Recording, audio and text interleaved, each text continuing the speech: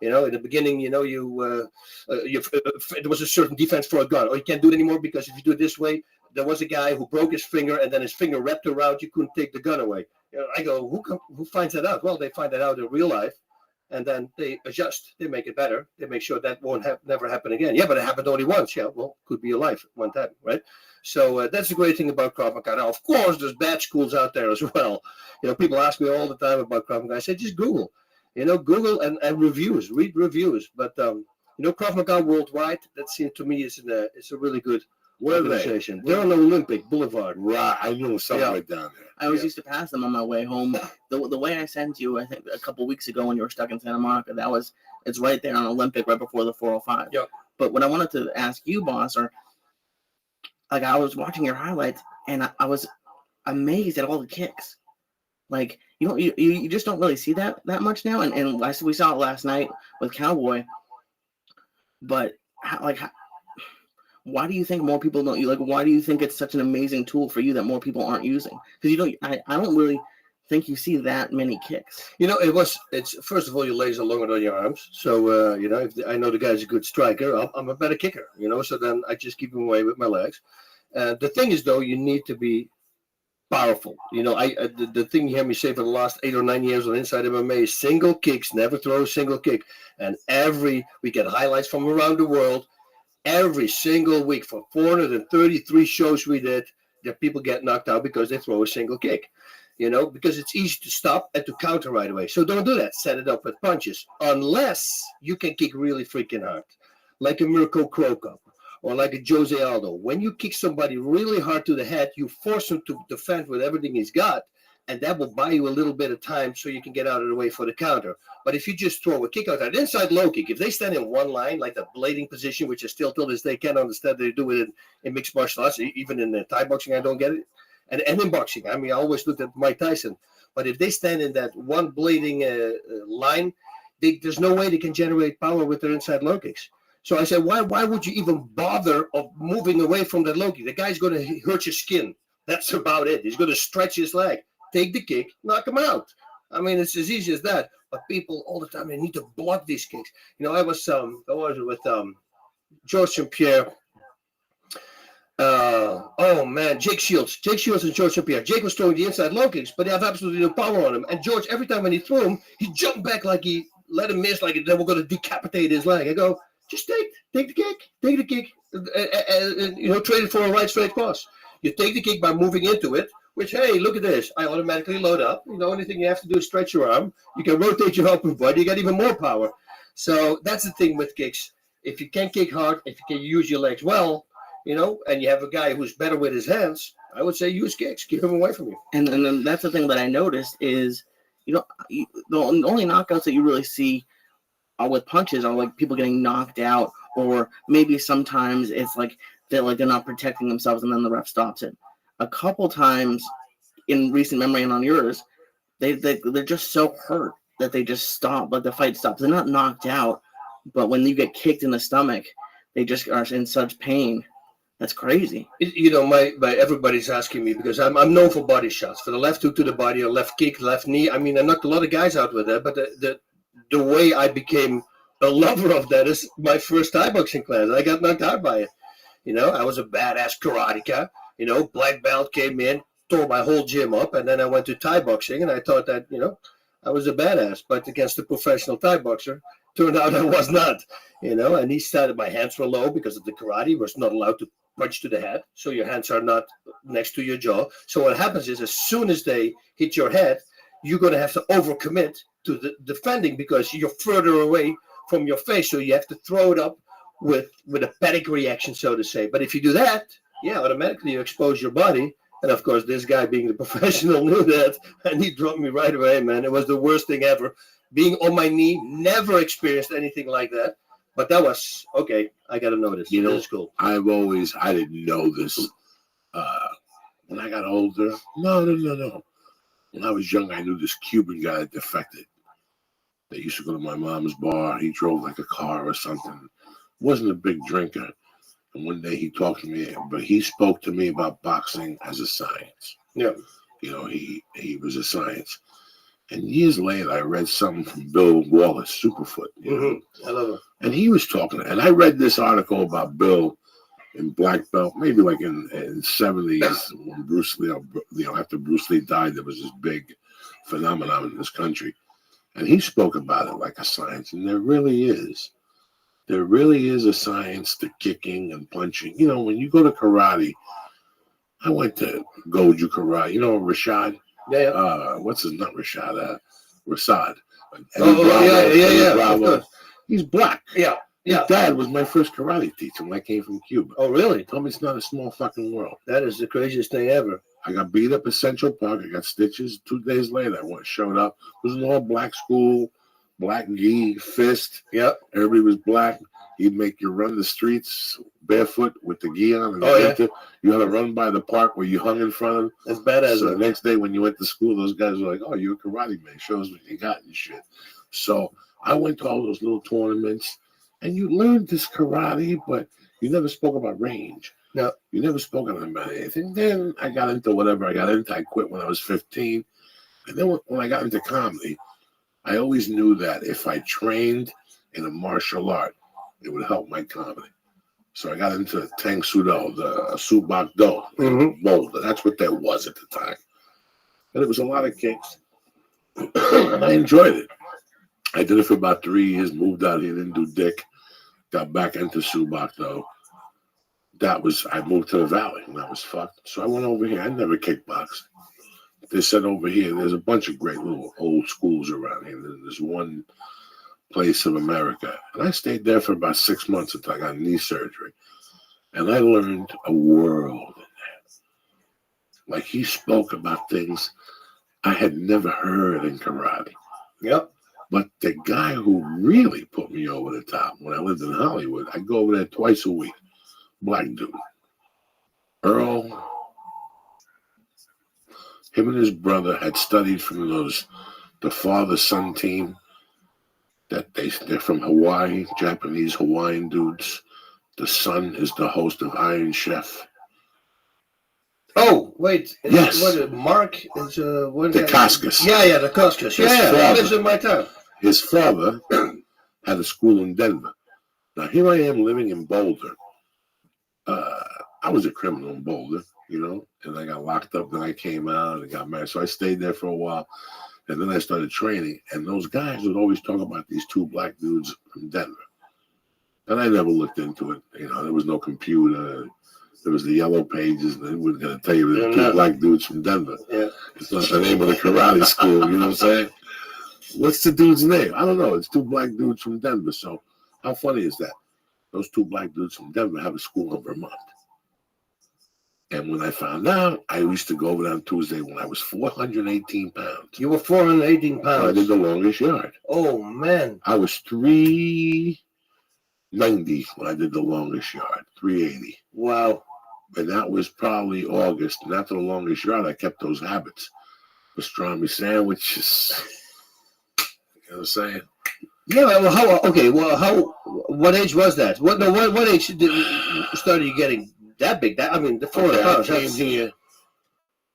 When I graduated high school, I was 197.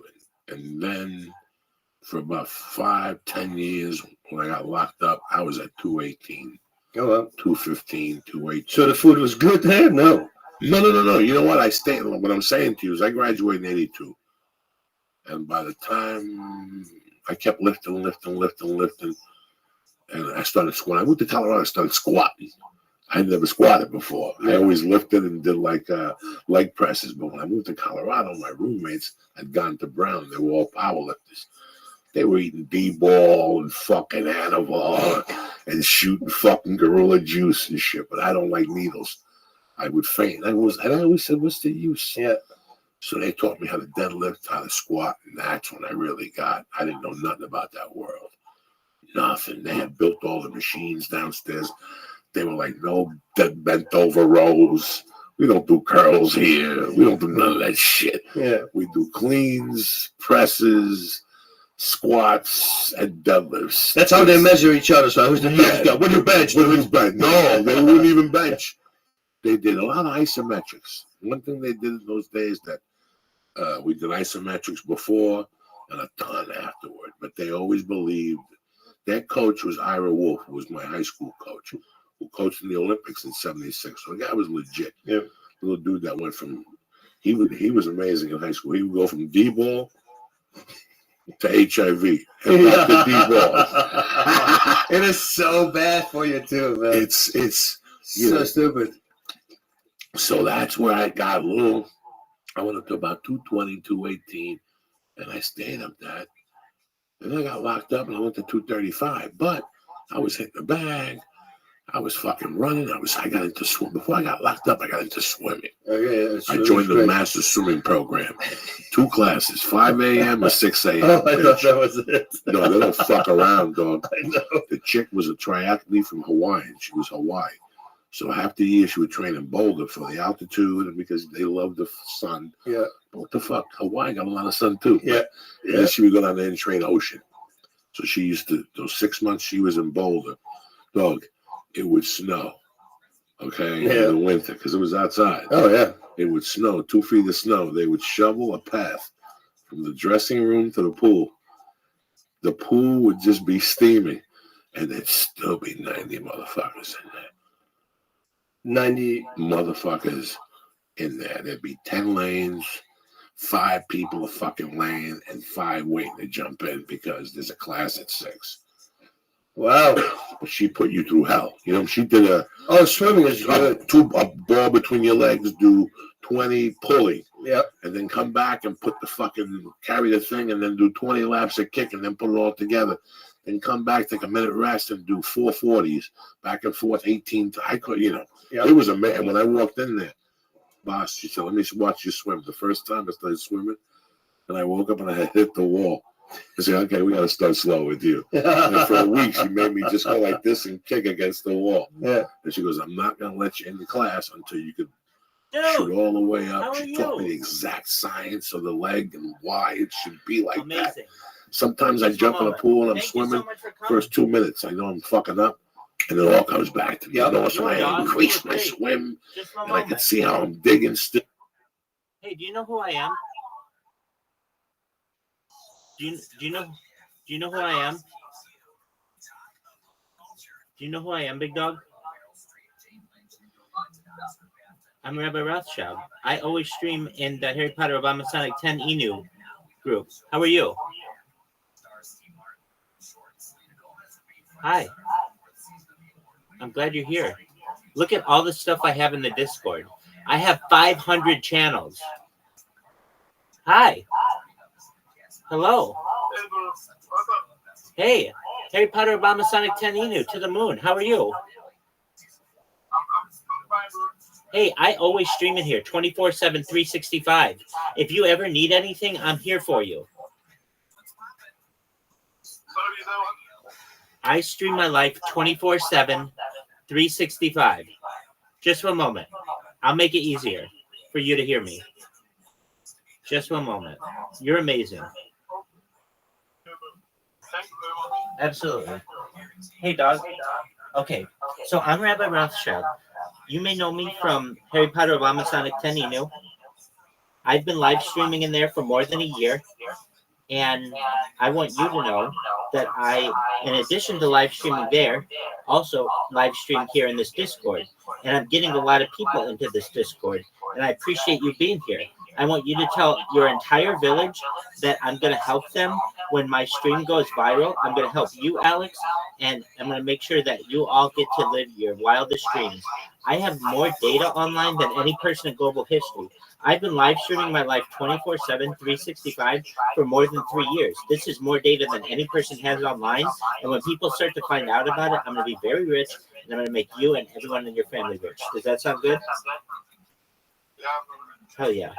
Excellent. Well, you should know you can always hang out in here whenever you want. I'm live 24/7. You have a home here. You have a home here. So once a day, come here and say hi. Just once per day. And we'll become really good friends. And I'll know everyone in your village. And I'm live streaming right now. So you can say whatever you want to the world. You're live on YouTube. I have more data than any person ever. Look at all the stuff I have in this Discord. Okay, click on a VC and then click on the chat and look at every single one has something. Explore the Discord. I'll be here. Enjoy yourself.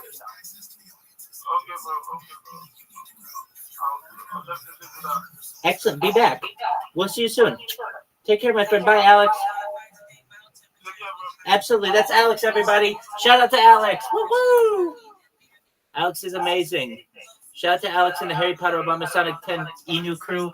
Shout out to everyone in Africa. We're going to help everybody there once this goes big.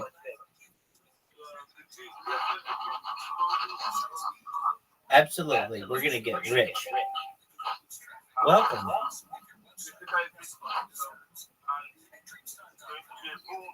It's going to the moon. That's absolutely right. 100% right. You're a smart man, Alex. You're welcome, my friend.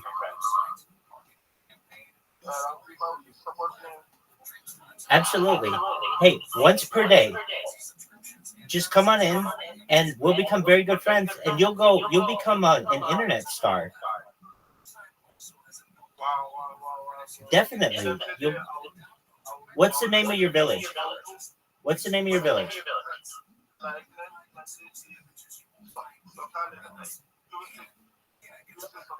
Dog, that's so hard for me to understand what you're saying. So I'm going to type it. Okay, how do you spell it? How do you spell your village?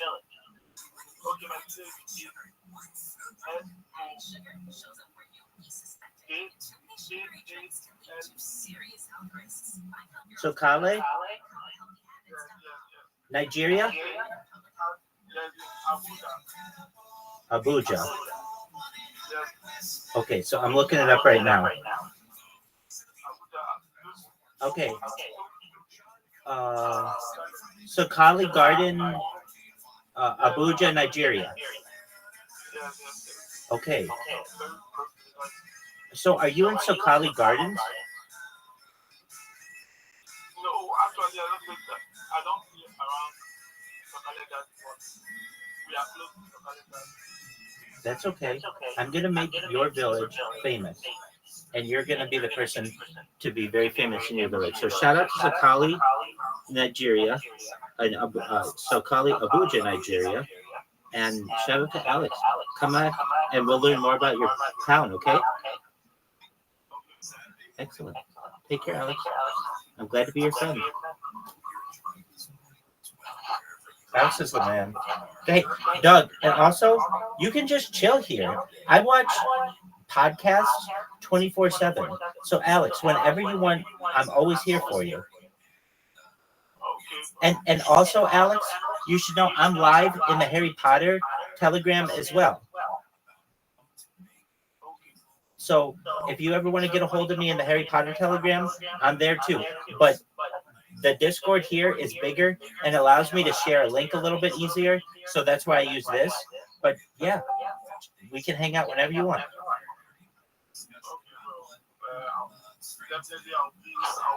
Excellent. Hey, before you go, let's see if we can do this. I have this bot called Beto. What is your let's see if I can find it. Beto. What is your favorite song? My favorite song is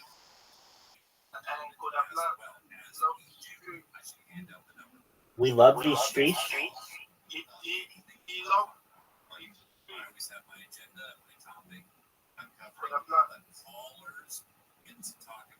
Kodak Black. Okay, let me see if I can get it. Here we go. He Loves the Street by Kodak Black.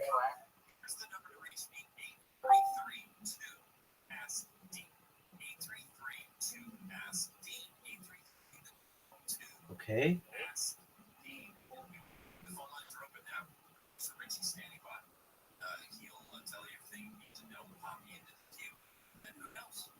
I'm trying to get it. I'm going to get it. Just a moment. We're going to play your song. Okay. So as you see, we got a little thing in here. And you can play any song you want. So Kodak Black, And I know he loves the streets.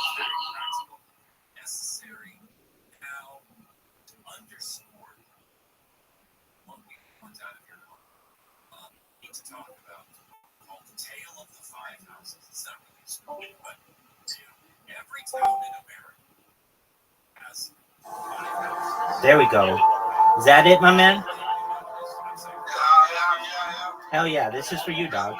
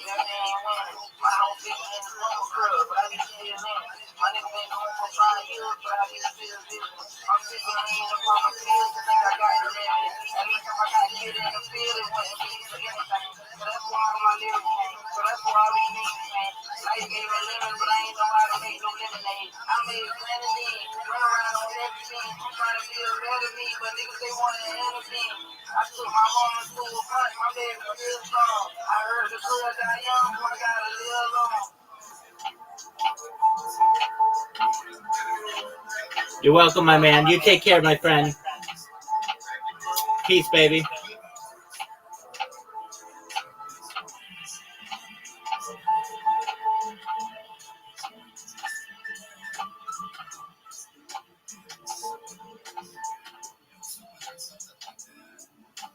Shout out to Alex. What a nice guy. Thank you, bro. Absolutely. Absolutely. I'm happy, very happy. Absolutely. You should know we're going to be friends for the rest of your life. I stream my life here 24 hours a day. So it's like when you wake up and you don't have anything to do, you know what you normally do? You go and you check the newspaper and you check like your social media. Come here when you're done and just say hi, even a few times a day. Or when you're bored, just come here and hang out. We can play any music you want. We can play any video you want. We'll watch soccer. We'll watch football. We'll watch whatever you want. Okay, bro. Tell everybody in your town. You're gonna make them famous. Yeah, I'm definitely let them know. Here's why I can tell you that this is really special and that you're going to be really rich. Like anybody can be like, oh, you're going to be rich. All you have to do is do this. My man, you don't have to do shit. I have more data online than anyone. 3 years ago, I started live streaming my life 24/7, 365 for world peace, not on one stream, not on two streams, not on three streams, not on four streams, not on 5 streams, not on 6 streams, not on 7 streams, but on 8 different YouTube streams. So you can watch me in 360 degrees. And we followed everything from the pandemic. We've seen the death of a queen, the birth of AI, the coronation of a king, and everything in between. This is the biggest event in global history. And so when you tell people in your village, in your town, or your city, I saw your city's huge. It's got 4 million people. And I understand you're in like a smaller part of it, but you just tell them, look, there's this rabbi online, and he talks about world peace, and he wants everybody here to know that he's going to help them. You don't need to do anything, but it's cool. If you want to talk to him, he's always online. You can watch him eat, sleep, shower, go to the bathroom, everything that a human does. We're all not that different, and this is kind of a uniting thing for world peace. Okay, bro. Definitely, I'll bring my friends in, and we're going to Keep it up. active, you know. So I'm so glad. You're amazing. Okay, so here's a really easy way to remember this Discord. It's discord.me/rabbi. Discord.me/rabbi. And rabbi's RABBI. So if you can remember discord.me/rabbi, that takes you to the website. You say accept invite, and then so you can tell your friends that. And when they come in here, they're like, hey, I'm a friend of Alex. Any friend of Alex's is a friend of Rabbi's, and we'll play their favorite song. We'll come out and chill. It's really a big deal. Dude, you want to see why I'm also taking over the world? Hell yeah, you want to see it. Okay, so Alex, here's how I'm taking over the world. Can you hear me still? I can hear you. Okay, excellent. I built robots. You know what robots are? Like robots are autonomous, like sometimes machines that do stuff for you. Yeah. Okay, so here are the robots. I'm going to show you. I've got 4 of them. What you're going to see is, do you see the pink pointer here? Can you see that there's a pink pointer? Can you see there's a pink pointer? The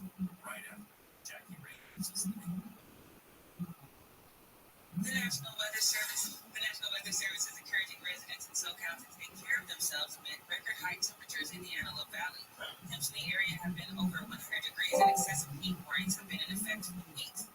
California Highway Patrol is looking for a 38-year-old suspect official who fled to San Diego after the mother of his children was found dead in Sacramento and his 2 kids were reported missing. The Long Beach City prosecutor says a woman charged with stealing from the same store 30 times is proof the criminal justice system is broken. Officials say Florence Miller was on probation during some of her thefts from TJ Maxx. We'll take a look at your drive in Glendale next. There he is. How you doing, Alex?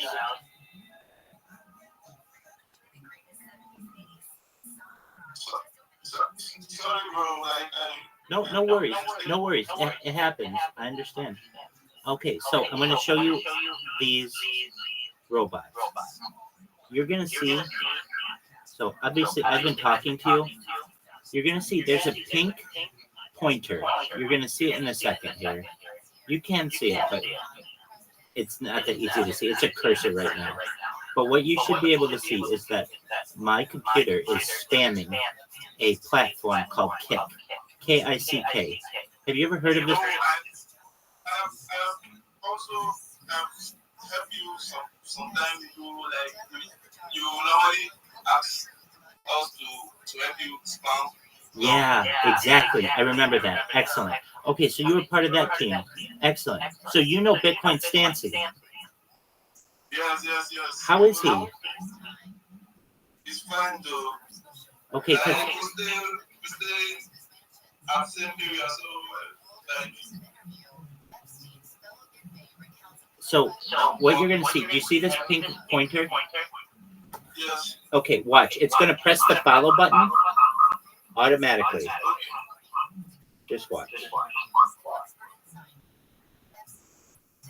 Do you see it just pressed it? and now it's going to create a clip. What's that mean? It basically takes the last 30 seconds of what somebody did, and what I do is I type this Discord link in here. So it says Rabbi Rothschild, discord.me/Rabbi, and then people know to come here.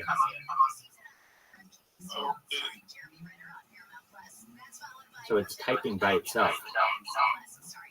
So basically what I was able to do, and thank you for the help that you were able to provide previously, we were able to now spam huge amounts of people with thousands of accounts, and it's a really big deal.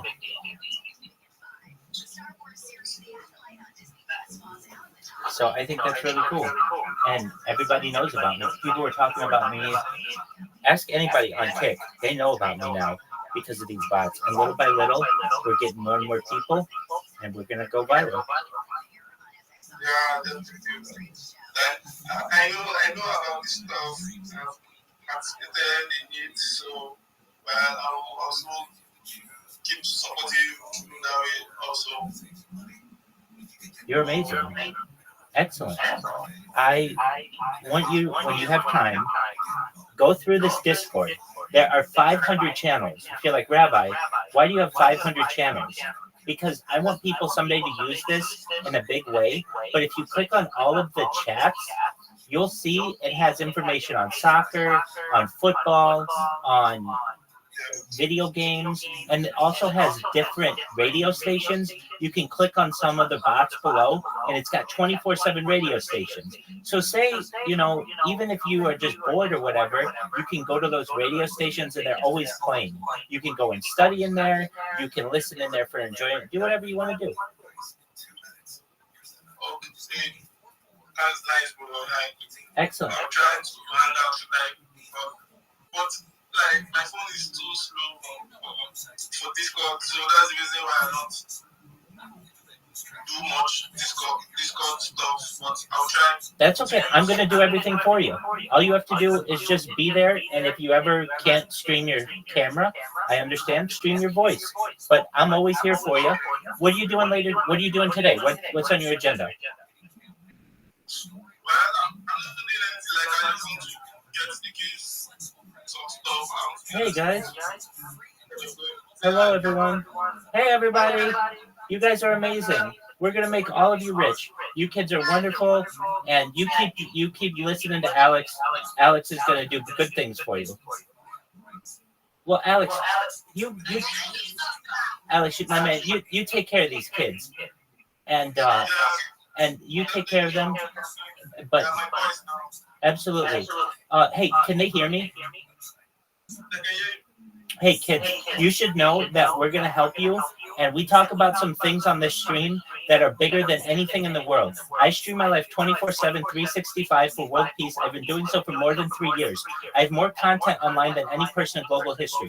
Some interesting things that we talk about on this stream are things like anti-gravity, antimatter, alien disclosure. We talk about life extension technology and mind uploading technology. So you all should know that there's a very bright future for you all. You keep studying, you keep listening to Alex, you keep in school, and good things are going to happen to you, okay? Excellent. Alex, beautiful. You take care, my friend. Peace, buddy. That's Alex. Shout out to Alex and his crew. What a nice bunch of kids. Very, very nice. Very, very nice. Shout out to Alex.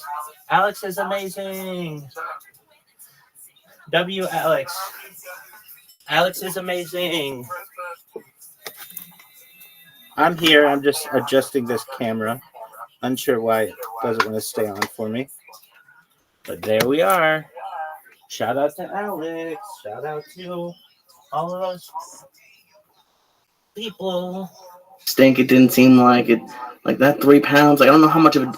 It doesn't make any difference. It's not a difference. Well, you know what? How I would deal with it. It's a better way to go mental on the guy, and what that means, if somebody, for instance, will be 3 pounds over, I would say, yeah, keep it.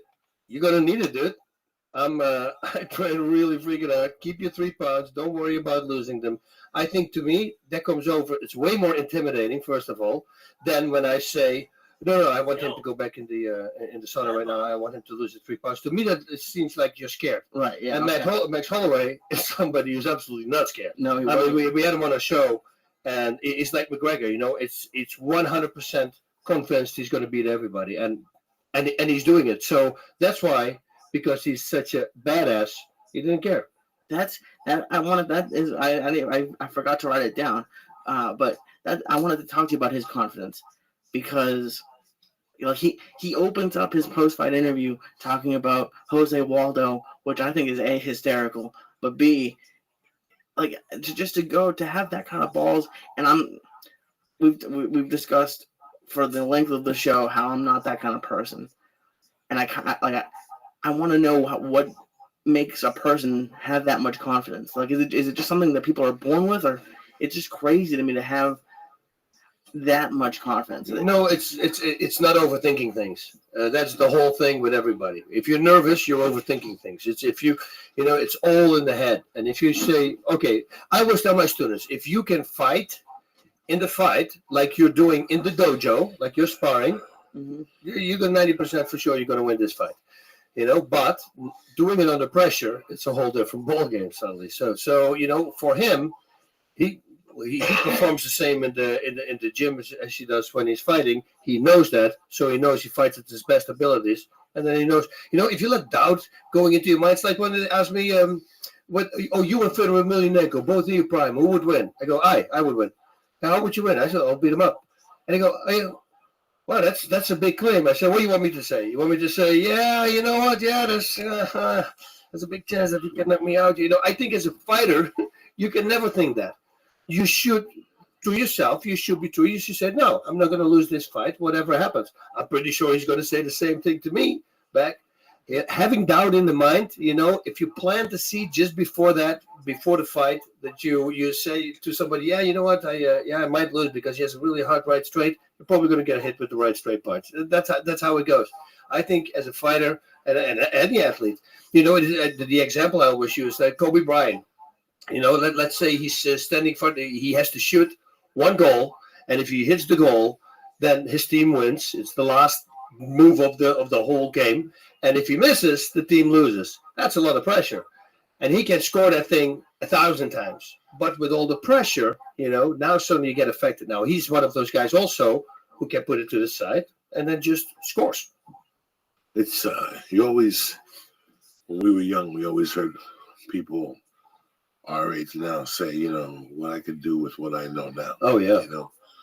All the different situations I was in that I could have done a lot better with my mind. Yeah. My control that you look at now and go, what the fuck was I thinking? Where was my control or whatever? And it's even how I look at jiu-jitsu now. The first 2 years of jiu-jitsu, I started over here, but then I couldn't go at night no more.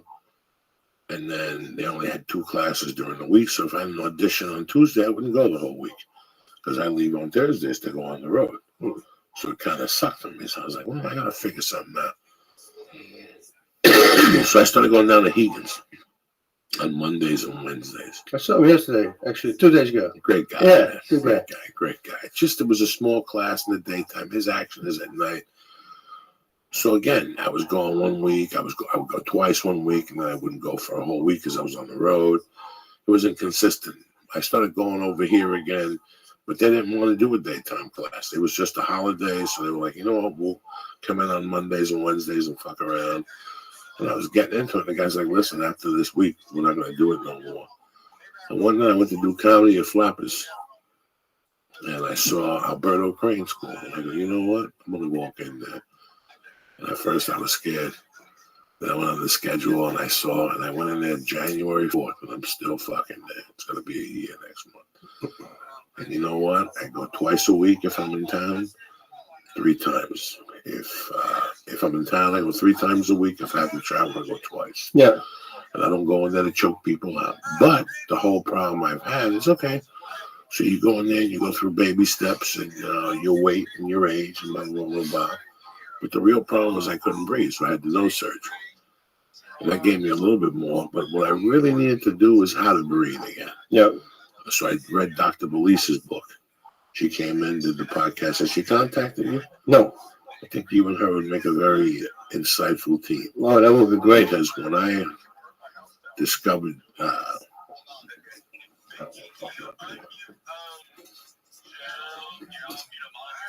the inspiratory muscle trainer, the O2 trainer. I'm a little fucked up right now. I don't have my glasses on.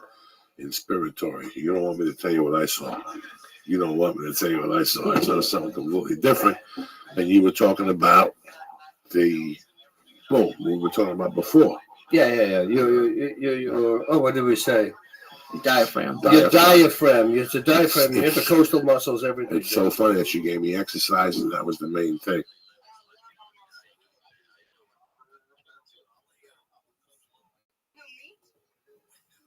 Yes, my senior is pink or blue. My shit's blue, bro. We gonna see, bro. My pussy brown, for real. Oh, God. Hey, when I go up on you, you better know. It look like somebody shitted in my pussy. That's on God. But that is on God.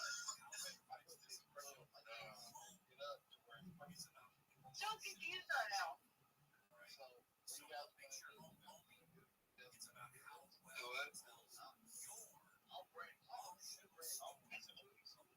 Man, shut the fuck up. I'm trying to have a fun time. I'm down. I'm down. You guys don't want to have a butt fire? Like an old school butt fire? Here makes it slow. Yeah, you just know they Bro, I'm not having a butt fire. Yeah, we just nigga with the dang gang covers. Is he really? Before the school teacher faces life in prison for objecting the KFI 24-hour newsroom. The former middle school teacher in Inglewood faces life in prison for killing a woman in 2005 and sexually assaulting another woman just over a year later. The LA County's DA's office says Charles Wright was convicted Wednesday in connection with the 2005 strangulation death after DNA and fingerprint evidence was retested and determined to be his. Wright has been behind bars since 2022. His sentencing is set for September. An American Airlines flight has been evacuated because of smoke in the cabin. Chaos on the tarmac at San Francisco International Airport. SFO, son. Yeah. Come on, man. You can't hit me up for a cigarette, too. You want to eat, bitch. So there's like money there. Cigarettes. Huh? Cigarettes are like money. Cigarettes are money. Yeah. Gambling thing, you know. So for cigarettes. Yeah, let me get that T-shirt. Let me get 100 cigarettes. Wow. It's a currency in a way. Yeah. Even if you don't smoke. Yeah. Even if boss don't smoke. No, it doesn't matter because hey, don't get high of your own supply, right? I would have That's the rule. I would have 30 cigarettes in my fucking in my little stash in prison. I had like 2 cases. I had Marlboro and something else. Marlboro Lights or something. And they would go for top dollar. But I would cut great deals with a pack of cigarettes. I owned you for the month. Yeah. You know what I'm saying? That means I owned you for the month. Don't worry about the book.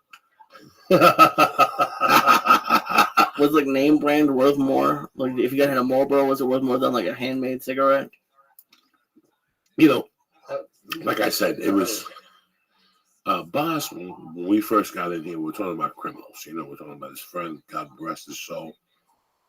And it really turned me about Boz because, you know, I always thought Boz was a law-abiding guy, which he is, but by him telling me this, he lets me know he has a heart. He understands that mind. You know, you grew up around fighting. You grew up, not that you grew up, you fought in Japan where they're fucking just, the Yakuza is the best in the world. Some people don't like that element, at least for you to say he was your friend, so we're going to yak, let's fucking yak. You know? It's funny when I got locked up, when I went to my final destination, it was like I had been there before. Like I felt right. It took me like 3 days to get into the swing. You know, it took me like 3 days to talk and a couple New Yorkers to say hello to you. There was no Cubans, but a couple Mexican guys talked to me. One guy from New York was very nice, but there was one guy from Philly. that was particularly nice to me. You know, big motherfucker, tats, good looking dude. You know, white, kind of reddish hair. Had a weird look to him. I could tell he was a junkie maybe at one time, but now he was lifting weights and stuff. Just spoke from the heart. And there was another fat Italian dude in there. You look at him, 2 minutes, you know this guy's in there for extortion or something. Yeah. He was in there for something. But nobody fucked with him. He was just like Goodfellas. He had his own little hut. And in there he had a setup and a half, like a kitchen. Like he had no roommates. I just thought about that right now. My buddy I was talking about, same thing. He had a fridge in his room. Yeah, he called me from his room with his cell phone. And Oh, no. I have floor heating right now, he told This is me. 1988. Yeah. There was no cell phones. We had a payphone that you have to put quarters in, that type of shit. At that time, one of the guys figured out a way how you to make calls with no change. Again, you had to go to him and go, dog, Yep. my mother's dying in the hospital. Let me make a call. It's going to cost you, motherfucker. Come Yep. on, don't do me like that. 5 cigarettes. Nah, because it's a headless call. It's unlimited. You know what I'm saying? You're going to be on there crying, and then they start fucking you. I give you 10 minutes and shit. We get 50 cigarettes. But he had the corner payphone that he would put. In those days, there was 4 payphones right in front of the administration building, so they could watch you. And the bell would go. You had 20 minutes. That's it, and the bell would go off. He even had it beat that it could go 40 minutes. Oh, wow. Or 60 minutes. So you could talk to your friend in Italy for 60 minutes, but you would have to give him 3 cartons of cigarettes. Oh, yeah. Like that type of shit. But he knew some black kid figured it out, but he could only do the corner phone. Yeah. That was the problem. Not all 3 of them, because it would be tremendous. He'd be running the fucking place. Wow. It's funny how people come up with those things, right? There's always a way to break the rule or to still escape, in jail. And it's still happening. I mean, last week it happened again. Right? People break out. You go, how is it even possible? Or bed sheets, tied together, and I go, like, that takes balls, and you know that they're either going to shoot you or they're chasing you. And the bad thing about listen, man, I tell you what. I think being a kid just came to a fucking end. I saw a commercial, and now you could tap the car. You could what? Tap the car. Just put a little thing in the car. Oh, yeah. And it'll tell you the distance. If it pops out, who's got it. Excuse me, where it is, blah, blah, blah, blah, blah, blah, blah, blah, blah. It's not going to be fun to be a kid no more. Doesn't it tell you, like, an alert if they're speeding? Yeah, everything. Everything. Yeah, no, it's... Number 2, you're a kid. Listen, I couldn't have done half the shit I did 30 years ago today. Not even close, because all my shit was walking around. There's cameras everywhere. Yep. And guess what, Boz? If you don't think, this is me, and I'm a dumb fuck. I got a GED, okay? If they find the body right now on Lancashire and Magnolia, Lee, you're an intelligent guy. You went to fucking school for 4 years. Let's pretend they find a body there, they find blood, and there's evidence that it happened right there on that corner. Okay. There's no possible way that body got transported, stabbed somewhere else, and dropped there to throw the authorities off, because that's going to start happening. Mm-hmm. Isn't there any way I could go, all right, give me all the cameras in the area. That's one thing. Give me all the security cameras. There's a Starbucks. Where I'm talking about right there, you know what I'm talking about? ATM machine. Magnolia, right there. Magnolia and Lancashire. There's a Starbucks. There's a big building, bento box. Right? Is that where that is, Lee? Yeah. They have where the Oscars Bento do the box. thing. The Oscars do that thing, and they have that Italian pizzeria on the corner. So I would get the camera from the Italian pizzeria and the Starbucks, and we're thin fucking burnt down. Your favorite place, cocksucker. Is the Italian pizzeria you're talking about Domino's? No. Yeah, well, there's a Domino's there, and then across the street, there's the place where the sangria is $9, and the pizza tastes like ass, but there's always outdoor seating. Yeah, pay to fire. And the only reason why you go there is because the fucking theater with that shitty theater upstairs. That's the only reason why they're there. It's a fucking nightmare, that whole block. Across the street, there's a chicken place, black place, tremendous. There's always a line. First off, they got 4 tables. Why do you have 4 fucking tables? Let's go get a loan. Let's go get one of these black VA loans Yep. and put 10 more fucking tables in here. There's always 30 people waiting. My wife waited online, $30 for 6 pieces of chicken, and it was men's amount. I go, you're going to go to Popeyes. Yeah. And it would have been a lot better. You would have got a whistle and dirty rice, and everybody would have been fucking happy. I never went to Popeyes. Ever. But the thing that really, like the Italian guy I'm telling you about, he was in there for some federal mafia thing. I never asked him. He never told me. I just asked one of the counselors, and he told me. But the funny thing is, most people cook to sell food in there. He cooked for himself. He was the real deal. He did gambling sheets. And I became friends. He kept watching me, and I would get one sheet from him, and I would gamble with him and put the bets in. And then he'd go, you want some nachos? And I go, nachos? Who has nachos in prison? He had nachos. Oh, wow. And one of the best nachos I've ever had. He'd melt the cheese with the inside of an iron. You have an iron like this, and you take over here out, and it becomes a rod. And you take a piece of American cheese, and you put that rod in the middle, and you got to leave it there for like 8 hours. And then he would cut the chilies and the peppers, and he cut a bunch of shit and season it up. And you go in there at 4 o'clock, he'd be staring at motherfucker for Monday Night Football. Oh, the whole At place 5 o'clock. smells great. He was the king, man. This guy had a pot. He made soups. That's what the Godfather, isn't it? When they with the razor blade. Goodfellas. No. Goodfellas. He wasn't cooking steaks in there. Yeah.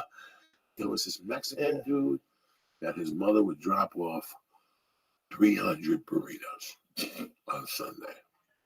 And he would sell each one of them. And I would buy 15 green chili fucking burritos. How many cigarettes was that? I would just blast them off cash. And I'd run them an errand once a week, which meant that when I had you have store privileges. This was a prison camp. So you had store privileges.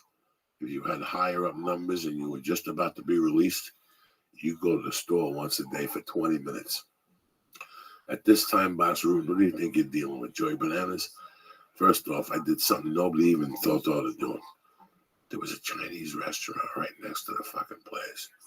That I gotta tell you something. It wasn't that bad. It's like every other Chinese restaurant outside New York. You just gotta get the right stuff on the menu. Yeah. They make the right stuff. Their stuff was lo mein pork. If you got dry noodles with some mustard and shit, damn, Monday Night Football. You were banging on Monday Night Football. Same thing. I would get the Chinese food. He would say, what are you going to do on Monday? Who's got orders on Monday night? Nobody, me. Monday nights, I always got ice cream and sodas. And I would take it to the HIV place. The HIV place had a couple dudes in there, but the HIV place had the best television in the house. And they had the best living conditions, and all of them were in bedrooms, coffins. So I would go there, bring them ice cream and soda, and they'd let me sit in their living room. And I got these other black dudes and this other white dude from Cleveland. And we count our fucking gambling money, and then nobody would say no, nobody would say nothing to us. It was like a fucking movie, you know. It was a movie. Yeah, funny, huh? You know, I was in charge of the stock room, so I could hide shit for people. So Boss Rutan wants to hide the gloves. He's got 2 sets of gloves. He fights. You know, if people come in here and they want to fight, Boss Rutan takes them in the back, $3 a ticket. Boss Rutan throws me $2 to hold the gloves once a month. So that's how I would make my money. Oh, wow. Guys like you would come to me and go, hide this for me. Because it was a well-known fact that you could search everything else, but the dogs never went to the back stock stuff where the cans were. Yep. So I would hide gloves in there. You know, there was dudes that were just drinking steroids in there. Do you understand me? And I knew all of them because they all stashed their shit on the pallets. Yeah. Joey, please let me stash my shit on the pallets. They would put little packages. The syringes were up their assholes. Oh. I mean, this was crazy. That's the craziest thing. And they had spare syringes, which they rented out or gave to you, but for cigarettes or whatever. They'd walk around with 2 syringes in their asshole. Hey, listen, this is funny. My buddy right there is in a big Buzz off, yeah, Tushy. HappyTushy.com. Dude, it's so dangerous also to start sharing meals, especially in a place like that. But this guy, he was the steroid provider to all these bouncers at the casino. You have no where I idea. used to work. You have No, no no, fucking but idea. he had they had 6 syringes ready, right? All filled up already, and then these bodyguards, the bouncers would come in one by one, and they would draw the pants. He would throw it in, put the pants up, and he goes out. So this one guy walks in. Pretty big dude. He gives him a shot. The guy passes out. Oh no! What happened before also is that this was going to be the last guy he was going to inject. So he already put his own pants down. So he was going to do it himself right after that. And of course, the guy drops. He catches the guy. He stands behind the guy. Now the owner walks in, and they're both standing there with the pants underneath. Oh, yeah. Try to explain that. But no, it's not what you think. Really? Okay. It really looks like it's what I think. The craziest steroid story that I lived with. He's a dear friend of mine. I haven't spoken to him in a few months. I gotta call him tomorrow. A dear friend of mine since we were kids. And he went away to the army. He became the soldier of the year. I mean, this kid was crazy, kid from the neighborhood.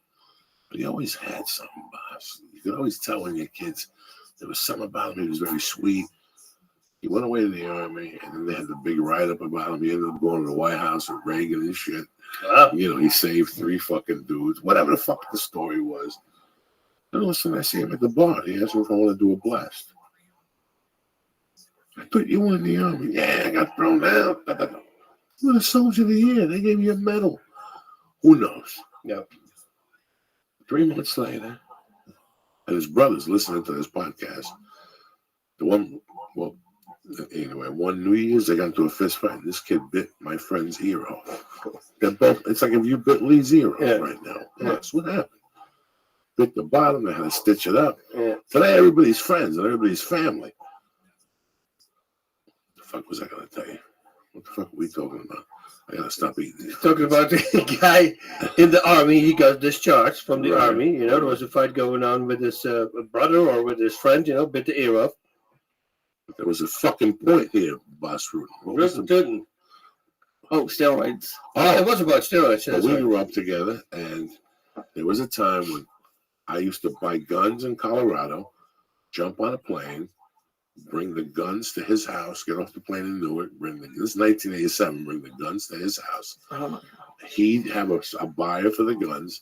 They'd give me that cash, and I'd buy Coke, and then take the Coke from him and take it back to Colorado.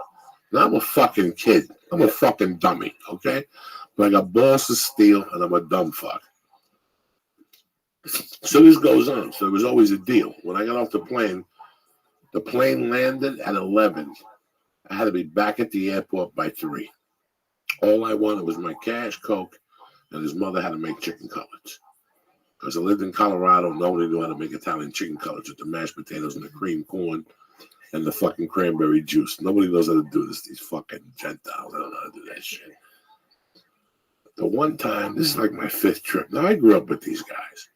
Now, I was bringing them 9mm every week, brand new, with the holster, like John Farouk. You should have seen me. Right out of Miami Vice. I just show up and you have like 3 of your fucking Goomba friends with you, and I'd walk in the room, take my winter jacket, go, and I'd have the whole holster with the gun in it, with the 2 Miami Vice clips, and the whole package would cost me $6 1/4, and I'd bang them out for fucking 12, and then I'd buy for 9,800. You got 11 ounces. This is 1987. I take 2 out, throw 4 in, and bang them out at 18, 16 apiece. I was living like a doctor doing nothing. I could still snort my ass off because I wouldn't lose. Yeah, I wouldn't lose. I just love the image because you couldn't fly with the holsters, could you, on your body? No, they were in my luggage. Yeah, So like, I just love. Where would you go and put on the holsters for this presentation? On the drive from the fucking car. You know what I'm saying? Listen, you can't sell a $10,000 product with a $10 presentation. You know what I'm saying? I feel you. Drop it on you, Lisa. So the one time, like every week was a new adventure. Every time I went to their house, and I loved them dearly until today. I love them. Every week was a new adventure. The one time I brought mushrooms, fresh from Colorado, that were killing motherfuckers. We put them on the table, we're in the bedroom giggling, and we hear potato chips. What the fuck is that noise? We're going in the living room. His cousin, his little brother, is eating the mushrooms. He thought they were frozen mushrooms. Oh. So that's one time. This time I walk in. The best scenario ever. This time I walk in. I'm like, where's D? He's in the bedroom. I go in there. He got a safe. On top of that safe, there was 2 tiers. There was one tier that was just filled with little D-ball bottles, vials. I mean, in order.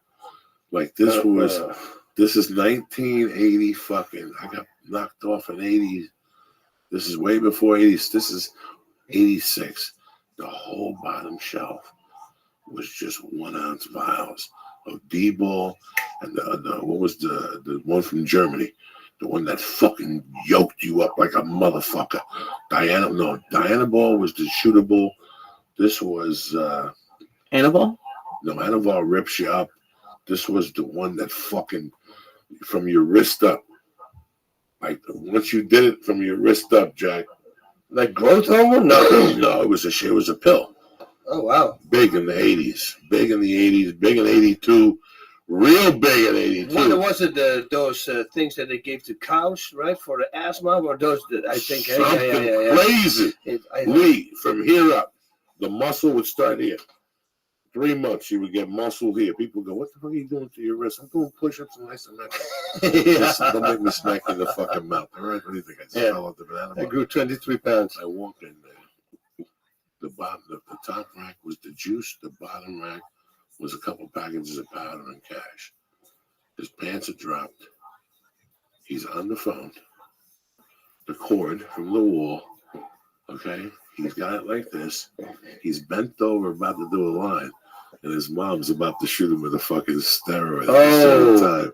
You can't write this in. No, nobody's going to believe it. Yeah, bro. He called in. We had him call in 10 times. He's one of my tight buddies. I got to call him tomorrow. I'm mad at him because he didn't show up to a gig, and I saved that seat for him like I gave it to somebody else. As he bent over, he shot him, and he would do a line of cloak, and she would shoot him at the same time with the salutes. That's taking it to the next level. That's 1986, North Bergen, New Jersey. Not my parents. No. Wow. Then she ended up taking one of those guns and shooting at him one time. They missed his head.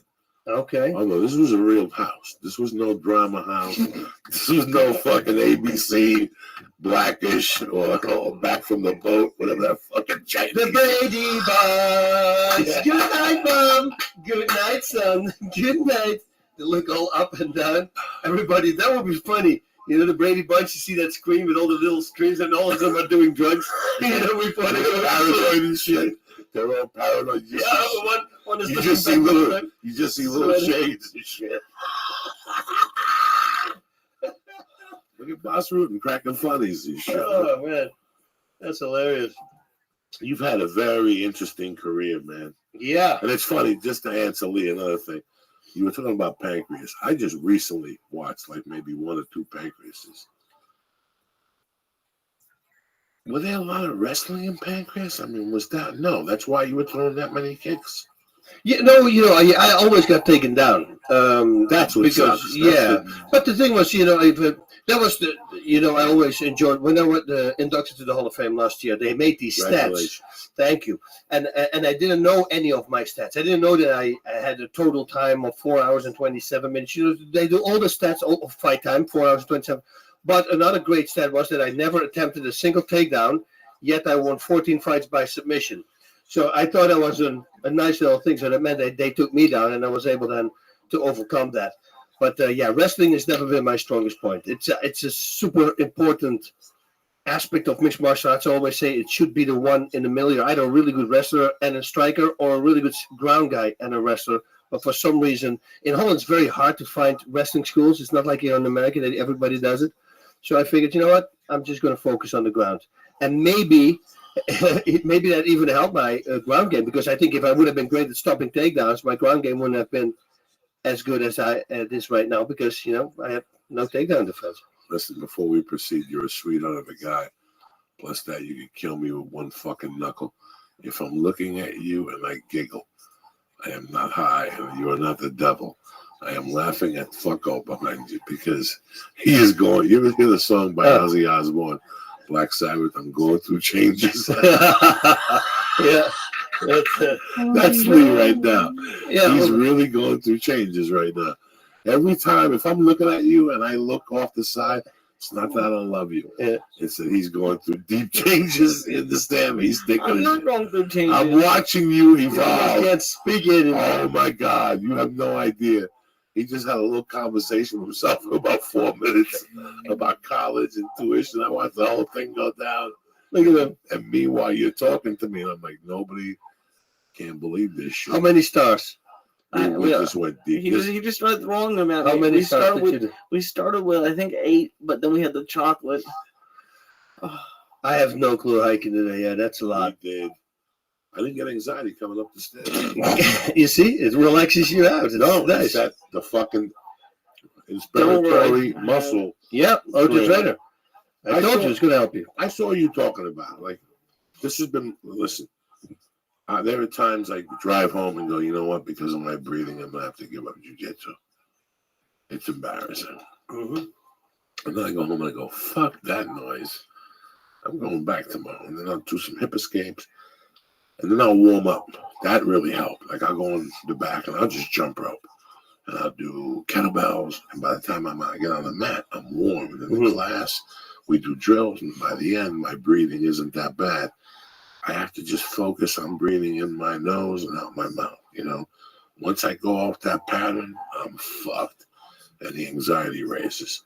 So right now, I'm in the process of just breathing. If I can go 3 5-minute rounds, I'm fucking happy. Yep. I'm very happy. You know, plus the workout, plus the warm up before, plus I stay for mobility class, 15, 30-minute class afterward. That's all I need. I'm still too embarrassed to bring the piece in and do it during jiu-jitsu. I think I don't want it on the floor. Yeah, you don't need I it. don't want people's feet on my fucking tube. No. Then I'll get my fungi toe in my mouth and I'll have fungi tooth. Yeah, it doesn't look good. That's a motherfucker right there. You tried to explain every one of those sores on your lips. Yeah. So no, but you sent me the What's your trainer? the disc, the trainer, how to box and stuff like Oh, that. yeah. Okay, but the one worked on my computer, but the other one was doing something. It's not your disc, it's a fucking computer. I'm getting a new one for Christmas. Oh, okay. So once I get the new one for Christmas, but I started experimenting. You know, you gave me the exercises in the chair. I started doing those. And then I just started doing squats with it. And then push-ups with it. And I started doing, chokes, like from the closed guard by myself. And then I started doing, what do you call those things? Not triangles, but when you fucking, the other one, when you go to the side when you're on the bottom, it don't fucking matter. Yeah, all this crazy. And I got it down. This is the best I've done. I don't know what number that is. This is, it says that number 7. Okay. That's pretty good. And I get dizzy sometimes, not real dizzy. I just hear like, but I hear that noise a lot. Whenever I get high, I hear that noise. I hear Japanese people yelling, you know. It's a bunch of, it's so fucked up what my first panic is. Like, when I first go out in the yard, I warm up, I stretch my back, I do some push-ups, I do some sit-ups. By the time I get up, I get the jump rope, and I'll jump rope for maybe 30 seconds, and that's fine. Then the next 30 seconds, forget about it. My world goes fucking to shit. And then I'll push it. I'll go, fuck this. And I'll get back on it. And then maybe I'll increase it to 33 seconds, but I'm fucking running out of gas. Then I'll wait 10 or 12 seconds and I'll do it again until I feel myself kind of like, Joey, hold on 1 second, you could die. And then I breathe myself through it, and then right away my body goes into panic, so I got to pee right away. There's times, I've taken my dick out and peed on my gi and on my hand and shit, because it just explodes. Yeah. The anxiety goes out that way. First. That is so crazy. It is the weirdest thing. When I was 418 pounds, I used to go to Justin Fortune's gym. McAfoley would train people in there. And the first or second time I went, I peed myself in the ring because I couldn't breathe. just the anxiety of seeing stars after fucking 3 minutes of just movement. We were just moving. We weren't even boxing. Yeah. You know, and then I realized I gotta start bringing 2 pairs of shorts and I gotta wear underwear. Yep. It looks like I'm gonna be peeing myself a lot now. First 3 months with Naka Foley, I would pee myself 3 times a fucking week, you know. Wow. But you know what? I wasn't breathing correctly the whole time. If somebody would have stopped me and took the time to breathe correctly, it's so weird now. I'm working with this. I stretch out my rib cage. I mean, in my fucking marathon in 44 minutes, no. But guess what?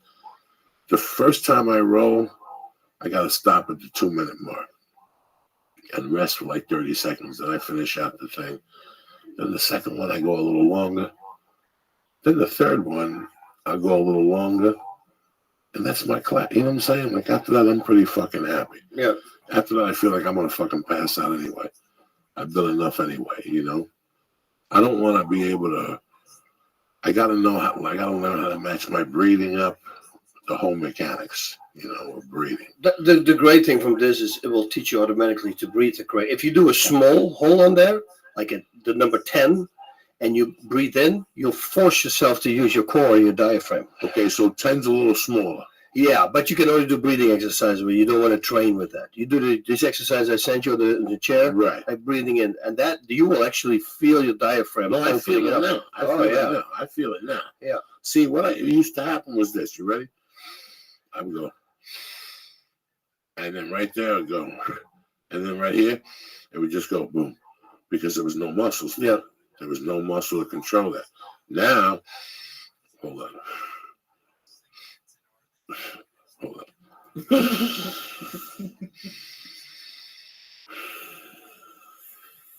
Yeah. Yeah, so see, you're breathing now using your diaphragm. That's it. Yeah. Just that is already. That's, you see that? Just that's the same as what we were talking about in the beginning with the running, with the elbows not too high. It's just that. That's it. You That's know, it. That's what I got. Forces you to do it the correct way. That's the great thing about it. So on your own, you kind of, I spoke to you through it, which is very nice of you. You know, man, one thing I've learned about jiu-jitsu and the world of jiu-jitsu is people are very kind. Yep. After you choke me 4 times, jiu-jitsu people go, you know what? Let's learn that move I'm catching you with, because obviously you don't see it coming. Yeah. There's nobody who shoots you and then shows you how he shot you. Yep. You know, jiu-jitsu does that. Jiu-jitsu is the only sport that people see and give you a t-shirt. You know, when you sent me this thing, when you sent me the little fucking booklet and stuff, it meant the world to me because it's health. Yep. You don't give a fuck. This ain't for money and nothing. You're doing this for health. You thought this was, and I always get inspired by that type of shit. People like, really? You got, you know, a friend of mine called me one day, goes, my friend says he knows some fat man in jiu-jitsu, he wants to teach you. I said, you're killing me. He goes, no, go on YouTube. He'll set you a reel and shit. He was a great guy. Matt Baker, he came down. I owe him my world. He taught me through 2 things that I'm great at. Yep. A different type of side control. That motherfucker ain't going nowhere. You know what I'm saying? Like shit like that. When it comes to health, I got the utmost respect for people. Because people always trying to do something. I gotta be careful. Yeah. 2 weeks ago at the Helium Comedy Club in Portland, I was smoking pot in the green room. The alarm system went on fire. Oh, the yeah, electrical system went down. The lights turned off. They came in the room, but The fire department came, but they said, what, somebody was smoking in the green room? And the manager goes, yeah. Then they just left and turned the power back on. But that's why I wanted you on here. I wanted to thank you personally because a lot of people they do everything as a fucking angle. Yeah. This is a really great health product, man. This is a fucking great. And I started on my desk in between computer things. I'm sick and tired of sitting there.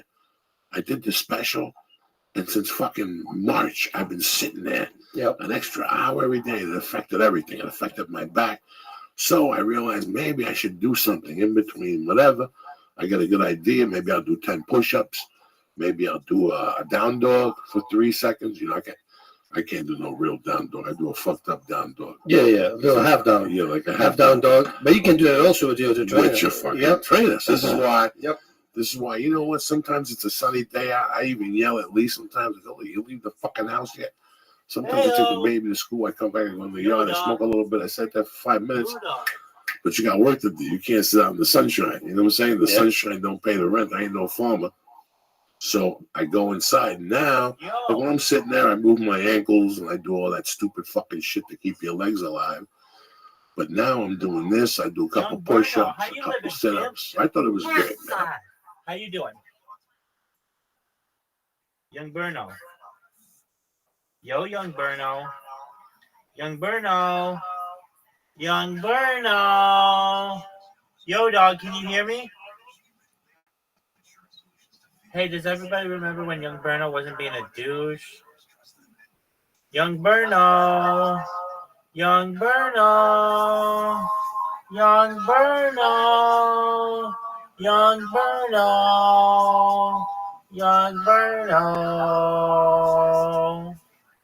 Young Berno.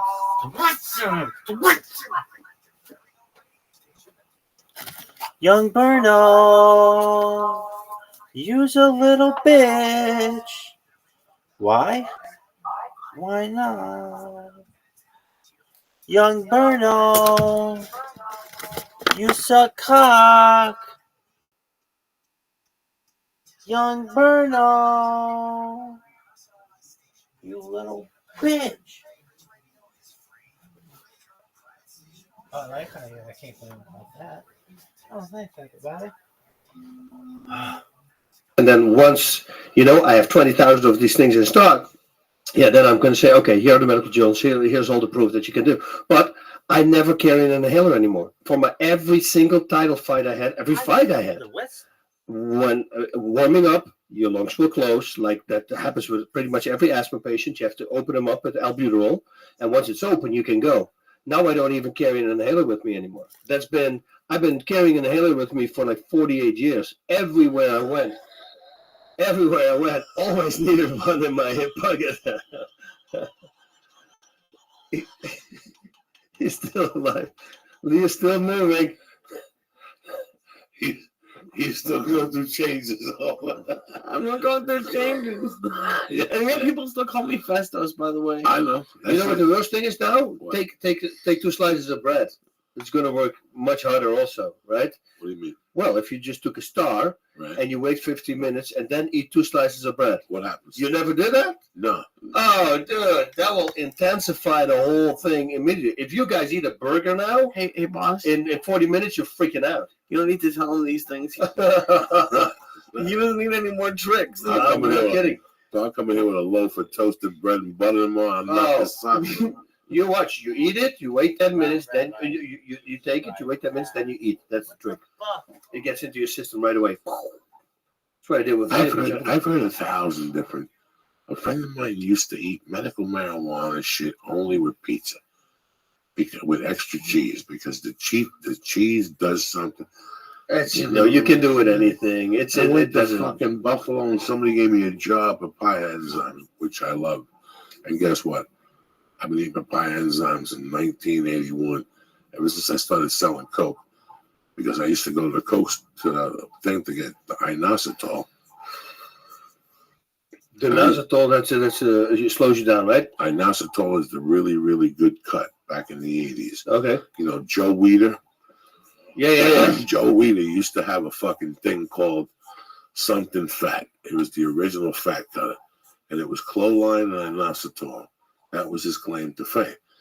Inositol in the 80s was what real people were putting in Coke. It was untraceable. It was so funny that when I first started buying inositol, it was $6 a container. And 8 months later, it was $35 because even the pharmacists got hip to that you were cutting it with Coke. Like two fucking ounces of 35 fucking bucks. They fucked you the fucking Of course. And that's why sometimes if you get a lot of Coke, you go, I lost weight. It wasn't the Coke, it was the fucking inositol, you dumb fuck. Yeah, plus you're sweating it out, right? Oh, no. It's the worst. Oh. Yeah. Boss Rutan, every November, this year would be 9 years since I did cocaine. 9 fucking years. And those last 3 years were brutal. Like brutal. Oh, so you still say, I should try it one time? Me? Yeah. No. I think so. Worthless drug. Let me tell you something. Right now, for me to do cocaine, it would ruin everything. Yep. Just on even if I never did it again, it would break a promise I made. It would ruin it. Within a week, I think I'd be done. Something bad would happen. I made like a personal promise. That's it. And then you got to do it. And I never missed it after that. You know, once you're clean from something a while, you're like, wow, I can't believe I lived that long thinking I couldn't be alive without this thing. And now you could be alive without anything. Once you realize that, you're like, shit, this ain't shit.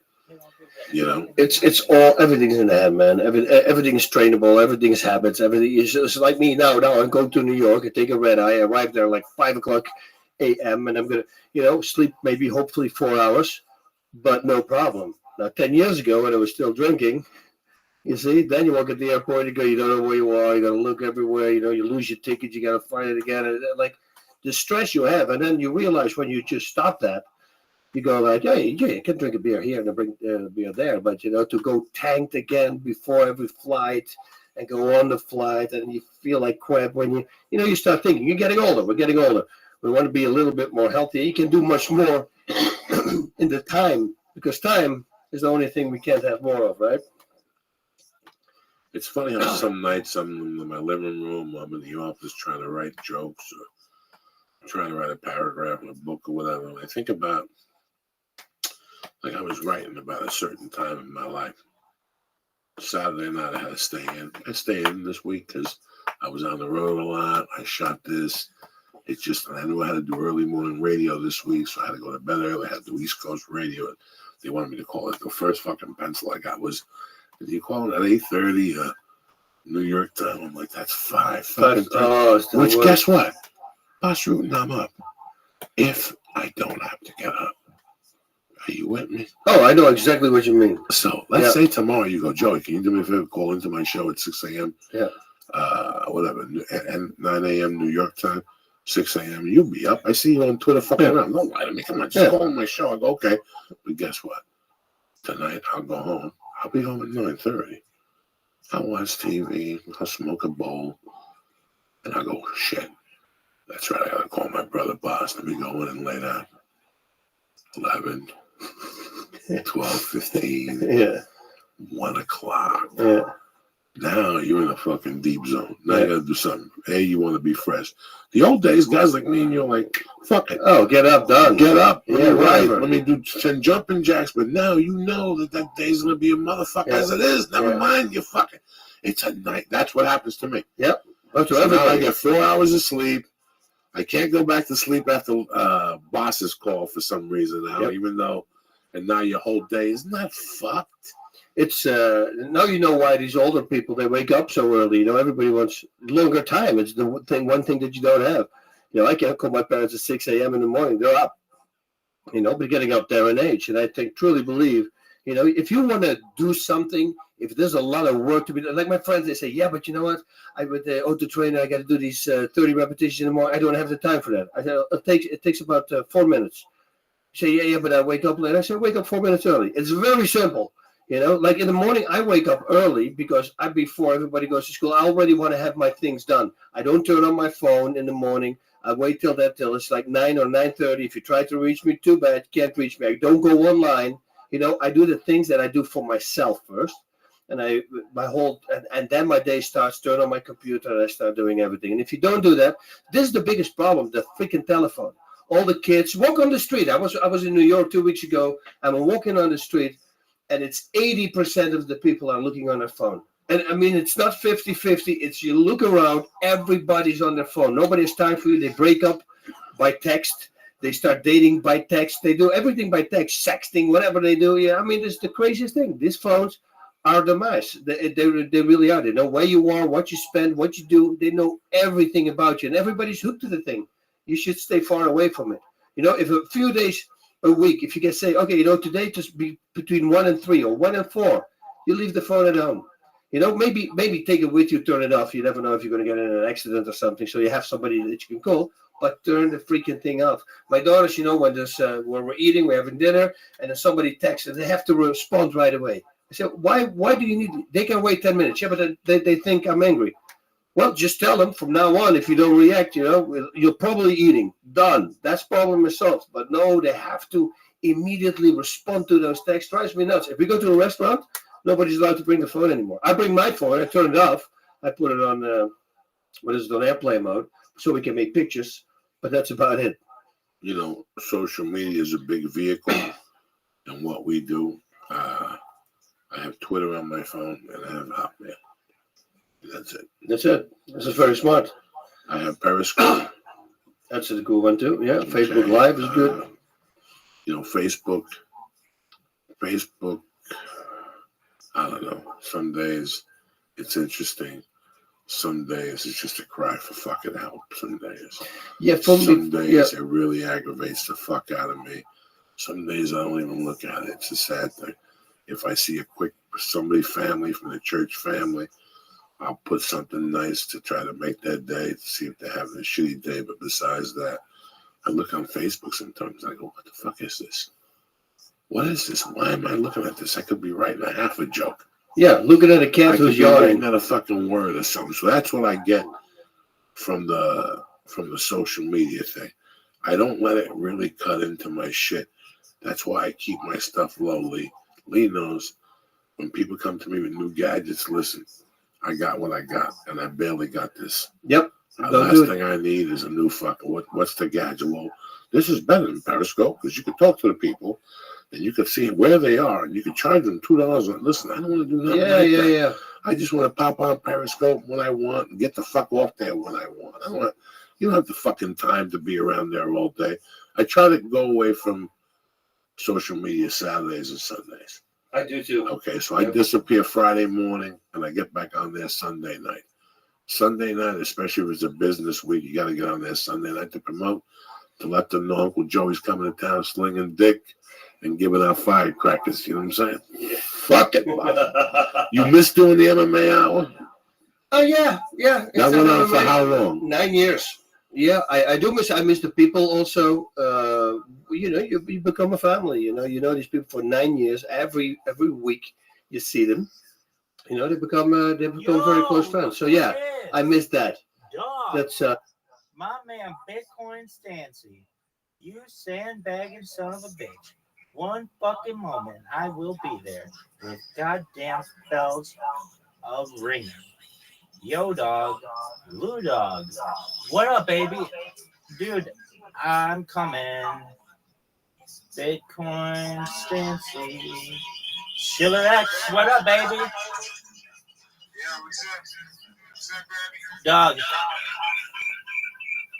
Apologies, hold on. Feedback. Yo, dog. Hey, do you know Alex? Alex is my friend. I know he is. I brought him into this project. Excellent. Well, we're glad that he's here. He's a really nice guy. He's a really nice guy. I see that you got data. He's actually a nice guy. He is a really nice guy. We were listening to music earlier. Every day of my life, I want people to be more than me. So I bring both my brother and the ones that are not my brother, so we can work together. But they don't want to work together. They don't want to do better with me. And I keep on going down like that. So it's all life. It's all about life. It's about that grind. Yo, dog. And I'm the one that goes with some kind of in my back, I do. Say anything.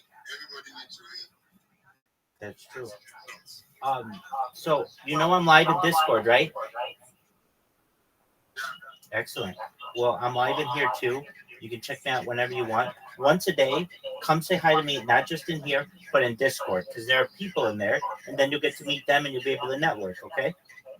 Yes, bro. Excellent. I'm just, my head is some kind of fool right now. Going to school, going to lecture, trying to create content, going back to Abuja, and all of that. I understand. It's very easy, bro. I understand. Well, that's why once a day you can come in, update me, and then you go and do your thing. But it'll be healthy for you. Yes, good. Excellent. Well, Schiller X, you take care. Tell your brother to come to Discord, and I'll see you soon with Alex, okay? Yeah, that's what the Sonic do. Absolutely. Harry Potter, Obama, Sonic 2, 10 Inu to the moon, baby. You take care. Peace, baby. Peace. That's that's Schiller X. I love Schiller X. Who do you love more, Schiller X or Bitcoin Stancy? I like them both. They're both nice people. I love Schiller X better.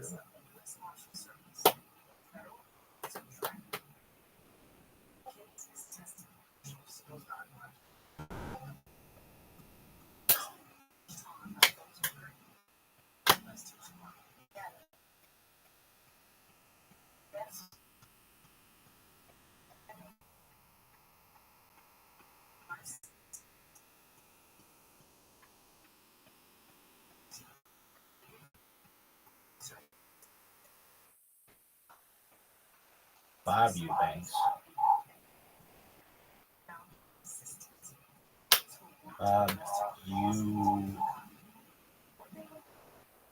Euchre.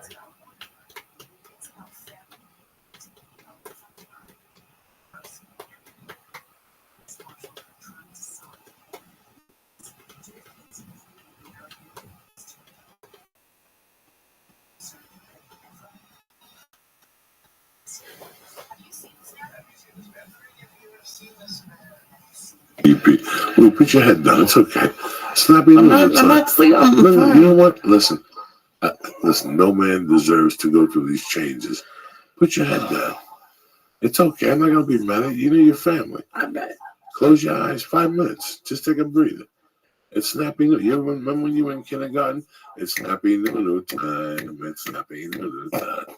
You cross your arms like this, Indian style, right? Keep it going.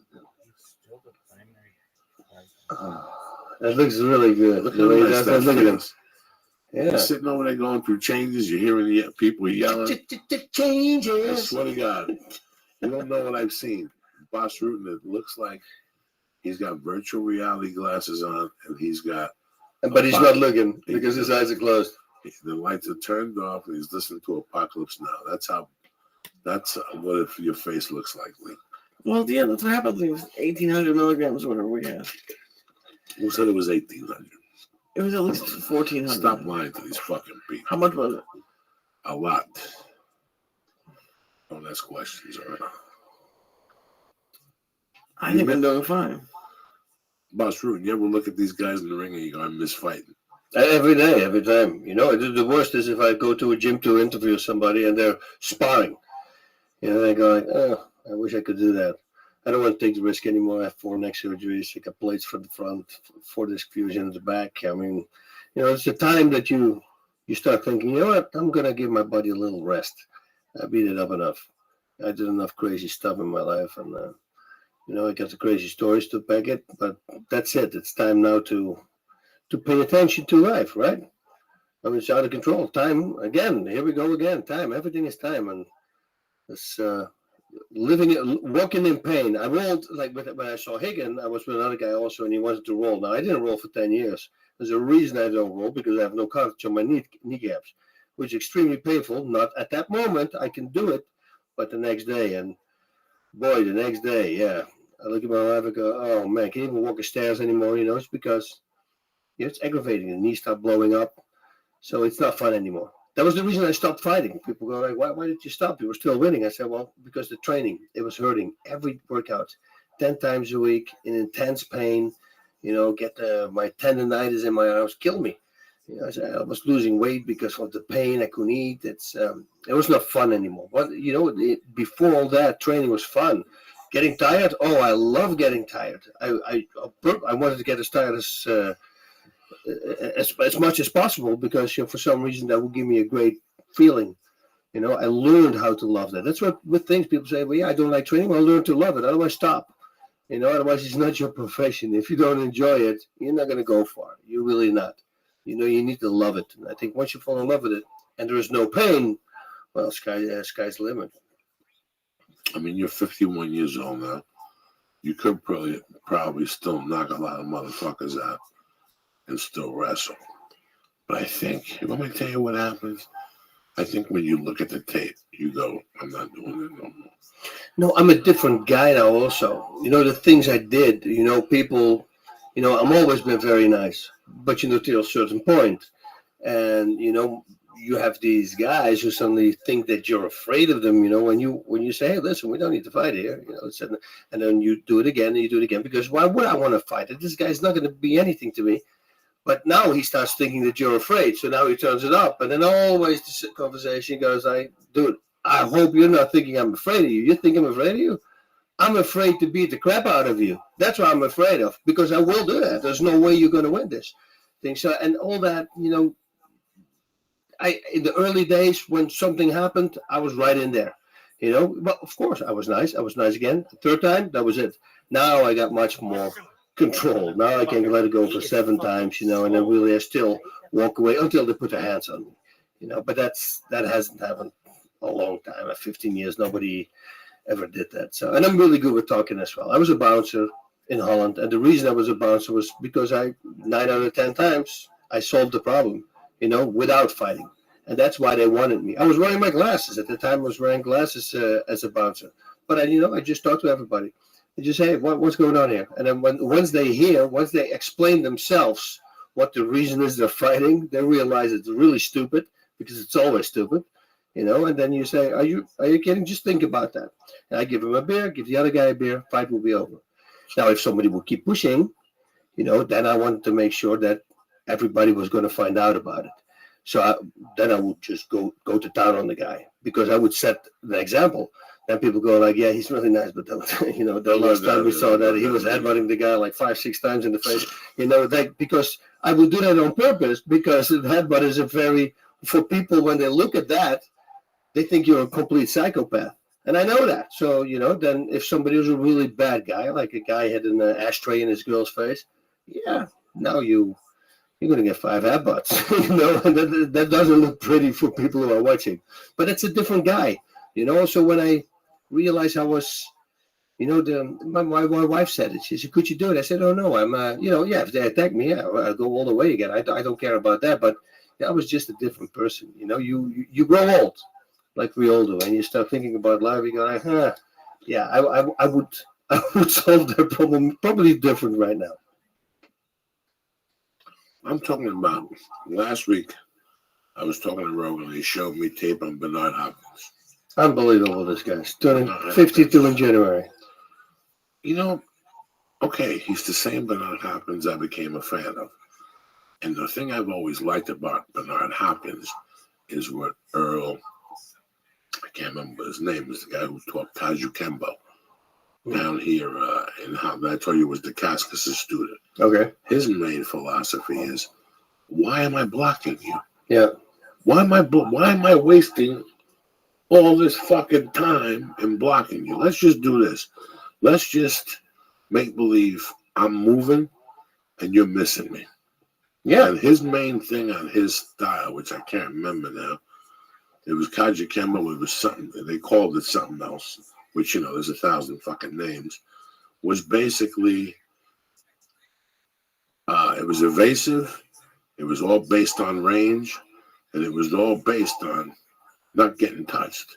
I remember when I would have conversation with him, he'd always go, I never see UFC fighting that they really cutting in angles like they Thompson. should. Like the But you see, that's a karate guy. Right. Wonder Boy Thompson. Right. He's got great distance. Great distance. Distance, man, is the most important in fighting. Always. Anderson Silva had it also.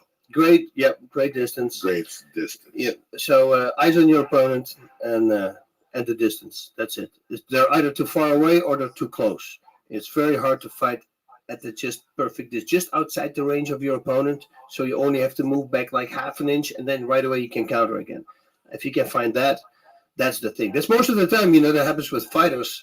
When I start a fight, you will see my hands are low. And I do this on purpose because I want him to hit my head, And then every time I let him miss, but every time when I move backwards, I let him come a little closer. And I'm just getting used to his reach. And suddenly I'm I'm like half an inch out. Now I found this reach. That's a really nice way, easy way to figure out somebody's reach. You don't want to figure out if you fight a guy like John Jones with, what has he, 86 reach. If you did a spar with somebody with a long reach, he'll knock you out with the first punch. I mean, the difference is insane. I mean, he can literally, from this distance, but we're sitting right now, he can probably hit you. He can knock you out. Now, if you're used to my reach, and then suddenly have that, that's a big problem. So let him throw some shots. Figure out the reach, and then figure out what you're going to do with it. It's a game. It's weird how people at home watch fighting, especially now with the explosion of MMA, and it's got so many different avenues. How these guys make it look easy. And even boxing. And they all think they can do it. Yeah. And they all think they can do it. And it's so weird how I go to lunchtime jiu-jitsu, but at least once a month, the daytime guys are talking about the night before, how a guy came in, said he never did jiu-jitsu before, and he armbarred a purple belt. Yeah. Because during like drills, armbar a purple belt. He goes, I thought he never did jiu-jitsu before. Oh no, I learned how to do it on YouTube. It's well, I learned watching videos and books. That's how I learned with a buddy of mine. And then finally, after a year training, fighting in Japan, I had no sparring partners. I was training on a bag. And then I found one guy. And then, after my last loss, I said, I'm going to have to change this. I'm going to need to know the ground game. Otherwise, I'll never be anybody with this. And then I started training, and I never lost a fight anymore. But I took it to the next level. It's again, you want something, well, you're going to have to do it a lot. And once you start training 2 times a day or 3 times a day, every day, and being busy with it in your mind and writing down all these crazy combinations you come up with, everybody can do it. It's just finding the love for it. I still can't believe that you have fighters out there, which they will tell you before you fight them. You know that if you get them on the ground, you probably can submit it, right? I go, this guy should be disgusted with himself.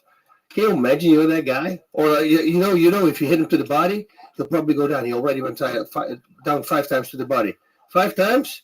That will not happen with me after 3 times, I guarantee you that. I'll get so angry. 1 time, 2 times maybe, but 3rd time I don't want that to happen. It's not going to happen. That's my goal. I'm going to do everything in my power to make sure that's not going to happen. And by the way, I'm going to counter that. Now, please come for it. I'm going to find every counter, everything that I can do with that special body shot. But if I don't fix it, why are you fighting?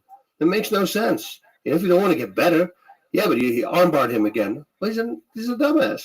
Learn the game. It's mixed martial arts, guys. That was in the early days. You have these strikers, but you knew if you had them on the ground, boom, you won. And vice versa, of course. You know why I got so much better at comedy? MMA. Oh, yeah. I can't say MMA. I say UFC. I'll tell you why. Because I was just becoming acquainted with it. And I'd put on the countdown, or I'd watch the fights, and they'd talk about who's coming up next. And then go back to the backyard, and they'd show them doing all this shit. And I was like, all right. In my mind, I go, I'll bet on that guy. And I'd always lose by myself. I'd always get my ass kicked in the early UFCs, What the fuck are we talking about? Yeah, because you look at bodies. You look at the person, how they look. Yeah. If you look at a guy who's jolted up full with roids, as a normal person, you're going to think, oh, he's going to win. And we were talking also about the people at home, how they think they can fight because they see it on TV. They see that. It is the funniest thing ever. Last time I got in, somebody said, oh, I got a new opponent for CM Punk, and he showed me a fight from a guy who was very wild. And I go, like, how many fights did you have? This guy's actually fighting. How many fights did you have for posting that video? I mean, to me, that guy who's in there deserves a lot of respect. Winning, losing, I don't care. They're doing what they want to do. You're not doing it, but you're talking about it because you think you can beat them. These guys can't do anything. It's a shame. It's so easy. But my boss, if I hit him in the head, his body opens up and he can go for the body, right? Yeah, why is nobody doing it? So why don't you fight? Why don't you try that out one time? I had a student, and he was 38 when he started. And he was a bodybuilder, or no, powerlifter, 250 pounds. And the first day I told him, I said, it's got to go all. He says, what? I said, at least 40 pounds of muscle need to go. because this is going to hold you back. And he's 205, fights at 205 right now. He's now 44, had already like 12 matches, won 9. So he's doing good. Never had aspirations to become a champion. He said, before I get old, I want to try it. I want to know how it feels to step in there. So he did it. That's full MMA? Full MMA. God bless him. Well, you know what he said in the beginning? He said, Boss, okay, so if I'm on the ground, right, and side mount, I can knee his thighs, right? I said, yeah. Why is nobody doing it? I said, I don't know. Maybe because they're dumb, because it's super effective.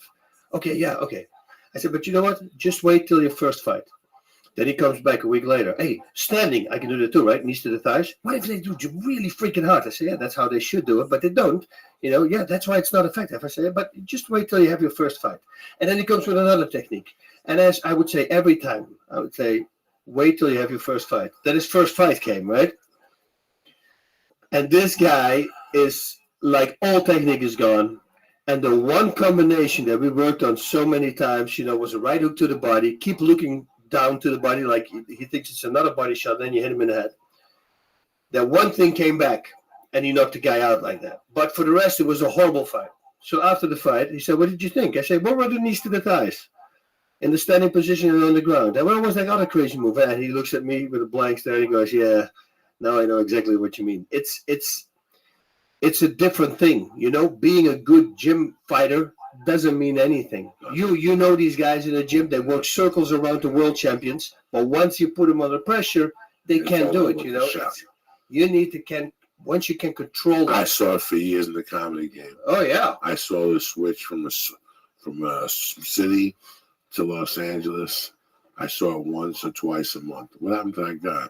He cracked at the Improv. Yeah. He got in the plane and went back to whatever. Let me do some shout outs. It's crazy how that goes. Pressure, guys. Pressure's big, man. Pressure's real. There's everything, especially stand-up comedy. I want to thank everybody who downloaded the new special on CISOTV.com. Thank you very much from the bottom of my heart. You guys know who you are, and I love you to death. Oss Warrior, David Nutt, the Fire Clown, Ookie Spooky, Looking Good, One by One podcast. My man Mike, my man Matt Baltazar, running fucking Sunday Sabbath. Andrew Nodal over there in fucking Nyack, running things. Retarded Genius. And Ray Majewski. I love you, cocksuckers. Some nice words from Joey. Yeah, these guys know I love it and stuff like that. Now, do you have some available now on the website? Yeah, Okay. we have them back again. The results are crazy. Just try it. 30 repetitions in the morning, breathing exercises with screen 10. That's it. Wait till I come out with all my medical journals. People are going to freak out. I mean, we got 4 Olympic gold medalists training on it. And that's, like I said, including Usain Bolt. So we're doing something good right here. And hopefully we can make it into a medical device. Hey, if you want to really give this a shot, go to 2 trainer with a capital T, trainer.com. Is that it? Yeah. O2 Trainer. O2 Trainer. O2Trainer.com. Sorry about that. I can't see without my glasses. Mm-hmm. That's why I got to put my shit It's the 800 milligrams. What was it? 800, 1200. Way more than 800. Joey, I am your father.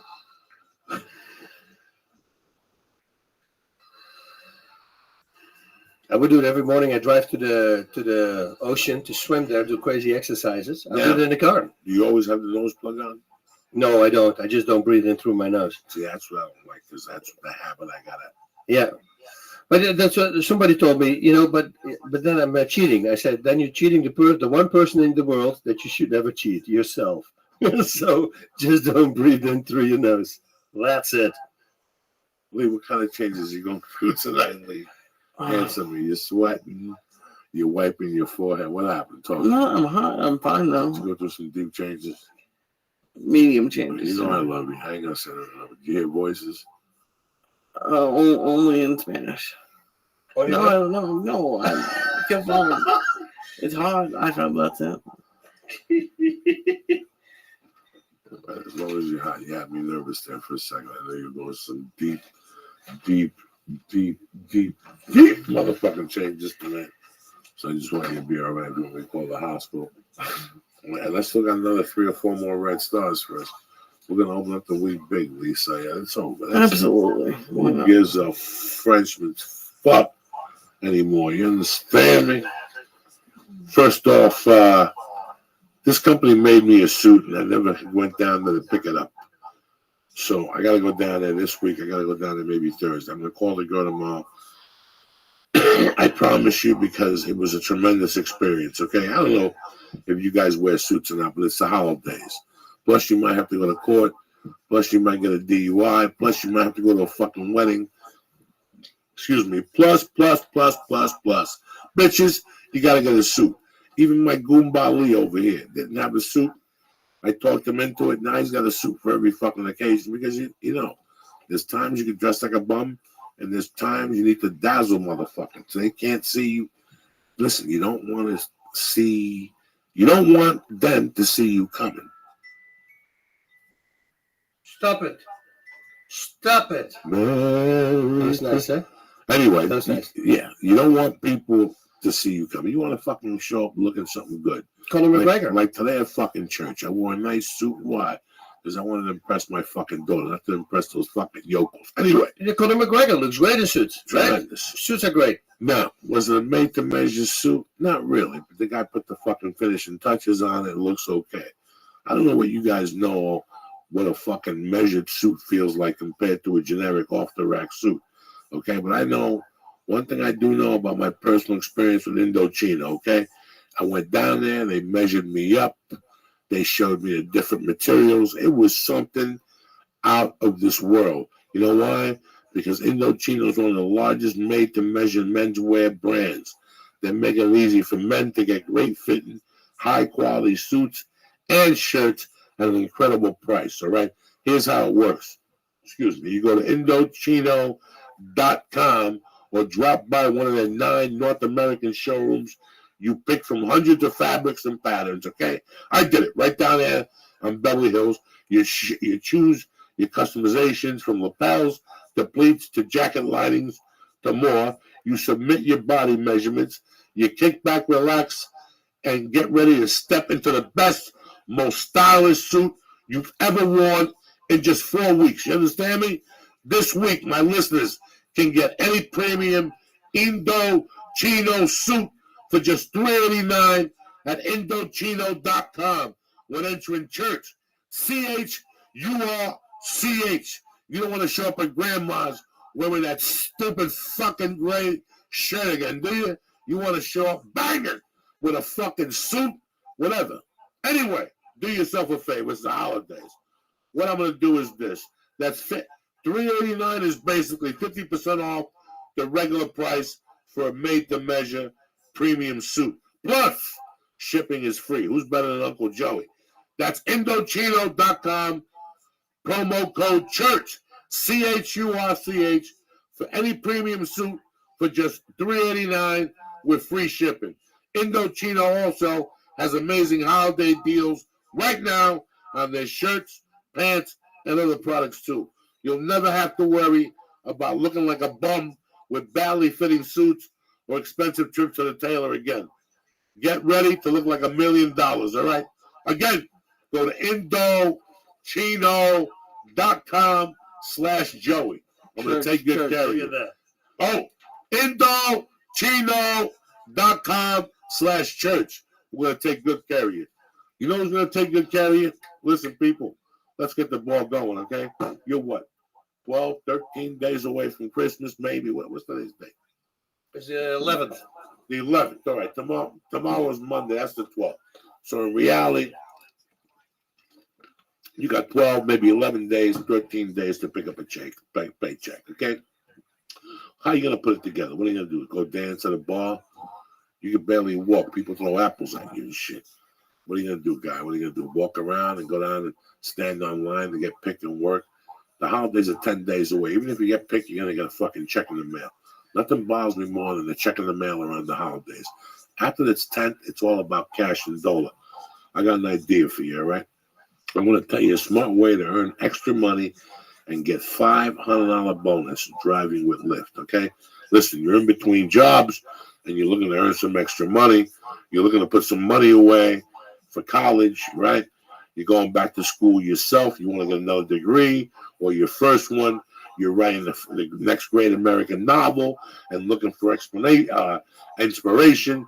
You know, you're someone who loves to drive. You're someone who just plain loves people. If any of these things fit you, Lyft is the way for you to go, all right? Here's what they go. They got other ride-sharing apps out there, but Lyft treats their drivers right. It's a flexible way to make money anytime from nearly anywhere. All you need is a car. Lyft drivers can make up to $35 an hour, and getting started is just a tap away. That means you could be driving tomorrow. You can drive mornings. You can drive nights. You can drive weekends. You can flip into a driver mode and start making money. Plus, Lyft drivers can earn tips right through the app. Those app ads, let me tell you something, those add up real fast. And you don't have to wait days or weeks to get paid. This is what I'm talking about. The holidays are coming. You can cash out instantly once you've made $50 thanks to Express Pay. All right, driving with Lyft is super flexible. Listen, you're an insomniac. What are you going to do? Sit there and watch? I watched a bunch of movies. Listen, get the fucking car. You get out there, you earn whatever. It's better than sitting there and watching TV like a Momo. This is flexible as can be. Sign up today at Lyft.com/Joey. Again, right now, Lyft has a special offer for all our listeners. You get $500, all right? $500 new driver bonus after you complete 100 rides in 30 days. You can do that standing on your head, okay? Go to Lyft.com/Joey today, and you can start making extra money and get your $500 new driver bonus today. Limited time only. Get your action together. Restrictions apply, but the party starts right now, all right? And also, listen, you're looking for that holiday gift. You're sitting there scratching your ass going, what am I going to get for this guy? I just started dating. We had sex a few times. And after I got up, I noticed there was a weird odor in the room. What am I going to get this guy? Oh, shit! HelloTushy.com, motherfuckers. I started dating this girl. And she's tremendous. But every time she leaves the house, my dog won't stop sneezing. It smells like rotten ass. HelloTushy.com, bitches. Bidets are back. Devices that spray your butt clean with water. I grew up with a bidet in my house, and I got to tell you something. It was tremendous. Well, guess what? Thanks to Tushy Sleep Bidet that clips onto your existing toilet and sprays your butt completely clean with fresh water to get your muffler sparkling, all right? Listen, so you're not sitting there on bacteria-causing hemorrhoids, yeast infections, and just plain old rotten ass. Listen, why do this to yourself? Why sit there like a mook, fucking 8 hours a day, your asshole's rotten to death? Hell no.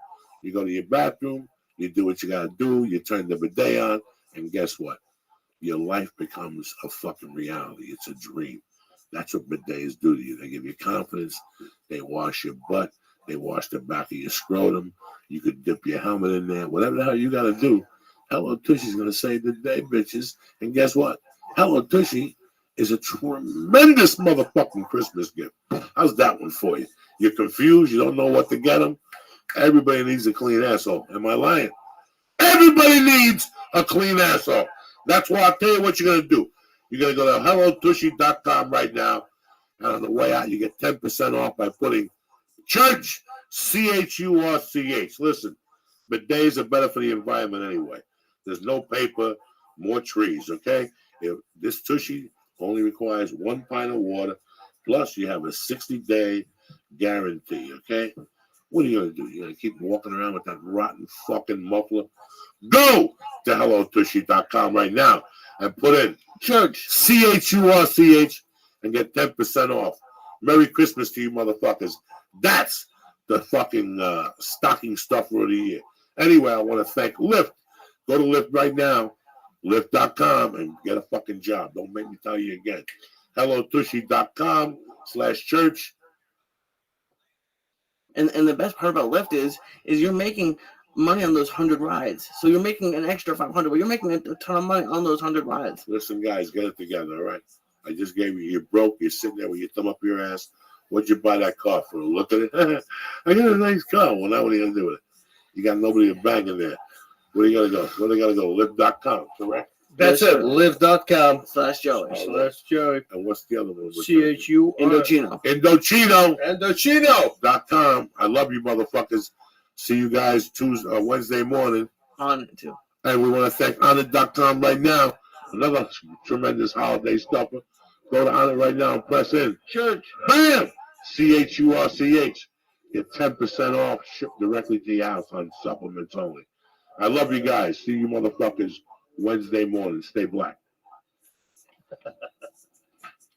You're one crazy guy, my friend.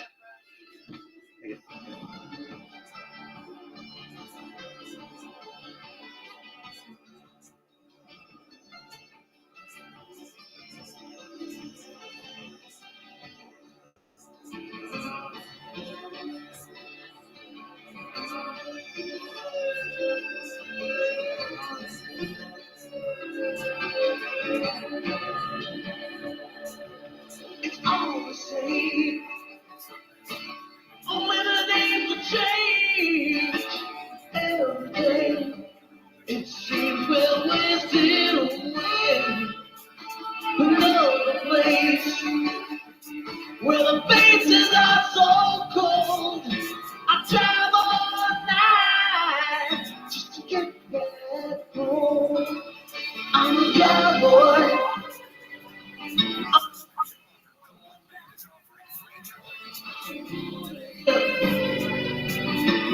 Get on the line. We want it. Never alive.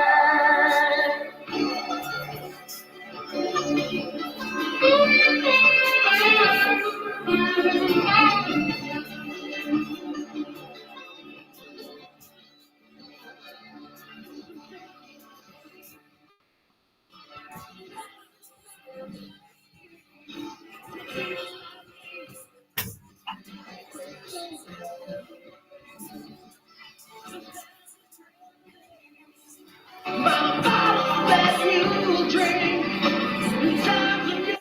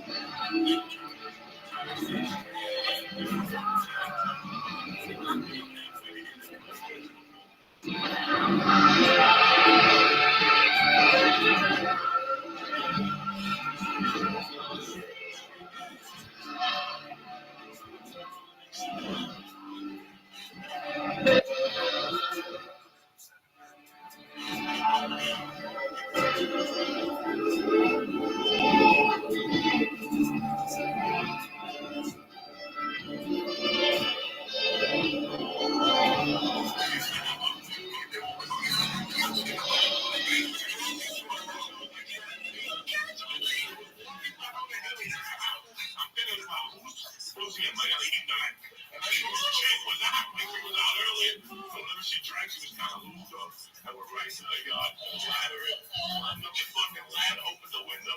She said, "Who's there?" Fucking, I'm going into Playboy already and singing. I used to watch her on fucking TV and shit. Yeah. And they hired me. My role on that show was they needed like a young, dumb slut that was willing to get wasted. They're like, oh, you're perfect. Wasn't Ron Jeremy on the show? No. He was, yeah. Oh my God. Ray Troyer was on the show. Yep. What was on your season? So I did two shows. So I was on with, the first time was like Tawny Katane, Cece DeVille. Are you kidding me or what? CC DeVille. Tuesday afternoon, cocksuckers. Little Andrea Lowe, little ACDC, Lee Syad, a couple bong hits, some fucking edibles of death here. We're going deep tonight with the transmission field. This is transmission field. This is definitely fucking Look at this here. Smoking and shit. What the fuck you think we're dealing with here? She's gonna step outside. I don't want to get no secondary smoke. She's trying to put it together. She's not an animal like us. You know what I'm saying? She used to be though. She used to be a fucking animal like us. But you get older. You're fucking smarten up. And that's what happens today. What the fuck am I doing? What am I fucking crazy? It's 8 in the morning. I'm on an 8 ball. What am I doing with my life? What the fuck am I doing with my life? If you're under 18, hang up now, cocksucker. I know you're wondering about the new hairdo. I gotta go for an audition for a fucking guy from the 70s. And who the fuck got clothes in the 70s? Nobody. You know, like dress up like the 70s. I'll put the head to 70 shit. You don't need costumes at the house? All your 80s. Listen, I know one thing. If you dress up in a costume audition, you ain't getting that run. I agree. You ain't getting that run. I agree. I've seen it for years. Motherfuckers dress up like chefs and shit. You're in no fucking danger. You might as well fucking put in the $10 and join Scientology.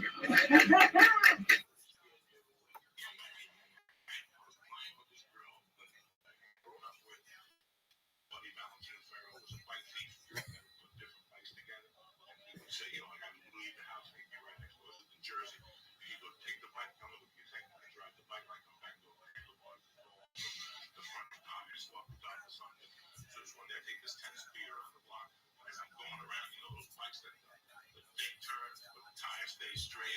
I don't know. See, I'm tight the fucking thing. But I'm halfway to end it playing touch football. I put the bike on the floor.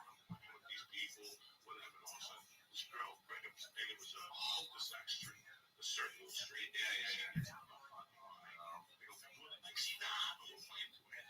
I run around to catch her. And she's coming down the hill. I go, stop. She turns the fucking wheel.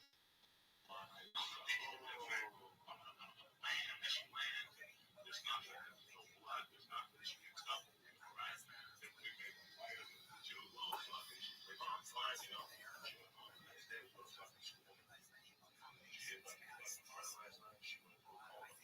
She hit her head, she hit her fucking crying. You know how bad I fucking felt. You know what I'm saying? For years. And I used to fuck around with them when we were younger, you know. So I had to go to her house, you know, explain how I could see her in the hospital. You know, it was fine. I mean, it was all over there. We said it was an accident.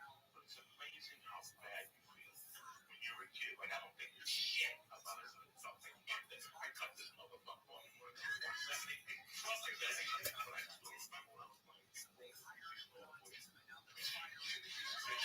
Everybody real name, you know. That's not a real name. We're going to fuck up. That's an iCarly.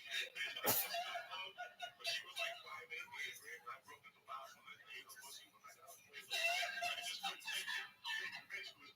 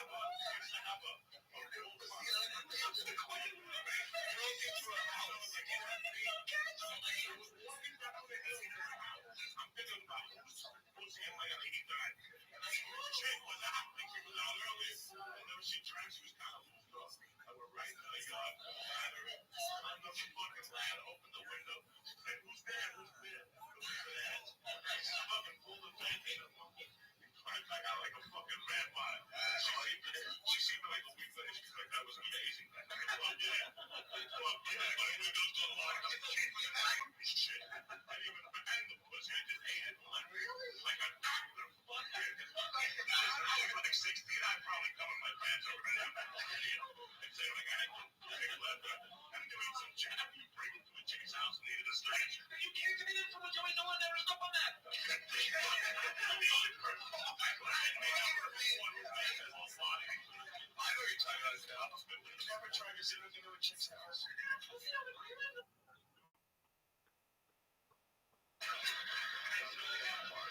Not that part. But you add a plus factor in Joey Diaz. Okay. So, what I'm saying? Yeah, but never on Quaalude. That's what Joey Diaz got factored in. Yeah, but Quaalude was good. So I was all horned up. But with that would show that there's women out there sitting in the house waiting for that. How do you like your satellite dishes? How do you like to look at them? That's a tough one. Yeah, I know, but congratulations. That's your view now. Unless there is an ordinance, unless there is an HOA that provides that views will not be obstructed, they can do it. Yeah, you don't have a right to a view unless there is a law or unless there is an agreement with when they pull the permit, for example, to build those. And you don't have a ground built 1929 that they're well, then they didn't have to have, there was no HOA. I don't think you got any place to go on that one. That's why I asked you if you really like to those satellite dishes. A lot of people do, by the way. They'd much rather have a view of a bunch of satellite dishes instead of an unobstructed view of the harbor there at Dana Point. All right, we're coming back. This is handled on law. Oh, yeah, before we do that, before I take a break, let me tell you about NetSuite. NetSuite is my oracle. NetSuite is about making your businesses just that more effective.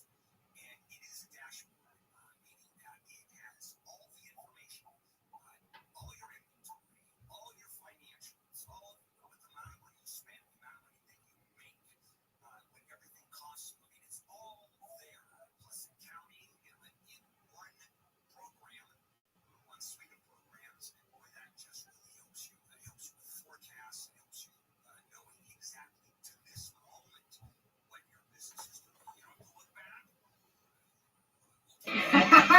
Ain't nothing there. Ain't nothing understanding. But a bunch of people lying to one another. Here we go. Here we go.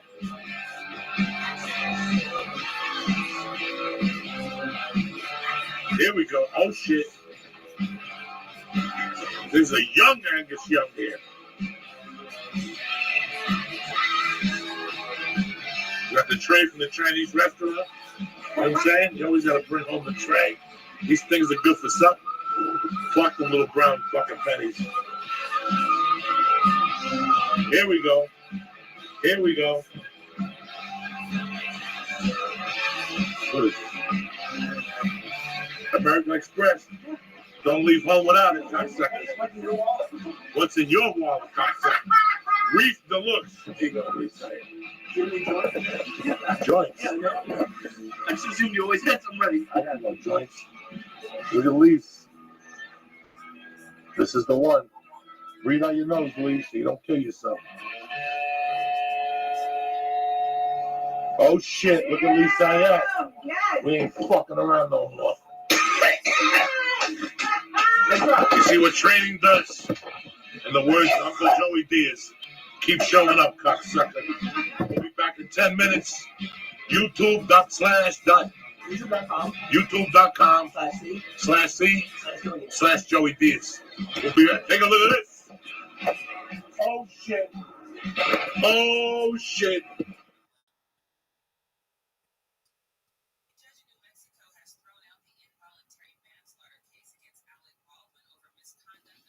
The Church of What's Happening Now is presented by Onnit.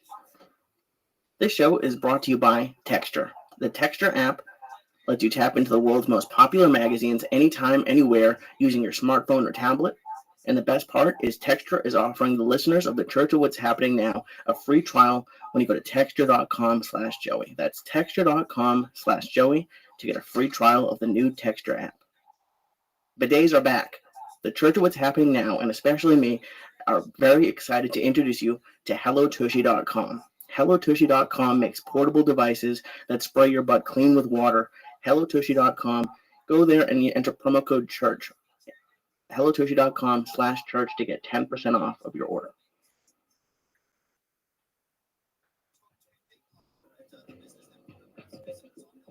Oh shit.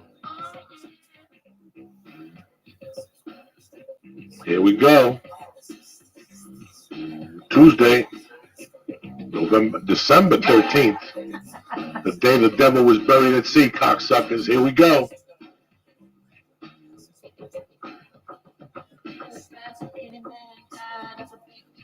Oh shit.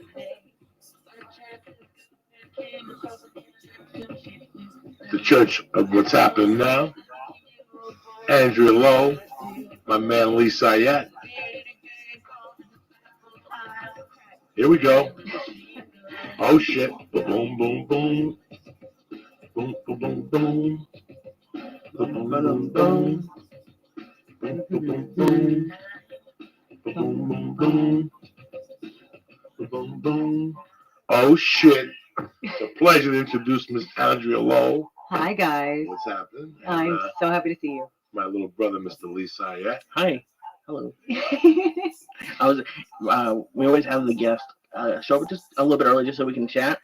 And I was trying to find the best place to look because I'm never sure when there's a really pretty girl. I'm never sure exactly where to, I don't want them to think I'm looking anywhere inappropriate. So I'm like, but I don't want to think I'm not looking at her. Oh. So I have to look above her. I don't know, staring at Joey's the back of his neck. You know where's a good place to look? The eyes. Yeah, but But I don't care. You can stare at my tits. I got no shame. If you're looking at my boobs, it just validates to me as a woman in my 30s. Yes, I still got it. Now, do you catch a lot of guys staring, as a woman? When women get together, that fucking guy won't stop looking at me. No, we love that shit. The only girl that's not going to like a guy staring at her is an insecure woman who doesn't love herself. If a guy's staring at my ass, it makes me feel good about myself. If he's following me on the freeway, that creeps me out. But if a guy checks out my ass walking by, it makes me feel good. It's validating. Yeah, me and my girlfriends, we're all banging. We all love it. With all this shit going on today, sensitivity, you don't know what you could even say or fucking do anymore. So yeah, that's true. I train myself not to look. After 25, I'm like, how old are you? Yeah. How old are you, Joey? Well, that's a what are you good looking point. at a fucking girl for like that? If it's an older guy checking me out, I'm like, dude, grow up, get some manners. But if it's like an 18-year-old that's checking me out, I'm like, yeah, I still got it. I mean, don't get me wrong. After 25, you learn how to take a look. Yeah. It's like getting punched in the face. It's the reaction to a punch. Yes. Like when you're 18, you're like, oh my God, look at her ass. I'd fucking light her on fire. Yeah. When you're fucking 50, you just look at her ass and go, that's never going to happen again. That's never going to happen in my life again. So that's the conclusion you have to come to. At least you're being honest. At 53, I see a hot woman. I go, that's never, ever going to happen again. Yeah, I could give her $10,000 to suck my dick. But that's not the same. It's not the same. That's not the same as, that's never going to happen again. But why sell yourself short? Why do you believe that? I mean, if I were single, I'd totally fuck the shit out of you. No. Because what I'm saying is not in that sense. What? I'm talking about remember when you were 20 Yeah. and you fell in love in college Mm-hmm. and you went home and you fucked for 3 hours and you ate a Subway sandwich and ramen and her skin was really soft and your skin was really soft and just that feeling of falling in love again, just that whole sensation. You and I will never experience that again. That is so sad, Joey. Fucking sad. Why are we trying to start this off depressed? Because I was talking to a friend of mine about a month ago and I said, I was on the road and there was these 2 girls. I never just sometimes, even now, Mm-hmm. you'll go out some night and you'll be sitting there and you'll see 2 girls that are talking about shit that's inappropriate, especially at this restaurant. Yeah. That was us 20 years ago. Who the fuck are we kidding? But sometimes you're right now, tonight, you go out to dinner and you're sitting next to the guy from Sons of Anarchy who's 20 and some other fucking underwear model. Yeah. And they're talking about what they like to do to women. But, after a while, you get involved and you jump into the conversation. And worst case scenario, next thing you know, you're at the house drinking wine, having a threesome. Whatever the fuck it is. You are painting the picture so well, accurately. And or just go back and do drugs with them. Yeah. You show them your at 6 a.m. and now their 9, girlfriends 7. calling them. I didn't know you had a fucking girlfriend. All that shit. But the same, like I was in Portland, Oregon, maybe a year ago. I was just there in December. But the time before last Saturday night, these girls were very sweet. Mm-hmm. If I looked at them, I couldn't even. There's no way I saw what I'm about to tell you coming. Every time I go to Portland, it's something new. The first night I was in Portland 2 years before that, it was Thursday night. We were all outside, maybe 15 people smoking pot. There's a light drizzle of rain. Mm-hmm. And everybody's just talking. You let reefer talk. Yes. We can't wait to go home. And all of a sudden somebody goes, something about sex. Right. Some guy goes, yeah, something 25. And, the girl was like, I thought I started sex old. I started at 18. And all of a sudden, all these people were telling the truth. But this one woman in the back goes, I gave my first blowjob when I was 10. And it was the end of the conversation. Like everybody was like, okay, we got to go home now and shit. Nobody bit. If somebody tells you when you're 18, they sucked a dick at 10, your dick is out of your pants. I didn't know what a dick was at 10. Yeah, at 10. She sucked a dick when she was 10. That wins the fucking cake. So these two girls are very sweet. They're like, what are you going to do after the show? Do you want to get high? I go, well, we usually go outside after the show and everybody gets high. Mm-hmm. So we go outside, 30 of us, and we're getting high. I got my paycheck in my pocket. I got an early flight, but these are the people who paid for the tickets. Let me go out there and bullshit with them. You don't smoke with everybody. You just smoke as much as you can. Right. But these two girls were next to me. And these two girls look like, if I had to describe them, maybe 25. They probably dated like good-looking college guys. Okay. That hipster Portland hippie, but not a hippie kind of look. I wasn't even looking at them like this. Yeah. But they started talking that shit. We love to fuck and just stupidity. And, I once fucked a guy your age and he fucked like a rat. Just stupid shit. Yeah. Which I would have fell for 15 years ago in my cocaine haze. You know what I'm saying? Like even 10 years ago, I would have bought it. Coke. I'm with you. I'm going to take these girls home and fuck them. Now you hear the rhetoric and you're like, what, are you fucking crazy? And me, I'm on the other side. I was those two girls talking to you about this, and then bringing the party home, and like it's so funny hearing every different perspective because we were both in that situation, just on different sides of the coin in a way. It's surreal. One night, Lee and I went to the Comedy Store, and because I used to live on the corner here. Yeah. We parked, and Lee would park his car, and we stopped at 7-Eleven and got chips and a soda, and we started talking. And I told him about all the perversions of comedy on the road. Mm-hmm. And I always think about today, what do those people think? Yeah. Like, I can't think about it. I just have to let it go. If I start to think about it, I'm like, oh my God, how embarrassing. But I just tune it out. Like some of them, well, all of them were women. Yeah. Hopefully 20 years later, by now they have children and they go to PTA meetings. Yeah. And they're sitting there going, I could see this one girl still. I fingered her on the dance floor at some club in Boise, Idaho. Which is pretty tame. Fingering on a dance floor is pretty tame. Not when your hand is in her puss. And you're on the dance floor with 80 people and you're fingering and she's going fucking blind and you're coming all over yourself. Like, what is she thinking right now? Like, she's probably with a kid playing going, I can't believe I let some guy finger me in a bar 20 years ago and he had his hand in my fucking snatch. Yeah. Like all that type of shit. And for you, it must have been you got drunk, went to some guy's house, you went over there, something happened, you walk out of there, and now you're like, what the fuck does that guy think today? I bet that their friends don't even believe them. When people are involved in stories that were with me when I was in my heavy partying days, I remember because I would tell these stories on air on my radio show, I'm thinking, this sounds unbelievable. No one's going to believe this. If these people I was partying with are telling their friends our story of last night, they're not going to believe it. They're going to get called a liar because this shit with like these caliber of like playmates and models and stuff I was doing stuff with doesn't happen. So it's like, I don't even know. I feel like I'm kind of blessed that people aren't even going to believe the stories I told or believe the stories people tell about me because they were so fucking out there. They're unbelievable. So maybe you're kind of in the same thing. Like, yeah, Joey Coco Diaz would bang me on the dance floor. People would be like, shut the fuck up, bitch. No. I've never gotten a Facebook. I've never gotten nothing. Really, not one? Not one. Like They're probably embarrassed. I always think about this time in Hoping he forgot. Mountain Home, Idaho. Oh, shit. Is a fucking Air Force base. Yes. Service base. Yes. And I'm up there, and I get there, and I'm the feature act as a headliner. And the headliner had been there before. It was my first time. Okay. And it was the weirdest thing. It was like a scene from a movie when he was breaking it down for me at the end. He goes, oh, by the way, stay away from the colonel's wife. She's fucking crazy. Now, he said that. Now, when somebody says you're crazy, I don't know, maybe she's just a bitch, or maybe she's just yells or whatever. I get on stage, I get off stage, she comes right up. Hotter than death. You know, I'm the colonel's wife, my husband, I'm from here. And she's drinking. Let's do a shot. And she's doing more and more shots. She's drinking tequila. I'm trying to slow it down. I didn't know what my friend meant. And within an hour, she's talking about blowing soldiers and all this shit. Again, I'm young and stupid. I go, I'll take a blowjob. Yeah. She goes, let's go right behind the stage. Yeah. You just said I'll take a blowjob? Yeah, I go, I would love to suck. Well, when there's a crazy hoe offering blowjobs, she was talking about sucking dick and sucking balls and how my husband didn't come for an hour. And I'm like, well, listen, I'm going to come in 2 minutes. Yes, baby. Let's go behind that stage. I'll never forget, I put my unit in her mouth. She's sucking it like a soldier. And then somebody yells for her, like, Miriam. Of course, her name's fucking Miriam. I turn to take my dick out of her mouth. She's a soldier.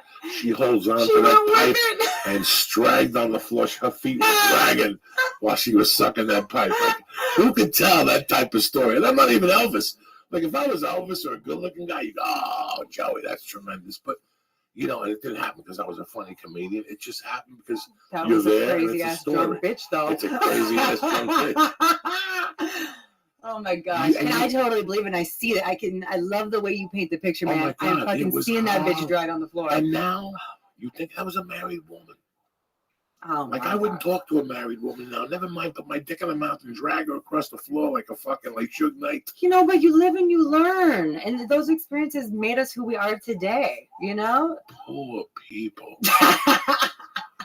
But she chose to. You know, she was a willing participant in that. Just they so were you know. just but you bumped into so many crazy people in your drug and alcohol journey. Yeah, because you got to gravitate naturally toward each other. I don't know how it works, if it's a law of attraction, but you end up with each other by the end of the night. We didn't fucking do an application process or do a show of hands who's going to be, you know, doing blow and sucking dick till 11 a.m., but we naturally just would find each other.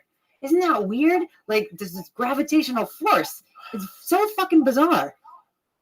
And then me and you found him. We're still friends. And it's right? Tough, and it's tough to explain to people. Like no. One night, my buddy, we went to his you house. Can't explain it. It's magic, dude. We went to my buddy's house in like 1993. We go to my buddy's house. It's like Easter Sunday, and we're all eating. He's got like 6, 7 brothers. We're all eating. Blah, blah, blah. And all of a sudden, he's starting to get hammered. Yeah. And he's got a sister that's got to be, at that time, you know, I'm 30-something. She's got to be 20-something. Okay. And I never heard anything about her reputation, but I know that she's a party girl. She goes out, has a few beers. Okay. We're talking. One thing leads to another. Brother's getting hammered and hammered. I go, fuck, how am I going to get home? She goes, I'll give you a ride. I go, I'm staying with your brother tonight.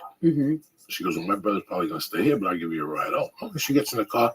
Not 2 minutes in the car. She's like, listen, where are we getting the package at? I go, tell me that you do coke. She's like, yeah. And I know you do some. Let's go. And we went. We get like an 8-ball. We go to the brother's apartment. We get up. Listen, guys, you could take this however you want. When I went up there, she was my friend's sister. And I went up there with the intention of snorting coke with her. Maybe she's going to leave. Right. And I could stay by myself and get high and listen to music and jerk off, whatever the fuck. Yeah. Listen, I go in the living room. And this girl goes, let me just go to the bathroom. There's vodka in the freezer. There always is. When I turn around, she's got a thong on. That's it. She came out of the bathroom with a thong. I never even spoke about sex or tits or let me see you naked. No. It was on. This was the way it was. Like people just said, listen, why fuck around? We can play this game all night. You don't have to pitch me your dick, but let's just eliminate that and get right to the snorting. And if something falls out in the way, we'll just get down. You know, I could write this in my fucking No, head. not at all. And You people can't. can't even imagine this. I could can't happen. imagine being Jack Teller. I can't imagine being a fucking good-looking, handsome guy, 28. Oh my God, I'd be snorting coke with everybody. You're going 100%. It's pretty crazy. It's pretty crazy. Now, it's so funny hearing you say that. Like, my intention and my experience always was I enjoyed more getting all coked out and having conversation all night.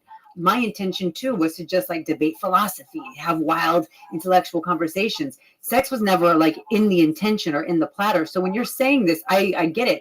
When you just want to get high and talk or you know, listen to music or lose that bitch or whatever, it's just so funny because we write this script in our head or we think we have this better idea and it just never turns out the way planned. It's always much crazier in actuality. Much fucking First crazier. off, I never got coke to talk to nobody. I did. People would fucking talk my ear off. I'm sure I gave a lot of fucking ear beatings. Once they got into history or anything that you could argue about, Okay. I had a friend that would rip out encyclopedias. At 4 a.m, so taking encyclopedias out and talking about facts. See, now my motherfucking ego, I was the encyclopedia. Oh, no. I was like, oh, let me tell you this. And I was so sure I knew everything. And it was just, I look back and those are the most embarrassing moments to me. That I thought I was so intellectually superior. And that made me like Einstein level. Like, I swear. I look back and I'm like, damn, I was a dumb bitch. And then there was women I did bring home that wouldn't crack a nut. Like, they wouldn't even show you their armpit. Like, listen, nothing's going to happen here. At least tease. Come on. Oh, no. There was a girl I brought home one time that nothing happened. By 6 a.m, I never wanted to punch a woman in the face more. Like, I never wanted to hit a woman, but this woman was going down because she started arguing with me. Yeah. Oh, Like, you don't now want to she do got that. argumentative, You don't want to and do she was that. drinking. I kick those And people other out. people over there, and I'm like, you know what? This fucking girl got to go. We had to fucking call a cab for, oh, God almighty. It's weird. You both are people. Like, I know, like Joey, like you don't do coke anymore.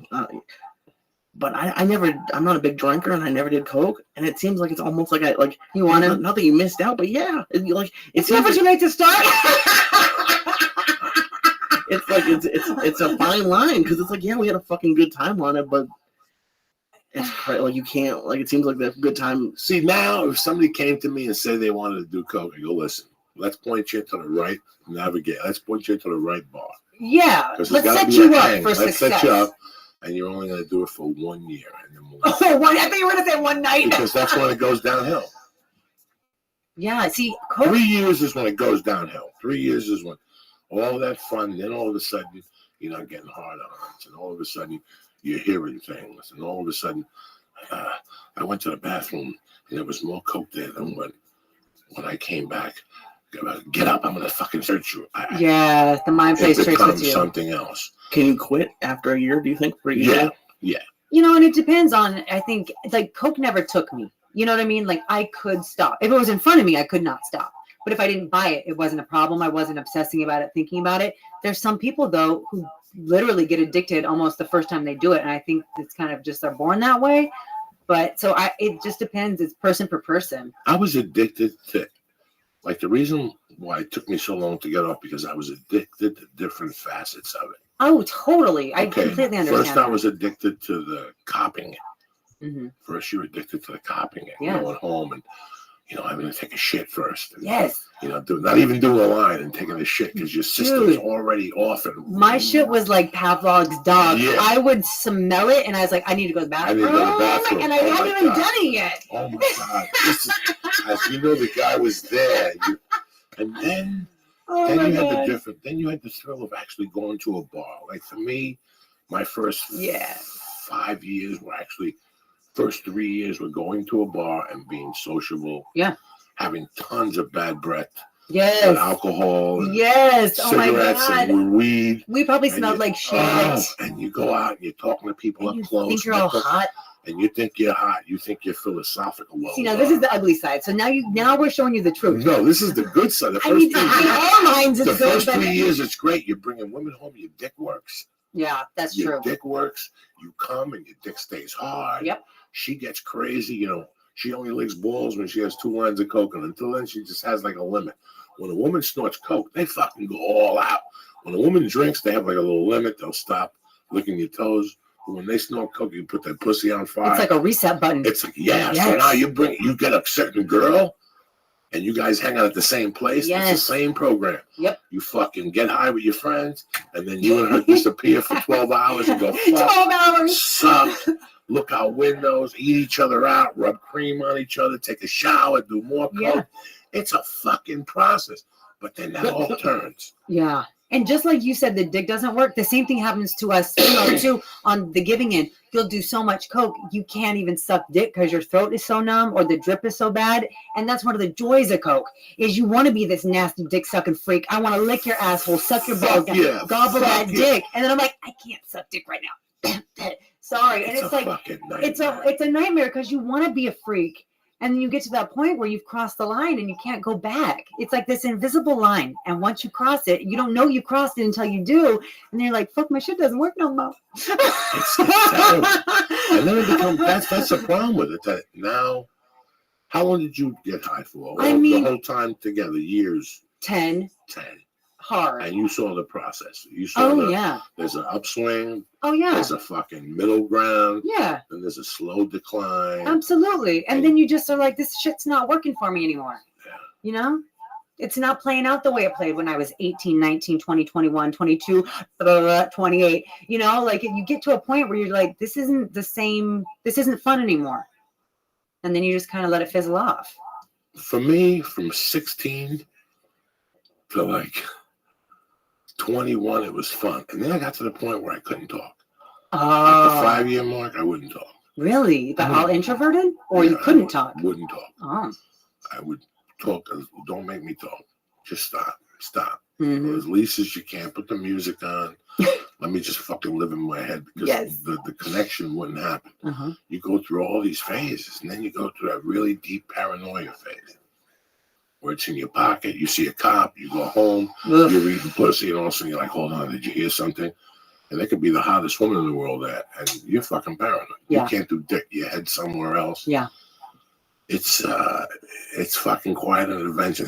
I think of an adventure every fucking day with it. Every day Yes. I remember something like, oh, Jesus Christ, I can't believe I was doing it at that time. I Yeah. can't believe I was still doing it in Boulder at this time. In Yep. Seattle, I was still getting high in my office. Yes. It was such a, and like I said, I got more addicted to the action. It wasn't the coke as much as The process of it. the process Yes. of it. Yeah. It's just kind of like smoking. I got to a point where I had quit smoking cigarettes, right? But I missed Missed the whole the fucking thing. Yeah. I missed buying it, packing it, lighting Going it, to smoking Starbucks, it. Yeah. smoking outside, Getting going a back coffee in. so I Yeah. could have it with my Now cigarette. coffee don't taste the same. No. Tastes like So- dick now, coffee. Yeah, now it's like you just get addicted to the movement of it and the process of it. I drink a half a cup of coffee now a day. 3 sips, I throw the rest away. When I was smoking, I could drink 2 cups of coffee, sit Mhm. there, bang out a joint, Yes. or fucking sit there for 3 hours, smoke. Oh my light, gosh. Smoke 4 or 5 cigarettes. I used to love blunts and coffee with a lot of cream. Oh my God. Oh, blunts You and would some kill coffee. your lungs before you even left the house. Like Yeah. you would kill your fucking lungs before you even left the house. Yeah. It's a miracle that we're still alive. The amount of partying we did, you and me independently, if we added that up, it's more than like entire cities, countries, nations have fucking partied, and we stand here. You know, we were talking about before the show, like Yeah. breaking points. We're talking about how, you know, I could never be a hypocrite and judge anybody who got high like that. No, I because would we've never. been there. I know people get high, but it's funny now how I could tell when somebody's close to the breaking point. Like I could see now, like now Yeah. from being clean Uh-huh. and from being in those shoes, I could tell by people's speeches. Yes. That rambling speech, that The incessant speech, the stream of consciousness, the no filter, the you should shut the fuck up button doesn't exist anymore. And we can relate to it and we get it. And so when we see our friends doing it, it's like, do we want to jump in and say, hey, buddy, stop? Or do we let them figure it out on their own? No, you It gotta puts let us- them I figure know, it but out, it puts you us in a hard position because you want to help, but we know better. it puts you in a hard position, but I know from experience Yes. If Lee Sayat, who I think the world of, would have came to me and said, "You got to stop snorting," I wouldn't talk to him. Fuck that. Yeah, I would have been offended. I wouldn't talk to you and get the fuck. Don't call me no more. And don't fucking come on this podcast. Absolutely. You can fuck yourself. Yeah, that's how strong the denial is. I would tell myself, if someone's telling me that I have a problem, it's because they're a pussy and they can't That's why I hang. don't say that. Bye, bitch. That's why I don't say that. Yeah, I would take it personally. There's somebody right now that's been calling me for the last 4 months, and all I hear is bad things about him. I don't see him enough. Mm-hmm. And I'm scared to call him on the phone and go, "Come on up, do the podcast. Yeah. And let me talk to you about what's going on," because your family's calling around looking for help with you. He doesn't know I know, but he calls me once a month drunk, I think, to talk to me about it.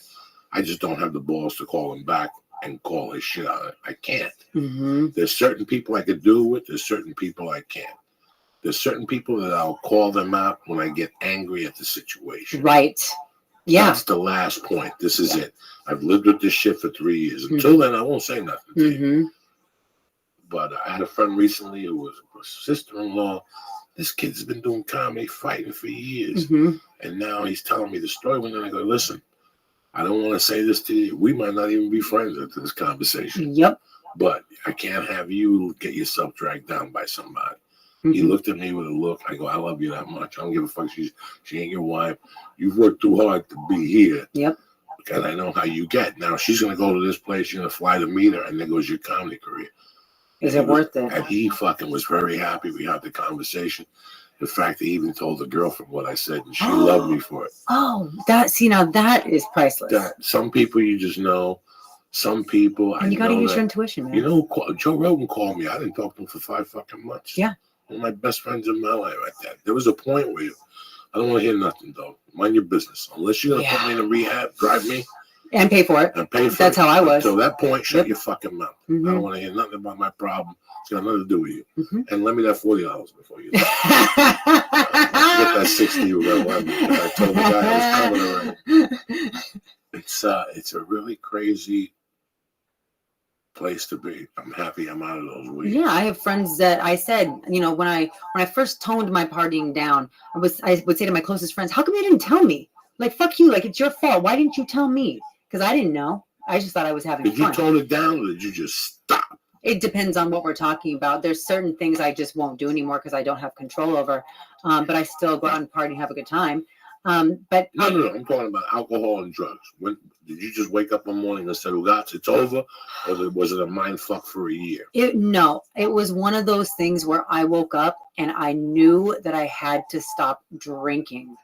I knew that all the drugs and stuff weren't happening unless I was drunk. I wasn't sober ordering Coke. I wasn't sober sticking 9 pills of E up my ass. I wasn't sober doing any of that shit. It was once I was so faded on alcohol that I started making all these really weird, bad, awkward, sometimes wonderfully fun decisions. But it got to a point where I realized it was just this moment of truth. It was a moment of clarity that I can't really explain. I didn't pray for it. I didn't ask for it. And it was honestly fear. The feeling of fear of what the fuck is happening to my life overwhelmed my obsession of drinking. And I just never wanted to drink ever again. It was nuts. One day, no rehab. No rehab. No guts, no nothing. No, what's it called when you have effects from not drinking? I had nothing. Withdrawals. I had no withdrawals. 10 years of fucking falling down, no withdrawals. Yeah, and Joey, he has seen, there's only a few people that had seen me like that because I wouldn't like to go out too much like that. But the last 2 or 3 years of my drinking, Joey saw what it was like. And I had no idea that I wasn't sober. I thought I was sober. When you saw me falling all over myself, not able to walk. What the fuck was that? We were at a comedy club and you were performing. No. Yeah. This was the nice. Oh, was it a different time? Yeah. This was, let me tell you what this was. But that was happening on the regular. And in my perspective, as a drunk, I thought I was fine. One time it was at the comedy club. Yeah. But one time. It was somewhere smaller. Okay, one time I had a movie screening. Was that it? At a fucking theater. That must have been it. That's ringing some bells. And next door there was a bar or something. And there you were with a group of with friends. the dudes, yeah. No, you weren't with dudes. You were with a few girls when I got there. Okay. And I hugged you, Joey, and you were already on your way. The cigarette was up in the air. The fucking martini drink, there was drinks. And then, you didn't introduce me, so I didn't know who the fuck you could have been alone. I might not have even known Right, those girls. So I walked away and I went back with those fucking stiffs. And I sat there and we ate. So it must have been an hour. Okay. And in an hour I came back. Your shirt was pulled out of your pants. Mm-hmm. Stomach was sticking out. I mean, you looked beautiful. Hair was fucked up. Yeah. You were falling. And now there was two guys that you like, hi, she's with us. No, they wasn't with you. Because when I got here, she was with fucking 4 broads. Yeah. So you hugged me, and I'm thinking to myself, what can I do? And you wouldn't, you know. And the people I was with, I'm like, what? And also the next thing you know, I went. When I came back, gone. The 2 guys were there. You disappeared. That was normal. That was normal for me. And I didn't think there was anything wrong with that. It was very, very sick. And I'm able to see that now. But at that moment in it, I just thought I was having fun.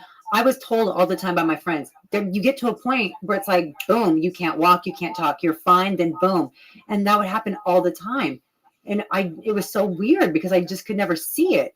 I remember being in that body, but I don't remember not being able to walk. And then you get the phone calls from the manager of the bar that you know, oh man, you got carried out again. And we don't like people that drunk. We love you. You're our homegirl, but can you not come to the bar again if you're going to get that wasted? And I'm thinking back, I'm like, dude, I was the life of that party. What the fuck are they talking about? I was buying everyone shots. I was like lining it up in the bathroom. Like, what are you talking about? I was fine.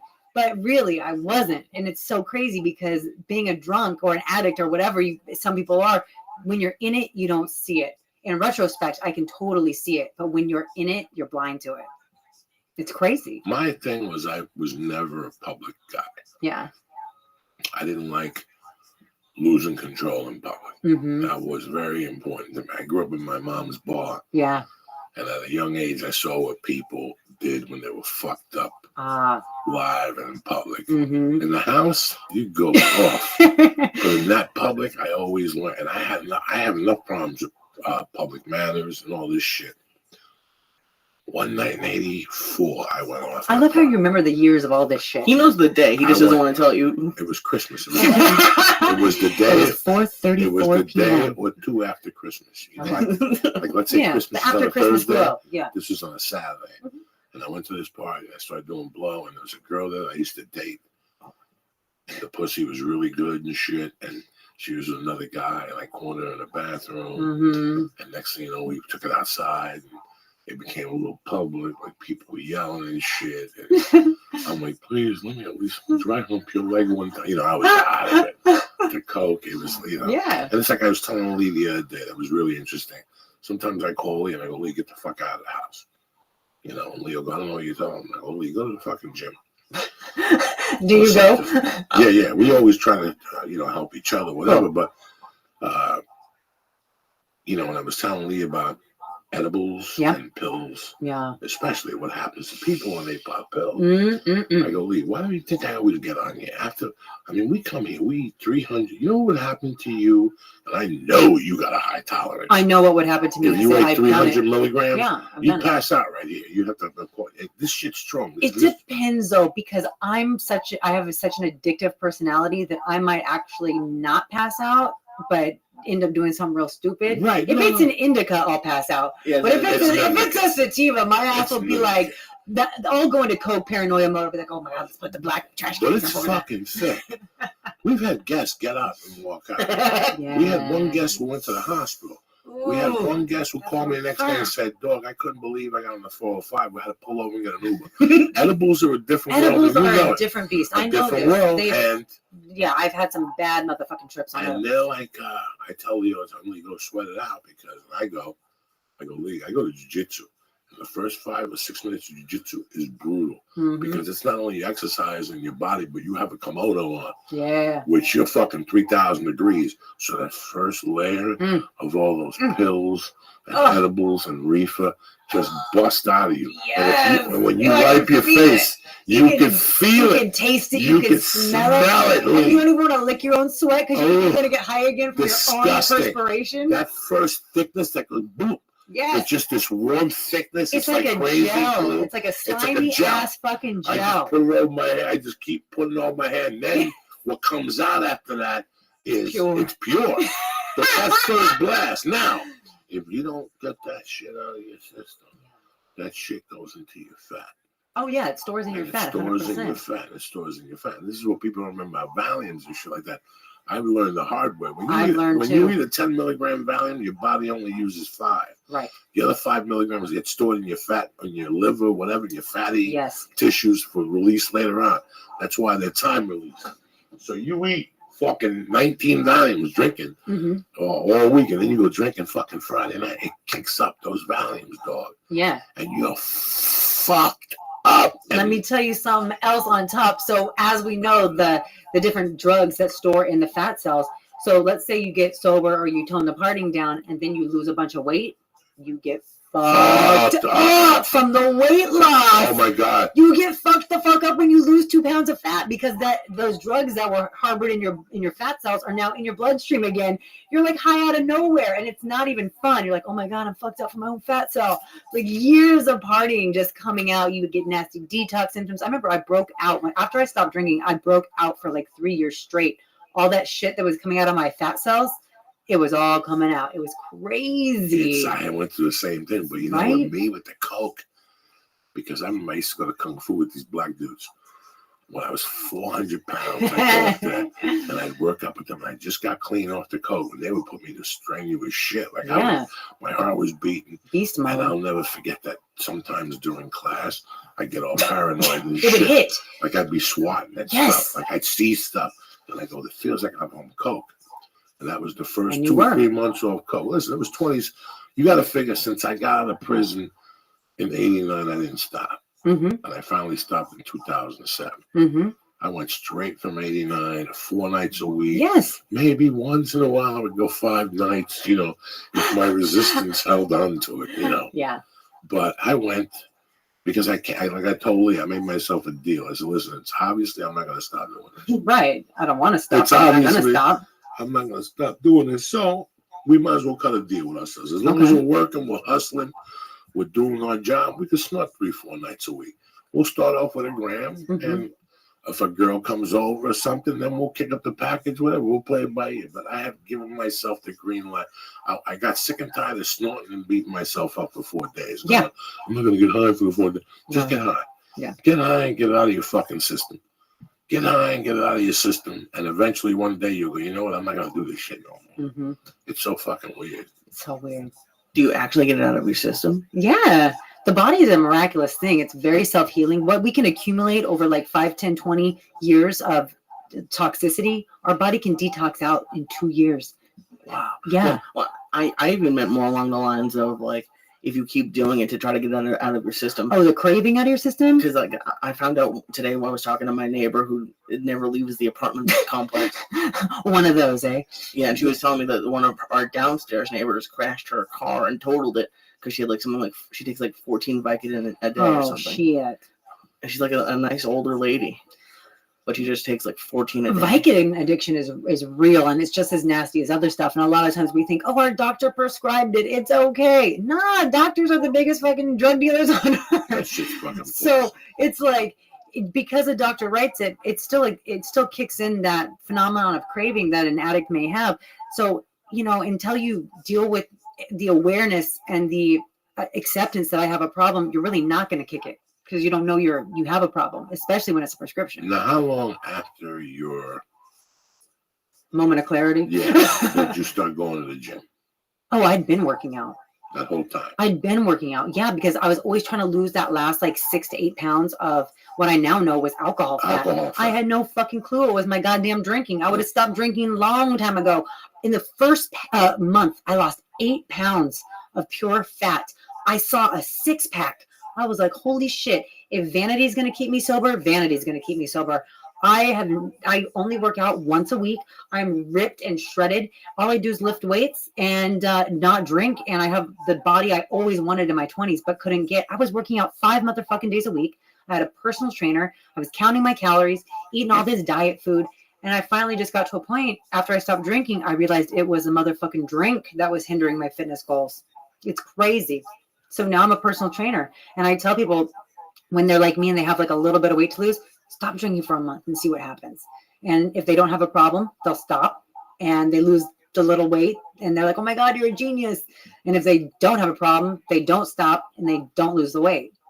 It's pretty This is my black and boy. white. This is my boy Lisa. Yeah. Every time you're talking to me, he keeps checking me out. You can check. That's Making what I'm here sure for, you're the babe. real deal Holyfield. Now, Wait, You want to wait, touch my abs? don't try to lie. No. You want to It's touch my okay. abs? No. Lee wants to finger you. You don't want to touch your ass. He's a Jew from the old country. But my point is, sweetie. but he's my brother. Yeah. You might be the only personal trainer Lee might hire. Lee's checking you out right No, now. Oh, I mean, look Lee's at this. going over his budget right now. Look at, he's on his bank statement going, I think I could fit it in right now. I think I'm going to have to cancel that trip with Paula to Jamaica and just fucking. No, I've just never seen someone so in shape. Like, I've just, Oh, no, I was looking Like, at your I arms. take I no was supplements. looking at her Your stomach. arms Her, look great. there's Your arms no, look it's great. total, I've never There's no seen. fat. Oh my god. You want to touch his stomach? Yeah. I don't want to touch You it. want to fucking, you want to grab that fucking You want a thing. 6-pack fuck my stomach? right. Get right up in the muscles, bro. I didn't even mean that. I'm teasing.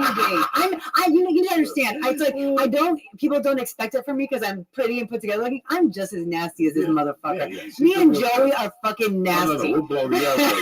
I just That's love- why we've connected. Like, you can say anything. It doesn't shock me, bother me. I've heard it all. I've been working for, Playboy Radio TV for 14 years? It's like, I've heard, seen everything. I was in there with you one morning. Some Dude. fucking skanks rolled in there.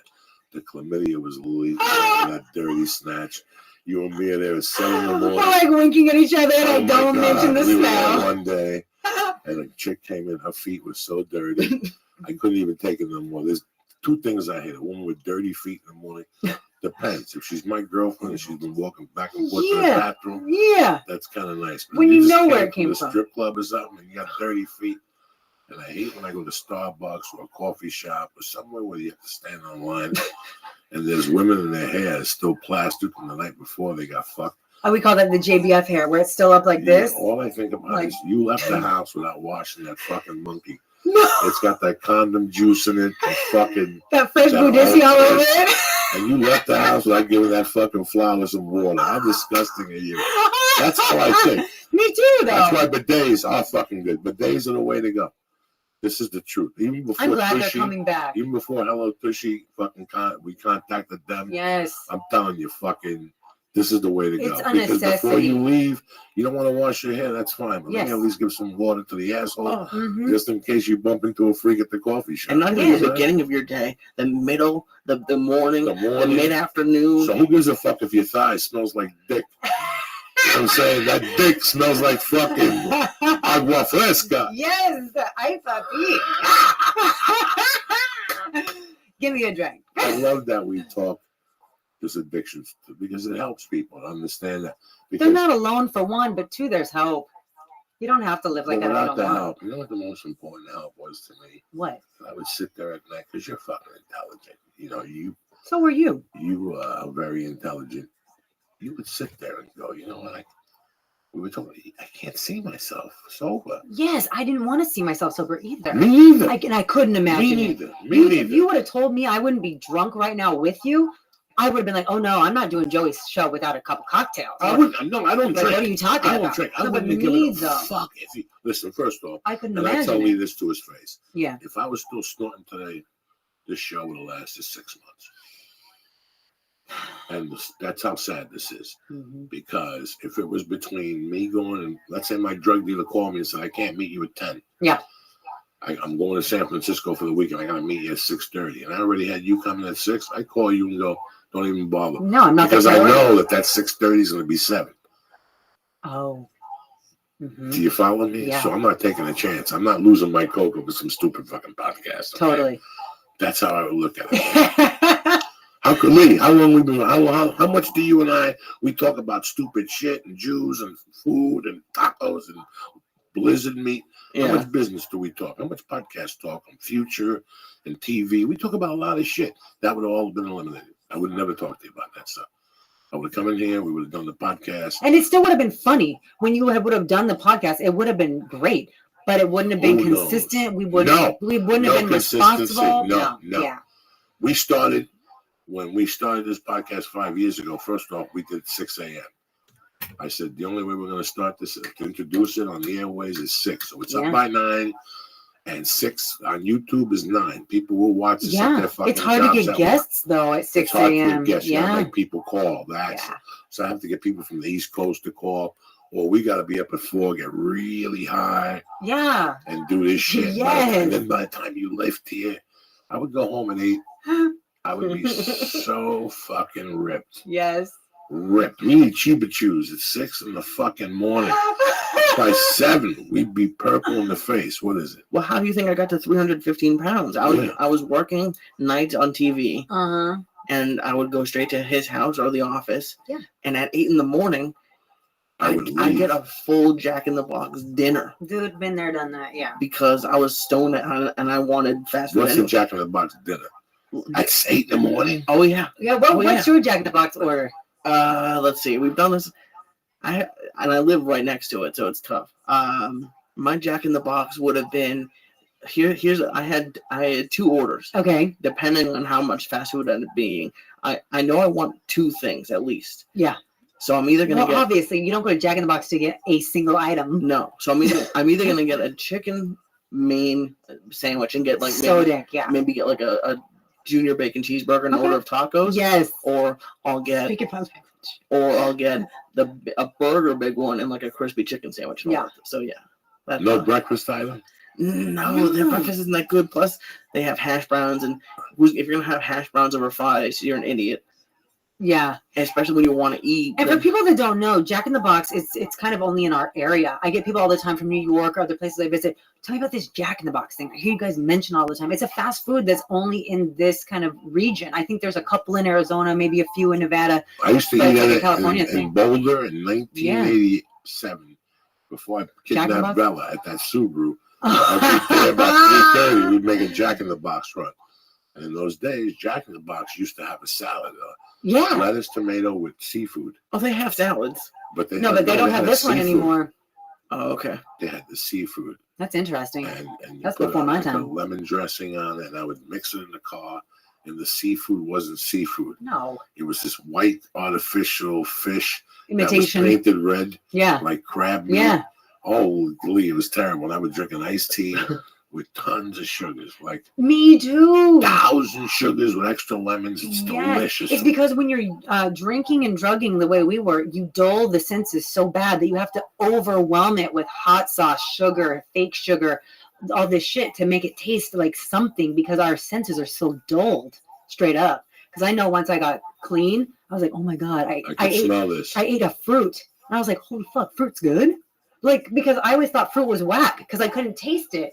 Now I'm like, damn, I can taste the nuances of lemon, lime, and vanilla all up in this mango. It's crazy. I feel bad because if somebody came to me today and said they wanted to snort coke, I Yeah. would have to look them in the eye and go, "Don't do it," and I would feel so terrible Why? because how you, Lee, and I discussed it leads to so many fucking Ill effects.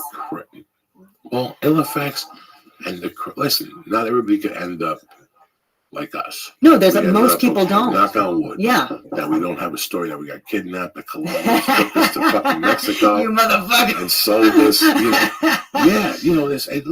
There's a bunch of horror stories. Yeah, I mean, we both should not be alive. But like, I had to go to I was talking about this on the Marin show one time. I had to go to Beaumont. Like, I was in Beaumont and I had to buy coke. You drove to Beaumont to buy coke? No, That's I was- motherfucking I was- dedication. I was in Beaumont doing comedy. Oh, okay. In I was Beaumont, like, Texas, that's- doing comedy, and I run out of the fucking coke, and I call this kid, and he picks me up at the hotel, and he goes, "Listen, where I'm taking you, this is like white supremacy, Yeah. Will."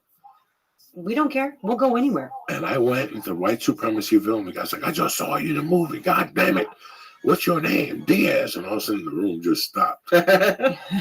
And I had $300 bills. I gave it to him. He gave me the coke, and I said, "Thank you." And they said, "Thanks for coming." They never, But just even that story, which in a way was comical, like You the look back sex and you're like, stories. geez, that shit should not have gone down like that. You have to Jesus, realize how lucky you are, though.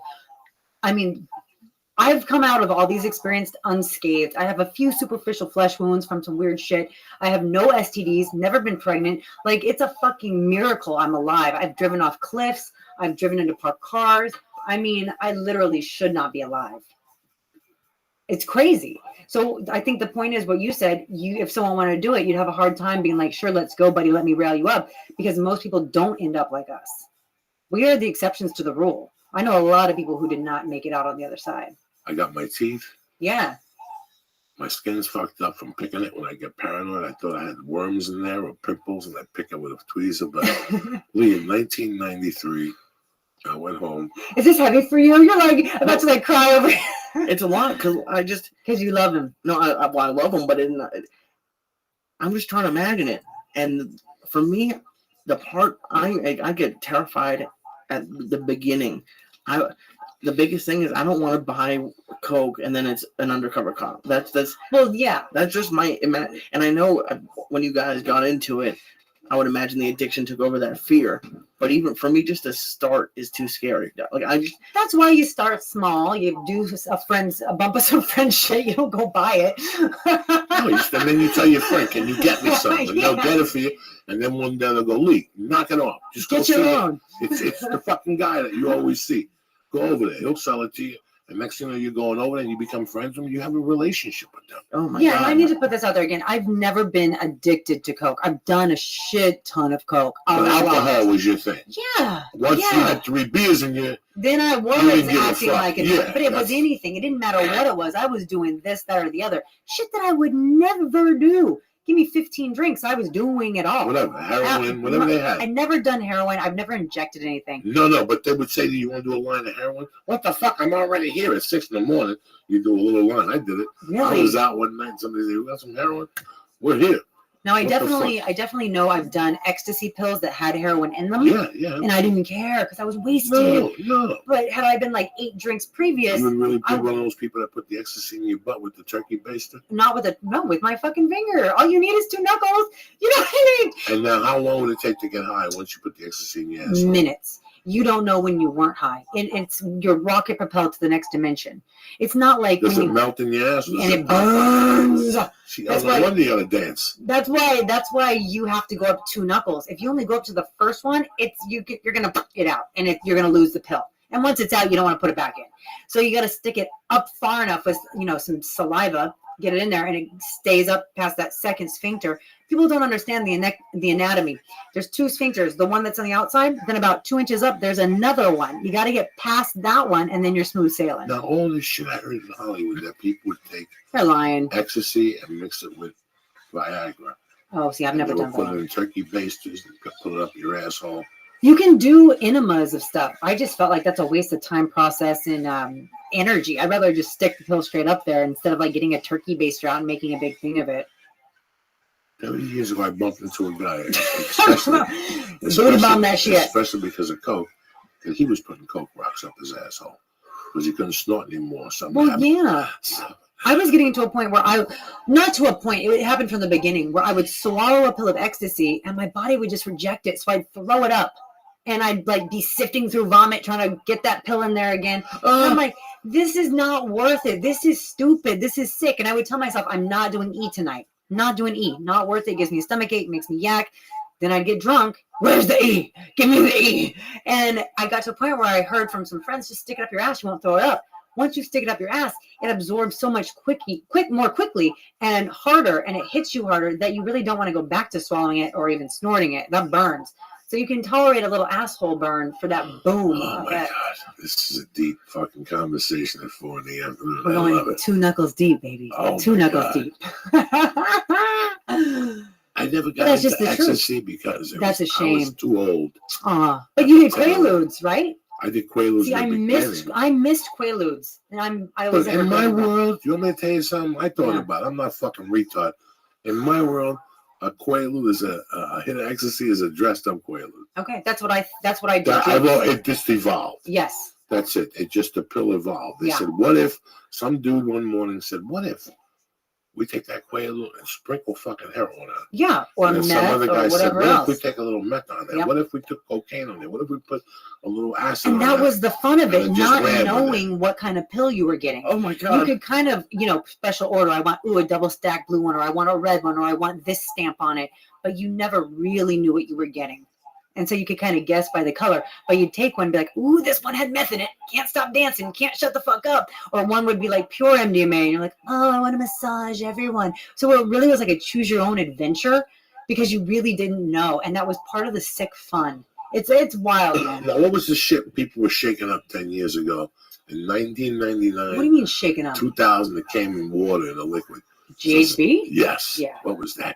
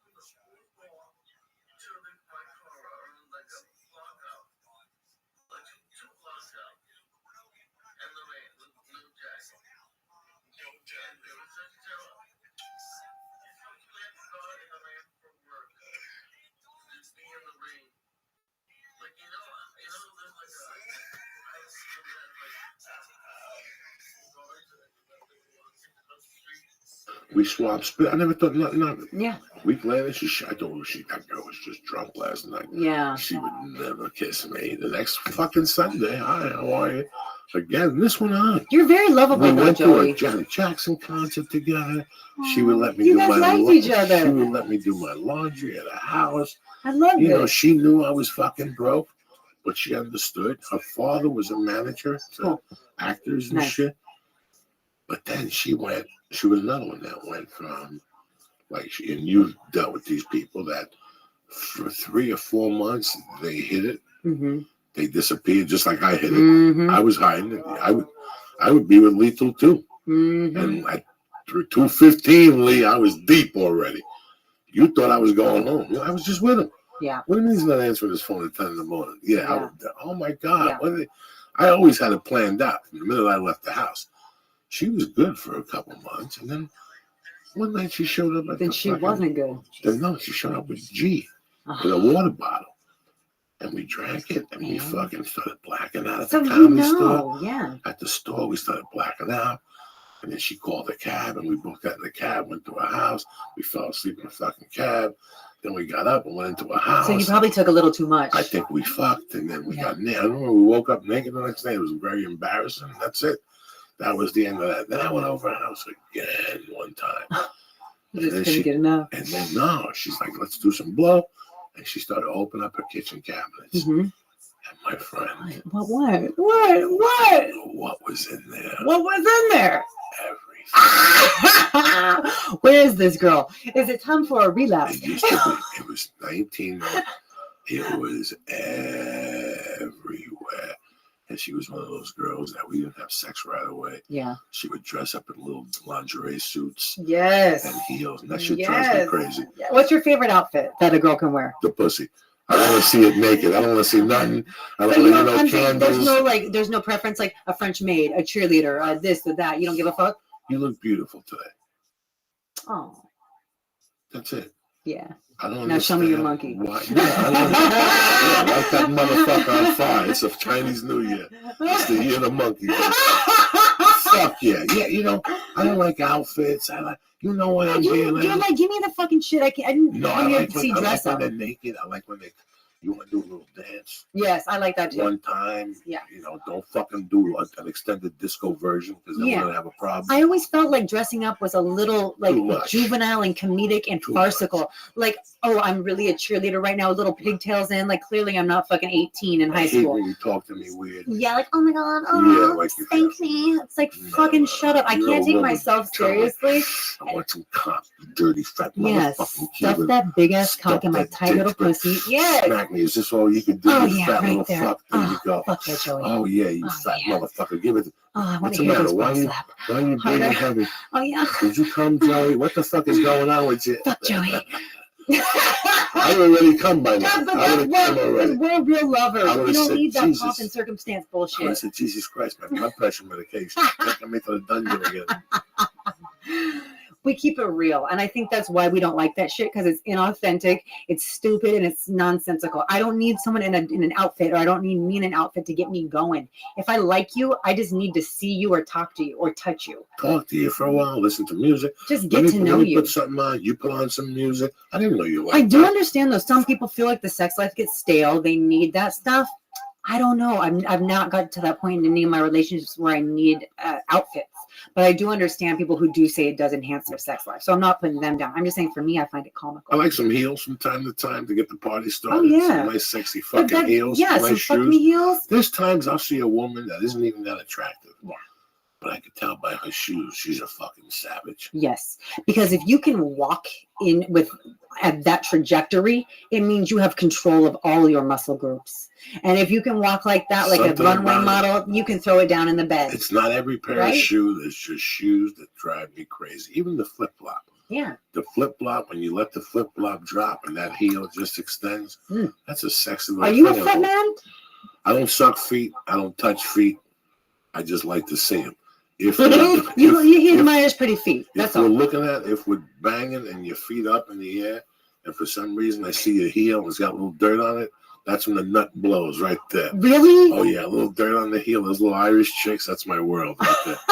Those little dirty Irish women, they fucking take the life out of me and shit. I love it. A little dirt, maybe a little dirt on the neck. You know what I'm saying? But the monkey's got to be fresh. Who the fuck's that? I just heard who? Soundgarden. Okay. I like something with a dirty feel. All right, something with a dirty feel. Yes. Like a dirty feel. That's the illusion. It's gonna be dirty. But then you take a sniff and it's a fucking flower. You understand me? But she's got dirty feet. I understand. That's where the whole patois comes in. The monkey's clean. That's the paradox right there. But the feet are fucking dirty, Lisa. What do you think of that? I like it. I also, trust me, I like thongs, but I like. What is? By the way, I like thongs. Yeah. Oh yeah. No. Well, not me. Not on me. But No, I know. But actually, my favorite are actually boy shorts. Yeah, they make anyone's ass look better. That's why. Yeah, you have to have a perfect body to rock a G-string. You can't have a subpar ass and make a G-string look good. The smaller the underwear is, the more perfect a woman's body needs to be to make it look banging. Boy shorts are more forgiving. They create an illusion of a big juicy ass even when you may not have one. So if someone with a big juicy ass, their ass looks amazing. Someone without a big juicy ass, their ass looks amazing. Still looks good. Still it's looks a magic trick. Yeah. And then it's a beautiful one. I'll take it. So all those years at Playboy, you met all those girls. Yeah, I love most of them.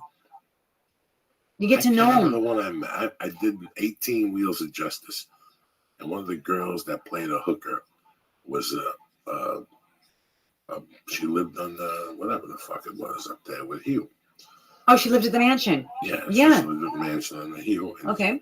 A lot of plastic surgery. She was trying to look like somebody. This is 98. Okay. The ice cream man's outside. This is the Oh, Mexican. trust me, I heard him a few minutes. I keep hearing those bells. I'm like, is that the Mexican ice cream? That my motherfucker rocks. Dude, I love me. I haven't had that shit in so long. Oh, There's my something God. about the ice cream truck ice cream that is just This not guy, like any no, other. this motherfucker's the best. He's got the bomb. He's got the bomb. He's got a fucking banana split, which I don't eat since I was 8. That's what I'm saying. Shit that's not even That good anymore. will That's fucking bomb. rock your world. That little fresh fruit. He's Mexican. I love That fresh fruit fruit too. just came out of the fucking border. Yellow banana, no fucking brown spots on it. Yes. He gives you Dairy Queen vanilla with 2 things and a pound of whipped cream, Mexican whipped cream, butter, everything that's gonna kill your fucking heart. You understand me? Not ready with $4. No, that's so bad for you too. It doesn't even taste good. He charges $4.50. I do outside. I'll be right back. One time, You me, can go. my We can daughter, manage. and Mercy fucking ate one. That's how big it is. Me, my wife, and Mercy ate one. Mercy was 2 at the time. I love this. We blasted a banana split because that's the one that used to come to our house too. That's so cool. It's the same motherfucker. I love it. And look at you supporting business like that. Mom, pop business. He sells everything on there. You could probably buy a gun from that guy. He's got a kilo blow. Nice. He's got ice cream. He's got shoes. He's got Nice. suits. He's got lawn chairs. He's got That's my cheeseburgers. kind of guy. That dude's got Entrepreneur. crackers, bubble gum. He's got fucking everything on there. You know what? He'll come around now. It's 5 o'clock, 6 o'clock. See, that's his timing was always bad. Like he'd come over at 6. Kids aren't going to jump out of the house at 6. They're eating dinner.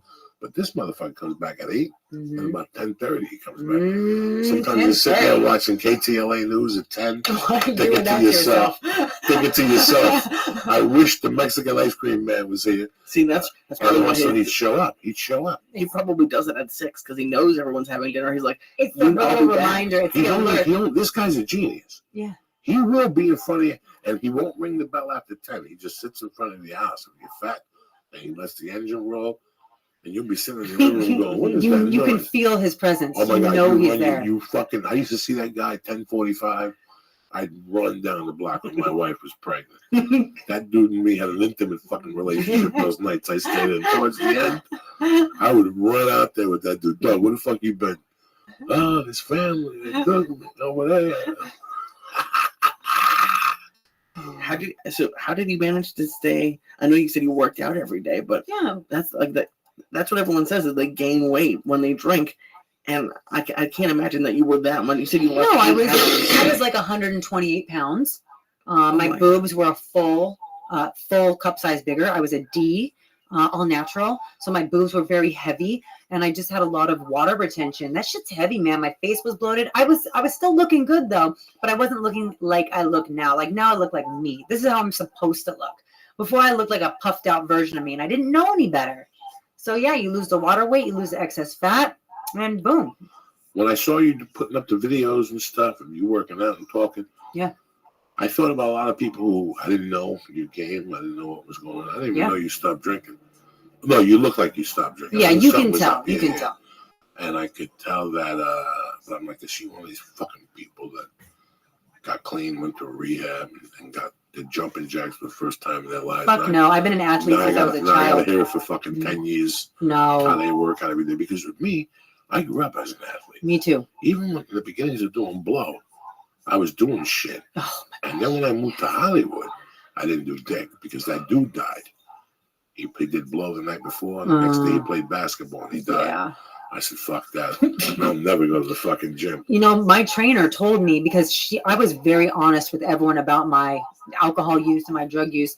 And I just said to my personal trainer, can I come to the gym coked out or drunk? She goes, no, come the day after so you can get out of your system, Yeah. but don't come in fucked up. No. It was so funny that me and my trainer, my health trainer, were like talking about my drug use, and it still was never brought up like this. Maybe you should not do it at all. You know, like no one ever said to me once, don't do it. Not that it's their responsibility or their fault. I did what I did, but it's just so funny how no one was like, stop, bitch. Well, let me tell you something. Really weird. When I first met you, Yeah. the next couple of times, and this is hard to explain to somebody because you'll see it from me also because we discussed it before the podcast Yeah. started. This was part of who you were. Absolutely. This was part of your fucking job. Absolutely. This is who you were. Mhm. Artie Lang, that's who he was on the Mhm. Howard Stern show. People expected it. Why? Because we all love a train wreck. That's who I was. Absolutely. Mhm. People love watching a train wreck sometimes. You know, I remember one night throwing a fit. I didn't talk to Steve Byrne for years. Oh shit. And he's the nicest guy in the He world. is so Steve Byrne sweet. is one of the best fucking guys in comedy. Yeah. And Good guy. one night, one of those cocaine, you know those cocaine, you know when you, Hazes. you know when you're not on coke, because when you party, okay, and I could see the clarity in your eyes now compared to Oh, I was totally when you- cross-eyed, when you 100%. party. Like, let's say if I went out tonight and did a gram of coke, maybe 3 vodka orange juices at the Comedy Store. On the way home, we stopped and we got a 6-pack of beer. I did that gram of blow, whacked off twice, and went to bed. Tonight's Tuesday night. Yeah. My Wednesday night set. Even if Richard Pryor got up from the grave and wrote it with Robin Williams and Sam Kinison, Oh shit. I would still not do well because I got to tell you something. It would stay in my psyche, the drugs, that coke. Absolutely. The electric or something that's in that coke would stay in there. So you know what would happen? I'd say to myself, you know what? I'm fucked for the week anyway. Yeah. I might as well get another package. And I go get another package on Wednesday and I Yeah. fuck it up. And then Thursday I get lucky. I'm just being crazy. From just being crazy and them catching the tail end of a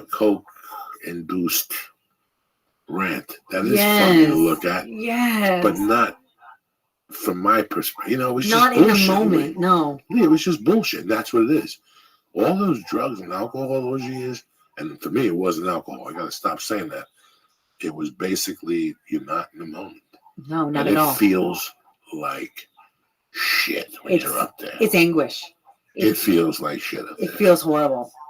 Yeah. It feels like that up there. But weren't you drinking when you were doing coke? Yeah, but he wasn't drinking to get drunk. You kind of drink to do coke to take the edge off, right? Or just to do Okay, something I've because you been get to Comedy jittery. Store. For me, I would just do it to have something to hold on to. Okay, so rule number one, I never did coke before I went on stage. Oh, But my really? spots were 11:30. So, you got to have the fucking strength Yes. of 10 fucking, what's a dude who walks on coals? Oh, Anthony You Robbins. got to have the strength of 10 Anthony Robbins to not snort till 10 o'clock, 11:30 at Yeah. night. So, it's an ego boost. what I would do, I would go to the store at 9:30, make sure the guy had it, Mm-hmm. or stop at El Compadre, Mm-hmm. get a package there, Yeah. and then go up to there and get another package from him, so they both didn't know I had a package. Right. That was a good night when I had two packages. For sure. And I get on the fucking pop-up list. So there was a cancellation. I go up first. If not, I went up at 11:45, 11:30. About, let's say you came to me and said, Joey, you're next. I go to the bar and get a White Russian, Mm-hmm. maybe two White Russians. I could drink those things like a fucking animal. Yeah. I just know that the Kahlua, the sugar in the Kahlua would kill me as a hangover. So I'll keep them down to one. Right. Then the next thing I drink, I would probably be like, if I was driving, fuck no. I wouldn't fucking. If I was driving, I wouldn't do dick. Right. But if I wasn't driving, I'd do a little whiskey on the rocks. And then I'd already have the two packages in my pocket. I'd go on stage with the whiskey in me or the White Russian in me to calm my nerves for those last 15 minutes Yeah, before I had just to go on stage. takes the edge off. Because it takes the edge off waiting to start to blow. Well, yeah, because that's anxiety at That's that point. anxiety The at that point. anticipation. By the time I Yeah. got off stage, I didn't give a fuck if Cindy Crawford had her legs up in the air. I would walk right past her into the bathroom. Hey, Joey, good set. Hey. Great. I walk right past everybody and go in the bathroom and do two blasts, get an attitude adjustment, and now I can come out and talk to people. Now I was good. That would just open up the path and give me a little self-confidence. I go back, I'd have a beer, and then I had to go home to get that fucking fire started. Totally. It sounds silly, but I've been to the Comedy Store many times where the bathrooms are filled. What would happen?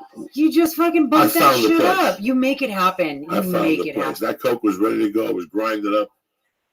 Yeah, I mean, it doesn't. Yeah, you prepare for it. You get the key ready. You have a little bullet ready. I've done it off the side of a driver's license. I mean, I've done it hiding under my hair before. When you want to do it, you make it happen. Hiding under your hair is a good one. Yeah, I'm lucky, right? No, but you'll notice a lot of people have Coke nails, and you're like, really? Is that for looks? No, usually it's to just bust a bust whenever. A guy was on, George Perez, a good friend of ours, a couple of weeks ago. We were talking about, he didn't know what was the word tweaking meant. He goes, Okay, "What doing does that meth? mean?" Well, because I used to do coke and I used to tweak. Oh, really? Well, tweaking is when you get paranoid and all that shit. Oh, I thought tweaking was like a moniker for doing meth. But yeah, tweaking paranoia for sure. Then I've tweaked a lot on a lot of stuff. Yeah, and I would tell Lee, the worst thing about that whole evening, it'd be at the end of the night when you had to go to the bathroom and pee, and you had that last glance of yourself in the mirror. I wouldn't even look. Yeah, see what I'm even saying, look. Lee? That last glance of yourself is the truth that you never want to face. And the first time you do, and then you start facing that mirror, you cry in front of it. You promise yourself you're never going to do this again. Mm-hmm. And then 20 minutes later, you're doing it again. You're on the phone with fucking Julio, looking for a fucking kilo. I and shit. invited my dealer to my wedding. What? Oh, you have to. Yeah. That's a smart way. Yeah, That's the only way I'm to like, do it. ooh, free wedding gifts. And he gives you an 8-ball plus. On the house. Plus, he fucking sits there all night. Yes. Giving it away. Oh, As a yeah. guest. Please. I had my fucking dealer close to everything. And if I owed him money, I'd have him close to me. I'd tell him to come down. That I was going to give him. I was working 4 guys at once. And it was classic. He had that rotation. I had a guy, my brother. He's still my brother till today. I'd make him come down to the comedy, so I tell him 10 guys want to buy it, and he'd come down. I go, I don't know where they went, and now you got it. Yeah, but you owe me money. Just give me a package. What the Yeah. fuck? 200, 400. Who gives a fuck? Yeah. It's all going to the same place. When fucking Jay Leno calls, who do you think's going with me to the performance? And who do you think's cashing the check with me? Huh? Tell me. Who? Me. All right, then. Give me the goddamn fucking package. Man. Let me give some shout outs here. Please do. I'm happy you came up tonight. My main man, who we met at the store, Garnett. Holy Chuck, you bad motherfucking Canadian. I love you. John Wolf J, TJ Gonzalez, Jesse Castro, Philip Rusty, you're a fucking star. Tom Gamulski, Chris O'Hara, Bob Lalingus and family. Shouts out to Chicago. Hope you're not shoveling snow, cocksuckers. Ashley Risa and Dave Repreza. Nice. What are you fucking nuts? Don't forget, I'll be at the Kaluka Casino January 6th. I hate blowing fucking smoke up people's asses, but I gotta tell you now, that's it. I just got out of the way. I usually don't tell you people till after Christmas because who gives a fuck about New Year's or the week after New Year's? I really, and I told them. No one can think that far in advance anyway. Just start tweet it. advertising. I said, dog, nobody gives a fuck. Right now, everybody's thinking about jingle bells. Yeah. Where are you going for Christmas? Home. My family's home, Long Beach, California, born and raised. Really? Yeah. Yeah, everyone's local. I'm a California girl. Oh my God, I thought you were from Ohio. Everyone always thinks that. You're in Ohio, look at you. Very hot. My great-grandparents are from Ohio. There you go. So who the fuck you think you're dealing with? Yeah. I could even break it down to a fucking... You got that lineage discernment. He's like, what's up with you, Tarzan? How you feeling? What do you got planned for the weekend? What do you got planned for the weekend? What fucking, go ahead, blow my mind. Up, what is it? The zip line, and you put them out of business. Did he break it or what? He almost did. You motherfucker broke the zip line? See, this is how rumors get started. They threw him out. He couldn't work the Tell brake. me there's a video. No, it's a fucking handbrake. We mean couldn't work the brake. No. Okay, no, you need to defend yourself because all you do is this. No, I know. I know you know how to do that. I know how to do it, yes. So we went up to this place, and I've gone ziplining 1,000 times and haven't broke anything. Okay. Joey. You never went ziplining before. Okay. Why you blow smoke up my ass? I'm a world-class zipliner. You never went ziplining before. Stop bullshit right there. You got talked into this. Right. Where was the zip line? Was this downtown LA? Was this Amazon Forest? Where the fuck was this? It was like Las Vegas Strip? No, it was like an hour north of here. It's like there's like a forest. I don't know. It's like an hour. It's an hour away from here. Okay. You went to the mountains. I went to the mountains, and this place. It was really cool. Had zip lines all throughout the trees. Hey, I'm a good zip liner, Joey. But anyways, they pushed you off. No. They didn't have any brakes on it. It had no brakes. So how was one to stop? Do you get caught by the other person, or what do they tell you to do? They tell you have to pull make your hand flat. Okay. And put it on the. So apply pressure to the wire. To the wire in front of you. Got it. And you have to do it slowly because if you do put it down too fast, it's going to go crazy and you're going to stop. Yeah, you want to apply it smoothly and with even pressure, and then harder and harder. I got it. Right. Yeah. Absolutely. Thank you. Yeah. You painted a very nice picture. And so what happened, Bo? So what happened was, and if you go to their Yelp page, it proves my point. They give you literally 2 tries, and apparently I didn't do it. Like I didn't hurt myself. I got to the thing. Yeah. But they said I didn't do it satisfactorily. And 4 people, 8. Fuck this. Why are they yelping you on your performance at their place when they didn't give you proper instruction? Exactly. Well, let's do an uprising. And I'm saying, like, just give me because we were just in like this little practice area. I'm like, give me a little. Wait. You weren't even up on the thing. This was the practice area? No. We were up in the trees, but it was at the spot because they do it. So I got you. They have it set up so they can send half the groups home. If you go to their page, Mr. Diaz, where they have very. Should we just go and show him up? But they've closed down. Oh, it closed down. They took the rope down in the training area. I didn't take any ropes down. There was some you know people what? You probably saved some lives. I did. This incident, you are a hero, young man. Thank you. I want to be honored by the city. I'm telling you, your misfortune in that circumstance probably saved the lives of tens of people. Don't believe that. Don't buy it. See, I'm an optimist. I'm forever an optimist. I always find the highlightings in awkward stories. So after 14 years, Playboy Radio. Yeah. Just got an email, got a call. Truckers are fucking jerking off to You know, nothing. it was a slow dissolving. First, we were no longer on Sirius XM. Then we had created our own home, living online, where people could listen to us live, on demand, on podcast. We tried to give our fans a place where they could find us because we never renewed our contract with satellite. Then it was podcast only. Then it was live broadcasting certain days a week, plus listening on demand. And finally, it became fewer shows. And then I was one of the last ones standing. And then finally, it was just, we don't have the opportunity to keep doing this. So we just fizzled out. I know that we are still available on places like Dash Radio and stuff, but my shows aren't on there, I don't think. If they are, I don't know. And now you're doing what? Now I'm really focusing on health, wellness, personal training. I'm still doing voiceovers. I'm still doing random acting stuff here or there. I'm doing the Mr. Skin podcast. I'm just staying busy. I've been a personal trainer for the last 5 years. I love helping people. I obviously don't do it for the money because it's not a very lucrative business. I love taking. You busted him. I love taking some clay and molding it. And he tried to look at you with the little Jew look. Let me he tell looked you at though. Smile. He went like this. He took a look at the belly. He likes it. There's no secret. Everyone's like, what's your fucking secret? The secret is there is no secret. Don't eat like a fucking animal and move your body every once in a while. Lift heavy shit and have the body of your dreams. You lift heavy shit? I lift heavy shit. I don't do any cardio. It's a waste of motherfucking time. I go on adventures. I go for long ass 13-mile hikes. Oh, that sounds terrible. I do things like zip lining. I go kayaking, but I'm not going to go on a treadmill. What do? You just do weights. I just lift weights and functional Deadlifts? exercise. Deadlifts, you name it. Squats? Yeah. Or leg squat machine? I don't go on machines. I feel like machines are cheating and bullshit. Just fucking weights. You want weights. If you want to get full body engagement, work the core, get stable everywhere, you need to get off the fucking machines. Stop isolating your muscles. When in life are you isolating your quad? Never. Do movements that you're actually going to do in real life. Hey, I'm moving something. Maybe I'll squat up and lift it.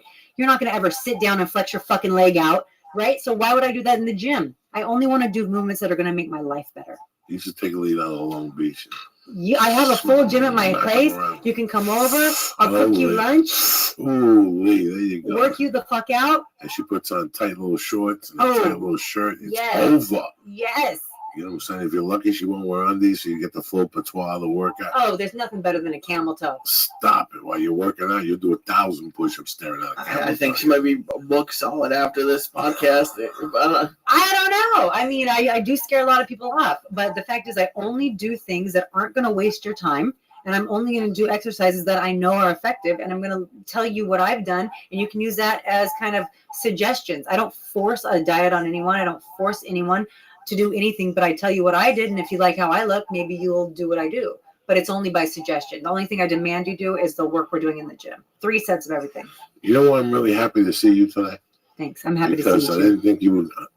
No, I didn't know. Because I thought you were going to be dead by now. No. Me too. No. By the time I saw you outside, you were like a ray of sunshine. And you didn't come in here, Playboy Radio ended. What the fuck do you want from me? No, we're friends. Like, no. I'm just saying, like, Playboy Radio ended. That's your attitude. What the fuck do you want from me? Yeah. Some people come in here and go, fuck them. They did this and they did that. You know what? They gave you 14 fucking years. I am grateful for Oh that. my God, how lucky I am you. so fucking grateful. And sometimes jobs are meant to, sometimes you're like, you know what? I really enjoyed it. But it was time to pull the plug on that one. Let me tell you, every day. So I've always worked for Playboy for the last 14 years. I've lived in Irvine. I've lived in Tustin. I went to school at UCI. I've lived in Long Beach. I've driven to Playboy that whole time for the last 14 years. What do I do when I'm driving? I'm in gratitude.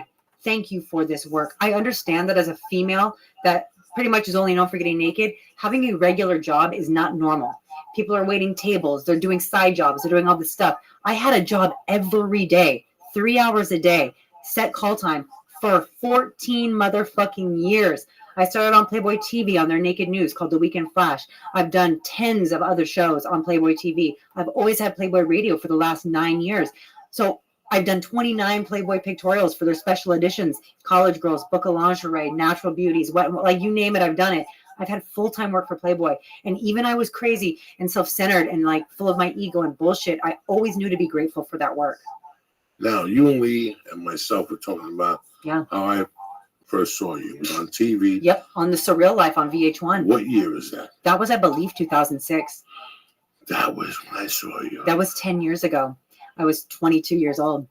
Because I remember they made fun of me for being young and dumb on that show. 22 years. Yeah. And I thought I was so smart and so hot. I look back and I'm like, I was just young and naive and foolish. But wow, what a trip. Yeah. And that was the beginning of Celeb reality.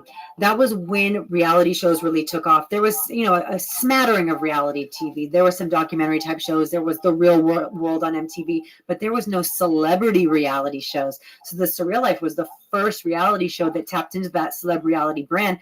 And to be honest, brought in a bunch of washed up D-list actors whose careers had kind of fizzled, that they wanted to be on the spotlight again, and rehabilitated their careers in a way, put them in the spotlight, give them a fat paycheck. And then they took they couldn't have it like, the oldies special. So they throw in a couple of girls like me, some girls from like American Idol that were young and hot, or Playmate of the Year, this or that. They found me through Playboy TV, and I filled that role of like the young, hot, drunk one that's willing to get naked and jump in the pool. what season was that? I was season 6, which was Florence Henderson, Cece DeVille, Tawny Katane, Sherman Hemsley, and there's a few others too. But then I did season 7 right after it, which was the Fame Games, where they took all the season previous cast favorites. So me, Ron Jeremy, Vern Troyer, Peppa from Salt and Peppa, Vanilla Ice, all the characters, and Robin Leach put us in a house together. And that was when shit went down.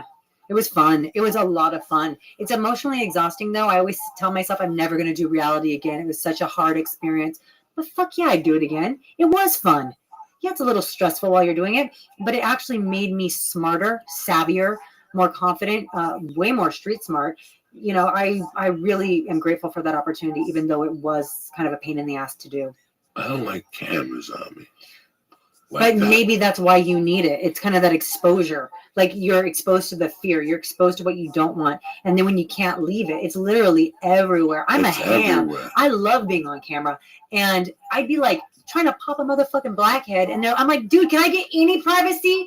Like, they are literally on you every second of the day. The only time they are not filming you is when you're on the toilet or in the shower. It's crazy. Do you think it would be hard today to get on to do a reality show like that because you couldn't have your phone or social media and internet? Like, no. that wasn't that big back then. It wasn't that big then, but it was still an issue. They do take your phone, and I've always been a texter. It would be really challenging. There was no clocks on the wall. There was no magazines. There was no books. There was no TV, because there's just a top shelf bar. They want you guys to get a little tipsy and start having interactions with each other, because that's where the TV's made. That's where the drama is. So if you have distractions, phone, magazines, TV, books, you're not going to interact. So they create a scenario where you will get tipsy and you have no choice but to How long entertain were you each in other. the house for? A month. No leaving? No. Well, leaving for like events, adventures. Oh, we have this planned. We're going to go to downtown Las Vegas today, and we're going to do this, that, or the other. Oh, we're going to be judging this, or we're going up to wine country. They would plan events, but for the most part, you're stuck in that house. Yeah, it was nuts. And that's why it was emotionally exhausting. I just want to call my boyfriend. I just want to fucking see my dog. I just want to fucking know what goddamn time it is. Fuck it. Let's just drink. I mean, it was stressful, and you don't realize it. And people are like, oh my God, really? That stressed you out, bitch? What a quality stress you have. But it really is stressful, because you're put in an emotionally draining situation and you're being filmed. So not only are you like on camera, so you're trying not to act like you're acting, but you are, and then you're stressed out and you're drunk and you're deprived of everything that matters to you. It's really emotionally draining. See, for me, I'm a pot smoker. Yeah. And my pot smoker kind of fills my personality. Mm-hmm. Well, you have to assume, if you see me, that I'm 60% stoned. Like, no. You got to assume 90% that I'm fucking high. Now you have to rate what grade. Right. And how far deep I'm into my mind fuck. Right. You understand me? Yeah, I'm a And I gotta former tell you huge something. stoner. And I gotta tell you something, man. When I'm deep into my mind fuck, You don't want to be filmed. yeah, like, what the fuck is it, Lee? Well, I didn't know if you want Lee. You're the Captain Kirk of the Enterprise. How many times you say something, and I go, Lee, what are you gonna bother me with this for? You know this answer. Go do it. Lee's a smart guy. What do you thought? You're the fucking you run this shit. I just come in and fuck around with you. And I could see him looking at me. It's because I'm deep. Mm-hmm. I'm 3 days in. We just put in 300 milligrams of fucking Dude, tar and fucking the transmission fluid. Let yeah. me tell you, I'm one of those people that I look at the label of everything. That's some quality shit right there. No, that's made with the lady at That's some Perennial. bomb. See, nobody tells you nothing, but this lady at Perennial goes, you know why that shit's fucking people up? And they sell everything there. It's not shoes. clean. She goes, no, it's got oil. Yeah. It's made with this fucking oil. That's what I'm saying. And it knocks you over the top. We're the only two animals that can eat 300 milligrams. Not too many people can eat a lot 300 milligrams of that shit. Yeah, and it was so oily. You know how we said earlier how the THC and other drugs are stored in your fat. So the oil is what exacerbates the high. So when you get something hella oily like that, it's going to hit you hard. It's going to hit you clean. It's going to hit you fast. Tomorrow I go to jiu-jitsu. I love that. And after 10 minutes of me fucking on the Sweat it bottom, out. sweating, anxiety sweat, which Yes. is even worse. Oh, it's all smelly and slimy. You know, tomorrow I go to jiu-jitsu. I'm jumping rope to warm up.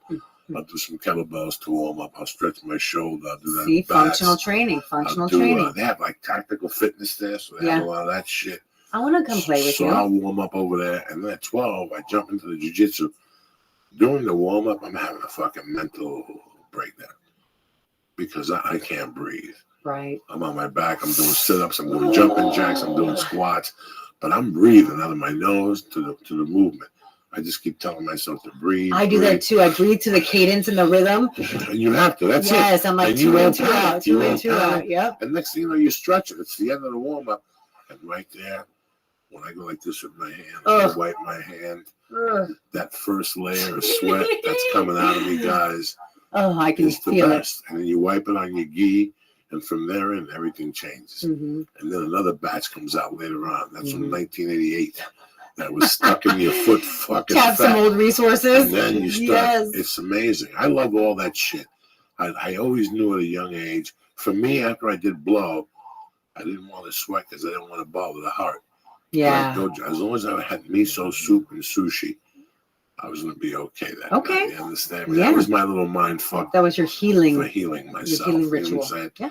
How long did it take you? To clean my system? No. After you stopped drinking, Mm-hmm. it took you like 6 months to realize what you had done. It took me like 6 months to realize. No, I knew. Were you on shaky ground those 6 months? I was emotionally Did you unstable. think I would call you? Not me. Could anybody at that time Yeah. convince you to go have a drink? No. You were good. You were gone to go. I was immediately You weren't done. walking on eggshells because you were like, No. the Nope. St. Patty's is coming. No, You know, I they actually, go. it's so funny. I had my last drink on March 3rd, and I was like, oh shit, St. Patrick's Day. Yep. Maybe and I I should wait till the 18th. I was and talking to start my from there. friends, and they're like, just don't go out. It's just another day. You know, and I go, yeah, but it's a holiday and it's a drinking holiday. They said, bitch, every day to you was a drinking holiday. You didn't need an excuse. You don't need an excuse now. Just don't go out. And I actually went to Vegas with Playboy 4 weeks into my sobriety of my not drinking alcohol. And I was really scared. Not that I would drink, but that I wouldn't know how to have a good time because I'd never been an adult having fun without booze. And I actually went to a club and I started dancing just sober, like not even a pot cookie or anything. And I was like, oh my God, it was another moment of clarity. I can have fun and I can dance like a nasty fucking beast without alcohol. And to me, all these little steps were validation that I didn't need that shit. I have a very unique story. I had a very high rock bottom. You know, I didn't have to go to the depths. I didn't end up on Skid motherfucking Row. I didn't go to rehab. I didn't have like some light experience. I just woke up one day sick and tired of this shit. And I really was like, I'm done. It was, I think it was a miracle. Because I couldn't stop before. I tried everything. Switched alcohols, tried to not drink, you know, tried to read self-help books, tried to do like master cleanses, and nothing worked. And then one day I just didn't have to drink anymore. I can't figure it out. So I'm just riding the wave. It's amazing how it clicks. It clicked. It clicked hard. It clicked profoundly, and that's what it was. Nothing was ever profound before. I was like, fuck, I've been lying to myself. I quit in November. And I was thinking about it from November or October before. Yeah. That this had to end. I kept getting electrical shocks in my Yes, back. me too. I and knew my it had to spine. end. Yes. I kept thinking this has to end. It was these jolts of And then I electricity. got a call from a buddy of mine, God rest his soul. He goes, hey, man, I'm back in Jersey. We start talking. I go, so you still got it on? He goes, oh, absolutely. He because I go down to Newark and I get $7 bags. They're tremendous ever since 9/11. The Arabs, $7. $7 Wow. bags of heroin. I go, What? How? I said to him, send me some. He took down my address. I hung up the phone. I'm like, he ain't gonna send me nothing. Do you know that? Not even a week later, in my mailbox, written like a kid that was 3, my name, Jose Diaz, whatever. He fucking sent it to me, 3 little 7s. That's crazy. Like nothing. Like it was nothing. I did a couple bumps. That's On a nuts. Monday, I got sick. And then it was funny because I would do it and not get high and not smoke coke during the week. That's really So bizarre. I stayed off coke because I would do heroin one night a week. I'm so glad I never tried heroin. I'm so glad I never tried This it. is like fucking, I gotta go to Harvard and go, listen, let me tell you my story. Take my brain out at the end and take a look because something happened. Yeah, something I stopped, motherfucking and then happened. then in September, I started doing a little coke again. But then I went It to was different. Jersey and I'm whatever. All I needed was a hotel room. Yes. That was my whole thing. Yep. As soon as I did comedy, as soon as I got to the hotel, that was it. That was I couldn't get high here. I was under too many highs here. Yeah, and I felt the same way because I traveled so Right. much with my work too. The high I was doing in LA Yeah. was conditioning high. You know how I keep you in Maintenance training? high. Yep. It was just maintenance high. Yep. These are just maintenance highs. Like Yeah. this was, when I was here, I would just do like a gram or $40 worth. When I went on the road, that's when I could go fucking nuts. And that's when I picked up victims that were pretty good. Mm-hmm. You know, you picked up other crazy people and shit. Mm-hmm. 3 days ago, I got a Facebook from a girl that I love to death. In fact, I talked to her before. She Facebooked me to tell me she lost my phone number. If I could, she gave me her number for me to give her a call. Nice. And I called her back and we giggled for a few minutes. She's married now, you know. But I got off the phone, and she's one that, you know, you have to think about. I met her when she was a young girl Mm-hmm. at a comedy club, and she was a waitress. Mm-hmm. But one night I was looking for a package, and somebody came to me and said, talk to her. I go, no, she don't get high. And they're like, what are you fucking kidding me? Her boyfriend slings fucking coke. So I had a crush on her. I mean, she looked good. Mm-hmm. You know, she was beautiful. I wasn't going to ask her, you know, let us see. And one night she came to me. She goes, if you ever need something, let me know. And okay. So she gave me some shit one night that was just mind-boggling. Mm-mm-mm-mm. It was top of the fucking earth shit. And this is 1998. I'm getting a drip right Oh my now God. talking about This chick, bomb shit. this was shiny, no cut, Mm. still had the flakes. It That was like Peruvian all that. flake. Oh. And I took it back to my hotel room and we fucking whacked it up. I whacked it up at 3 a.m. I'm jerking off uncontrollably. There's no porn. And something, I go, let me call them and see if I can get more of this shit. Yeah. I call her up. Get it while the getting's good. Guess who delivers? She does. So he would wait in the car and she'd come up and give it to me. And that happened about 4 times before one night I go, listen, you got to show me those titties. And she was like, no, okay. And then it went from titties to show me your monkey to let me eat your monkey while the boyfriend was in the car. What did his ass think y'all were doing for 15, 20, 30 minutes? First of all, He didn't no. give- I come in a minute and a half. No, in but this if you're situation. eating her pussy, 2 minutes, and then You're that bomb? And then I gotta come myself. oh, got you. If a Oh, you're not taking stranger- her. listen, Okay, I got Listen it. to me. A stranger knocks on your door and lets you eat that pussy, brings you coke, and then I wouldn't even, at the beginning, I wouldn't even ask her to lick my nuts because I just come while I was eating that pussy. I fucking love that. This is the I love fantasy you. that every man wants. I fucking love you. So, she would just knock on the hotel room, coked out of her mind, big breast. She'd come in.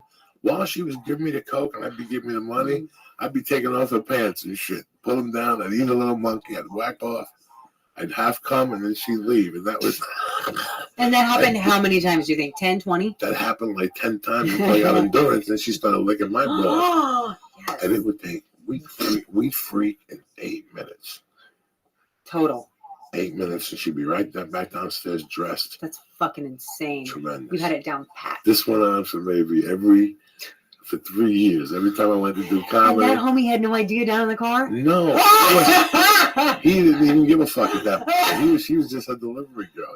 That's crazy. They would stay up all night delivering blow. See, now I totally know that everything you're saying is 100% honest. Because I've lived this life. Some people are like, there's no way that you were down to 8 minutes exactly. She was up there, you were wham bam done, she was back in the car. I'm like, yeah, no. First off.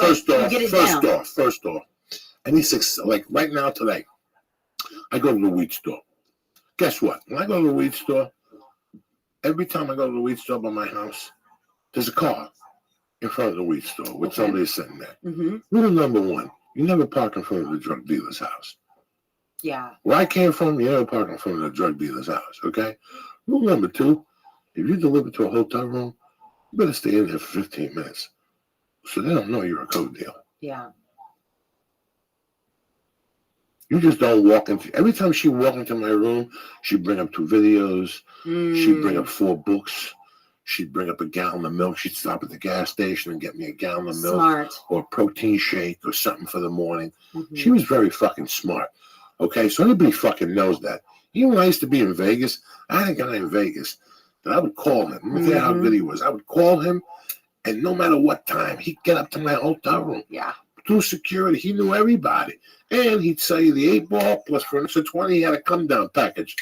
2 Vicodins, a Valium, and some fucking pain pill. Why didn't anyone ever tell me about how to fucking come down? I had to have a porn star tell me you needed Xanax. Yeah, I know. and a Xanax. No one ever A told 10 me. milligram Xanax or something to get the party I started. thought you just had to stay up for 2 days. No, or peel an orange and take the fucking skin out and put the peel in your mouth. And I suck never it. heard that. Yeah. Are you just pulling my leg? No, this is old Colombian type shit. Damn, You homie. take the orange, you cut it, you rip the insides out, and you put that peel over your teeth like the That Godfather. white fiber? That white fiber, you're out within 15 fucking minutes. Does that work for non-narcotic come down? Like, can I use that as a sleep aid? No, that works for fucking. I just did 2 8-balls, sucked 18 cocks, and I still got sperm dripping out of my pussy. I need to go to sleep to fucking forgive the pain. I need to wake up on, it's Sunday, I need to wake up on Tuesday. Don't give it to grandma to help her with her insomnia. Okay, gotcha. No. I get up every morning, man, and my feet touch the floor. And people must, people at home will listen to this shit, think I'm crazy. But I swear to God, I give thanks. I give thanks for my wife, my daughter. Yes. But I give thanks for the most important thing, that I stopped putting that shit up my fucking nose. Straight up.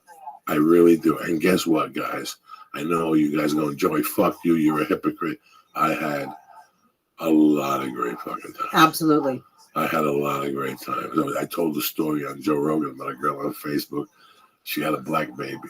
Yeah. So people torture her from my neighborhood. So when we were kids, first off, I never slept with her. She didn't even like me growing up. She dated this dude, so she didn't really talk to kids her age. And she didn't really like our circle. She thought we were jocks or whatever.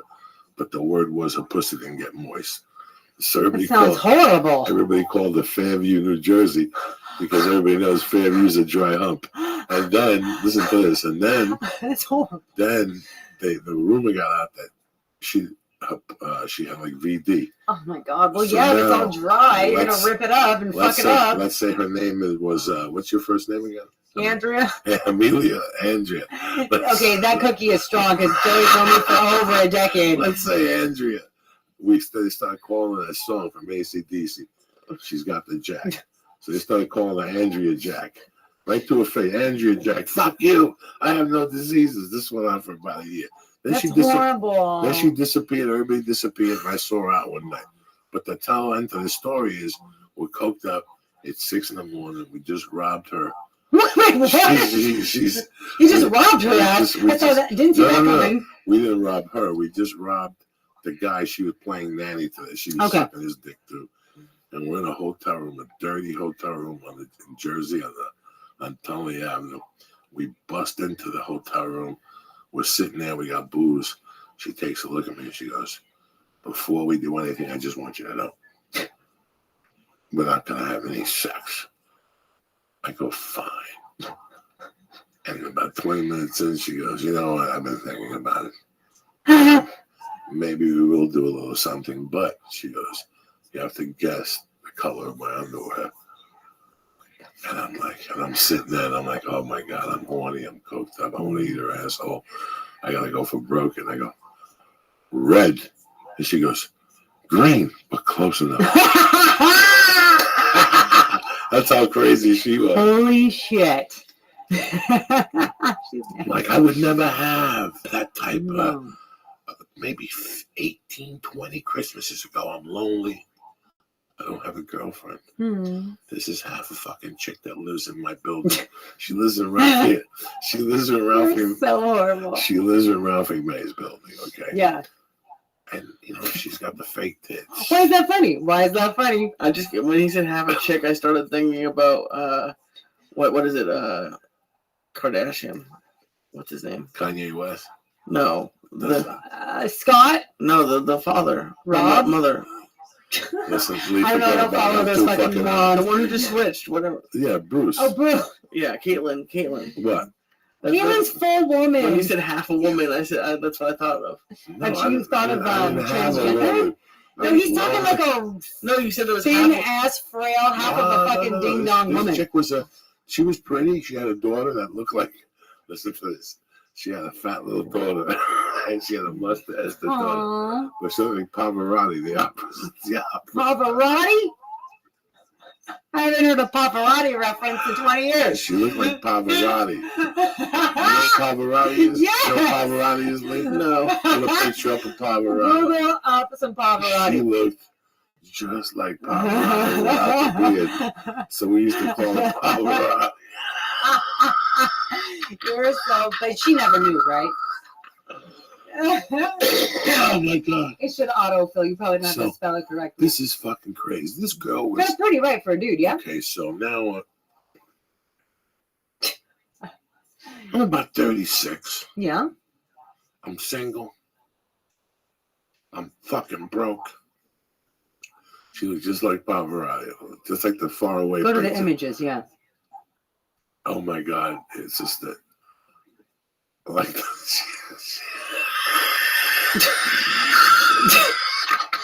I can't even look at these pictures. She looks so much like Pavarotti. Which one should I show? All right, like the white one. Like you see the one that says Pavarotti on it? Yeah, That one, like that the right big there. center one. Oh, she looks just like Pavarotti right there. Oh my God. Just digging. But anyway, forget about Okay, Pavarotti. okay. That was the nickname we gave her. That's But cute. the mom was really cute. I mean, unless you're fucking retarded, you could tell that the mom went on the other side of the fence from time to time. Yeah. You know, when we What does that mean? first met, you could tell that she had been around the corner. It wasn't her first rodeo. She went behind the cabin. You know what I mean? Like it was just, you could tell. She just had a look to her. And one night she got drunk with a bunch of people and nothing happened, but I could just tell by her body. But I never disrespected. She had a daughter in the building, whatever. And it's about Christmas time. And it's about the holidays. Mhm. Yes, it was around the holidays. And I was out all night. I was by Josh Wolf's house around there. Cool. And in that building there, we used to have like a cocaine network up on the third floor there. And I did coke all night there. And I go back to my buddies to watch football. Mm-hmm. And I'm coming down off the coke. Mm-hmm. And I got a little bit in my pocket, which means I'm still ready to go. Oh, yeah. And who do I bump into as I'm walking in at 10 in the morning? But Not not, Pavarotti. no, Jesus Christ. No.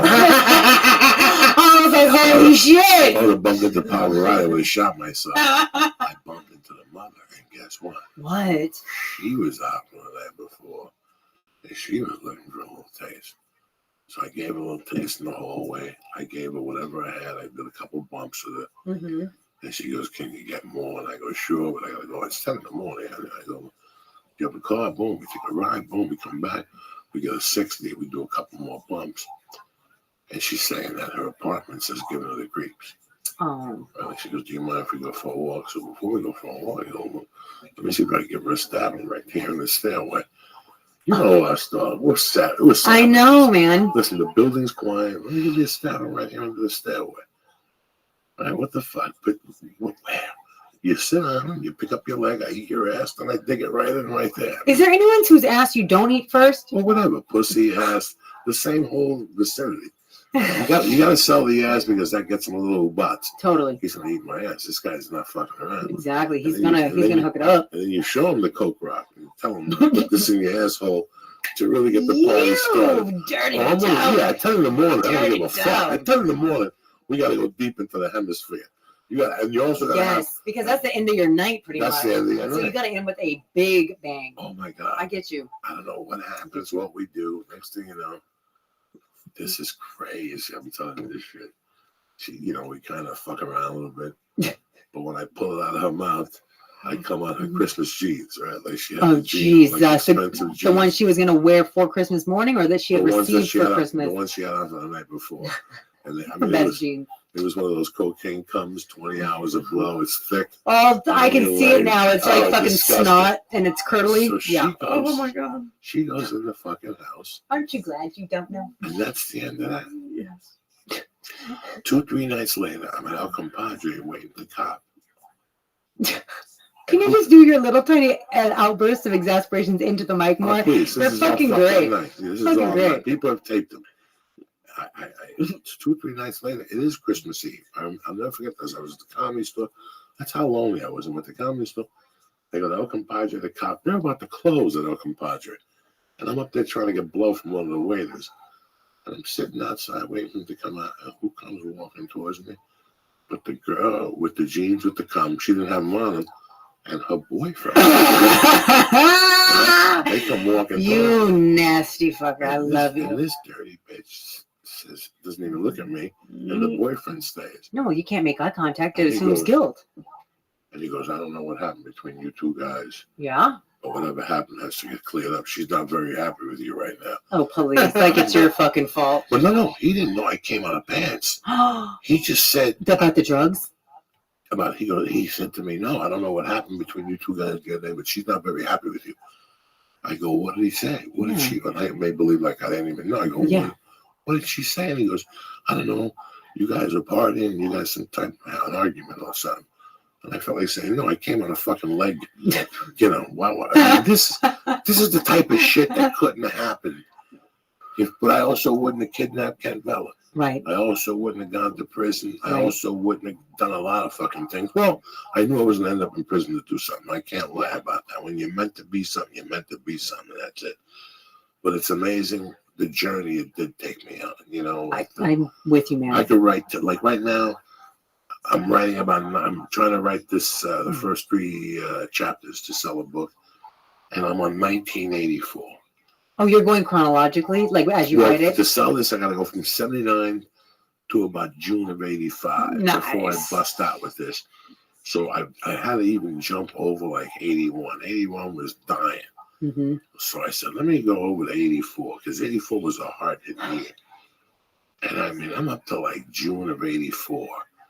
And there's times I got to stop because this is when this pattern started. Mm-hmm.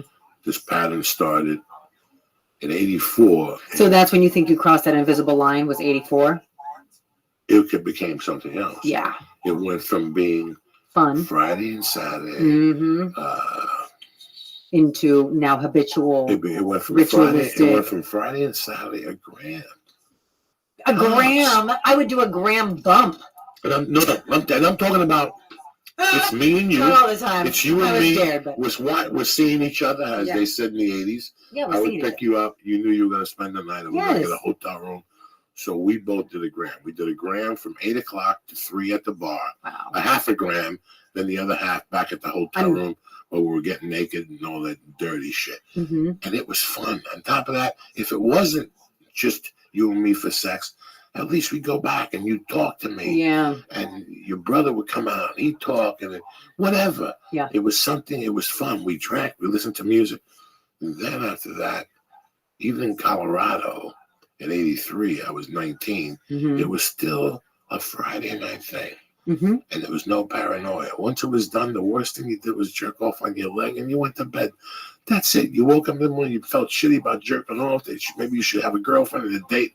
But that's as far as it went. It Right. wasn't your rent money. It wasn't gambling money. When I went back to New York in 84, it was there. Mm-hmm. It had taken over everything. Mm-hmm. And like I said 1,000 times, people like you would come up to me and go, Joey, just out of coincidence, can you move some of this? And I'm like, oh, yeah, Lee likes it. My friends like it at the comedy store. You would go, hold on 1 second. You make a call, and next thing you know, your boyfriend would be at 20 minutes later. It's like, listen, guys, it's usually $19,000 for a kilo. I'll give it to you for $17,500. And we're like, we don't have no money. Don't worry about it. We'll pick it up in 10 days. Because nobody wanted it at their house no more. That's crazy. Because that's fucking scary, man. People were coming to you and going, hey, Andrew, do me a favor. I got 50 pounds of coke. Can you move? And you're like, I know Ron Jeremy. Yeah. You know what I'm saying? Yeah. Like, I know Ron, but I don't know. I'm not saying nothing bad about Ron. No, I feel in the you. 80s, it was porn. Like you could say, that's what I can would always say. I've done coke with Yeah, Ron. Like, yeah, who yeah. fucking cares? Like, that's what I would think to myself. I go, Yeah. well, 1985, 84, I know Ron Jeremy. Maybe he could bring it into the valley and give it to some of the fucking girls. But Yeah, or like Fine, coke, Andrew that's could it. take it to the mansion. Like, but who knows? if you listen and read these stories that people are saying now from the mid-'80s, they were buying half kilos. I just was reading That's something about fucking Hollywood nuts. and staying. Don Henley. Yeah. Don Henley from the Eagles. That book with the hooker, I just seen an excerpt. Because I just mentioned that book. When I first moved to town, the hot book in town is You'll Never Work in This Town Anymore. And it was written by an ex-hooker who told all her stories. Yes. And one of them was Don Henley. That's nuts. That Don Henley would get 5 girls, 4 in a row, and bend them over. And just switch. And just eat their pussies and then do coke, and then eat their pussies and do coke. But they had to be bent over all night. He wouldn't even look at their faces. How fucking crazy is that freaking motherfucker? That sounds like Tuesday to us, right? No, that's ego. No, it is. It 5 is. It women, is. don't even talk to me, ladies. Bend over. But what kind of woman, like I would be the person eating the pussy, but what kind of girl would let a guy bend her over and line him up like that? I'd be like, you don't want to look at my face? Fuck you, I'm out. I'm so much more than just a snatch. It's like you pick someone with a crazy ego and you pick someone with no self-respect, you put them together, it's a perfect match. Yeah, no, that's what it was. He had a crazy ego. I mean, it was a fucking guy from the Eagles. I mean, I can't fucking blame him. No, I mean, I can only imagine what it would be like to be that famous and have people just throwing themselves at you all the time. I mean, she had Jack Nicholson in there. She had a bunch of people in there. But the story she was talking about that day when she had gone to the Eagles' house, she was there for 3 days, and she knows for a fact that like 4 ounces were delivered. That's Lee. I couldn't do an ounce in a week by myself. I mean, I do it. Don't get me wrong. It's going down. I just need to bump into the right victim right. and the right hotel and the right fucking circumstances, and you're in Lake Flint. You know? Yeah, I mean, that's a lot. So you wouldn't hoard coke? No, you can't hoard coke. That's the thing. You think you're going to, but you can't. There's no self-control. What do you mean hoarding it at one point? So like you've spoken about like you didn't like sharing, right? You just said if you had an ounce, you'd have to share. And you've spoken before about like snoring against the clock. Why not just save it for later that night? Like why do you feel like it has to get gone? I heard it's an inner fucking obsession. if it's there, it's gone. There's no saving nothing for the mouse. No. In my world, So there was nothing saved for the mouse. In 27 years, I could count it on one hand. Oh my! How many nights I passed out and left a gram or a line of coke or 2 lines of coke. Right. I didn't stop till it was over. And how long did you do coke? 27 years. And how many nights a week do you think? 4 to 5, you saying? And then after the coke was gone, then you start walking around everywhere you were in the house, looking for little spots of white powder. On Yes, the floor. yes. Oh my and then gosh. you clean out the straw, and the straw has a rock in there that's fucking huge. So that saves you for a half hour. And then there was a little bit. And then there was a little bit You have left no in the idea. package. Yeah, it's a half hour in between. Lee. It's 20 minutes in between bumps, and if you're an animal like me, it's every 10 minutes. Yeah. And it's so funny too, because you look at the clock and you're like, I'm going to stop at 12:30. I'm going to stop at 12:40. I'm going to stop at 1. I'm going to stop at, like, you can't fucking keep your shit straight. Willpower is not a thing. So that's why for me, like, I'd always get a little bit. So I knew when it was done, that was it. I couldn't get more. Because once you start, you really can't stop. And this is even coming from me who was never, I do not think I was a cocaine addict at all. I just partied a lot. But situationally, you just can't stop. You can't hold on to it. No, for me, it was, once I got it, it was going. Yeah. There was no saving it for Tuesday. No. No, nothing, guys. Fucking crazy. I'm so happy. 9 years. Isn't now. that a blessing? 9 years I have not done a line of coke, man.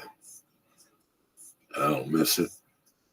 No, At all. your life is so much better without it. Fuck that shit. Christ. It was like, in my mind, like I compare it to my drinking, it was like I was almost a slave to it. My life was revolved around that shit. Where am I going to get it? Who am I going to drink it with? I wasn't able to drive or go certain places because I was too fucked up. I couldn't go to events. It was just ruling my life. That's why I said to you at the beginning of the podcast. Yeah. That part of my life is I could not see even today. No. Even today, if I Good. said to you guys, you know what, fuck it, I'm getting divorced. My wife's taking the baby to Tennessee. I'm going to take the house, whatever. I couldn't see myself. Going back. I could not see myself doing blow No. with a comedy girl at like 28. And here I am, 54, 55, in a house because I think I'd get a heart attack. Yeah. I'm so scared at this point that for me to even It's cross not that worth line, it. No, not at all. Not by any means at And all. you know, too, that if you started, you couldn't stop again. You'd have to go another 27 years unless you died first.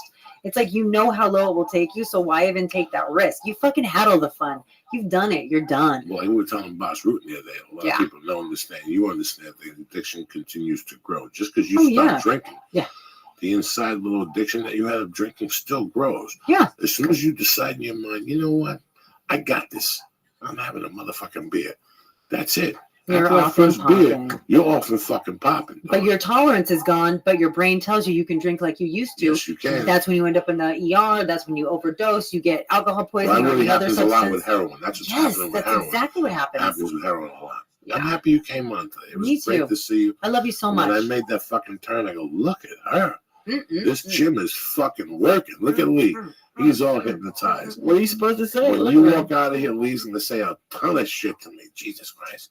She looks beautiful. Let me read some fucking things for Lee. As always, on it, the fucking leader in our life. Listen, man, it's the holidays. Everybody's looking to change. Everybody's looking to make their lives better. Anna has some great supplements for you that'll fucking rock your world. From the Hemp Force protein to the Alpha Brain, just to get your mind going, just to I get heard your that was the fine-tuned. bomb. Go to onit.com right now and press in Church, CHURCH, and get 10% your first order sent right to your motherfucking house. Right there. No drama. And they also got New Moon. You're going to be traveling. They have the Alpha Brain packages Yes. that you put in the water, and it's not and it helps you in travel to stay, not to get sick. Alpha, Onit's got a ton of shit. This what do you call this? Supplement? No. This Podcast? transmission fucking oil is Oh, that's fucking me up what it right is. now. I'm sorry. In all fairness and stuff, you want to get started, go to onit.com right now. Press in Church. and get 10% off your first order. Enough with that bullshit. Also, you're going to be traveling this season. Mm-hmm. Okay? I don't really read a lot of magazines, but Lee likes to take magazines with him on the road. If I read anything, I'll look at Rolling Stone, just the front, to see who's going to whose parties and who's bullshitting each other. But listen, I know you like magazines like Fitness, Fortune, Forbes, Golf Magazine, Golf Digest, Country Gardens, Sports Illustrated Kids. If you like any of these magazines right now, Town and Country, I got something that's going to rock your world, all right? Now, we're all binge eating, and we're all binge watching, and we're all, thanks to Netflix, we're all watching, but now with texture, you can start binge reading. Trust me, it's about to be a thing. I just saw a commercial for it the other night. Mm-hmm. I just saw a commercial for texture. So when it comes to magazines, you know what you like. And with Texture, you can get all the magazines you want in one super convenient place.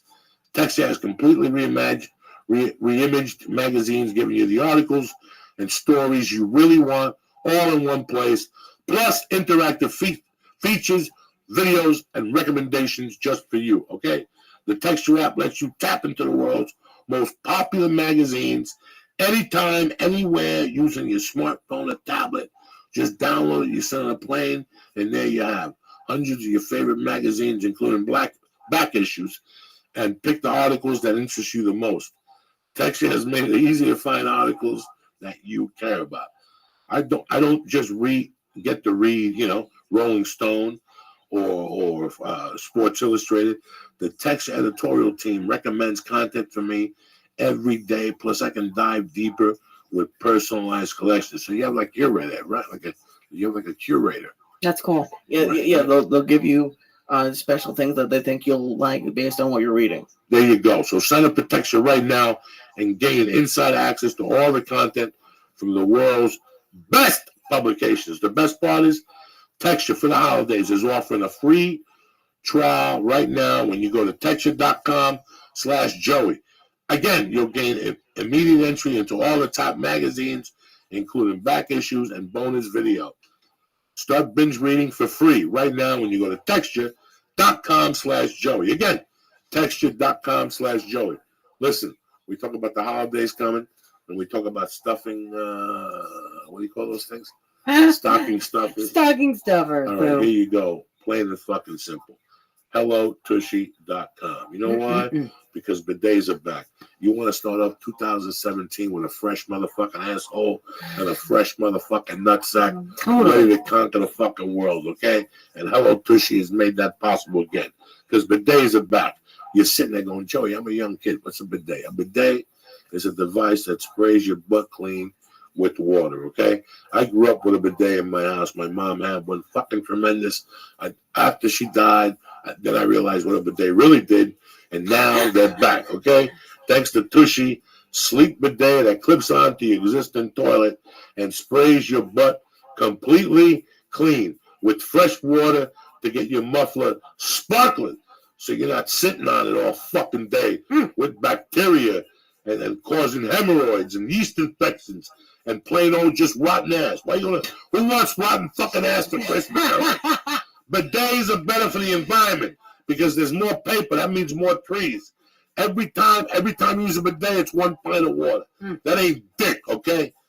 Tushy stands behind their product also for 60 motherfucking days so you can enjoy it. You see what the hell? It is tremendous. I'm using it. I got it in the spare bathroom now. Fucking tremendous. Do you understand me? It's been years. The water's nice and cold. It kind of wakes you up in the morning. You know what I'm saying? After that coffee, you know, let me take a little fucking dump of Rui. And you put that little cold water Sounds on, exciting. and it hits your little muffler. But then you jump in the shower and you hit your asshole with hot water. Oh. You're confused. You know what I'm saying? Anyway, go to HelloTushy.com right now and get 10% off when you press in church. CHURCH. Taking it to the hill like a motherfucker. This is the Christmas present for that. Right now you're sitting there going, what am I going to get this guy? What am I going to get this girl? What am I going to get this guy? What am I going to get this guy? Uncle Joey just brought it to you right now. HelloTushy.com/church. Get 10% off. I want to thank Texture. I want to thank Honor.com for being solid motherfuckers. If you haven't watched the special, CISO.com/Joey. Put your name in, email, code, put your credit card in, put in Joey, and you get to watch the fucking special for free. Don't say I never gave you that. And when you get bored, they got all the Saturday Night Live fucking episodes. They got Parks and Recreation. They got original programming. So go do your thing, all right? I'll see you cocksuckers next week. Anywhere these people could find you or listen to you? Yeah, on Twitter and Instagram at @TheAndreaLowell. If you're interested in anything fitness related, Facebook and Instagram at Andrea Lowell Fitness. Pretty straightforward. Lee, what do you got going on this weekend? This weekend, not much this weekend, but I had a good day. I had breakfast with my brother today for the first time. We haven't been speaking for years, so. Oh, really? Yeah, that was nice. So that's good. You didn't break any zip lines, talk to your brother. Sounds like a pretty fucking successful day so far. Yeah, it was a pretty good day. I thought we hardly know each other. I'm already like teasing you. I like it. He likes it. I like it too. Who wouldn't like it? Well, that's cool. I'm happy for you guys. Yeah, it was fun. Yeah, and that's it. I'm like waiting for the punch, and then what happened? I live a boring life. What did you have for breakfast? Say in the dirtiest way you can. Scrambled eggs. Were they runny or were they dry? Dry like bomb-running. Get the fuck out of here. Shit. Have a great week, you dirty motherfuckers. I love you. Thank you. Bye. Happy holidays. I have to pee so fucking Yeah, bad. run in there.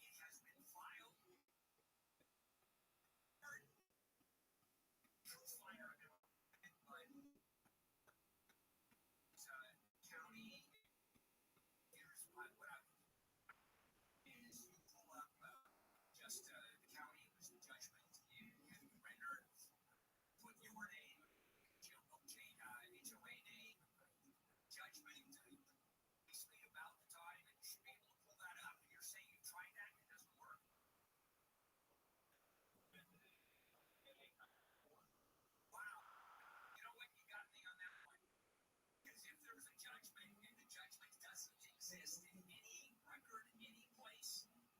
What do? I can't make it up. Yeah, so I'm glad you called.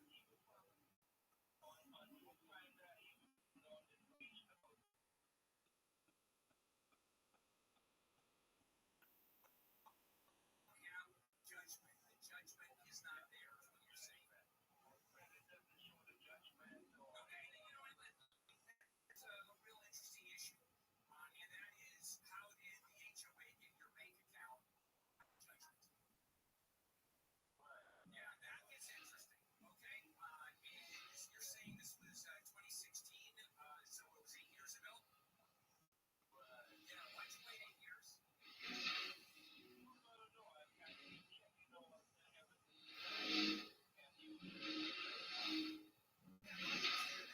That's easy, but how much money was taken out of your account initially? Then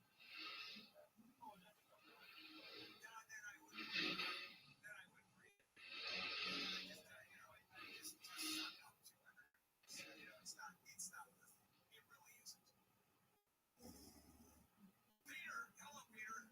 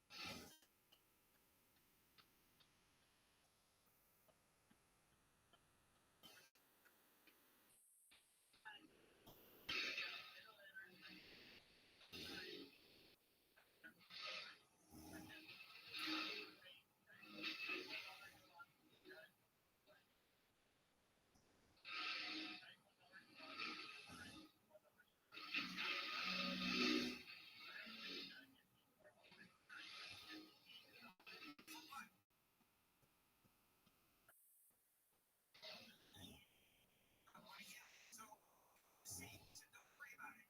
How about this? Don't worry about it. See you anyway, Peter. What are the damages?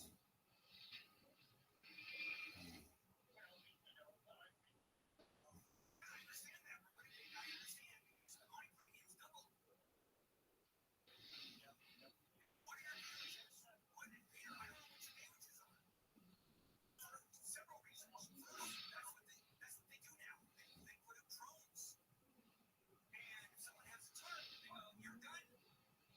Because the roof leaks, and we're going to have to pay money to repair the roofs, and we're not interested.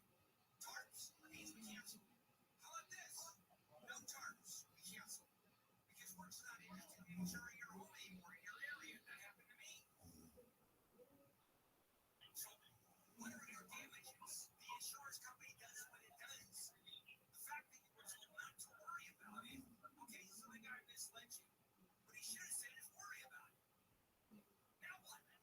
Okay, I understand that. All right, so he misled you. They were going to do what they were going to do anyway, Peter. Okay, you cannot say because you told me not to worry about it, therefore you should pay my additional insurance costs. It doesn't matter. It doesn't matter. Nobody cares. Nobody cares about your own home. They have to do with they don't want to insure the house. They're done. And by the way, they have a right to do that. It's a business arrangement between you and them. They don't have a business arrangement from 45 years ago. You know what? I don't want to do it anymore. I'm done. Oh, you can't do that, Bill. Yeah, that's not even a lesson. Peter, it's not even a lesson. It's what they do. It's not that you learn anything from it. There's nothing to learn. There are 3 companies in California that get homeowners that bailed out of the state. I was covered by one of them. And I had to find another insurance company.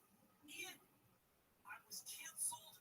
And I went there for 2.5 weeks. Let me tell you how I didn't sleep. 2.5 weeks, I had no homeowners insurance. I finally got a policy for twice as much. The fact that my agent says, don't worry about it. Okay, so what? I'm sorry. The show is presented by On It. Bidets are back. The Church of What's Happening Now is proud to introduce you to HelloTushy.com. That's HelloTushy.com. HelloTushy.com makes portable devices that spray your butt clean with water. Go to HelloTushy.com/church right now. Go there right now and get 10% off of your order. It's a stocking stuffer, and nobody wants to have a dirty asshole on Christmas Eve. And I think we can ship it to you there. Just let them know. We'll figure something out. HelloTushy.com. It's the best. The show is also brought to you by Headspace. Headspace is meditation made simple. Download the free Headspace app and begin their Take 10 program for 10 days of guided meditation at headspace.com/Joey. That's headspace.com/Joey. Oh, shit. Here we go. 5 days of shoplifting left. Let's do this shit. Crank that mule, Lee. Kick that, Lee.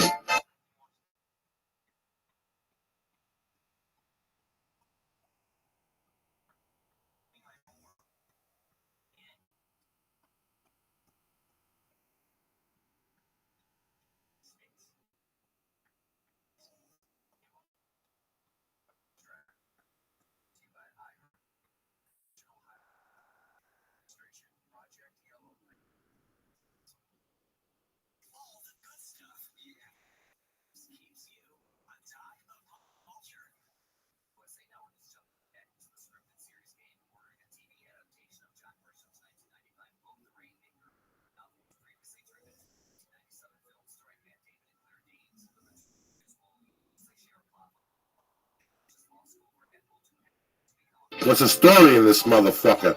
Mickey Gall is in the house tonight. What's Fresh up? off Sacramento.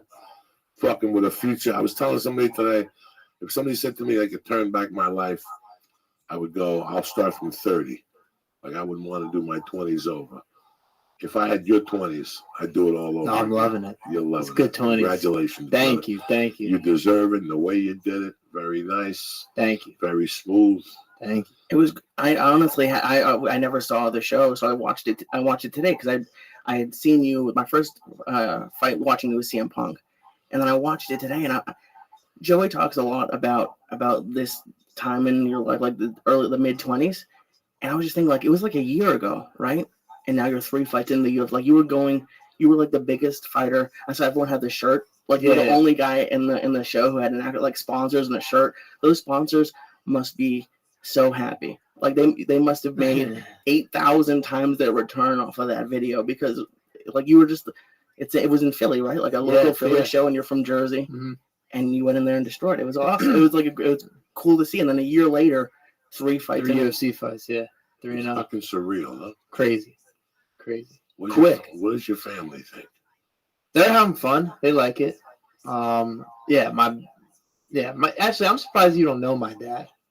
You guys grew up right around the same time. He's 53 also. You were talking about pulling scams at the English Town auction. Yeah, that's where he used to go. He grew up in Manalapan. Now, how far is that from Englishtown? Close. He used to work there. Like that was like his first job. The funny races and all that. Selling shit. The mall there. It was an outdoor thing, and everything was stolen, Mickey. Yeah. It was 1975. There was no cops. There was no legislation. Yeah. There was no Kmart. There was no Walmart. There was no.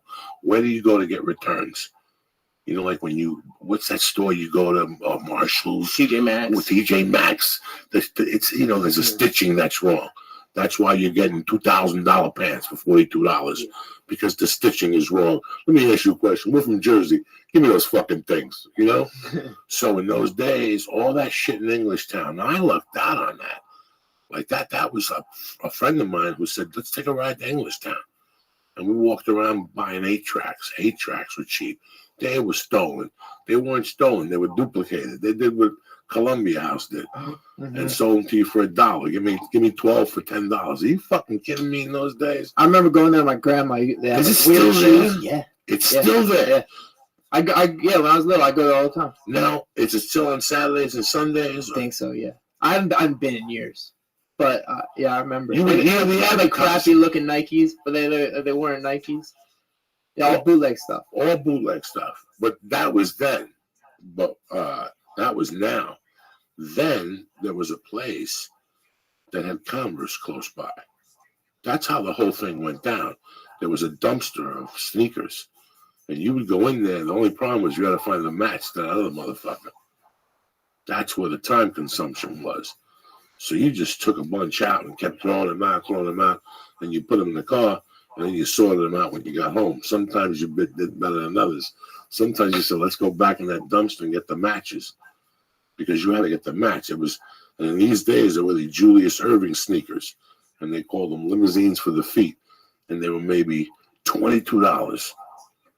But you could get them at Englishtown for $7. So these guys would actually go to dumpsters, jump, and then bring the shit to Englishtown and sell them for $7 I would take them and sell them for $15 in North Bergen. What, are you kidding me? I'm like a doctor. They didn't know there was stitching. Nobody knew that they made mistakes. Converse was fucking Converse, you know. But everything. They had rims in those days down there. They had like fucking radios for your cars, like real expensive radios. And they weren't stolen out of cars. It was stuff that was hijacked off trucks. That's all it was. And everybody knew it was hot stuff and shit. Who gave a fuck? It's Englishtown, New Jersey, bitches. What was it? Was it like a store, like a flea Outside. market? It was like a Outside flea market. Flea market. Equivalent to the Slauson. What do they do here? What do they do here that you went to? Swamp meet. The swap meet. That's the same fucking thing. What's a swap meet down there? People go down there and sell what they got. I think so. I only went there for like sneakers and stuff like that. Yeah, I think they sell like random store space. I guess you can do whatever you want. That's crazy. Have you seen like in other countries they have that, but they'll have like when I went to Israel, they'll have like barber shops in those places. They have like everything you need in the local market. It's pretty crazy. They brought up to go to Israel and show those motherfuckers what it's all about. How old were you when you first started? You started Taekwondo like everybody else. Nah, like that? I grew up like playing all the sports, football, baseball, basketball. When I was 13, I started boxing. I'd have like my dad would drive me like 6 a.m. on a Saturday and like drop me off there. And I go. It was in Fanwood, so like you know like the playing fields. Yeah, Right. yeah. It was the dude who used to train Lennox Lewis, Harold Shadow Knight. Him and his brothers had a gym, so like it was a good spot. But I wasn't so consistent then. Then I started doing jiu-jitsu when I was 16, and I took to that, like to do MMA. So 8 years been doing jiu-jitsu, like 7, 8 years training for MMA. Jesus Christ. Yeah. And most people just go on those circuits, local circuits for a while, and they go like 7, 8 fights. Yeah, then that's the path I expected to take. Right, then the UFC, then your manager sends your tape to the UFC. Yeah, or you guess, something like that. And you had him coming to your town, or him coming to that fight. Yeah, he came to my debut. I figured I would have had to beat beat up 7 or 8 more guys regionally, and then I get in the UFC. It's a fucking dream come true. Yeah, that's a dream of a comedian, to go on stage and to be a director in the thing, and all of a sudden you're perfect for his movie and you get in the movie. That was the dream, whatever. But it was the dream for you, which is fucking dynamite. So you went from A to Z, in fucking one day. Yeah, I went from then you regional called out to CM Punk, so you had a plan. Yeah, right as I found out, like a month before, the owner called me and was like, hey, I have big news. Dana White's going to be at the fight. And I was like, all right, so how do I make the most of this? It's like, boom, I called that dude CM Punk. I'll beat my guy. I'll be 1-0. CM Punk's 0-0. That's a like record. Like, that fight can happen. So I was like, I figured everyone would be doing it. Like, it seemed so obvious. Who am I going to call out? Robbie Lawler? They'd be like, shut up, idiot. So that was a smart move, man. Genius fucking move. Yeah, so I just got on my mic because I love to fight him. I didn't think anything was going to happen with it. And then a month later, I was watching UFC with my dad, and they show a commercial for the Looking for a Fight show. And it was like me talking.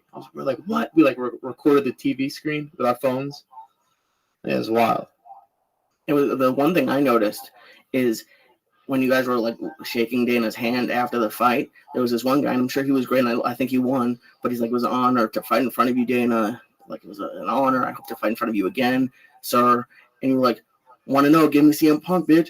And he responded to that. Like, you would think maybe like, oh, we should be respectful to the owner of the UFC. And you're like, want to know, give me CM Punk. No, I wasn't. I think I said it was You an honor. didn't say bitch. You didn't say bitch, but you said like one. At least, Yeah, hey, want to know, man? That fucking happened. No, I wasn't gonna be disrespectful. To Dana. no, you weren't Okay, disrespectful, yeah. but you were confident. You weren't like Okay. kissing the ring or whatever, or however you want to say it. And it was interesting to see that he and Yeah. even the ending clip of the show is I'm interested. Yeah. Like that's like that you obviously caught his attention. You know, sometimes it's not what you say, it's how you say it, man. Yeah. And if a dude's cool, he feels your passion, he feels you. You're in like Flint. You know, Yeah. it's so easy. It's like when who's the heavyweight champion? Stoic. Stipe Miocic. Steve Miocic. The one time when he fought, he just went after Dana. You know, Yeah. and he did it in a certain way that you could see it was his heart. Like he's like, enough is enough. Yeah. I fucked Give up me that everybody. belt. Yeah, give me that fucking belt. I fucked up everybody already. You know, if you don't ask for it, they're not going to give it to you, guys. Closed mouths don't get fed. You know, if you walk up there and go, hi, yeah, I'll fight whoever the corporation puts in front of me, that's great. You didn't do dick. Every time you fight, if you have a successful, tremendous fucking win, like the last two you had, you got to go out there and sling dick. You know, half of this game is mental. You know, I like when people go a month after, Mickey's going to fight in September. Who do you like? I don't fucking know. I'll tell you after the weigh-in. For me, when I used to go to weigh-ins with Joe, I'd see shit that was crazy. And in my mind, I'd make a mental note. The next thing you know, I'm like, I didn't bet it. Because you start learning that fight is won right there at that weigh-in with the mind. It's how he reacts to it sometimes. So come out and call somebody the fuck out. They'll be home watching the same fight you're watching, giggling. Yeah. And next thing you know, Dana's got you both on the phone. If you keep winning, they got to keep giving the guys the ass for. Yeah. It's plain and it's that plain and fucking simple. A man without a plan is not a man. You know, listen, man, I didn't know this. The expectancy of a fucking running back is 3 years. 3 years, yeah. I never fucking knew that, okay? I never knew that fact. That's a fact. Because we look at people that go for 6 or 7 years. We don't see the medium range guys that play 3 games and blow out their knees. Now they're out for a year, then they come back. And Like that dude for the Giants. What's his name? He break his neck. Is like David Wilson. Yeah, he had to Was that retire. his name? He was like rookie of the year or like the number He was our one first rusher. round draft pick. Yeah. Like, and then yeah, he's like a year or two. Was supposed to be like our next running back. Out. Bad neck. Career over. And you don't even, those are the ones that you see. But like Joey was saying, a lot of times, like sometimes, because I used to be a big fan. I used to have a lot of time when I was young. And you see these people get drafted, especially quarterbacks. You see them get drafted, and a year or two later, they're selling real estate, or they're just because they don't get any chance. Like, it's crazy. Our good buddy Nate Boyer, who came on when he was like, I think, was he like He's late still 30s? around. He's still lurking. Oh yeah, he's still around. But yeah, it was just, it's there's so few jobs, and it's too competitive. It's so weird now, even in you're a young man, you're 24, but you remember George St. Pierre? Hell yeah. Like a lot of people don't. Like when I heard this a couple of weeks ago, that a lot of people don't remember that's how much new fans have gotten. Okay, the Conor McGregor crew. The whole crew, maybe even a little before Conor McGregor. They don't even know who GSP is. Right now, MMA or UFC is moving really fast. Yeah. You're on a fast fucking moving Blowing track up right now. And you're intelligent as fuck because you have a plan, you know. Always, yeah. Lee, what do we always talk about? Being fucking, what's that word you say? That Calculated. Calculated. That's big. And it's tough to be calculated at a young age. Yeah. To have the control. You have all the weapons, you know. Wow. Was doing jiu-jitsu at 16 help that? Because you really, it seems like that would be it. Yeah, probably.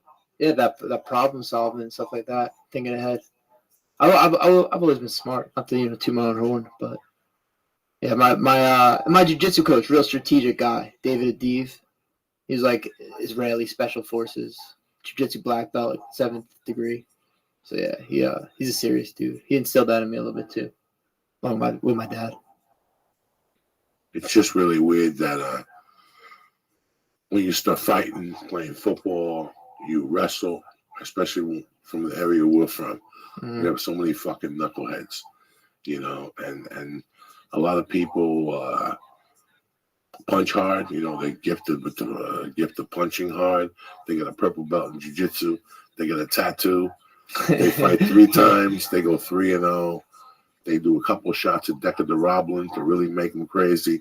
They do some ecstasy some weekends. Sweat it out. Yeah. Some more steroids. You put that whole mix together with the tattoo ink, you're fucked. You understand me? You're fucked. And they go into a situation, or they go 3-0 with knockouts. They hit really hard. But they go into the UFC with that, I would just start knocking people out. And you run into Damian Maia. Technique. And now it takes 2 years to get even up to close to going in that fucking momentum with Damian Maia. You're so fucking well-rounded. You're so well-rounded right off the fucking bat. That's what really scared me, especially after watching you Saturday. I go, wait a second, and you have control. So you have all the weapons right there. It's just a matter of a man without a plan is not a man. Nietzsche, you follow me? Yes, so sir. You got it. That's Yes, it. sir. And the rest is about Jersey. Who gives a fuck? You know what I'm saying? It's all about Jersey. That's where you learn how to take a Jersey. beating. Oh my God, I got beat up so many times in Jersey. I never got beat up down the shore, though. I didn't cause problems down the shore. I was a little smarter than that. Where were you getting beat up? North Jersey? North Jersey. Yeah. North Jersey. You know, all on my own stupidity. One time I got beat up in the city. One time we got chased trying to go get drugs or something. But never like, we didn't start trouble. One time I got beat up with this guy I was trying to bait. We would mug these fucking pedophiles and shit up in North Jersey. So. You were mugging pedophiles. Mugging fags, whatever the fuck. That's justice. No, these guys are like Pedophiles. guys that were drinking in the city and they get drunk and they wanted a guy to suck their dick. So they take the fucking West Side Highway and come over to northern New Jersey. And we'd hang out by a park and we had a dude who looked kind of handsome. We'd take his shirt off and he'd be the bait. And we'd wait by a fucking tree, you know what I'm saying? What would he do before a car? Would he just be like... He would just be standing on the corner whistling. And the car would pull up, and then he'd do a U-turn, and then he'd do another turn, and on that one he'd look at you like, and you look back, and all of a sudden he'd pull up and go, excuse me, do you know how to get to 48A, 29th Street? And the guy's like, no, you're on fucking 200th Street. You're far away. Are you looking for a ride? Are you lost? And all of a sudden it would be perfect. I saw this at 17, 16. So what? Then you guys are running up on the dude in the car? No. Then my buddy would go, so what do you want to do?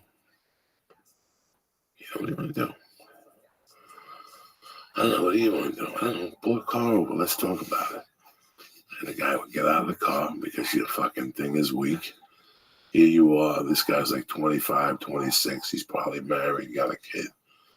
But he's been wanting to get his dick sucked for years. His father's Italian. He can never get his dick sucked when his father's still alive.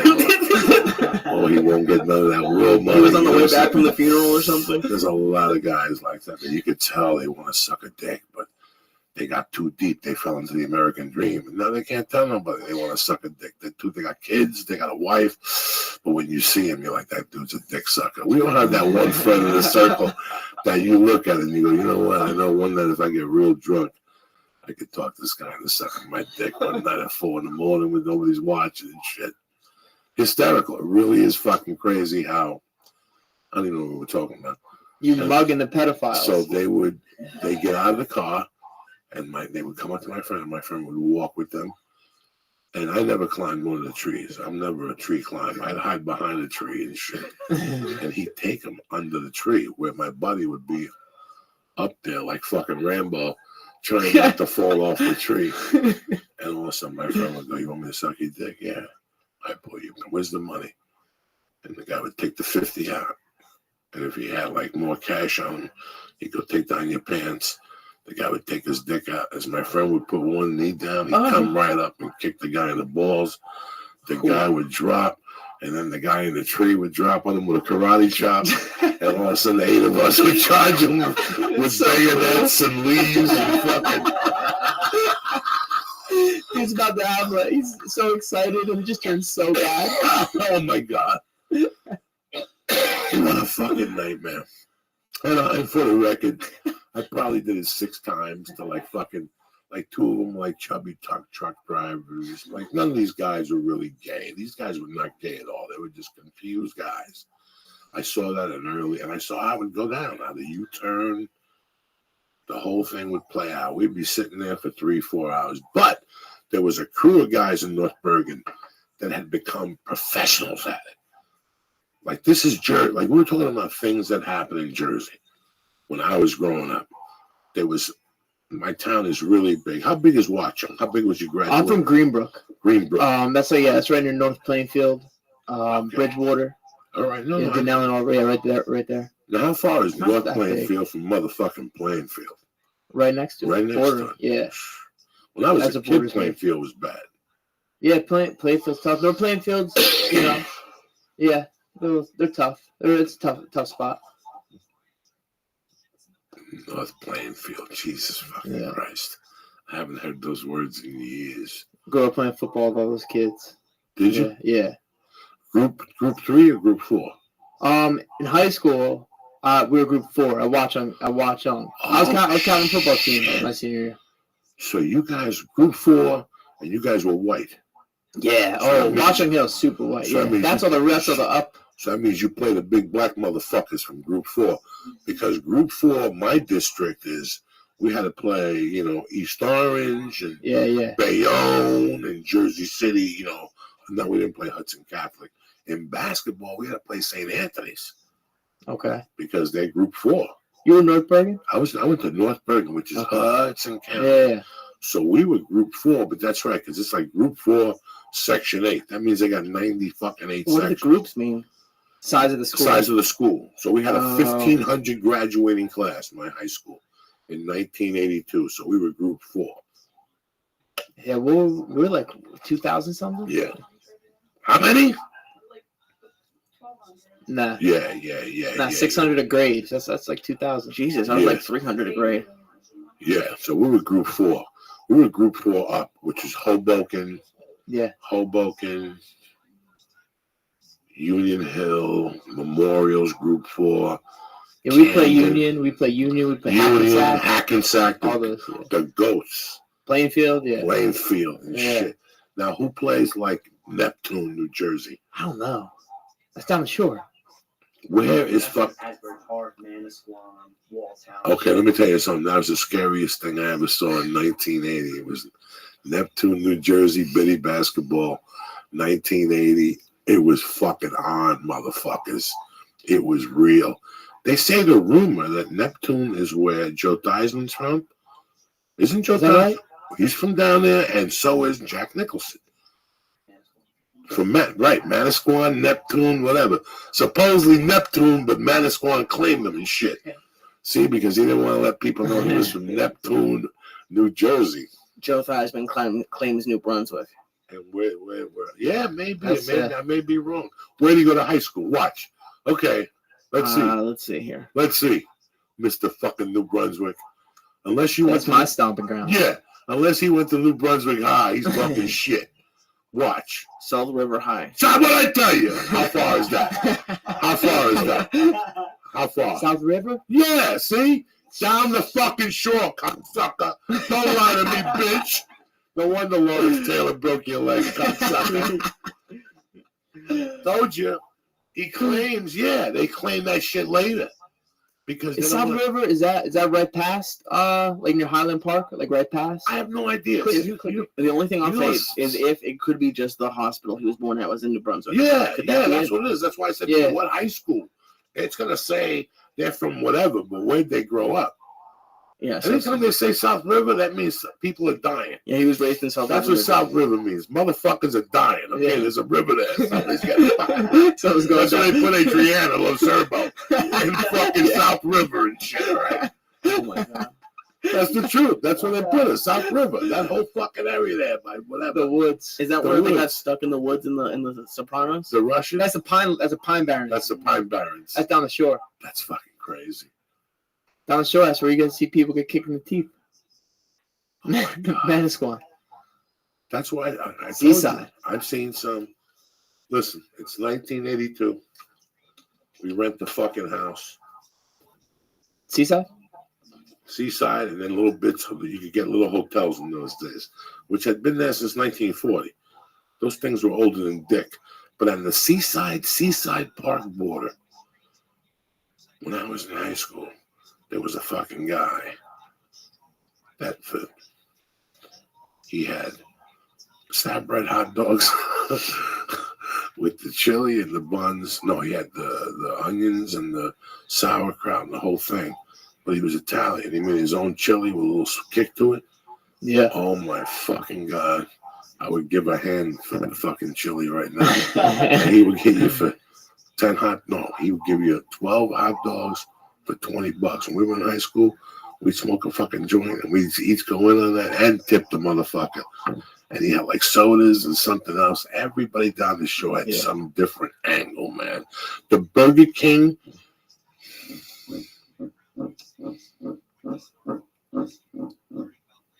Where's fucking, see, you guys are too young. There was a club called Montego Bay.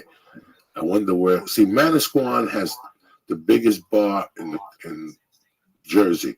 The whatever what is it? No.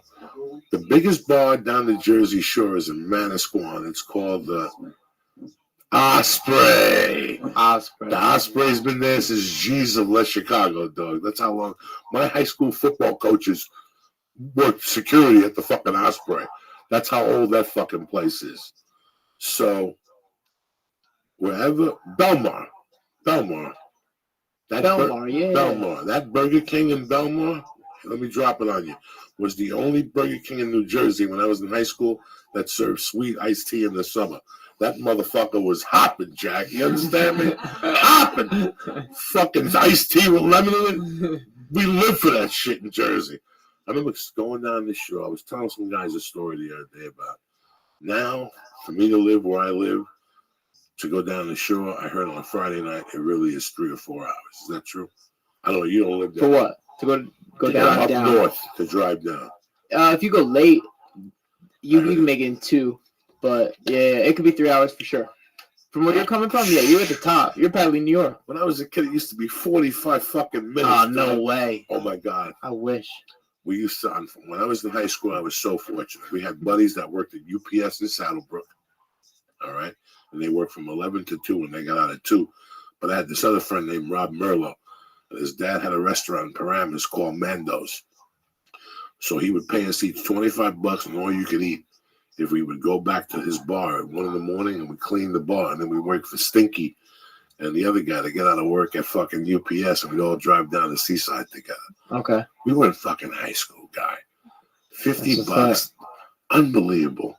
Kids won't do this shit today. They're too busy on their fucking computers, analyzing things, Ubering, fucking Yelping and shit.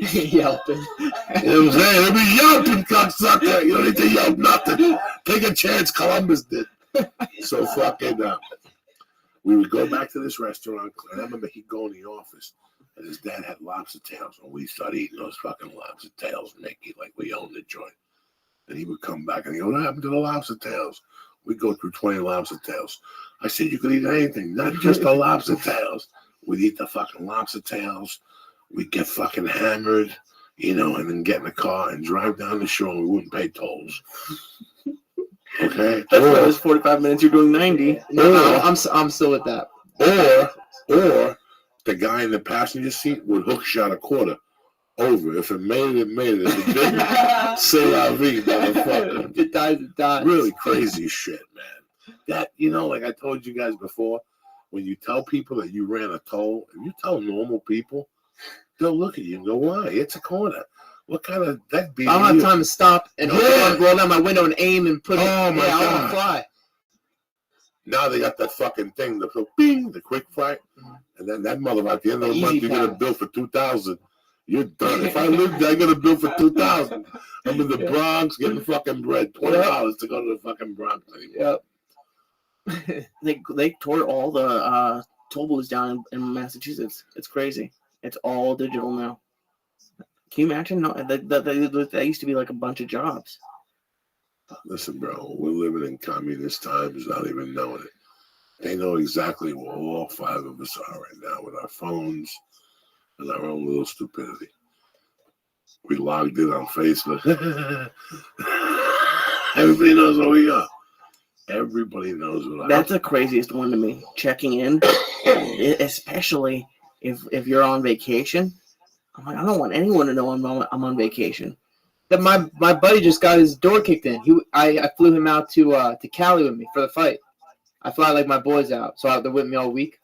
The first day he's gone, his door gets kicked in. He's in Allentown, PA.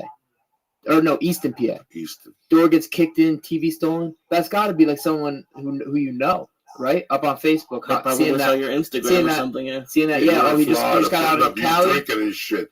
Yeah, they're kicking your fucking 18 door. hours if you drive back. Yeah. I'd go in your house, cook eggs, do laundry, sniff your mom's underwear, and then take the piano in 18 fucking hours.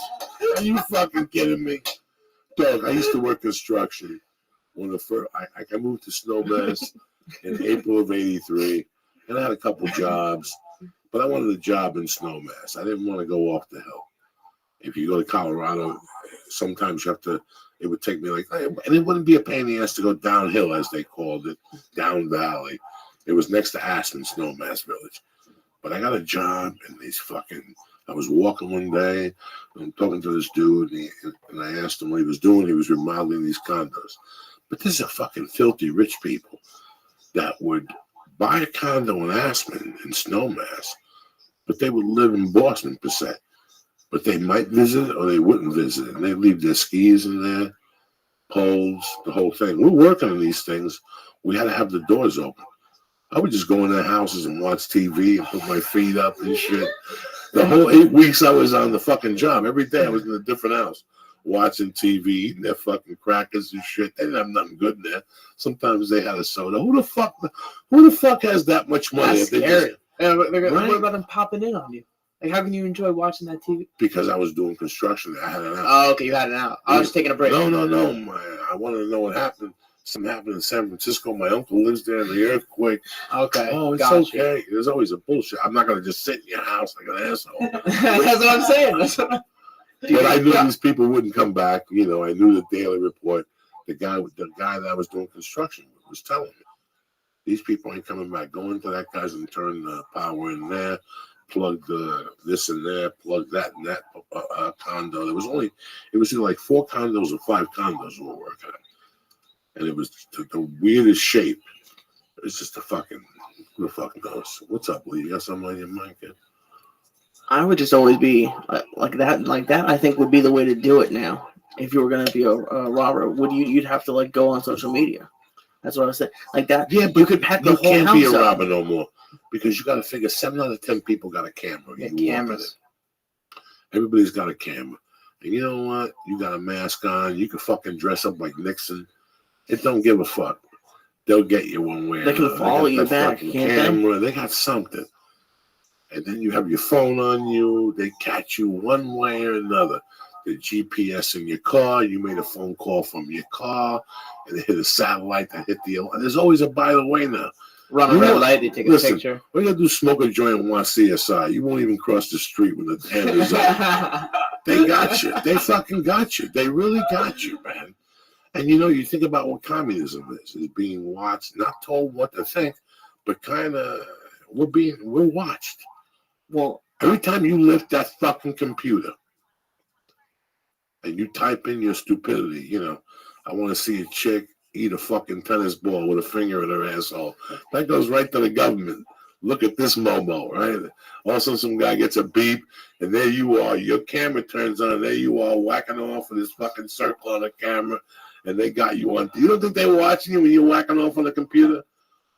What do you think happens? They watch everything. They watch everything, man. But anyway, who gives a fuck? Well, I mean, we're all dead already. They all have our passwords. They all have everything. We're dead. Do you have to worry about that, Mickey? Like even from a UFC stand, are you worried about going out to a club and someone instigating something, then you get in trouble with TMZ or anything like that? Nah, not really. I never look for it. I never look for fights. But if something happened like that, yeah, I'd hit him. I'd get out of there quick. Or not even that. Maybe maybe like I don't know, a girl or whatever, like a Twitter tirade against someone, whatever it may be, do you have to think and like calm down, or because I'm always surprised that all these athletes are even allowed to have social media. Whenever someone has a crazy social media thing happen, I'm like, I don't get it. Yeah, it's tough, man. Social media, it's a weird thing. You know, you're a young guy and stuff, and I mean, it's not like you're out fucking boozing or whatever. But here's the funny thing: in today's fucking world, with what you got going on, you have to kind of live in a bubble for you to achieve your dream, man. You gotta be smart. Listen, shit's not gonna happen to you when you go before your boys for a drink. But we're from Jersey. There's always one fucking knucklehead, bro.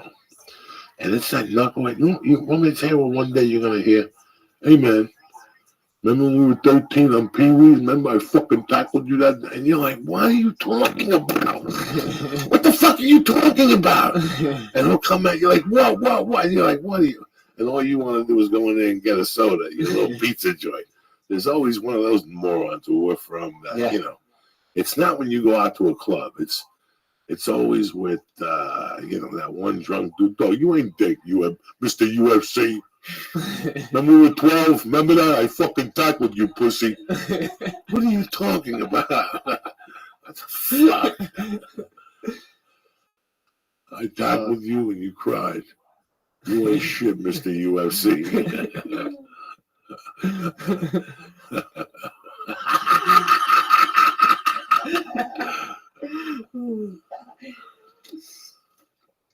Is it fun going back home? Like, do people freak out? Dude, I mean, I haven't been home since the last one, but after the CM Punk one, everyone, I'm just, you that guy who beat up CM Punk. Everyone's like a gas station across the street. I'm that guy who beat up CM Punk. I got anybody come up to you and go, bro, you beat up CM Punk. Beat me up, Punk. I'll fuck you. Nah. Soon. Yeah, I'm waiting God for that. forbid. And you have to giggle. Yeah. Like a guy like you like giggles. I have guys come up and be like, dude, I was rooting for CM Punk. I'm like, oh, all right. Sorry, buddy. Sorry to do it to you. Why would you go up to somebody in today's world? Just shut your fucking mouth. I was raised, you know what? Shut your fucking mouth. People are crazy. People are really You must get a lot of people saying dumb shit. You know what? When people drink at comedy shows, after the shows, they get kind of crazy. But I write it off, man. I write it off in a weird way. Like, they're drinking. I know they ate an edible. They probably started drinking at 4. You have to judge the circumstances. This isn't a big city, you know. There's always something, you know. I understand that at this point. And there's always a lot of people there, so there's always a line, so they're always moving, you know. Yeah. Who the fuck knows, man? It was we were speaking about before the show about like how like not knowing how to like how I get like really when I get really stoned, how I can like still manage, but I'm still fucked up. But Joey, you can really manage. What I was thinking about was, isn't it? It's kind of like when people get in a fight and they kind of go crazy. Like I've never been in a fight. I think if I got punched, I think I wouldn't know what to do. Do you think it's kind of comparable to like, you know, if you got punched, like you kind of reacting and knowing how to handle yourself? What do you mean? Like we were talking about how like for me, I've built up a tolerance to weed in a way, in a small way. Do you think you've built up a tolerance to getting punched in a way? Like it doesn't shock you? I don't know, in a fucked up way. I see what you're saying. No, no one's like punching me like just walking down the street though. You know what I mean? No, like no, out there. Like you mean out in the wild? I mean even in the UFC. Oh yeah, I guess you get a little desensitized to it. Not your first time getting hit. Yeah, but you've been getting hit. The fuck? Yeah, but you know you're getting it. If you were going into a cage to get in a fight, you'd be like, I know I'm probably gonna get hit. You know what I mean? Right, you probably know that, but I mean, fighting CM Punk, having fought CM Punk, did you think he was shocked? Do you think he was like unprepared? Oh yeah, man. Yeah, maybe. I don't think anyone hit him the way I hit him. Right. You know? So yeah, that probably opened his eyes a little bit. But you got the adrenaline and all that stuff going. I'm saying, no. Who knows? I could be way too stoned, but You're way too fucking stoned. Trust me. Trying to confuse the guy. You're worse than my wife.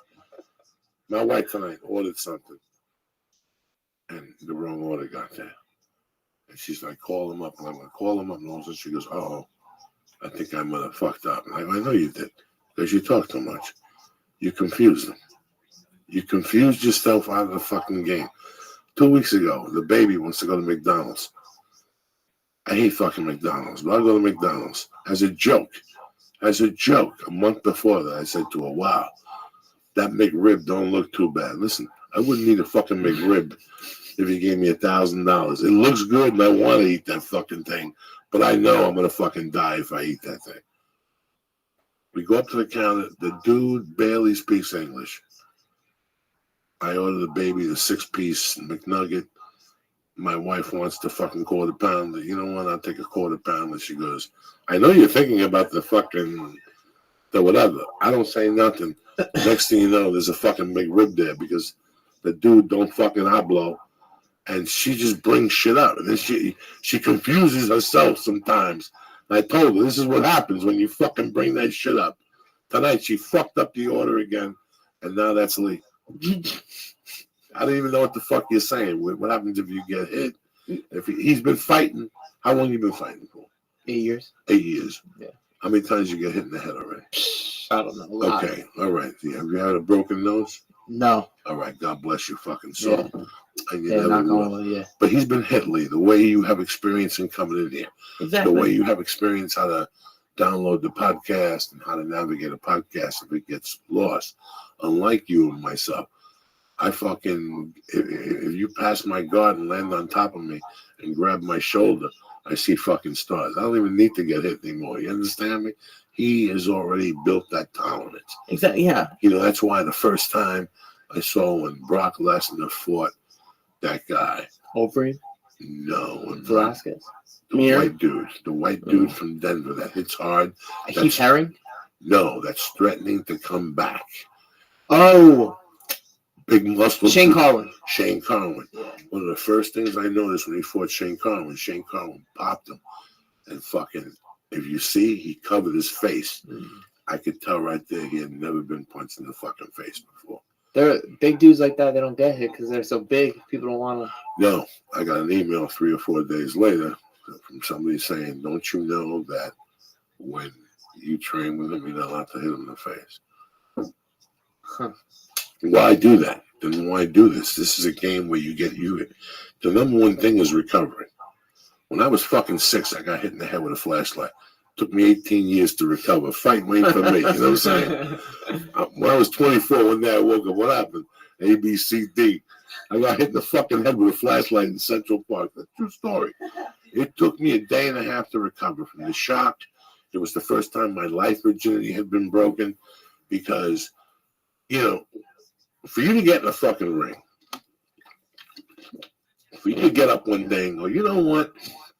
I think I'm going to become a fucking fighter. Something must have happened. You must have bitch slapped the motherfucker one day after a football game or thrown somebody up against the wall. There was this one certain guy that everybody thought I was a badass. You just tormented his fucking life. You understand me? So if one day you realize you want to do this, you go in there, the dude trains you for a few weeks, then come spar Thursday, whatever. You go in there, the guy looks like fucking me in heat, and all of a sudden, next thing you know, your nose is broken, your ear is huge, your stomach hurts, you're bleeding from everywhere. The guy that comes back the next day. Yeah. Yeah. That's it. That's the guy. Right there, that's it. This guy's going to tell you he broke a rib, it's floating. I used to spar 5 days a week at AMA Fight Club. You know AMA Fight Club, right? Mike Constantino. No. Jim and Dan Miller. Where is it? Oh, no. Okay. In Jersey, in Whippany. Whippany. Now, how far is Whippany from your house? 20 minutes. 20, 25, yeah. Wow. Yeah. Yeah. Damn. Yeah, that's where like I cut my teeth training with those guys. Jim, Dan Miller, Charlie Brenneman. That's a great jiu-jitsu base right there. Yeah. We used to, and I used to, like, I didn't grow up fighting that much. I got in a couple of scraps as a kid. But I was sparring 5 days a week then. Just like, which is way too much. But I was like 20, just loving it, just having fun. Full MMA sparring? Yeah, and just sometimes just like, kickboxing. Yeah. Yeah. Not every day. Like I do the Muay Thai sparring one day, and then three days a week. I do the pro practices where we're sparring. Well, jiu-jitsu solid, huh? Yeah. Solid like a motherfucker. Yeah. You gotta, can't take that away Nah. from you, Tarzan. Jesus Christ. Where else do you train? Gracie, New Jersey. That's where my jiu-jitsu got. And where's that? Sharp. It's in Clinton. It's out west. Right out like that exit 17 off 78. Oh boy, you're way out there. Yeah, that's west. I know Clifton. Clifton, that's north. Yeah. That's north. That's by Route 3. Yeah. There used to be a drive-in theater there. That's where I first saw kung fu movies and shit. Like Yeah. that. But Clifton. And that's the Israeli guy? That's in Clinton. That's the Israeli guy, yeah, David Adiv. I don't know. Badass. Oh, I could just a fucking jiu-jitsu Jew. Those motherfuckers ain't fucking around with Krav Maga weapons. No. You fucking get him in an armbar, he still has a flying star. This guy. Yeah. All of a sudden, you're like, what the fuck happened? I had a flying star in my gi. That's Jewish jiu-jitsu. You know what I'm saying? But I know that's Jiu-jitsu. That's real jiu-jitsu right there. As you're taking that arm back, Yeah. and the arm bar, you're like, watch my hip. You really fucking. What happened? I don't know. Yeah, that's a different fucking level jungle type shit. They add some of that shit to it. Lee, how you feeling over there? Oh my god, I'm going through changes tonight. Are you? Those chocolate, what are those called? Space bars? Moon bars. Oh my god, I have to not breathe. That's my trick. I just don't breathe out of my nose, and that's why I make noises, because it's just as soon as it hits the back of my throat, it's crazy. See, everything's gonna be all right. We work it all out. What's the story? You want to fight in Brooklyn? That's a nice one. That's a nice card. February 11th. It's quick. That'd be a quick turnaround. I got the stitches. I got 8 stitches. I got 20. I got 21. 3 weeks before CM Punk. I had to hide that. And then the doctor's like, you got to give it 6 months for the collagen. I was like, fuck that. I'm fighting. And then I took this other quick fight. So this is the things that I should probably give it a little time. Yeah. Brooklyn's quick turnaround. Dude, I got to show you. Actually, you probably faint if I showed you the picture. I won't show you that. Yeah, I don't want to see that. Just talking about it, I see you change a little bit. Yeah. That's fucked up. That's the hardest part. That, oh my God, after you get cut or something, they just wipe that blood right there with tap. I go, listen, enough is enough. That made me feel good. When I got cut in this fight, I was like, ooh, I like this. That warm blood on your face. Ooh, I like it. drives some people crazy. That's what it's supposed to be. That's when the party starts. Yeah, that's it. That's it. I just started getting anything knows once that first blood, everything's all right. You want to bitch slap me, you want to kick me in the leg, that's all right. I ain't gonna do nothing for nobody. But once motherfucker sees he's bleeding, that's when the party starts. Now what? Now what? Now you motherfucker, watch this and shit. Watch it. Go ahead. What's up, Lisa? Why are you looking at me all fucked up? Lay your head back. It's gonna be all right. Lay your head back if we're gonna fuck with. We're gonna eat. I thought we're gonna eat another star of respect for Hanukkah this weekend. Absolutely. What the fuck? Let's do this shit. Do this shit. Do this shit. Do this shit. What? Do this shit. Look at you, fucking bad motherfucker. Representing Jersey and shit. All day. You don't go to other jiu-jitsu places at all? You don't go to... I've been out in Manhattan to Henzo's. Get some work there. There's great guys there. But like technique-wise, I mean, yeah, David Adiv. He's your man. Sharp. He's like gonna be. Well, it shows. No, it shows, man. Again, it fucking shows. You have to... Strangling people, man. Yeah, all that. That was tremendous. Yeah. That was tremendous. I just sat there. But I saw the countdown later that night. I remember that tape. Oh, fuck, I did tape it. What happened to that thing? I saw 2 little girls. And you like, I'm starting to get this picture here. This could become fucking deadly. This is New Jersey and shit. Now you got to go back this summer and jump in that water. That water tough and shit. New Jersey? I would go every weekend. So that's a secret right there. That's what nobody's got over I was tan for the CM Punk fights. I was in the water every weekend. Yeah. All that nuclear energy. Love it. And all that New Jersey waste gets that ocean. Ooh. They can't fucking stop it. It's all over. Yeah. You're like fucking Spider-Man. They don't even know it. They don't even know it. I don't think you saw the test for that. They can't even pick that up. They have no fucking idea. That beach was polluted with hypodermic needles 20 years ago. Dude, I've been going there my whole life. My grandma and my grandparents owned a house in LBI right near the Yeah. beach. So I go all summer. That water toughens you up like a Oh, yeah. motherfucker. They don't even know. They gotta check deep into the cells and shit. See Yeah. the makeup of the diabolic, and Yes. there's oil slicks in there and mafia bodies, and fucking everything. Jimmy Hoffa. All the... Jimmy Hoffa dust and the whole fucking thing. Jimmy Hoffa dust. I like that one. You should sell that on your site.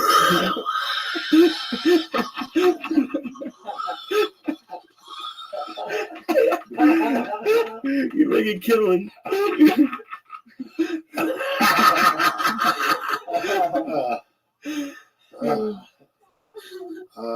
Don't make me laugh. I'm starting to get really high on those edibles. You make my adrenaline go up, you cocksucker. See, this is the part I don't like. This is a part where your head just hums. And I could deal with the humming and hearing, the loud noises and the fucking yelling, and I could deal with all that. It's when I have to do something very physical that I turn my head real quick while I laugh. That's when I feel, oh shit, this could get ugly. So then I gotta start breathing out of my nose.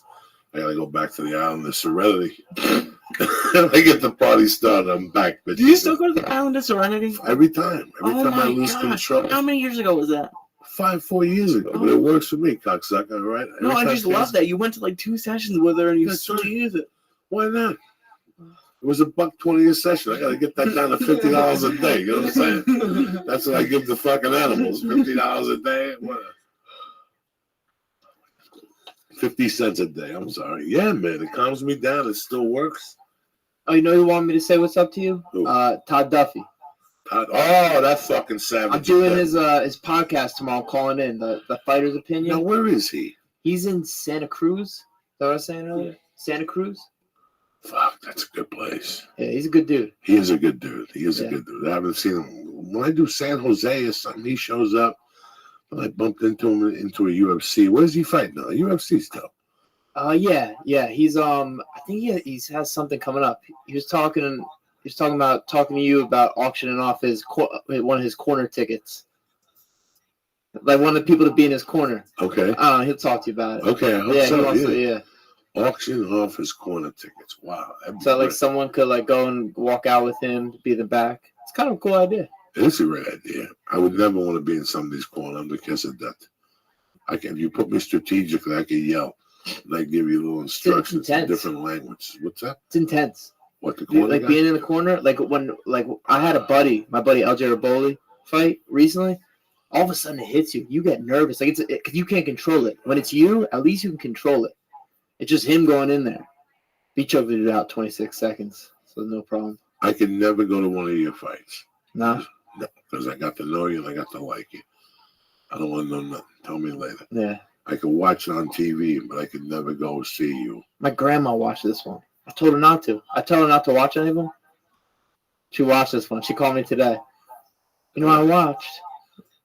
What did she say? She was like, well, I looked away on the parts I didn't like, but yeah, dude, she felt bad for CM Punk after she watched my last one. So how could you do that to him?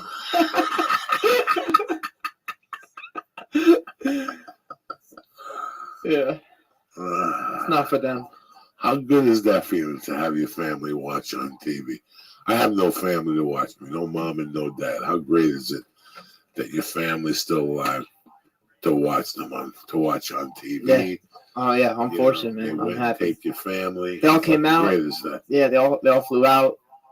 I see them stressing out all week, trying to keep them calm. Oh fuck!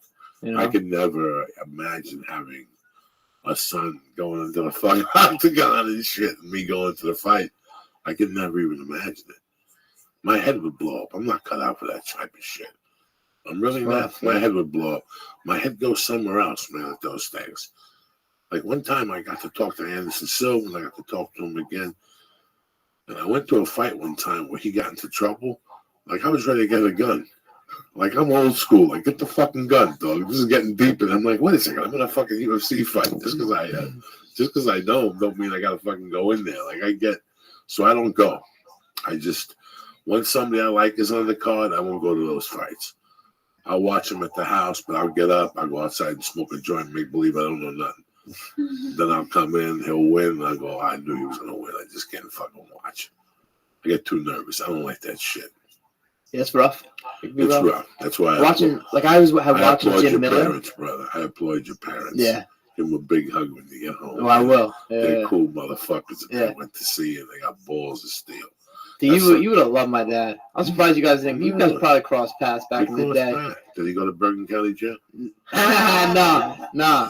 His after my last fight, his friends were up telling me like, dude, your dad he was like the baddest guy in New Jersey. He was the toughest guy in New Jersey. He was a football player. Like he tried out for the Giants. He wasn't like a troublemaker, but he'd throw it down. Like they had stories, wild stories. What high school did he go to? Watch him? He went to Manalapan. He went to St. John Vianney for a little bit. He was starting football, and he got in a couple fights with like the seniors, and then he had to leave there. Went to Manalapan. The only kids I remember when I was growing up and down the shore, Pete Pileska from Brick. Okay. Brick, that's you, right? Around it, yeah. And Brick, and there was a kid, Craig Hayward, that just died recently. He played in the NFL. Craig Hayward, Ironhead. He was big out of like Montclair or something. No. He was from somewhere else. But I'll tell you what, man. When I was I got left back, right? Not because I was stupid, but because I fell in love with this girl and started dry humping her. This is a true story in the 6th grade, in the 7th grade. So I got left back. And this is a fucked up story. Like, I liked basketball. At that time, I used to go to karate every fucking day. Then Bruce Lee died, and I kept going to karate. I went to karate in Union City, New Jersey, at this Gushenru karate place, and he would check your report card.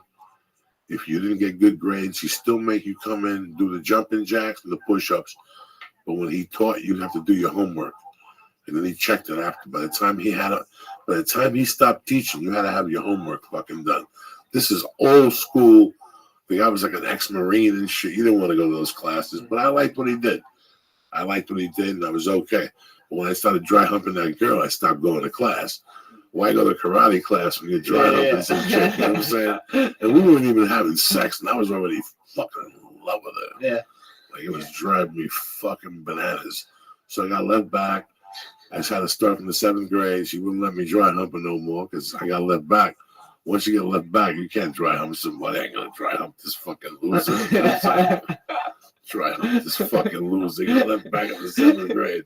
Who gets left back in the 7th grade? Fuck. And one night, man, I'm watching the NCAA fucking finals. I swear to God, I'm just sitting there. I don't know nothing about nothing. I'm into basketball. I'm interested in basketball. I could fucking rebound. I could jump, you know. I'm not a great shooter, but whatever. And I'm watching this fucking basketball game. And they're announcing the starting. This is national motherfucking TV. And they're announcing the starting 5 players from North Carolina. You know what it's like to go to North Carolina? That's like fucking being a UFC fighter. You know what I'm saying? And submitting a motherfucker on national television. That's what it's like to go to North Carolina, where that was the basketball, that was the top. And North Carolina played Marquette on national television for the national championship. This other team's coach was retiring that night. But fucking North Carolina was on a fucking roll. But somebody had gotten hurt in North Carolina. There was an adjustment. And I'll never forget that they announced the center and then the 2 guards and then the forward. And the forward, when they said he was from Jersey City, New Jersey, my fucking head blew up. I was like, what the fuck did he just say? And all of a sudden they started talking about this kid. They're like, this kid is a savage. And I'm like, a savage? From New Jersey, a savage? And they're like, the player before him got hurt on Saturday. And he went in there into the Final Four and scored 31 motherfucking points as a 6th man. Nobody's ever done that as a 6th man. Now they just said, fuck it, start him in the finals. And he was just a skinny motherfucking white kid. And, you know, There's 10 dudes on the fucking thing in those days, and there was only one white dude. It was this dude battling it out, and he got like 14 points and like 8 rebounds. But after that, I was like, fuck it. If some kid from Jersey City could do it on national TV, we got to figure something out here, man. This kid was, and then reports came out. He's still around, Michael Corrin. He's an announcer somewhere for TNT somewhere. But I'll never forget that moment. Like, that made me so fucking happy. And I didn't even know. I can't imagine what your fucking family feels like. You know what I'm saying? Yeah. It's gotta be crazy. You gotta go home. There's a parade and watch on.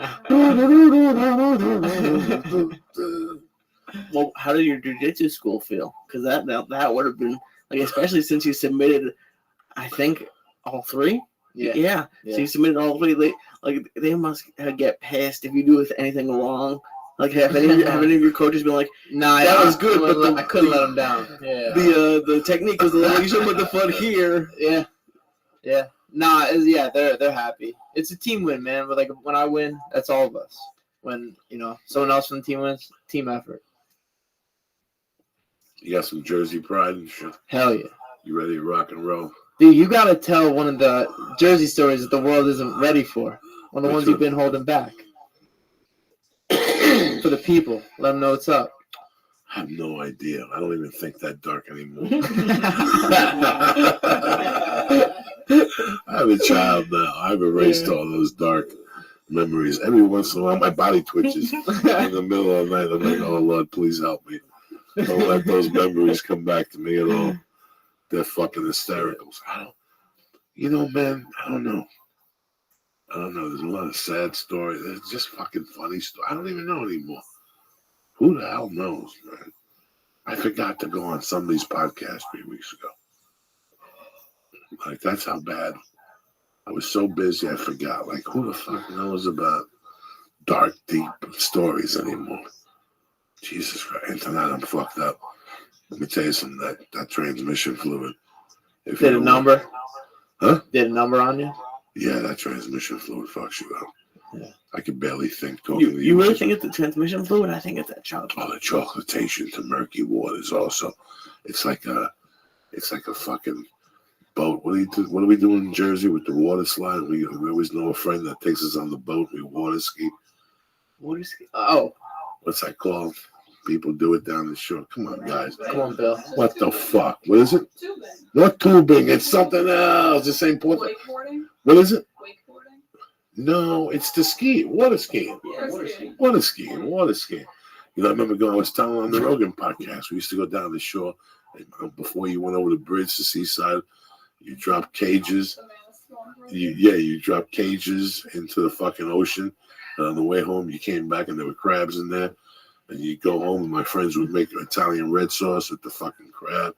Those are my memories from Jersey, dog. All that fucking craziness there. What do you eat a lot of in Jersey? Everything. You living at home? Yeah, I'm clean though. I eat pretty clean. Do you? Yeah. No Chinese? Sometimes. Why, you got a recommendation? No, you're down and watching. I don't know nobody down there. Yeah. I don't know nobody. Yeah. How fun. I don't even know how to get to watch. They got some good sushi over there. It's a good sushi spot. There's one really good place. Mr. Pies. Listen, bro, Japanese have taken over New Jersey. They got good fucking sushi. Oh, yeah. In New Jersey. Oh, what are you laughing about, Lee? I just like the image of Japanese taking over New Jersey. Do you remember in South Park when the Japanese were killing the dolphins? Huh? Do you remember? I don't. You don't watch South Park, but in South Park they were coming in and killing dolphins randomly. So that's just my image of but in New Jersey. You could get good sushi in Jersey. I forgot all about that. Yeah. In Fort Lee, New Jersey, I think it's the number 1 or number 2 highly Asian population in the country. It was kind of meant in the 80s. It just took off. You got good sushi in Fort Lee, Jack. Yeah. Well, they got good food everywhere in New Jersey. That's the great thing about Jersey. There's always a diner. Oh, yeah, that's the best. Diners are the best. There's a lot of them too. I had to meet somebody to eat today, and we went to Stout, and we had the fries and the burger and tremendous fucking burger. Great fries. but those fries need some fucking gravy on them. They put the mozzarella on them. Yeah. And they're skinny fries, and they cheese them up pretty good, but they need a little gravy on them to take you back to that little cheeseburger deluxe. 11 o'clock, you have it before you go home. Those little steak fries, you go home, that's like a fucking, a sleeping pill. You sleep like a baby under that blanket with a little cheeseburger deluxe in you. Dog, the other night, I saw the longest line ever for In-N-Out Burger I have ever seen in the history that I have lived here. Even longer than Hollywood. Hollywood line gets some long, guys, some fucking long lines up that street. What do you mean, like 3 or 4 cars? This was way past the office. This was a block south past the office. That's how long. We used to have an old office on Lancashire. It was fucking crazy on Sunday night. I was like, who would wait in that type of line for a cheeseburger? What animal would wait on that type of line? It kind of makes me want to time it, but then I'd have to wait there and time it. And you might as well shoot yourself. You can't wait there. Unless you bring a cheeseburger with you. Makes fast food slow. There was a line today at the Jack in the Box right next to where I live. It was like at lunchtime, like down the street. I was like, what's happening? I never got it for lunch. Yes, you did. Okay, A couple times, but mostly for dinner. Where should we hit for dinner out here When? tonight? You haven't had dinner yet? Nah. We're going to eat. You're fucked. Fucked? Nah, you're going to go to Sunset. And you're going to go to a place named... That's perfect. We're going to a comedy store anyway. Yeah. If you want to go to the Sunset, if you're going to go to Sunset, this place is... what time is it? 9:40. I can't call the house. Well, Joe, what about Sushi Dan? I don't want them to spend $2,000 fucking dollars Okay. for fucking. I don't know any place that they can go to sushi that would just be neutral. So, what I would recommend is that Israeli place on Sunset. You go in there, get a nice piece of salmon with mashed potatoes, but I don't know the fucking name. Aroma. There you go. Bam. And you go right from Aroma to the comedy store. What else is close to the comedy store? The taco place on the corner. What else? Not mad at tacos. McDonald's. They have norms, Fuck don't they? The sandwich place by the Laugh Factory. What's that? Now, Ralph, you found ants in the sandwiches? No. I'll steer clear. So your best bet for the bang is that Aroma. Nice little piece of salmon. See what's on the menu, Lee. Read the menu. They have nice, but Look, you he's guys already really Get the menu. You forget how many I used to. Lee has a menu for everything. He's got 10 apps. Lee don't fuck around. No, I don't have the internet. He's got 10 apps, plus he's got Yelp control, plus he's got I Spy network. The only shitty thing is you have to pay to park. There's always a by the way, Lee. Just what's the menu? I'm looking. You're on Sunset. What do you think's gonna happen? You want to fucking park? It's up here too, though. What do you mean it's up here? I had to get a validation to go to Starbucks in Studio City. Okay, here we go. I have no idea what he's talking about. There's a one on like Coldwater or something, somewhere around there that has like you have to get like a ticket from a machine. Okay, they have a bunch of sandwiches. Do you want to read the sandwiches? What's the location? I'll skip the sandwiches. What's the location? I have to go there. Sorry. It's like Sunset in Hollywood. Yeah. What is it? Sunset in Hollywood. Yeah. 73 Sunset. Yeah, that makes sense. The comedy store is 8235 or 8253 or something like that. So this is right before the Guitar Center. If you hit the Guitar Center, you went too far. You valet park in there because the parking's a motherfucking, there's clubs. It's goddamn fucking Tuesday night. And these savages are out. And you park in there and you go in there. There was like 3 things I would get in there that were fantastic. But they used to give you this bread, like grape bread with raisins in it. Challah? This is when you put olive oil on it. Fucking tremendous. Tasted like grapes. Nice. Fucking tremendous. I don't know how it is now. Dude, I can eat now. So I was Oh, cutting. no. You go to Toy. You like Thai food, right? Yeah. There you go, Toy.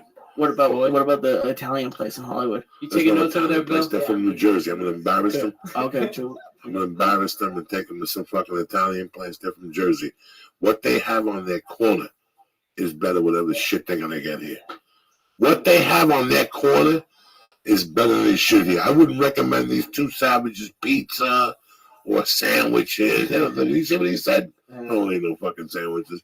He get down the block from him with blindfolds on. He get the best fucking sandwich that will kill any fucking sandwich. Well, there's a place in Santa Monica. They get the Jersey bread. No, you fucking don't. No, you don't. If I drive to Santa Monica, it ain't that Jersey bread, I'm gonna be fucking pissed off. It ain't that Jersey bread. You two should go to Jersey Mike's. And No, We got that in Jersey too. That's the embarrassment to a guy like me. Yeah. I can't understand how Jersey Mike's, after like a week, somebody don't go in there and go, listen, the charade is Cut over. the shit. All right, the charade is over.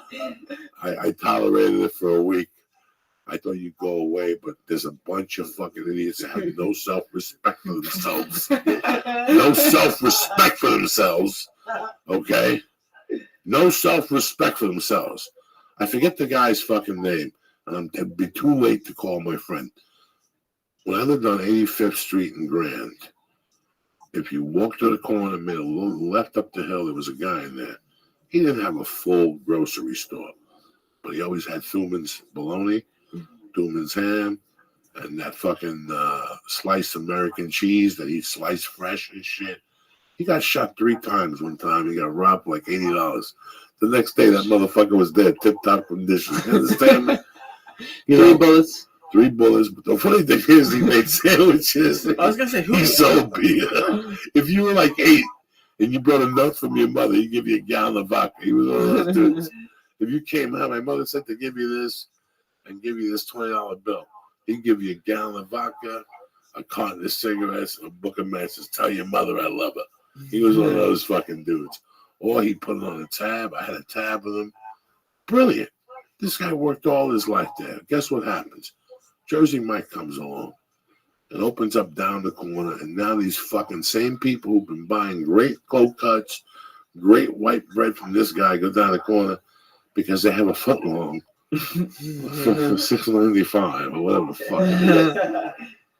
Bro, they have, and I have nothing against these restaurants. I get it. They have what's an Olive? What is it? Olive Garden on Times Square. What Yeah. does that tell you? Ugh. Who would fucking walk in there? It's like when you see the Sbarro in Yeah, fucking New York. You're like, are you crazy? Why would you go to Sbarro? What type of animal? What type of fucking retard are you?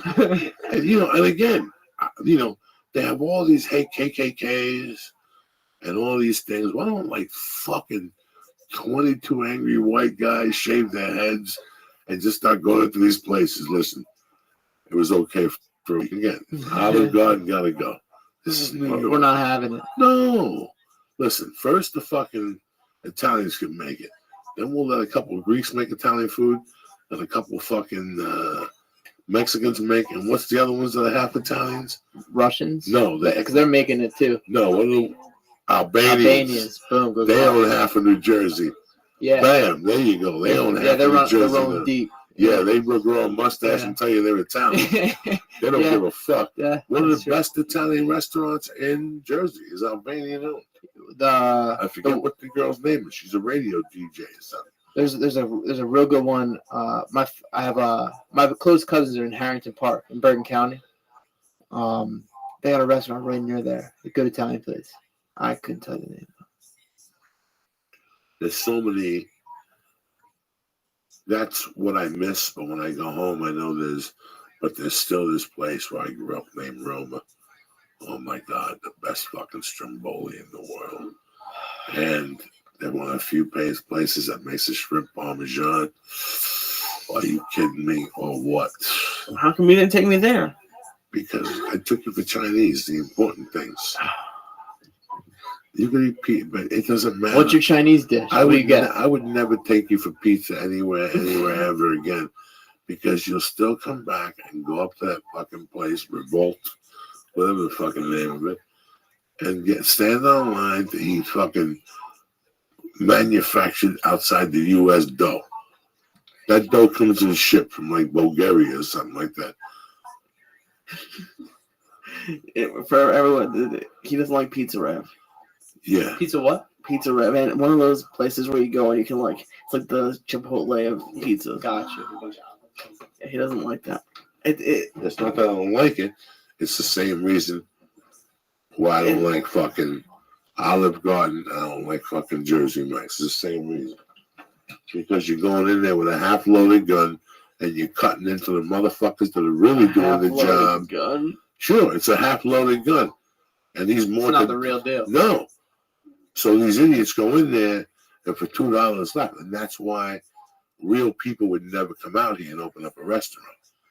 Because here's a guy like your dad who's 53, puts away his life savings, but he has a secret pizza recipe. Every time he makes his pizza, people pull their hairs out of their head. He borrows his money. He borrows $10,000 from her, $20,000 from me. He comes out here. He gets a great location. He's making pizzas. He's making a great living, man. But he's working 6 days a week, dog. This don't come easy. And every day it's 100 fucking pies. And all of a sudden he's waiting there, smoking a cigarette outside. And he sees a family of 3 eating fucking a box of Domino's pizza. Meanwhile, this guy gets the fucking cheese shipped in from Milwaukee. He gets the nice tomatoes from the communist garden, you know. San Marzano's. Yeah, you know what I'm saying? Yeah. That's what happens. And all of a sudden you lose faith and go, why would I keep making this quality when they're never going to come over here? Domino's has me with the advertising. It's $7.99, plus they get sausage sticks. They get butter fucking out. What else do you get? You get 3 chicken wings. Cheesy bread, you know. Lava cake. So that's the problem. And then there's suckers. Then there's people who say, I wouldn't eat that shit if I was on a fucking island. My mom says my grandfather would roll over in his grave if we were in the Olive Garden. It's a very fucking embarrassing thing. Yeah. And not for people. Listen, when I go to Pittsburgh, I got to go to the Olive Garden. There's places I go to, I don't eat the pasta. I get the all-you-can-eat buns and salad and soup. It's the best bread there. You get that imitation pasta fazool and the salad. Let me tell you something. The best thing they have is that salad. The all-you-can-eat salad, if it's crispy, if you go later, the thing sogs in the vinegar and oil, and then you have vinegar and oil soup. No. When they first whack that motherfucker up, it's not bad. Trust me, I'm telling you. I've been in some dirt murk situations in Pittsburgh, and it was right next to the hotel. It was fucking snowing. What do you want me to walk around? I don't live in fucking Pittsburgh. There's a comedy club, and there's a fucking whatever it's called. What are we talking about here? Olive Garden. Thank you, my love. One person's paying attention. Where you headed, Lee, tonight? I knew Olive Garden, but I thought you meant before Olive Garden. You want another star, Lee? Is Sure. it time for another star? Oh, it's always time for another Just like star. this. Look at this. We haven't even put a dent in this weekend. You should be ashamed of yourself, Lisa. Are you ready for a star depth? All right, then. The body of Christ compels you. You should. It's like the Exorcist, Lee. Tell him. The body of Christ compels you. I gotta get a look at these little warlocks. The body of Christ compels you. It's savage. Savage. Was that one? What? Let's keep one more. Wait a second. The body of Christ compels you, Messiah. One more. We're going deep. Can we split it? No, split what? What is it, 3rd grade? Split it. We're going deep into the murky waters. Lee Sayat, let me explain something to you. Come on, We Lee. go deep all year long. This is the last 4 days before Hanukkah. Christmas This is a new episode. holiday that we're starting here. For Cuban Jews that take it back to Egypt. This is it. We're starting a new organization for people who mean business. This is the last 4 days before Hanukkah. This is how we gonna act. How you gonna fuck? What do you want to sing? What do you want to do? Eat another star. Look at this. The body of Christ compels you. You ever see The Godfather? Absolutely. The first one, before they baptize him, the priest goes, like this. Look. One more for the road. Don't like let it skid it. Fuck it. You got Uber tonight, right? This is gonna be interesting. You got money left on the Lyft card? I better. Oh, God, Jesus Christ, no, you don't. Fuck it. Leave it for the mouse. But no, he's that one. It's good for you. That one's got shoestrings up. Oh, I'm so high. It's over there. Got you, Lee. Got you. Oh. Be careful. Don't lick your fingers right now because you're still in competition or something. It's okay. There's some. It's only weed on it. That's all. That's on the floor.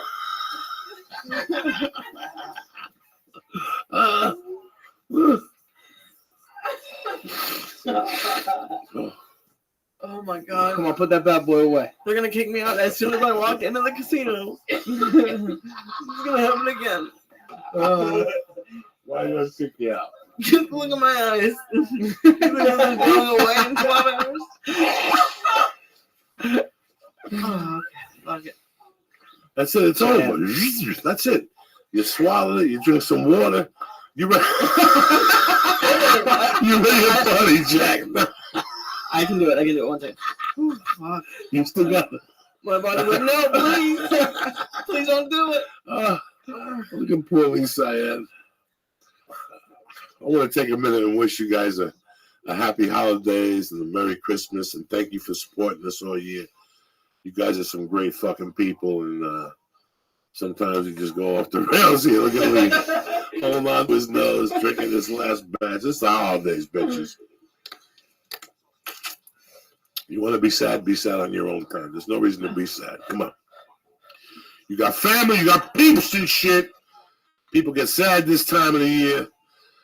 You got to do the opposite. Take a deep breath, look for the future, and get ready to get your dick sucked. That's all you can think about. You know what I'm saying? You're looking straight ahead. Sure. Fuck these mother. How you feeling, Lee? Look at you. And so this is Christmas. Go, Lee. That's it. And what have you done? Now you can say, and what have you done? Tell them what have you done. Oh, Dean, huh? You did. Huh? You did 1,500 milligrams. Is that what we did? Oh, 400 days before Hanukkah. Oh. And so that's what you did. 400. All right. So when do you expect to fight next? I don't know. May. This is they'll suspend you because of the stitches. That Yeah, I don't know. 60-day thing. Yeah. Yeah, I don't know. I will get back at it though. Keep it. You But, are? heck yeah. Oh yeah. No. Heck yeah. It was tough. 24. Fuck it. Yeah. All you need I is do. a steak. I get so better so quick. Yeah. Oh, All you need you is know a what I mean? steak and a peanut butter and jelly sandwich, and the stitches heal. Yeah. You're ready to go, G Yeah. Money. It's all over. Yes, sir. 6 days a week, Jack. It's true. When you're 24, what do you need? A roast beef sandwich, a little peroxide. You drink some peroxide, you're back. Fuck yeah. Hell yeah. That's you're in a good position at a good time. Everything will peak perfectly, and you'll be right there to fucking claim Jersey and shit. Yes, over there sir. with the Miller brothers Yep. fucking it up. Mm-hmm. Lee, how we doing over there, all right? You're turning redder by the minute. Do you know how to sing Changes? You look like you know how to sing. You look like you'd be good at karaoke. Me? Yes. Yes, you, Mickey. Oh, thank you. I don't know what changes. Changes is Yeah. a song that Ozzy Osbourne sang while he was in Black Sabbath in 1980 and 19, like the third album. How the fuck knows? And it's called I'm Going Through Changes. It's called Changes, but the main lyrics is going through changes. One night I'm sitting here, he's eating edibles like he's 10 over there. And I'm talking to the guest like yourself, and I'm looking at his face, and I could see him, like thinking of his life. Like, you know, looking in your face, you get like, oh yeah, I was 10. Like he had that, but he really couldn't talk, or he had the microphone off. And all of a sudden I looked at him, I go, Lee, and all of a sudden he came out of it. What? And I go, you're going through changes, aren't you? I was like, you're right. So he's over there going through changes right now. I just saw him a few minutes ago. Those last 2 stars. I'm trying to find. All right, so now you go right back in it. You go back to 5 a day, 6 a days, Yeah, I do. driving, training, the whole thing. Yeah, I do. I'll do double sessions 5 days a week. I used to do 6. I used to do like 6 and then just one day off, but I like 2 days off. So I'll do Monday to Friday, double sessions. Practice in the morning, go eat some food, practice at night. In your position, you want to fight twice a year? Maybe a Whatever little they more. have for you. This time I fought 3. Okay, this last time. Yeah, I fought. I probably could have done 4 because they gave me a big break between. I fought February 6th and then I didn't fight till September. I wanted to fight that summer. They made me wait for Punk. You know what I'm saying? That's a big break. Yeah, I would like to. So I think I could do 3-4 a year. You can move it quickly. Yeah. You can move it quickly, especially the way you're training and whatnot. No, you look great. Yeah, I mean, Thanks. like I said, I knew you were fighting, but I didn't see the countdown to the following morning. And I'm like, this fucking kid is the real fucking deal. Thanks, man. You went in there. Were you an underdog or you were a I favorite? think it's pretty even. Was it really? Yeah, I think by the time we fought, I think I was like a minus 140 and he was like a plus 120. Plus 100, something like even, you know.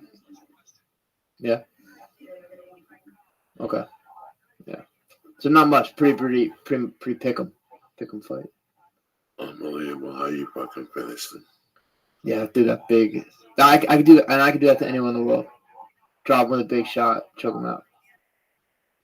Once you hit him with that big shot, what is it about the shot that you know that you have 6 seconds to put the cobra hooks of death into them? Well, right as I hit him, he went right down his butt, sat him right down, and then I could tell he was like on Queer Street because he took that little dive at me. So I threw an uppercut. He started to protect his neck, spun to the back, and that whole time he wasn't firing, he wasn't moving right. He was fucked up from the shot. Yeah, that's it. You just fucking spawned on him like a fucking lights out in Georgia, and I was like, oh my god, this is pretty goddamn amazing. I can't even think of making a move like that. What's up, Lee? It was a good fight, and I don't remember the guy's name, but the Cub Swanson fight, his opponent called him out, and Cub Swanson ended up winning. Have you ever thought, like, is it a lot of pressure to win when you call someone out, or is it not really? Yeah, but it's just pressure anyway. You know what I mean? Like when you're in the back, you're nervous as heck. Whether it's, you called them out and talked a bunch of shit, or you know what I mean. You don't want to get beat up in front of all your people anyway. Right. Well, yeah. Well, you never want to lose. Nah, heck no. Listen, if you look at the UFC's history, the last 3 years and the growth, you got to talk a little bit. Yeah, you got to be like not just an athlete, but an entertainer. Yeah, you got to talk a little bit. I mean, you can't fucking dye your hair and light your feet on fire and go in there because now you're putting more attention to the entertainment than you are the fight. But this a light walk. There's it's funny. In the old days, whenever I saw a fighter go on with dyed hair, I would go, fuck, I should have bet on the other guy. And sure enough, the guy with the dyed hair would lose because they focused on the red hair. You're thinking about your hair. What the fuck, guy? You're supposed to be thinking about the goddamn fight. Little things like that. And maybe I was wrong a few times, but for the most part, any guy that walked in there with pink hair or a show, 3 guys bowing in front of him, over. And quick, too. Quick, like, and you're like, holy shit, he focused more on the entrance than the whole fight. I used to think that I wrestled my senior year. And when people would see the wrestlers with the tattoos, they'd be like, oh, I bet he's good. But then that means he was sitting in a tattoo chair when I was out here lifting or throwing someone around. You know what I mean? It's really fucked up the influence of the tattoo the last 20 years. Yeah. Like, up to the time I went out of prison, the only way you had a tattoo is if you were in prison or you were a fucking, they captured you in Cuba, or the Chinese dudes, or the Japanese Yakuza and shit, and all of a sudden it just went AWOL. Everybody got tattoos. They're everywhere. It is, you could not predict this 30 years ago. People are going to be having tattoos. People go, get the fuck out of here. Because there was such not a taboo against it, but yes. Oh, you're right. There's a stigma. There was a stigma about it. You met my mom, Joey. My mom hates tattoos. Listen to me. She hates I them. went with a friend of mine. We talked. We got all coked up the night before. We were 16, and I was gonna put cocoa on my knuckles, like Ozzy Osbourne put Ozzy. And we walked all the way up there, and something was like, someday I'm gonna want to get a fucking job, man. And that's not. They're gonna look at my hands, and I go, you know what? I already got enough fucking shit against me at this age.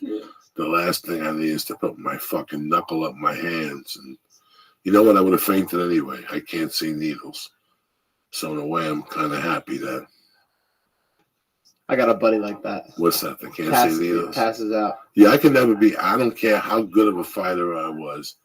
I could never, ever be in the UFC, play any professional sports, anything. Because I don't know how I'm going to react at certain situations. I don't know how I'm going to react at certain situations. I might see you get your head punched off, and I might just walk away. I might see you get hit, and your coach wipe your eye, and then throw the towel down in a live thing, and I'll look at the amount of blood on the towel, and I'll have a nervous breakdown. Do you follow me? So I don't like that shit no more. I fainted at one live UFC, and I fainted one time at home watching a live UFC event. The fight I fainted at, it was one of those palm fights. The palms? The palm, and I was there with Ralphie May. All right, Ralphie May was performing in Vegas. I asked Joe for a ticket.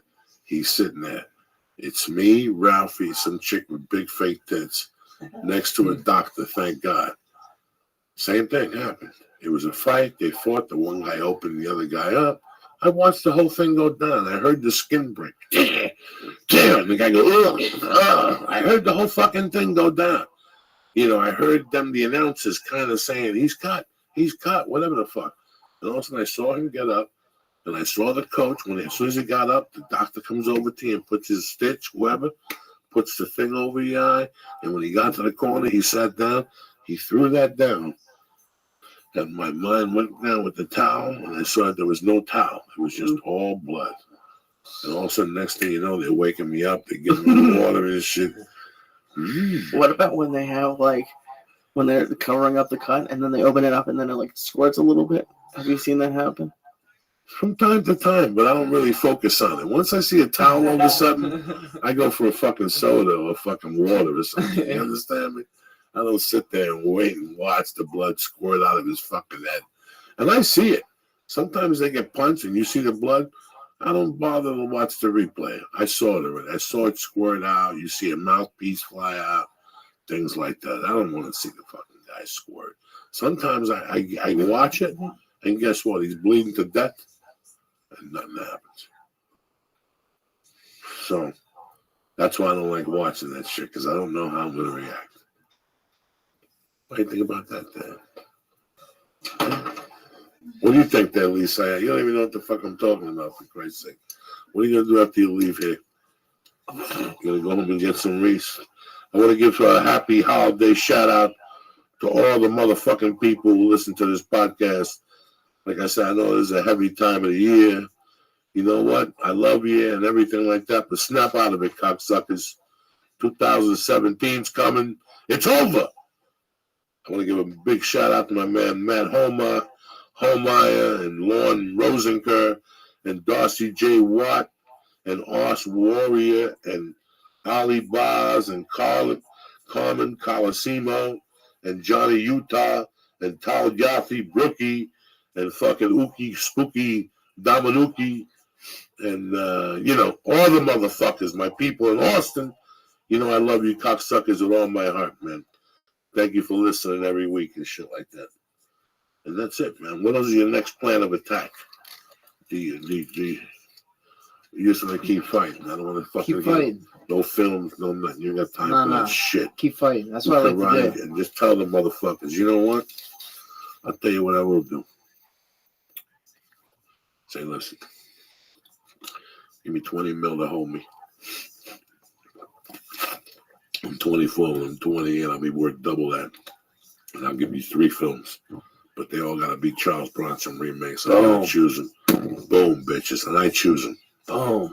And we got to remake them Uncle Joey picks him. like Charles Bronson would do it to his extent at that next level. How would he do Death Wish now with what's going on in New York? You know what I'm saying?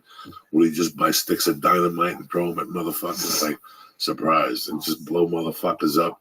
If we're gonna start remaking something, let's remake it even better. You know, but let's keep it how these motherfuckers would do it. They're gonna remake everything. They're gonna remake The Honeymooners. You do know that, right? They rebooted The Honeymooners on CBS. To a guy like me, that would be a complete slap in the face, man. Unless I play fucking Ralph Cramden. If I play Ralph Cramden, then we can get this party started the right way. But he always says he's going to send it to the moon. He can't say those things today. He can't say a lot of things that he would say today. That's true, yeah. He can't say no bang zoom, one day Alice. He can't threaten her. All those, he can't call Norton stupid. None of that stuff. There was never any, but there was brilliant episodes of The Honeymooners. See, The Honeymooners at the end of Saturday Night Live. It's a great show and all, but count how many fucking writers they have. When you watch The Honeymooners, it's 2 writers and Jackie Gleason. You grew up on The Honeymooners? You? I've seen it, but no, I didn't grow up on it. You grew up on it? See, what kind of generation? This is what I'm fucking talking about. And they're on WPIX. Yeah. Constantly and shit. Listen, before you get into any other comic, watch, like Christmas Day, and watch Jackie Gleason. Right. God damn, that's a good episode. Yeah, So, they got my grandma got the tapes. It's a marathon. It's a marathon in Jersey all day on Wednesday. On Saturday. That's what you do Christmas Day. Oh. You to go for a walk, you get tuned up, you come back, you spray Banaka, fucking mouthwash and shit, you put Visine in your eyeballs. Where'd you go? I was worried about you. I had to go for a walk. There was burglars in the neighborhood. A couple of Cubans and Puerto Ricans and shit. They were driving. They were playing Alabama music. And all of a sudden they're like, let me cook for you. You sit down and there's The Honeymooners. You take your shoes off. They make you hot cocoa and you don't go nowhere. If you're really fucking lucky on Christmas Day, you got March of the Wooden Soldiers which they play, but see, people wouldn't watch that shit today. You guys wouldn't even think of watching that shit today. That's history right there. Who gives a Frenchman's fuck Lee? What do you got planned for Christmas Eve? Christmas Eve. Well, that's the big one for Paula's mom. So what's she doing? What's she making? She's cooking the goat this year? No, I think gonna kill it. Isn't Christmas tamales? I don't know what it is. I'm pretty sure it's tamales. So Christmas Eve, you going over there? Oh yeah. And where are you going Christmas Day? No plans as right now. Look at you. You said tamales on Christmas? On Christmas Eve, yeah. You grow Mexican? Yeah. Okay. Yeah, I'm into. People are gonna get mad. I like tamales. My favorite are the sweet ones, though. I'm not like the masa thing. Is real heavy for me. I like it though. How you try to eat 18 plates of tamales? Who eats 18 fucking plates of tamales? Tamales doesn't stop. You look at 2 tamales. You go, let me get a red one pork, and let me get a green one, a little spicy. You pull them in. You put a little salsa on that motherfucker, a little bit of cheese to dilute the fucking spiciness, and you eat them like a soldier. You say they were very good, and you walk away. Yeah, you do that, but then her mom serves them with rice, and then her mom comes by and gives you more. What type of rice? Yellow Mexican rice? Of course. So you eat it, Lee. What the fuck? I do. You go back home, you do some kettlebells on the balcony, and you balance it out. You know what I'm saying? Why are you playing games with me for? You know how it's done. It's you that you go bananas. I know. And I would go bananas too, but you can't. You got to control yourself. You're a savage. You're a student of the game. Cocksucker. You eat Blue Apron. I know. I am. How are you going to be eating Blue Apron and then go over there and eat 18 tamales? I can eat 18 tamales. That's my point. What type of loyalty are we talking about? My buddy Larry got me a hotel where they have cheeseburgers for $2.99. I might just move there. I know, and I know he already yelped it and everything. Other cheeseburgers made of goat or fucking Armenian meat that was killed in Glendale and fucking mafia meat dipped in whatever. Where do you go as my main little brother? Champ. Be champ. Keep winning. Make some money. One step at a time, my friend. You got all the fucking utensils. You got sidekicks for Jesus. Yes, sir. Uncle Joey will be talking about you. Thank you. When I go to Jersey, I'll be dropping your name. What, bitch? Let them know. So you're moving to lightweight? Yeah. So I'm dropping down a two little bit. Jersey guys in the lightweight division. So what are you weighing now? So I can make 170 pretty easy, but when I'm walking around, I'm at like 190. But if I diet and like stay on my like fight camp diet just a little longer, just do the drop the water, I'd be a champ. You want to go down to 155? Yeah, think about it. No shit. Think about it. Yeah. Think about it. Yeah. Jim Miller told me I should. My buddy Billy D told me I should. I think I could, I'll eventually be able to be the champ at 72, 70 as well. But I think I could be a champ at 55 in like a couple years. Year two. But I'll be huge So for that. for you to fight at 155, to be honest, it's not fucking. You need to walk around at 170. I know. That's Fight week, a I'm good thing. like That's easier said than done when you live in New Jersey, though. Yeah, that's right. I gotta be like disciplined. Like I gotta have a crappy month. I'm not gonna enjoy food. But then after, like now, like I'm in that spot where I could eat. What do you weigh now? Right now, I'm probably about like 90 right now. So once you go into camp, what do you eat? What kind of I breakfast do you switch it up. I go clean. I only do like carbs. Like I do rice only like before and after workouts. Like if I go 55, I'll do that and I'll just portion. I'm just like, I'm a gabron. Like I'll crush. I'll eat a lot when I eat, So I just gotta, but like I'll overdo it. If I control like my portions and whatnot, I could be all right. It's so weird. Like when you're in high school, when you get out those college years, you're still working out with that high school intensity. You can fucking eat, dog. Mm-hmm. You can eat. I used to eat a box of cereal like nothing. Just crush it. Like nothing. Yeah. Box of cereal, 2 eggs, bread, bacon, and walk around like nothing. No farting, no shitting afterward. Like I could still put away another 8 ounces or whatever you got. You know what I'm saying? Like I kept it low just in case I bump into something. Just in case I go over to Mickey's house and then mom's got a cheese omelet with potatoes or something. And she invites me in, I can't deny it. You know what I'm saying? I'm not going to disrespect her and shit like that. Doug, I wish you all the fucking luck in the world. Thanks, man. I appreciate it. It's cool to be on here talking to you. Fuck big fan. It's cool to have you on and stuff. Garnett, I want to thank Garnett. Together. He's a good fucking man. Yeah. Let me just do 2 things here, and you get out of here, go eat, go jump up and down, do what you do. Let's be honest. Most of your problems start with the mind, all right? Fear, anger, stress, anxiety, depression, and sleeplessness, they begin in your head, but they can wreck your life. But it doesn't have to be that way. You can make a major difference in 10 minutes a day. Headspace is meditation made simple. It's guided meditations you listen to whenever you want, wherever you want, right on your phone, computer, or tablet. It's rooted in thousands of years of tradition with thousands of specific studies that show its positive effects like improving focus, relationship, and harmony. Join over 4 million users already getting Headspace for free right now. Download the free Headspace app and begin the Take 10 program for 10 days of guided meditation at headspace.com/Joey. Again, the Headspace Takes 10 program is a 100% free way to experience the benefits of meditation in your busy modern life. Train your mind for a healthier, less stressed life. Start your free trial today at headspace.com/Joey. That's headspace.com/Joey. I want to give a shout out to these fucking savages because I love them with all my heart. Again, the bidet is back, bitches. I don't know if you people know it. You're ready to get the dream gift. A bidet is back. Do you even know what a bidet does? No, you don't. You strap it onto your toilet. It's portable. You don't even need a plumber. You need nothing. You strap it on. You tap some fucking screws. And next thing you know, next time you walk 10 miles, next time you take a big dump. Sometimes you take a dump, and even if you wipe your muffler, you leave that room and you're like, you know what, something ain't right. Even though I took a shower 20 minutes ago, you ever take a nice shower? You put your clothes on, all of a sudden you got to take a shit, and you're like, what did I take a shower for?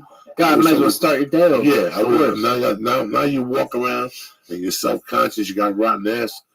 No more.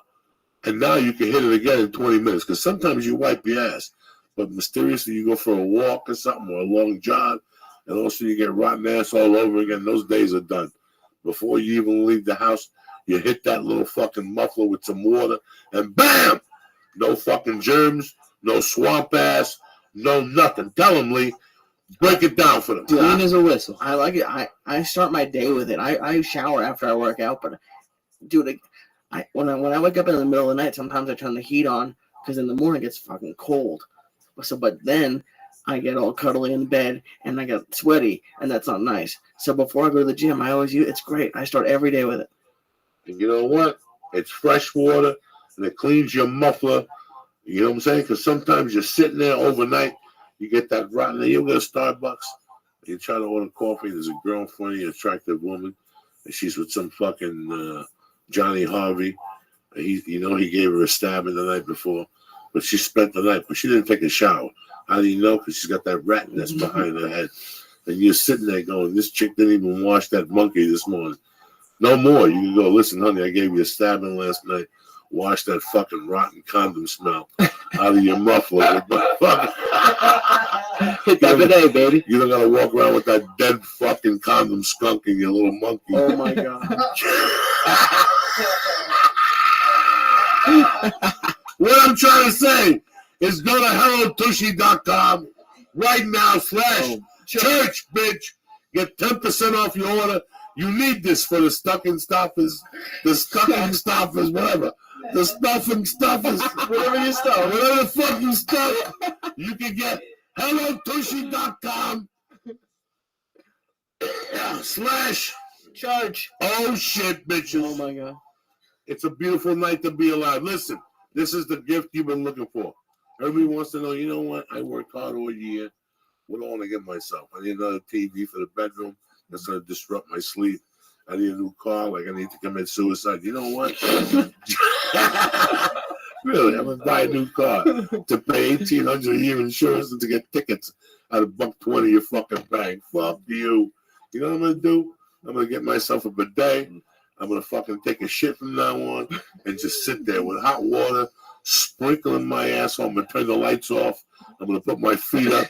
I'm going to see if I can order some Chinese woman for $22 an hour that can pedicure my feet with hot water hitting my asshole. That's a fucking goal you want to achieve in 2017.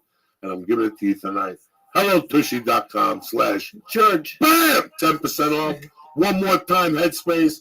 And my main motherfuckers over at On It, throwing heat. Go over there for the supplements. I'm telling you. You're getting into jiu-jitsu, get that Shroom Tech Sport, and fucking take 2 of those. Take them before my fights. Yeah. Take them all the time. Love them. I'm telling you, you're jumping up and down. Everything's beautiful, all right? Go to On It and / church. Boom! And get 10% off delivered to your house. Who's better than your Uncle Joe? Cocksuckers. Nobody. I just got your Shroom Tech, and I'm going to get your asshole washed like that. Ba, ba, ba. Ba, ba, ba. I don't even know what the fuck I'm trying to put together. Yo, Merry Christmas from the bottom of my heart to all of you motherfuckers. The Lingus is it's just too much. Bob Lingus, what are you laughing about? I love it. The Chicago Mafia, 10th Planet, fucking Death Squad, fucking my man Mickey Golf family and his sisters. You guys, you bad motherfuckers. Thank you for coming on, for you listening to the stories, for you listening to our racist and disgusting remarks and not reporting this to the IRS for many reasons. You understand me? We love you, man. And I can cut this out if I'm not supposed to say it. Is your Ari show coming up soon? And this is the last show? Tomorrow night. That's right. Look at Lee Sayat. Boom. Look at Lee Sayat, the assistant to the assistant to the assistant to the assistant to the assistant show director. There he is. So again, okay, for that and the last show and one of the last shows of the year, maybe. Turn on your I VCRs got my right now when you download this. It's Wednesday. Do me a favor. I'm on. This is not happening. But go ahead, Ari. I'm sorry to interrupt you, my brother. No, I was just saying, can I get one of the assistants cut off for that assist? Okay, you're the assistant to the assistant to the assistant to the assistant. How's that? Make a new business card. Bam. See, just put Scott's cake. And I want to thank you for coming on. Thank you. You made a fan, the believer out of me, and you did it in a weird way. because I watched that footage. Next thing you know, you're fighting them, and I didn't understand if you had fought and I missed it. I'm like, where the fuck have I been? Do I smoke that much marijuana? And then afterward, I realized, and you were fighting again. I'm like, look at him. This motherfucker was going for people's Going heads. for it. Yeah. Oh shit! Little by little, like a Jersey motherfucker, like sir. Sinatra, fresh in Hoboken, out on 19th Street. He said, "Fuck, I ain't letting these people hold me down." Jack. What the fuck am I talking about? I'm not doing edibles no more. I'm doing this show. You understand me? Merry Christmas, and we'll be back next week. We are doing a podcast next week. It's a surprise fucking podcast for you motherfuckers. I love you guys. Have a great weekend. Have a great time for your families. Thank you for supporting us. Play something, Lee. Make something up. Okay. It took you too long. You slip and say, Well, what happened? I'll put the music up. No, there you go.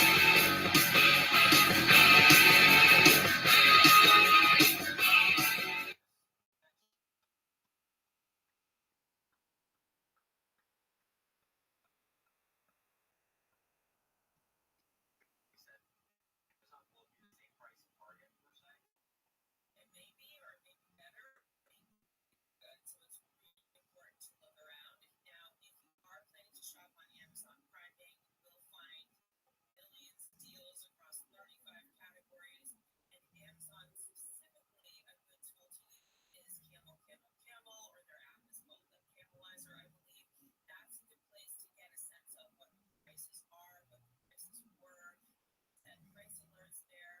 And then pair that with other that you're making Amazon to look for sales, like they have set up wish lists and look for discounts on their app. And so there are lots of ways to save on Amazon Prime Day.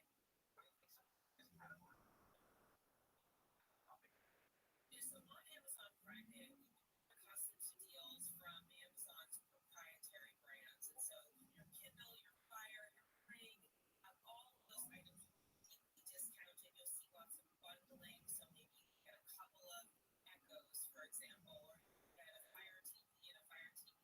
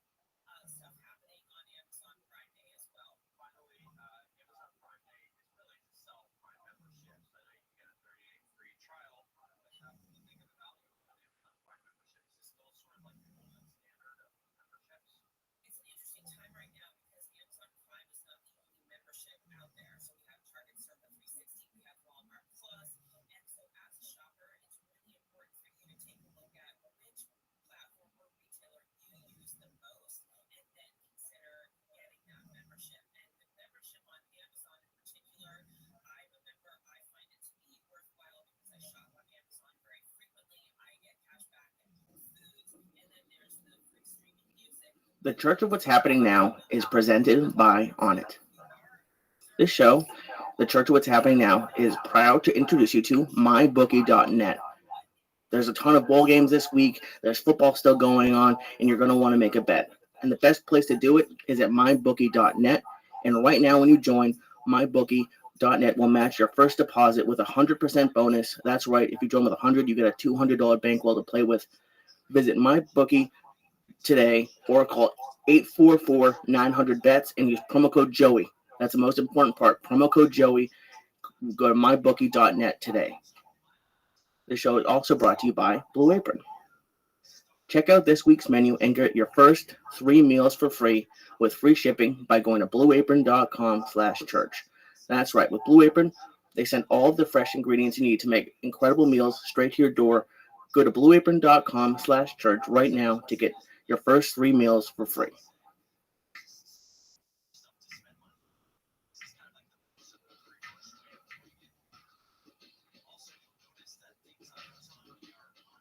Oh shit! Kick that mule, motherfucker! Kick it! Kick that motherfucker! I want heaven to hear that motherfucker right there.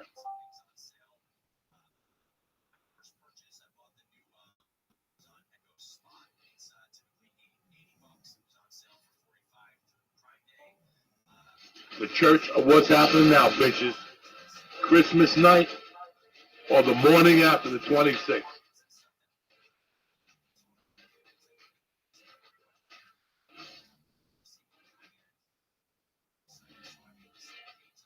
The phone. You can look and see what the 3 meals are. Okay.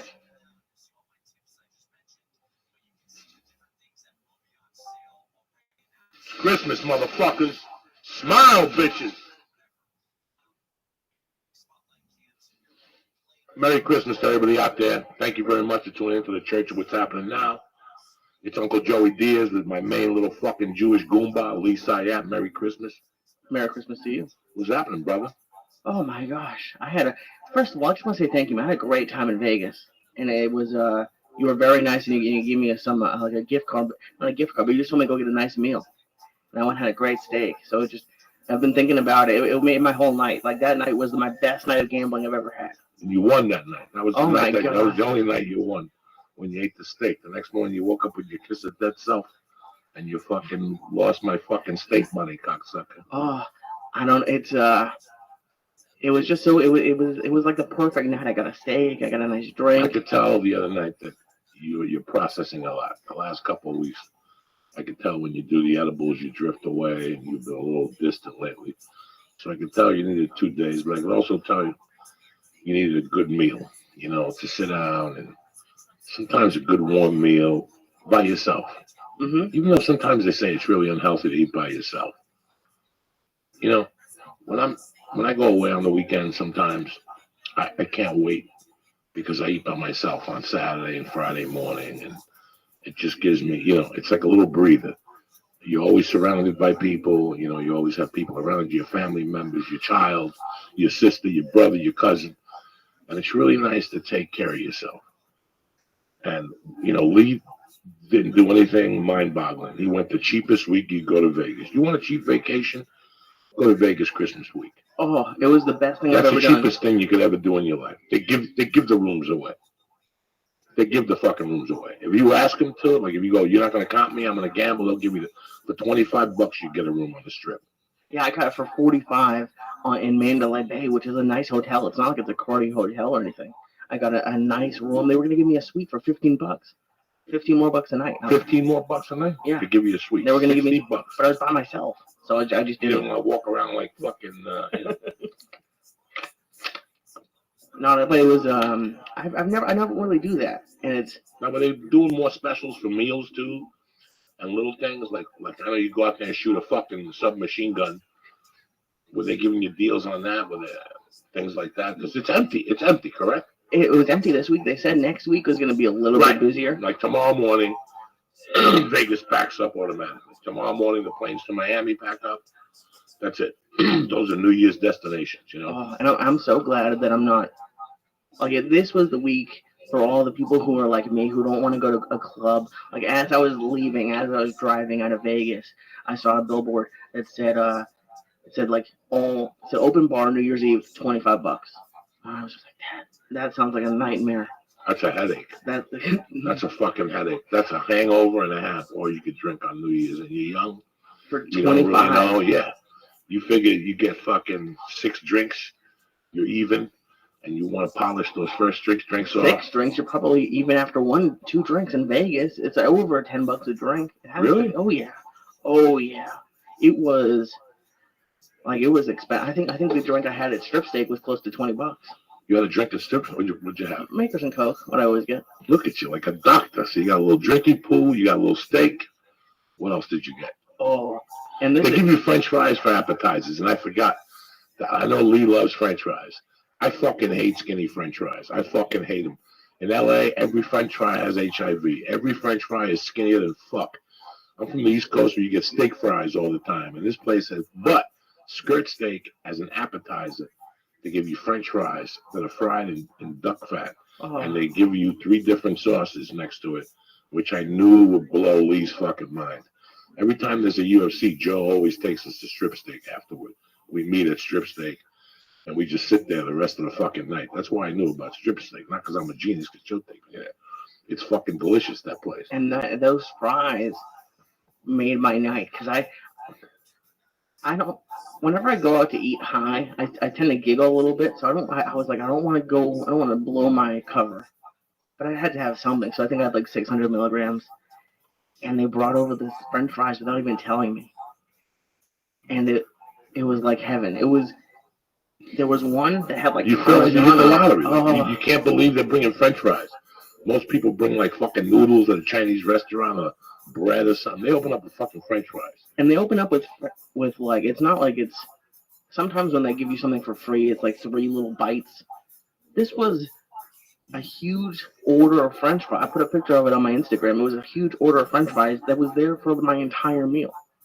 It was the bartenders were great. And it's because I normally don't like eating by myself. And I think this night changed my opinion, because I've lived alone for a while. And even now, if like I want to go eat, I'll get takeout and go home and watch TV. Just because, I don't know, I feel weird being alone at a restaurant. But I had a great time. I was talking to the bartenders. Did you sit at the bar? Oh yeah, I'm gonna get a table. Yeah. You sit. When I go on the road, I go to those places, and there's a line out the ass, but the bar's empty. I just walk right in, sit at the fucking bar. I start talking to the bartender. There's 3 bartenders. One of them listens to some podcast we're on at one point in our fucking lives. We start talking about podcasting or what am I doing in town or comedy. And it's kind of interesting, you know. I hate going to restaurants, to towns, and eating at a restaurant that I could eat out anywhere. Oh yeah. I want to get a flavor of the town, you know, to see what reflects on the town. Like when I went to Portland with Felicia, we went to that prime rib and chocolate cake, and went to another place. These were all places from that city that they had to offer. When I go to Texas and you want to eat Chinese, I'm like, no, go to Chewy's. I can only get Chewy's in Austin, or you could only get this here, you know. I work myself up. So I'm happy that you wanted to go to sushi. I'm like, you get sushi here. Right. Strip steak you get here, but you got to go all the way into the heart of Beverly Hills with fucking traffic and park. It's a goddamn nightmare. If you're at the Mandalay, and it's strip steak is at the Mandalay Bay, correct? Yeah, it couldn't be Right more downstairs, easy. yeah. It's right downstairs. But then then I like gambling, but I'm not good at I won't spend money on myself in other areas. Like I used to go to Vegas a couple of years ago and try to do this for a couple of days, but I'd stay at like the cheapest hotel on the strip. I'd eat at Chipotle and then go back. And that's not what Vegas is about. And Vegas is Vegas gets a bad rap, but I love it. I think it's great. It has the best restaurants in the world. There are some negative aspects to it, but the amount of good food that you're surrounded by is amazing. And then I found this great deal online. They gave me $100 to use at the casino at the resort. So I had food. I had a bunch of meals for free. Especially these weeks, they're looking to give you anything just to show up. Pretty interesting. It's really nice. You know, listen, when I go on the road, I don't give a fuck where I stay. I really don't. You know, I slept on so many couches and shit. a Motel 6 works for me. It really does. Yeah. You know, as long as they have a hot shower and the cable works, I'm pretty fucking good. You know, I like security. I don't want fucking crackos knocking on my door at 4 in the fucking morning. But you know what I mean, you know. But sometimes the club puts you somewhere nice. And for 2 days, you walk around and you're like, you know what? I'm a fucking human being, you know. For 2 days, I'm going to act. I remember going to Riviera and working the Riviera. It had to be 20 years ago. And, you know, I was living on such a shoestring at that time as a feature act that everything is a break. You know, you get no money when you're a feature act. So every break you could catch is like a fucking act of God. It's like a miracle. And they used to give us a card. I was telling Lee, they used to give us a card to eat in the employee cafeteria, which is the shit that gets sent back from the buffet. Like all the leftovers from all the leftovers from buffets. They got bite marks in them and shit. And, you know, it's a nightmare. You know, that's what you got to eat. But when you're fucking broke and you're on the road, that's who you got to eat. So when I would go on the road with Joe, it was 2 different fucking worlds. Like I tell people all the time, Joe bought me more steaks than my mother. When you go on the road with Joe for the UFC or something, you stay at the best hotel, and, you know, he doesn't give a fuck about steaks or whatever the fuck. You get whatever you want on the menu. You eat like a doctor. That's why when I started hanging out with Joe, I started learning that you have to take care of yourself when the situation arises, you know, from time to time. And it helps. It gives you another 3 months to, you know, it just charges your batteries, man. Let me ask you this. Let's say you're in Vegas, right? And you could stay at, I don't know, a Motel 6, which would be fine, or you could stay at the Mirage where the show is, let's just say. Would the show be better if you were at the Mirage? Yeah, comfortable hotel? Yeah, fuck yeah. No, listen, you want the least amount of movement. People think when I come to a town that they're like, they send me these suggestions for food and they send me suggestions to do, and I appreciate it from the bottom of my heart. But I'm at an age right now and a point in my life and my career that when I go on the road, it's to relax. So I want the least movement as possible. I'm not going to go out to dinner before a show and burn myself out talking when I could just relax before the show. You know? Yeah, I need the There's hotel. so many little fucking things that you need to do to take care of you. You know, I don't know what guest was on, maybe about a year ago. And we discussed, what does it take to be you? It was very interesting. What does it take to be you? There was a time where it took a shower and a box of cereal and fucking a can of soda to be me, you know? And now comes a time where you have to actually get up, drink coffee, write a little bit, smoke a little bit, write a little bit, you know, eat breakfast, drink a protein shake, take my blood pressure medication. I got to rub cream on my fucking rashes. I got to rub baking soda on my fungi nail. What does it take to be you? You know, like, what does it take? You know, you realize that in those moments when you're taking care of yourself, when you're taking better care of yourself, you know, when you have an option to drink between a soda and there's a big glass of water. There's those little things, you know. 10 years ago, I would have just gone for the soda at whatever time it was and drank the whole bottle of fucking soda. You know, now you're going to go to sleep, you have to drink some fucking water, even though you're going to get up and pee in the middle of the night. There's just such a big difference when you take care of you. You know, and for years I never did. Was it a conscious decision? Because for me, it was more just like I got into a rhythm and then I got so busy that you just don't think to change your rhythm. Like when you get so busy focusing on other things, like you just don't, like, all right, this is working, I guess, so I'll leave that alone, but then it's really not working. I got into a bad rhythm when I moved to Los Angeles Yeah. in 99. When I moved to Los Angeles in 99 is when my health went kaput. But there's 2 reasons to that. And let's be frank and honest about them. The number one reason was my dedication to comedy. I put everything I had into comedy my first 7 years here. But I could have put more into comedy if I would have taken care of myself. I neglected myself. So for all those years, I didn't care what I ate. I ate late at night. The mirror I looked at showed me in high school. It didn't show me as I was becoming 350 fucking pounds. You don't see that till you take a really good look, which we don't really do. A lot of us don't see ourselves or don't really want to look. I didn't really want to look. I just thought my clothes were getting tighter because they were shrinking. My wife was shrinking the fucking clothes. Instead of going, no, I'm putting on weight after weight after weight after weight after weight. And then soon as sleep apnea developed. You know, all these things contributed to the sleep apnea. And then that took it to that final level of my health getting really shitty. What was my health getting really shitty? I had no energy. My diet was fucking atrocious. There was no fruit. There was no lettuce. There was 10 cans of soda a day. It was just plain abuse because with the abuse I was doing with the drugs, who cares about everything else? I'm already doing drugs. There's no reason to be a hypocrite and go to the gym and try to lie to myself. I was one of those guys. Really? Yeah, I'm already in deep. What's fucking the gym going to do for me? I'm doing an 8-ball of fucking coke in 2 nights and drinking this and eating this and smoking 2 packs of cigarettes. What's the fucking gym going to do for me? Nothing. That's how I looked at it from a stupid perspective. And today I pay for that. When I go to jiu-jitsu and I got to not eat a donut with you or whatever, I pay for that, you know. I pay for that time because we pay for everything in our lives. The conscious decision was when I stopped doing coke. Then I said, what did I do with myself? What did I do with my body? What did I do to my image? Look at my clothes. My clothes were a day above fucking, you know, I couldn't even fit into ring. I was so fat that I was destroying my clothes. So I was just living in warm-ups.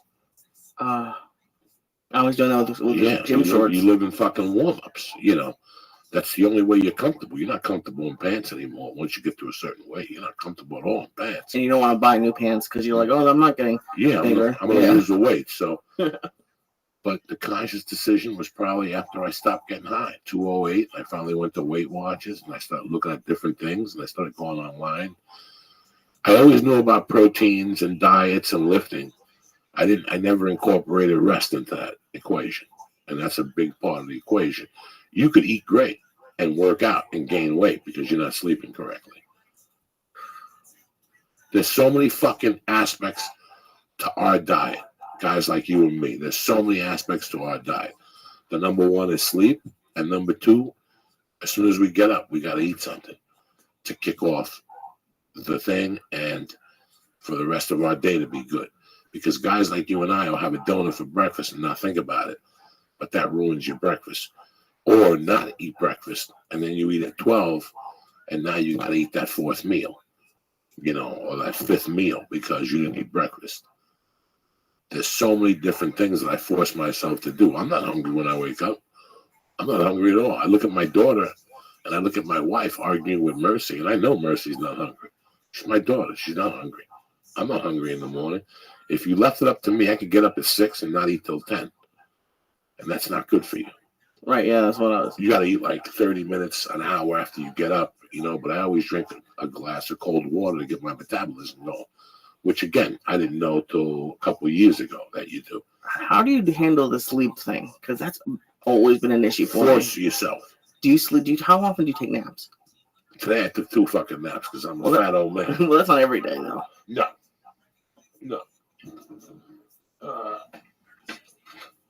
I never took a fucking nap until 1995.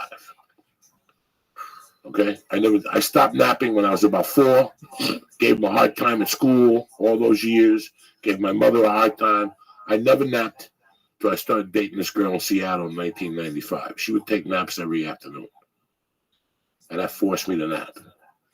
And that is a big lifesaver, a power nap from here. You know, an hour and a half nap, a 45-minute nap, a 2-hour nap. Those are all power savers. But even as of lately, as of 6 months ago, I was putting on a little bit of weight. And it was because I was getting home at 11 from the store or from work or from comedy or something like that. I would write for an hour, and then to detox from the writing, I would stay up till 2 watching TV.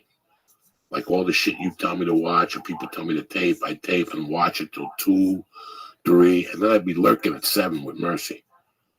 By 10, I can't keep my eyes open. Oh, yeah, that's what it ruins my fucking day. I was ruining my own days. That's the issue I've been having recently. And I've always had this issue, is I like to stay up late. And then it just when you wake up at 7, 8 o'clock. The last 7 weeks, I've been turning the TV off at 12, 11:30. 11:30, I go in the room. Where's your phone? Outside. Really? That's the move, I think, because that's the issue. My TV is not even on most of the time. It's the phone.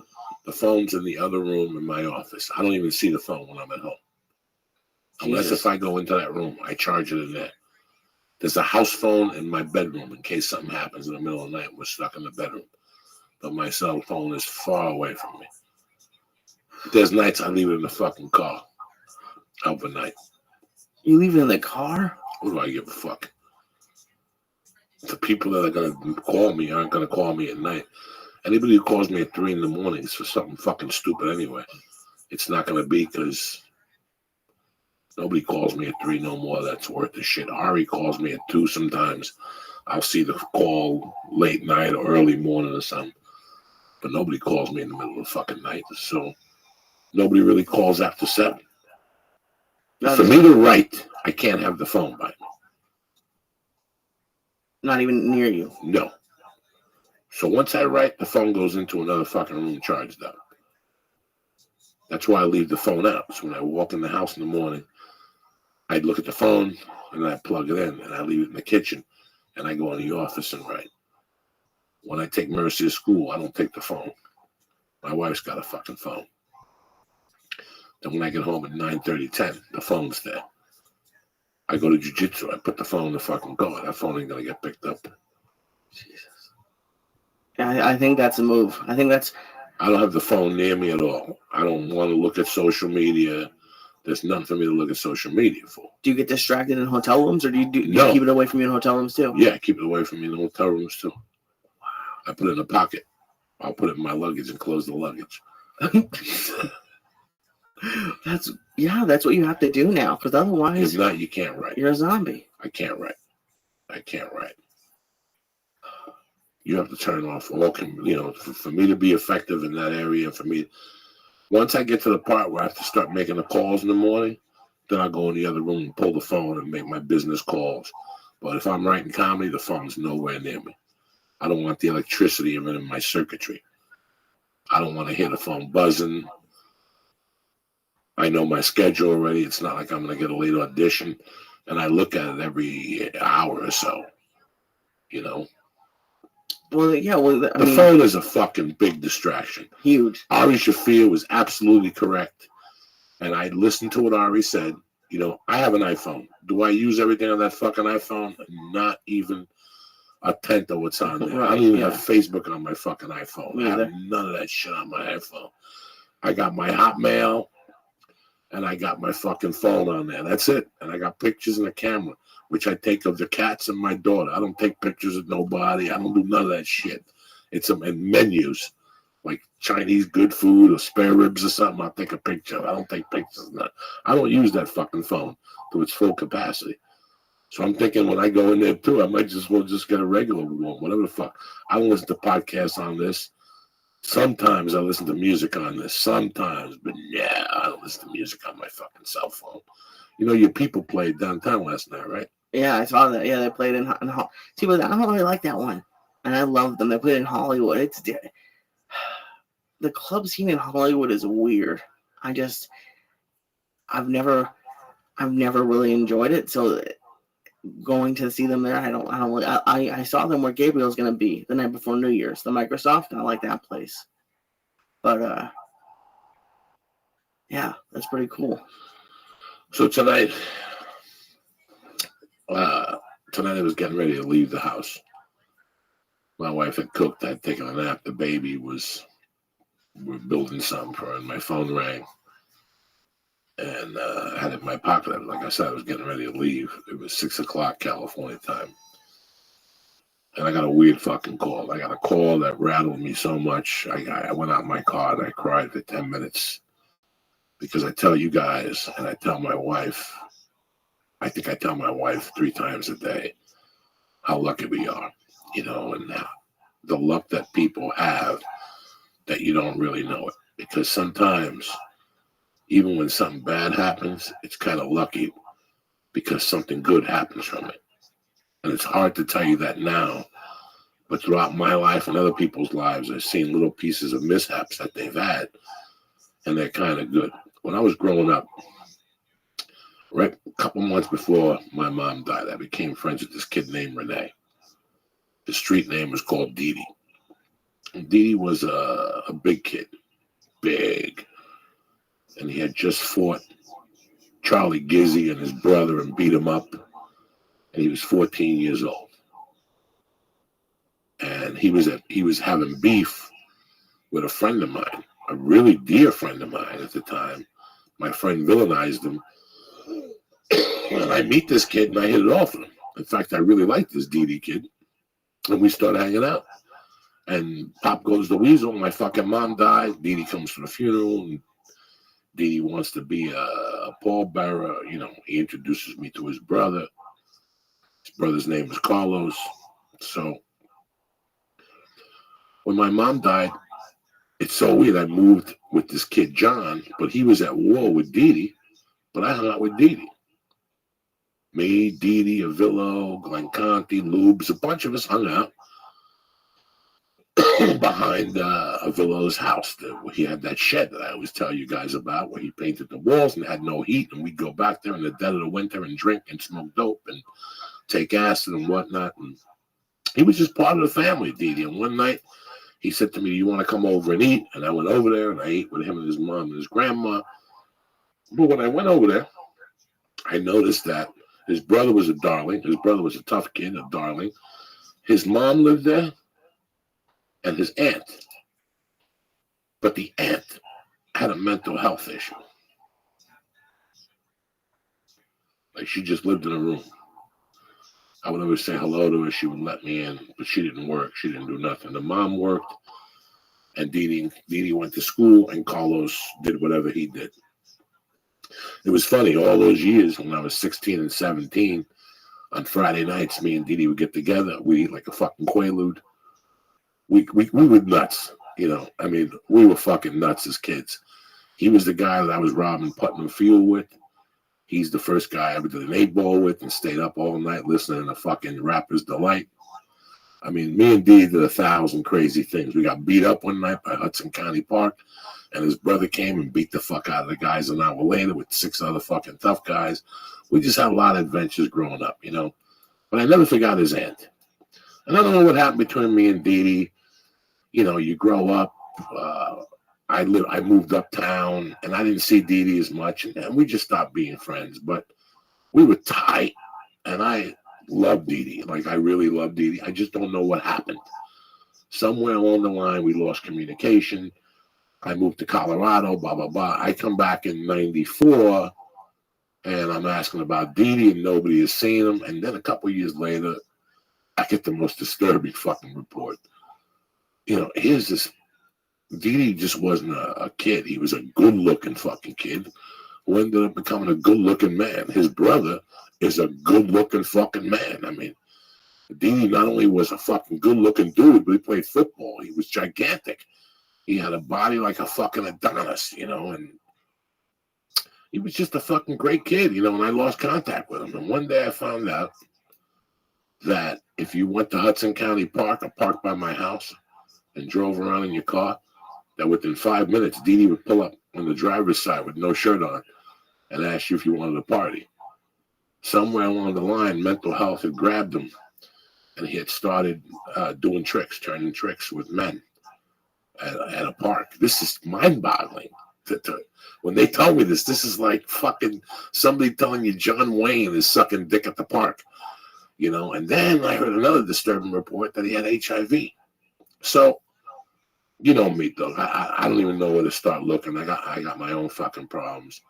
And in 2007, the weekend that I quit doing coke, I did a Friday night show in North Bergen for the high school, and I did a Saturday night show in Hoboken for the police department.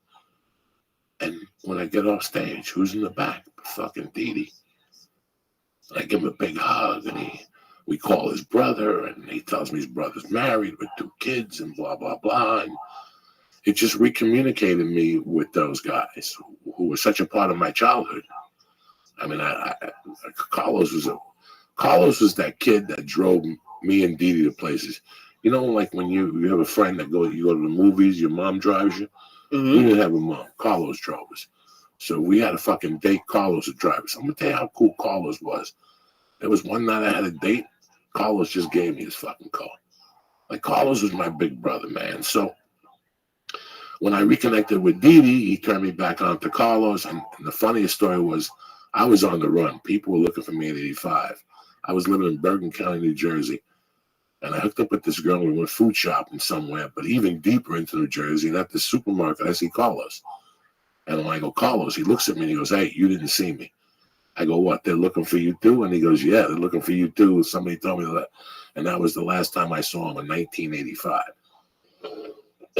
So it's 2008, 2007, I reconnect with Carlos, and now we're talking on a constant. Every time I go home, the first fucking night, Carlos picks me up. We smoke a number. We go eat Cuban food or Chinese food, and he takes me back to the hotel. I give him a big hug, and that's what we do. So the last two times I went back with my wife last December. I didn't see Carlos. That was the first time. And then this year, September, I was supposed to hook up with him and Dee Dee, and I never heard from Carlos. And I was kind of heartbroken. You know, people have lives, whatever. It would have been nice to go eat a meal with Dee Dee and Carlos and just catch up. But I didn't hear from him. And I didn't know what had happened. And I called him a few weeks after that. I never heard back from him. So I just thought it was one of those things in life when friends move on. As I'm leaving the house today, the phone rings. It's fucking Carlos.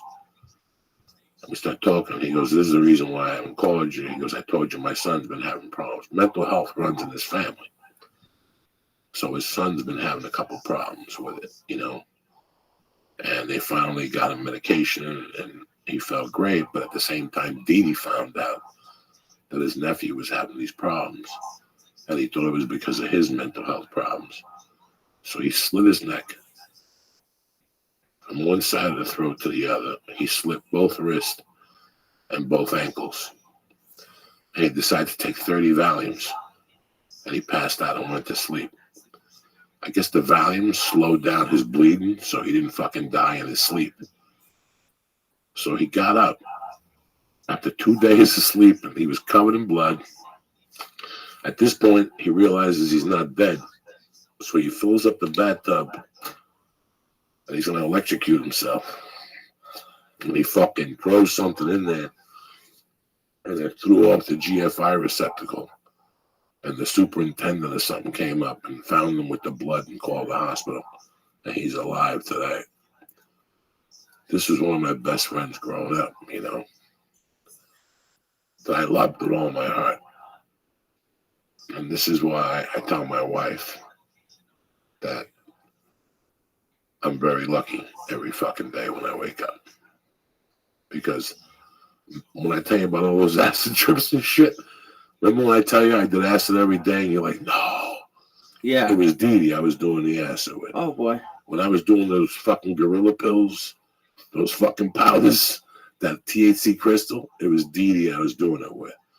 When I first started my first descension into cocaine for the first year, it was Dee Dee I was doing it with. Me and Dee Dee did the fucking, you know what I'm saying? I'm not saying the drugs gave him the mental health. I'm not saying this shit. But what I'm saying is that he was fine when we were kids. He was fine. His issues came up later on. And I prayed for him, you know, before I left, I lit a candle for him. I mean, he was one of my best friends growing up. I loved him with all my heart. I mean, you know. And this is life. This is why I can't even get caught up with stand-up or Hollywood or movies or TV. I really don't give a fuck. Because I'm so lucky to be in the position I'm in right now as just a human being. It's tough to explain that to people. It's very tough for me to explain that to people. But I really don't give a fuck about the special, or I really don't give a fuck about comedy or the podcast. I cannot believe that I got this second chance at life. And it makes me so fucking happy at times. At the same time, it makes me sad, you know. Why are you sad? You know, I got 2 or 3 friends, like I said, you know, I got like 2 or 3 fucking friends I grew up with. The drugs ate them up and spit them up. And they're walking around and they're alive. But I don't know. I don't fucking know. Well, I mean, you were saying that the drugs didn't give him the mental health issues. That's probably accurate, but the drugs probably aren't great for someone with those issues. Like, that's probably like that. I'm not saying that did it, but and it's so good that your friend's okay. But like, what do you? It's scary when you hear stuff like that to just think people get that low. And I have experience with friends and people close to me, but it's No, this just drew me for a loop because, listen, nobody has a fucking crystal ball, and nobody can predict. I mean, we can't predict our own future, never mind one of your best friend's futures. But if you came to me and said this kid was going to slit his fucking throat from ear to ear and then cut his ankles and cut his wrist 20 years ago, I would have fucking punched you in the head just for putting that kiss of death on a good friend of mine, you know. Now it comes to life, and it just makes me realize how fortunate I am. That's it. And why I don't, you know, why I don't give a fuck about any of this stuff. Like, I'm really happy about my daughter. I'm not even mad about Jackie not talking to me anymore. I'm not even mad about that anymore. I haven't been mad at my ex-wife in months. I giggle and fuck around with it, but I don't really give a fuck no more. There's nothing I can do to change it. I have no power over it. This is something we really don't know when I'm young.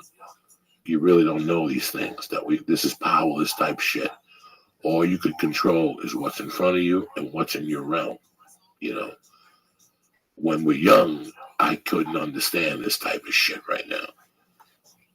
because you obsess about the stuff that you can't control. Yeah, you obsess about all this stuff when we're young that you're like, okay, I'm going to stop obsessing now and go to sleep at night. You can't fucking live unless you're obsessed with obsessing yourself with fucking nightmares of your life. And what am I going to do when my job is over in 3 years? Who gives a fuck? We'll worry about it in 3 years, you know, like all that type of shit. And that's going back. Don't a lot of people, when we were talking about earlier about how we let our weight go when we're focusing on work, don't a lot of people find like when you focus on like losing weight or getting back in shape, your other parts of your life kind of get back into track? Well, when you work on yourself, Lee, it's fucking tremendous. It is tremendous because you pour more into the other parts. Listen, when you're cheating yourself somewhere, you're cutting yourself short in other avenues of your life. If you're cheating on your wife, if you're fucking gambling your family's money, like me, I was snorting my family's money. When me and Terry were just dating, I was snorting our extra money. I was snorting it. It affects the other parts of your life. It affected my stand-up. It affected my health. It affected my self-esteem. It affects everything. The same, when you destroy yourself, it affects everything. That same fucking nickel, when you look out for yourself, it helps you in different areas. When you were walking out of that kettlebell class on Friday and you went all 3 days, Right. how good did you really feel in your heart? I loved it, yeah. You felt like you had really accomplished something. What did it make you do? Go home, smile, take a shower. It made you come here. You were a little happier. You did what you had to do for the week at whatever cost. That is the goal. To get up on Sunday and go, you know what, this week I'm going to go to the gym 3 times. On Sunday morning, you say this to yourself. Just 3 times. And you walk out of the 3rd time, you know, this week I'm going to write 3 paragraphs in my book. These are why you start with these little goals, because it empowers the rest of your life. My whole goal for Monday, Wednesdays, and Fridays when I'm in town is to go to jiu-jitsu. Me getting beat up, me getting choked up, that's just part of the game. But when I walk out of there, as long as I go in there, and this could be anything. It doesn't have to be jiu-jitsu. It's an hour that I'm taking care of myself. It could be going to the gym. It could be going to a Pilates class. It could be going to a ceramic class.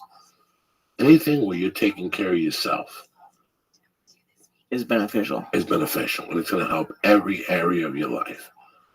I don't give a fuck if you go to the gym and walk on the treadmill for 10 minutes and sit for the next 50 minutes.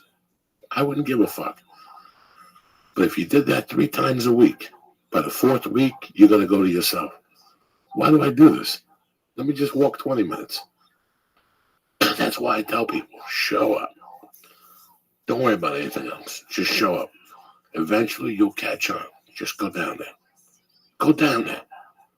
I know it doesn't really line up because you've been doing comedy much longer than you've been doing jiu-jitsu, but getting your blue belt and your special are pretty close. Like, does it have any correlation, or is it all? Listen, man, getting the blue belt, I didn't deserve the blue belt. I see blue belts in there that'll throw me up in the air and wrap me up. He gave me the blue belt because I'm a hard worker. I had goals. He saw it. He saw it. He would say to me, "You're here at night. I got to come 3 times. Doesn't matter. Come hell or high water. I got to come here 3 times." You have 24 hours a day times 7.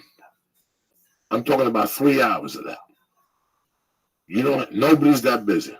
Right, yeah. Nobody's that busy.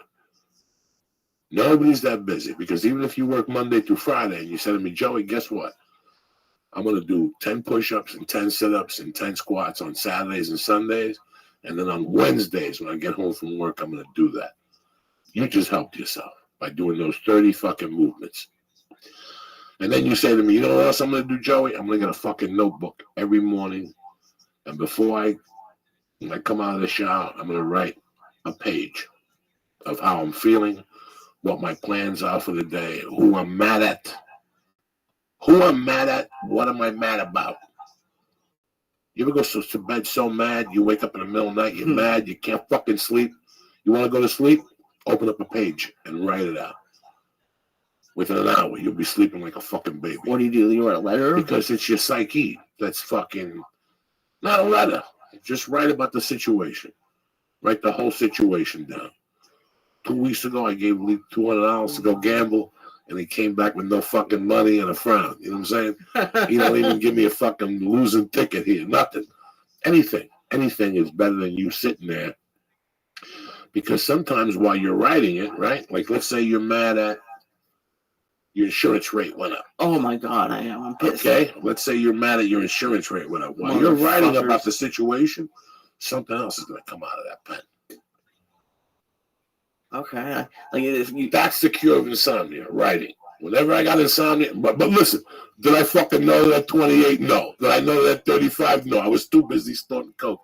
I just realized this 3-4 years ago. Wait, what do you mean the cure from insomnia? Because I would think if you start writing and you get on a roll, you'd get like your brain would start going. No, you'll get that shit out and you're gonna go right back to bed.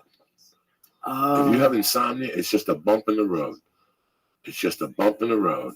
You're missing your mom, maybe an uncle died, maybe your favorite cousin. Get up and write about him for 10 minutes. Watch what happens. Watch what happens. Sometimes I just write for 30 minutes, then I go in the living room and I catch 10 minutes of Law and Order, and I'm done.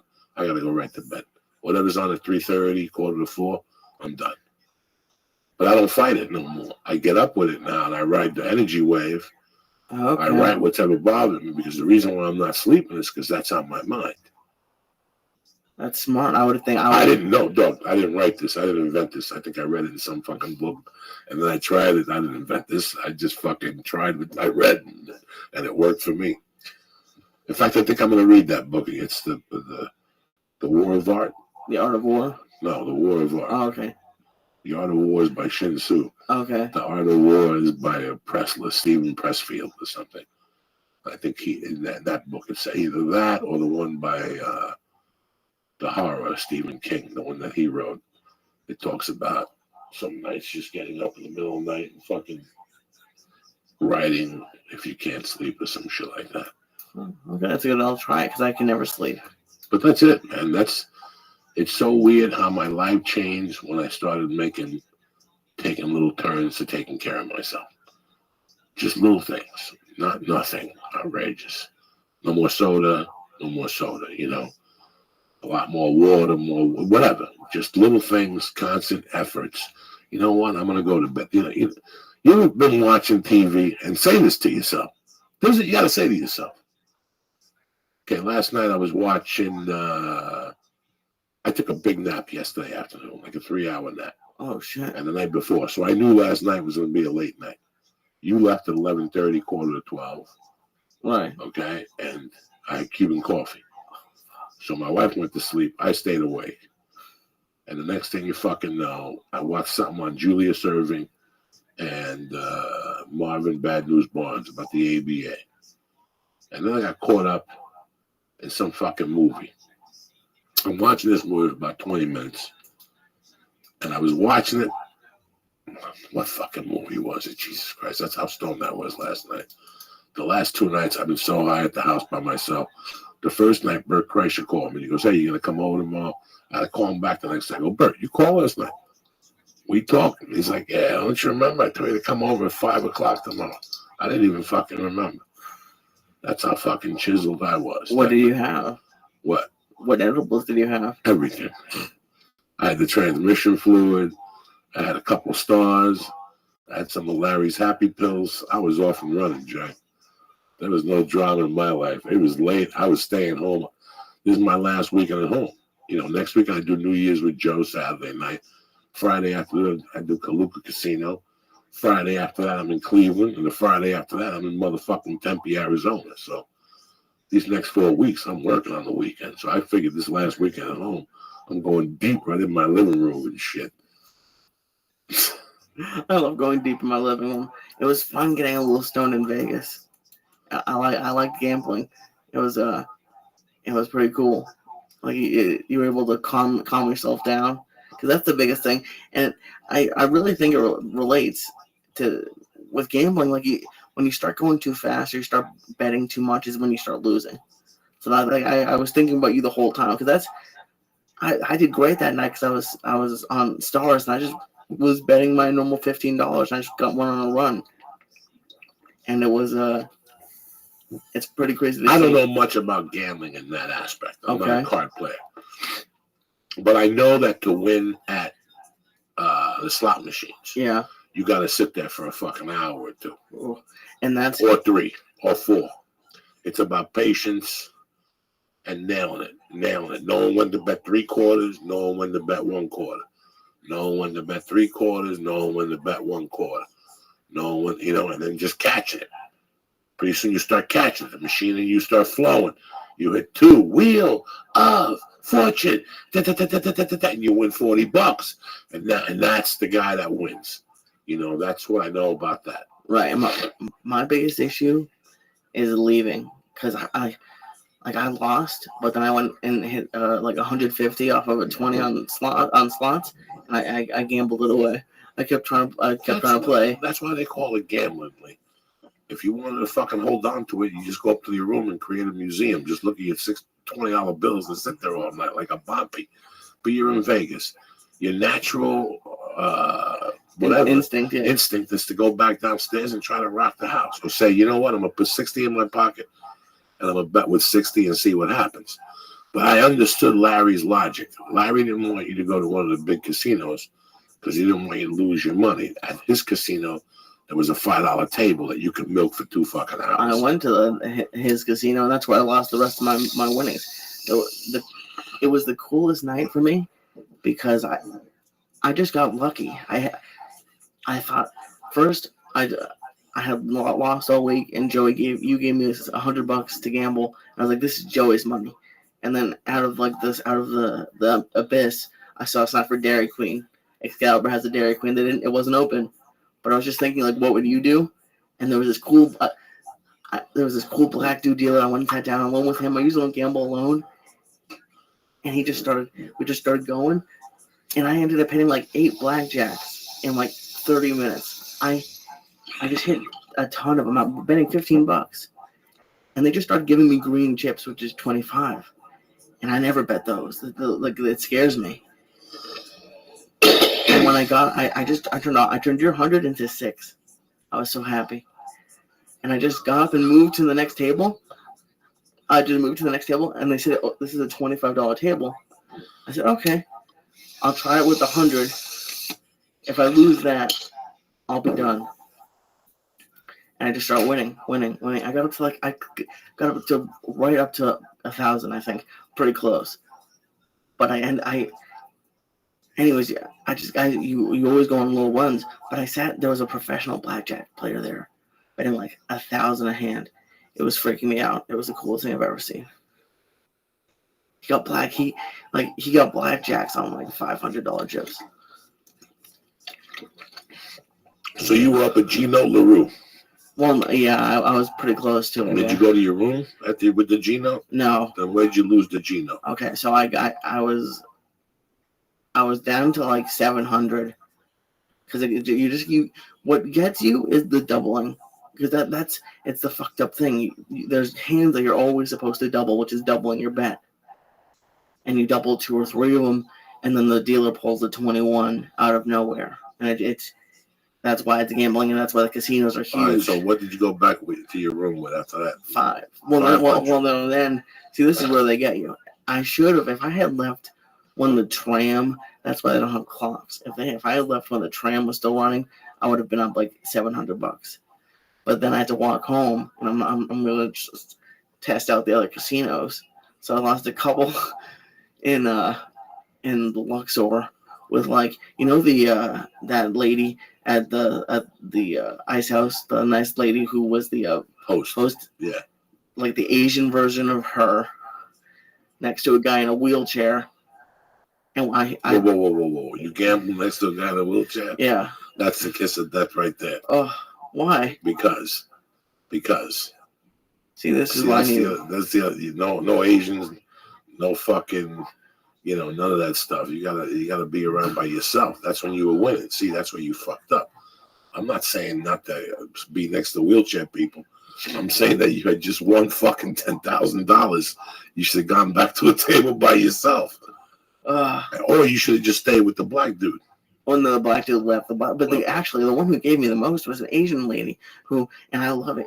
I know we have a lot of Asian listeners, but just you guys are too good at being dealers. You go too fast. The Asian women are like ninjas. They just go like it's the fastest thing. You end up losing really fast because they don't stop.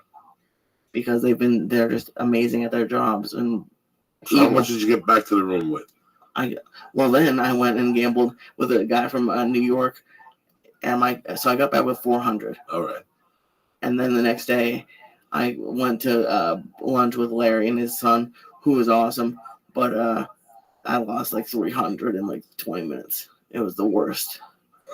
And you drove home, and that was it. Mama was waiting for you. She smacked you around a little bit. Yeah, but I mean, I only go with what I can lose. So I'm like nothing. I'm still gonna be able to pay my rent. Like when I told Paula what I lost, she's like, "You have a problem." I was like, "Okay," but I don't know. I just love it. Listen, man. I think it's everybody has a different way of burning energy. It's not like you're fucking chasing bets every week. And that's the problem. You went to Vegas. This is what you enjoy. To be honest with you, this is what you enjoy. You enjoy eating, and you enjoy fucking gambling. Oh yeah. Where's Tony Bennett, cocksucker? What the fuck? This is what you got to tell him. You enjoy gambling and eating, and I enjoy it by myself.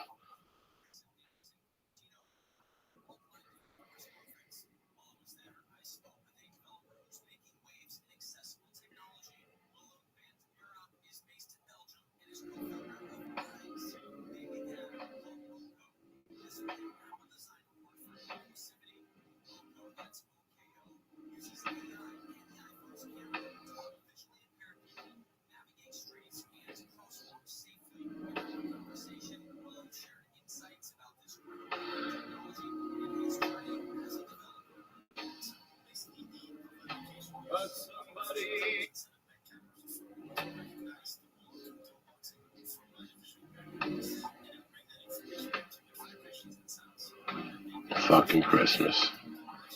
And here we are. Fucking beautiful. 2016's almost gone.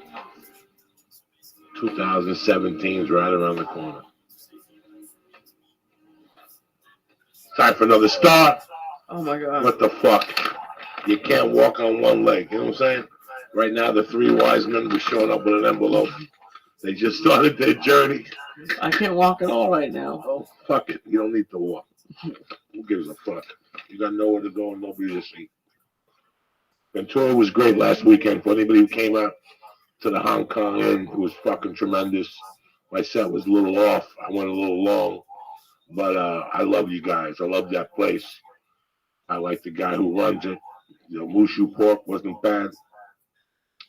And thank you. I want to thank my main man, fucking Ryan, for coming out and giving me 20 bags of fucking reefer out there. We got mushrooms for you, Lee coming. We got another guy who promised mushrooms for Lee. It was a great night. If you came out, thank you very much, man. That's all I want to fucking say. While Lee was in Vegas eating and having a good time, I was up there hand to hand combating it with you motherfuckers. You know what I'm saying? Up in Ventura. So it was great. It was raining here. It was 3 or 4 days of fucking torture here with the rain. These people cannot drive in the rain, so it's pretty interesting to see. Let me ask you, Lee. Yes, sir. If you had to think about it, on my way to Ventura, the weirdest thing happened. I've been playing phone tag for like the last 3 weeks with Mike Roebuck. Remember Mike Roebuck called in with the Book of Knives? Oh, absolutely. It was hard just to get a hold of him. He's been working. And we were just having a conversation about like having really bad Christmases, you know, that his brother had gone through some stuff. And we hung up and I started thinking about, fuck, like what were my worst Christmases? Did you have any bad Christmases growing up? Growing up, I had a bunch of. I had always had great Christmases.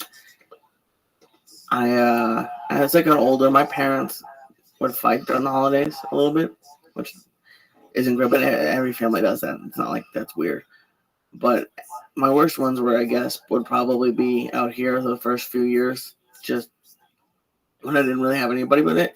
Usually, I got pretty lucky, to be honest with you. At least once somebody or work would have a potluck or something. That's the great thing about people now is they usually tend to invite to something. Maybe not on Christmas Day, like that would suck sometimes, but to at least be included in it. You know, I meant to call Dean Delray today to invite him over. I just didn't know what my schedule was going to be. Like I said, I was tired. I got up at fucking 10 to 6. I went to bed at, 1:30? I got up at 10 to 6 expecting to get up and have to build a bike and have to wrap a few things. I get up, I go into the office, and everything's missing.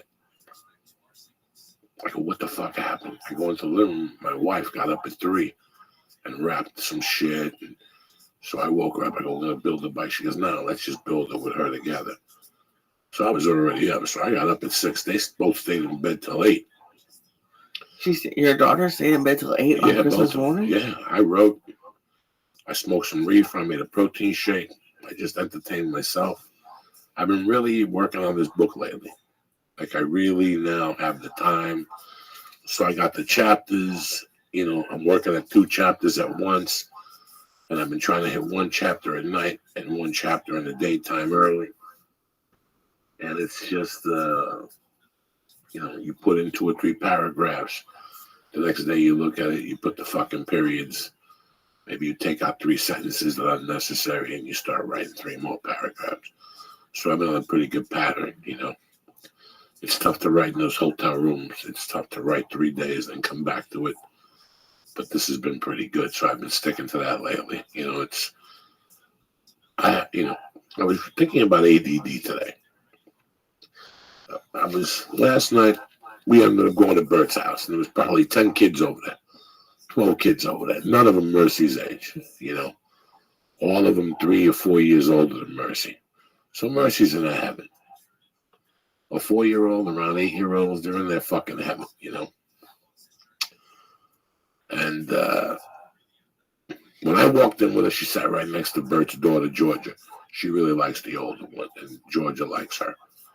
So they were together for a little while, and then next thing you know, she's in the fucking yard on the swing. Then she's putting on her jacket, and she's going in.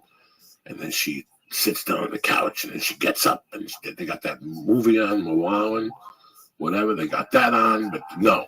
Mercy sits down, then she gets up. I unzip the jacket for her. She sits down again. I walk out of the room. I see Mercy go into the doll room And I'm sitting there and I'm thinking about this fucking thing that somebody was telling me once.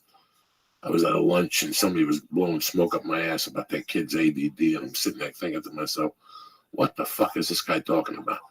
He's got to be on medication, that if not, he loses his shit. I'm like, what? I got it. I've always had it, you know? But I didn't realize I had it till fucking last night when I was watching Mercy fucking walking around. Because when I was a kid, they used to always tell me, this motherfucker can't sit still. I could never sit still as a child. That's why I didn't fucking sleep and stuff. So that was you going from thing to thing? To thing to thing. Like today, she was on the bike for 10 minutes. Then the bike was over, and then we played baseball for 10 minutes. Then we kicked the ball for 10 minutes. And then we fucking played with bubbles for 10 minutes. And then we bent back in, and she sang to me. Tommy Easter sent her a microphone with some fucking box, Princess, whatever the hell it is. So she loves that thing, and I knew she would. When Tommy Easter told me what he got her, I go, Jesus fucking Christ, Tommy Easter. She's going to love that thing. A microphone with a little Miss Sophia. Are you kidding me? And the karaoke's. Oh, my God. Oh, yeah. So the karaoke's with the song.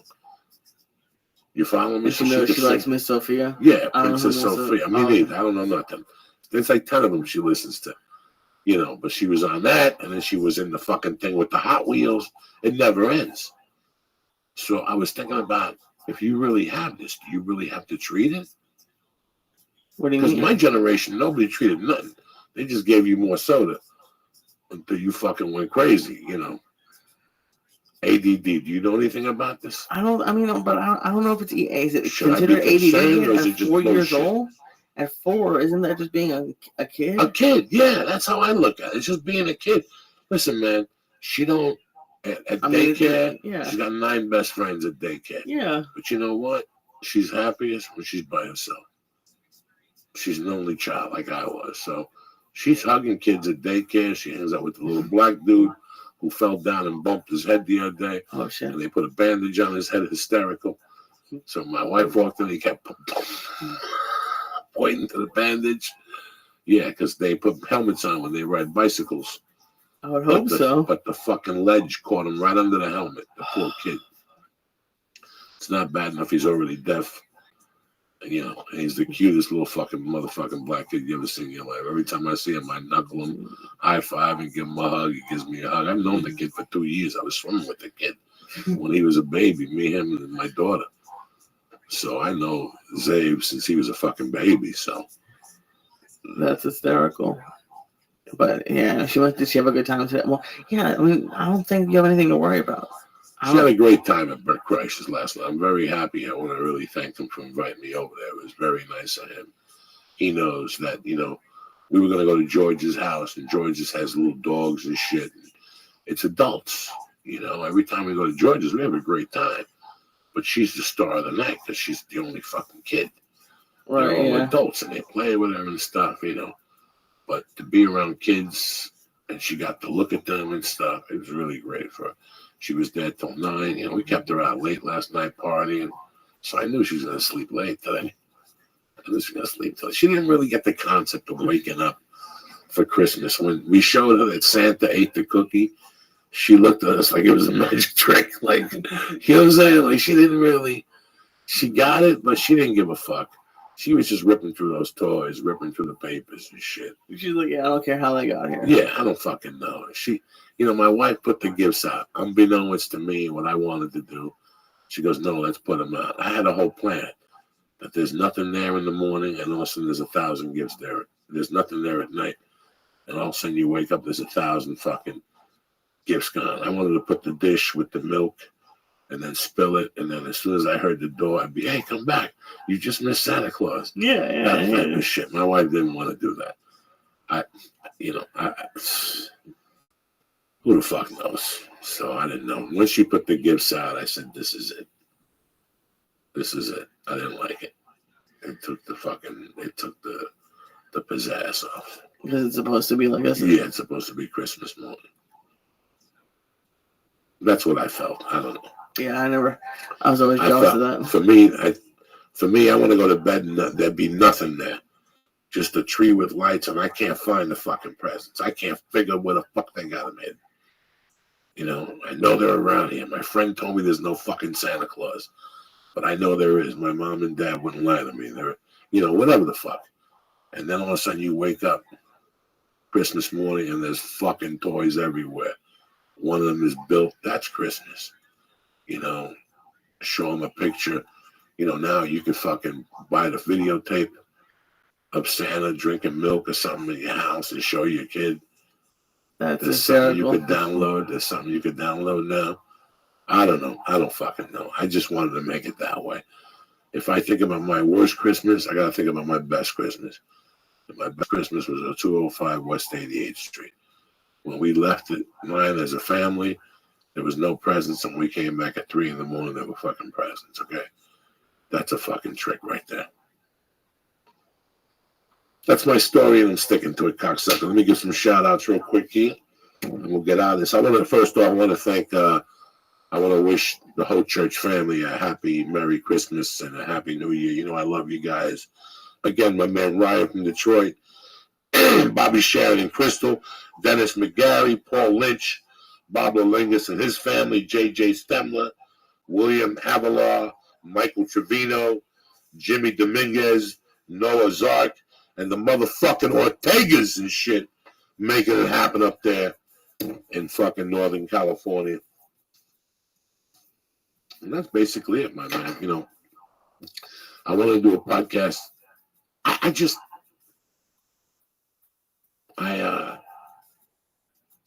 had a lot of fucking bad Christmases, but they weren't bad in the sense that I brought them upon myself. Okay?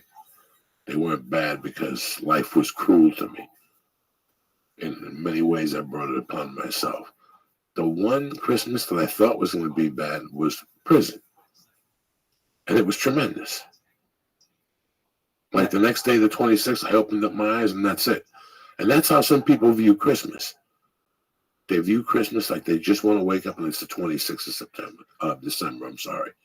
And I understand that. Like, it's that hard of a day for you. And I think there was a time, too, like when my mom first died, those first couple of years, I didn't really want to experience Christmas. It wasn't going to be Christmas without it. I thought it would never be Christmas without it. As a matter of fact,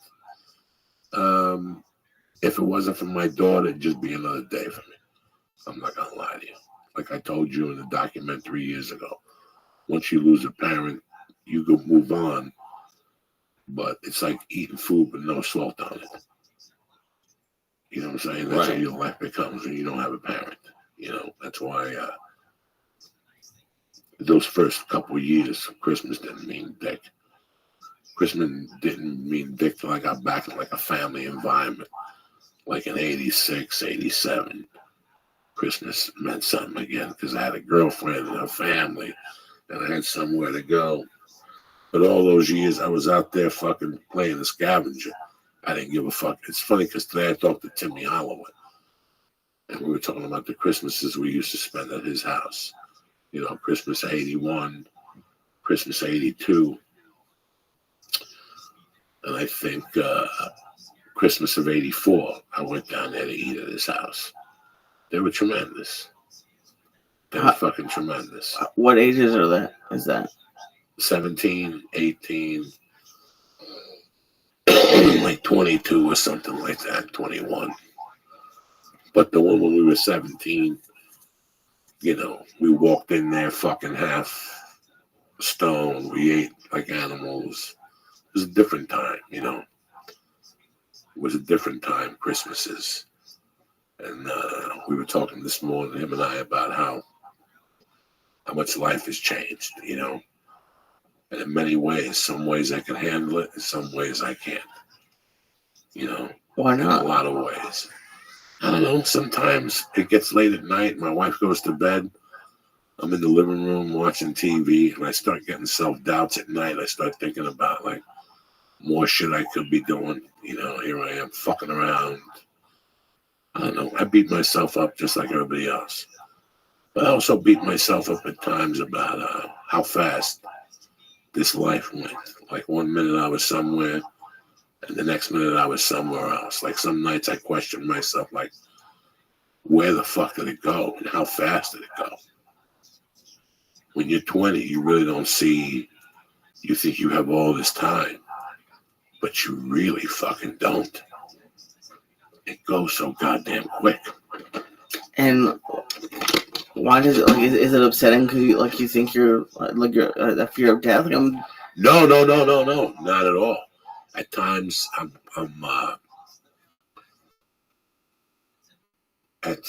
at times it's kind of hard that that's all behind me now. That those aspects of my life are behind me now. Okay. But all the bad aspects, I'm also sad about the good aspects of my life back then that are behind me now. You know, when I go back to New Jersey, that deli I grew up in is no longer there, no longer exists. All those people that I used to walk up and down, you know, it's so funny right now. I'm writing about 1983 when I was a burglar in Snowmass. I had a day job. I was taking night classes. You know, I never bought coke. All right, I was only buying weed. But if I come to you, I'd say, listen, my roommate wants to buy some coke. The coke was really for me. And what I was doing was robbing coke dealers. But since I didn't snort coke, they didn't suspect me. Are you with me? Okay, yeah. So they didn't suspect me. So for about 5 or 6 months, I was robbing drug dealers, but nobody suspected me because I didn't do coke. They would offer it to me, and I go, no, I don't do coke. I smoke pot. But meanwhile, you were doing a ton of coke. I wasn't doing a ton of coke. I was robbing coke and snorting it little by little when I get home at night. I wasn't snorting in front of nobody. I was doing it to the T. What does that mean? To the T. I never broke my rule. I never did cocaine outside the house at night. Okay, when I was at a bar, I'd have one drink and I'd run home and get high. But I never got high the whole time in Snowmass, in the beginning out. So what I would be, how high are you right now, Lee? Oh, it looks like you're going through changes again. This is changes right now. No, I can tell. You're making funny faces. It's like somebody farted. You're covering your nose. So it was funny that I was doing great. I had them all fooled. But I had done a burglary in September, Labor Day weekend. And I got away with it. And it was right in my backyard. And I said, fuck it, I'm not going to clip up in my backyard no more. I'll clip in Aspen and I'll clip down Valley. I only rob drug dealers in Snowmass. I won't rob businesses. And then one Christmas Eve, I went out and drank a couple fucking Southern Comforts and orange juice. And I got all fucked up and I kicked the door down in like 4 places. And the next day it made the papers. And people were paranoid and people were talking about it. Like I would go to play darts at people's houses and smoke some pot with them. And they were all saying, can you believe somebody broke the mall? And then one night some guy even said, yeah, they were robbing some drug dealers. And they were zeroing in on the guy that was robbing the coke dealers. They were zeroing in on the guy named Todd something. I'll never forget this. And the whole time I'm hanging with these guys and they're telling me it's that Todd that's breaking into all the drug dealers. Little did they know it was me. I was going to say, are you Todd? No, I wasn't Todd at all. So I had it going really good. I had money put away. I had gold put away. I had a block of hash put away. I had jewelry put away. You had gold put away? Yeah. I had what gold. Does that mean? Because I had clipped gold from people. I had a bunch of shit put away. And my plan was just to sit on it. And if I needed to make a move, this was like money in the bank for me. I was making money as an electrician's helper. I wasn't paying much rent. I was eating salami and fucking salads then and a steak for dinner. I was buying weed and all the coke I was snorting was for free because I was robbing it and I would always get a little cash when I would rob the drug dealers. So I robbed those 4 fucking things. The picture's not my picture. They do a write-up in both papers. They don't mention drug dealers, but when I'm out one night, they start talking about these drug dealers that are getting robbed. I'm giggling the whole time because I know they don't have Ugats. How did that make the newspaper? Because there were 4 businesses. Well, yeah, the 4 businesses, like, yeah, but were the drug dealers complaining? I didn't know, but I had heard that one night somebody said, you know, I heard about businesses, but I also heard drug dealers are getting robbed. Oh, my. So I'm sitting there giggling. It's terrible for everybody in this town. This town's really going down. I'm terrorizing the whole neighborhood at the age of 19. I got the whole village. Wait. 19? I was 19. Holy that village shit. lit on fire. How long have you been there? I got there maybe July of '83, Okay. and it's November of '84. Oh, I geez. had already terrorized like 10 drug dealers, and here's the beauty: I would hit them 3 times. Like they would get hit 3 times. Like the second time, you figure, fuck, I'm gonna get out of the bed. Wait. But I was even a torture chamber then. How long would you give them between robbings? 4 or 5 weeks. And I let them refuel, let them get back on their feet and get confident. Put all this And I'd stuff see them out talking, like, yeah, I got a gun now and shit. Okay. And I just wait for them to go skiing and kick down their door again. Every time they went skiing, ba ba ba boom, there I was. And I wasn't even kicking in their door, to be honest with you. None of those drug dealers got their doors kicked in. I had the fucking key, or I figured out how to break into my friend Jimmy, God rest his soul, made a tool for me. That, all the condos were the same, Lee. It was called Creekside, so it was A to fucking K. They all had the same door. 4 doors in each condo, A to K. A, B, C, D, E, F, G, H, I, J, K. 11 fucking buildings. Are you kidding me or what? What letter did you get to? Okay. I hit the whole fucking thing. You know me. I don't really think I'm going to stop at I ain't got time for that shit. So, all right. So, it's fucking January 1st. In my fucking ketosis, I'm sitting there. And I'm thinking to myself, you know what, man? I'm going to go back home. But I'm going to rob this one last joint. All right. There was this joint that had a safe that was filled to the gills that wasn't stapled to the floor. Plus, the guy made mistake number 1. The shit he had out in the glass, he would never put it in the safe. He'd leave it out all night. In his own house? No, this was a business. So, even though... Wait. So- How is it a business? I can't tell you what type of business it is. Give you imagination. I just gave you a fucking hint. So this guy, first off, I had hooked up with a dude who was on the run from Minneapolis. I had hooked up with 2 dudes that changed my life at that age. I had hooked up with a dude that was tremendous with weapons, but I also hooked up with a dude who was a fucking stone cold criminal. So I thought. I'll fill you in on this in later chapters. So I fucking thought. And he taught me how to, I would tell him, in those days, you had to go get a box, okay? This is when it was fucking scary, Lee.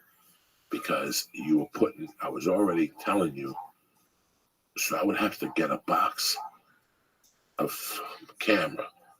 In those days, if you wanted a camera, they came in a fucking box. This is how much of an amateur I was. And I would take pictures of them all. And then by mistake, I would click the pictures of the alarm system. And I would bring them to my friend. I would get them developed. Okay. Then bring them to my friend. Tell him everything. The measurements. I'd take pictures of the building so the people at Kodak wouldn't suspect it. Because in those days, you got your film developed in 1 hour. But they looked at your pictures. You know what I'm saying? Right. I never wanted them to just see pictures of one target, so I took pictures of a bunch of stuff. And I was always talking about architecture, so they didn't know if I was an architecture student or whatever. This is a small town. So I'd have to go get the pictures and bring them to him. And then he would tell me, he'd go over there one day, and then he'd tell me how to break into the alarms, where to cut the alarm system, how much time I had before the cops got the fucking backup. This guy knew everything. So I said, if I'm going to go home, I already got an envelope to go home with. I could go home for fucking 2 weeks and live like a king, but why not really live like a king? Let me rob this fucking last joint. So I planned to hit this joint like the first week of January, and I wasn't going home till February 1st. It went as fucking planned. And guess what else happened? A fucking blizzard of snow. So I'm not talking about fucking all these East Coast storms. I'm talking about a Colorado storm. Fucking 8 inches in 3 hours, that type of shit. Like it's a whiteout type shit. So the night I planned it, it's a fucking whiteout. So what happens? So I leave from where I live. maybe 300 yards on this mountain, and I creep up to this little mini mall where this business was at. And they had a front entrance and a back entrance. My plan was to go through the front entrance. This is 10 years before I met Josh Wolf and clip the safe. Pick up the safe and throw it off the fucking mountain. This was before the snow. I was going to let the safe and gravity do its own work. What if it popped over and the money went flying? Then I'd pick up the cash and run like a motherfucker. And I wouldn't have to take the safe back to the garage, and I wouldn't have to have the evidence. So I cut the 2 wires. There was no fucking cameras in those days. I cut the 2 wires. And to my fucking behold, there was a whiteout, but the fucking cops came up the hill with their lights on. And 2 cop cars came up with their lights on, which gave me a jump. So I just ran home. I just cut the wires, and I must have cut the wrong wire, and they got the fucking call. Oh, Jesus So Christ. they come up, I jump off the back balcony, and I run home. And let me tell you something, it was snowing so hard that, that hole was filled within 10 fucking minutes. Like, it was filled. That's how much snow there was. Like, I was falling everywhere, but it was snowing so much. And I went the long way. I went all the way to K because I had shoveled. So I knew K and all that was open. I walked down the thing.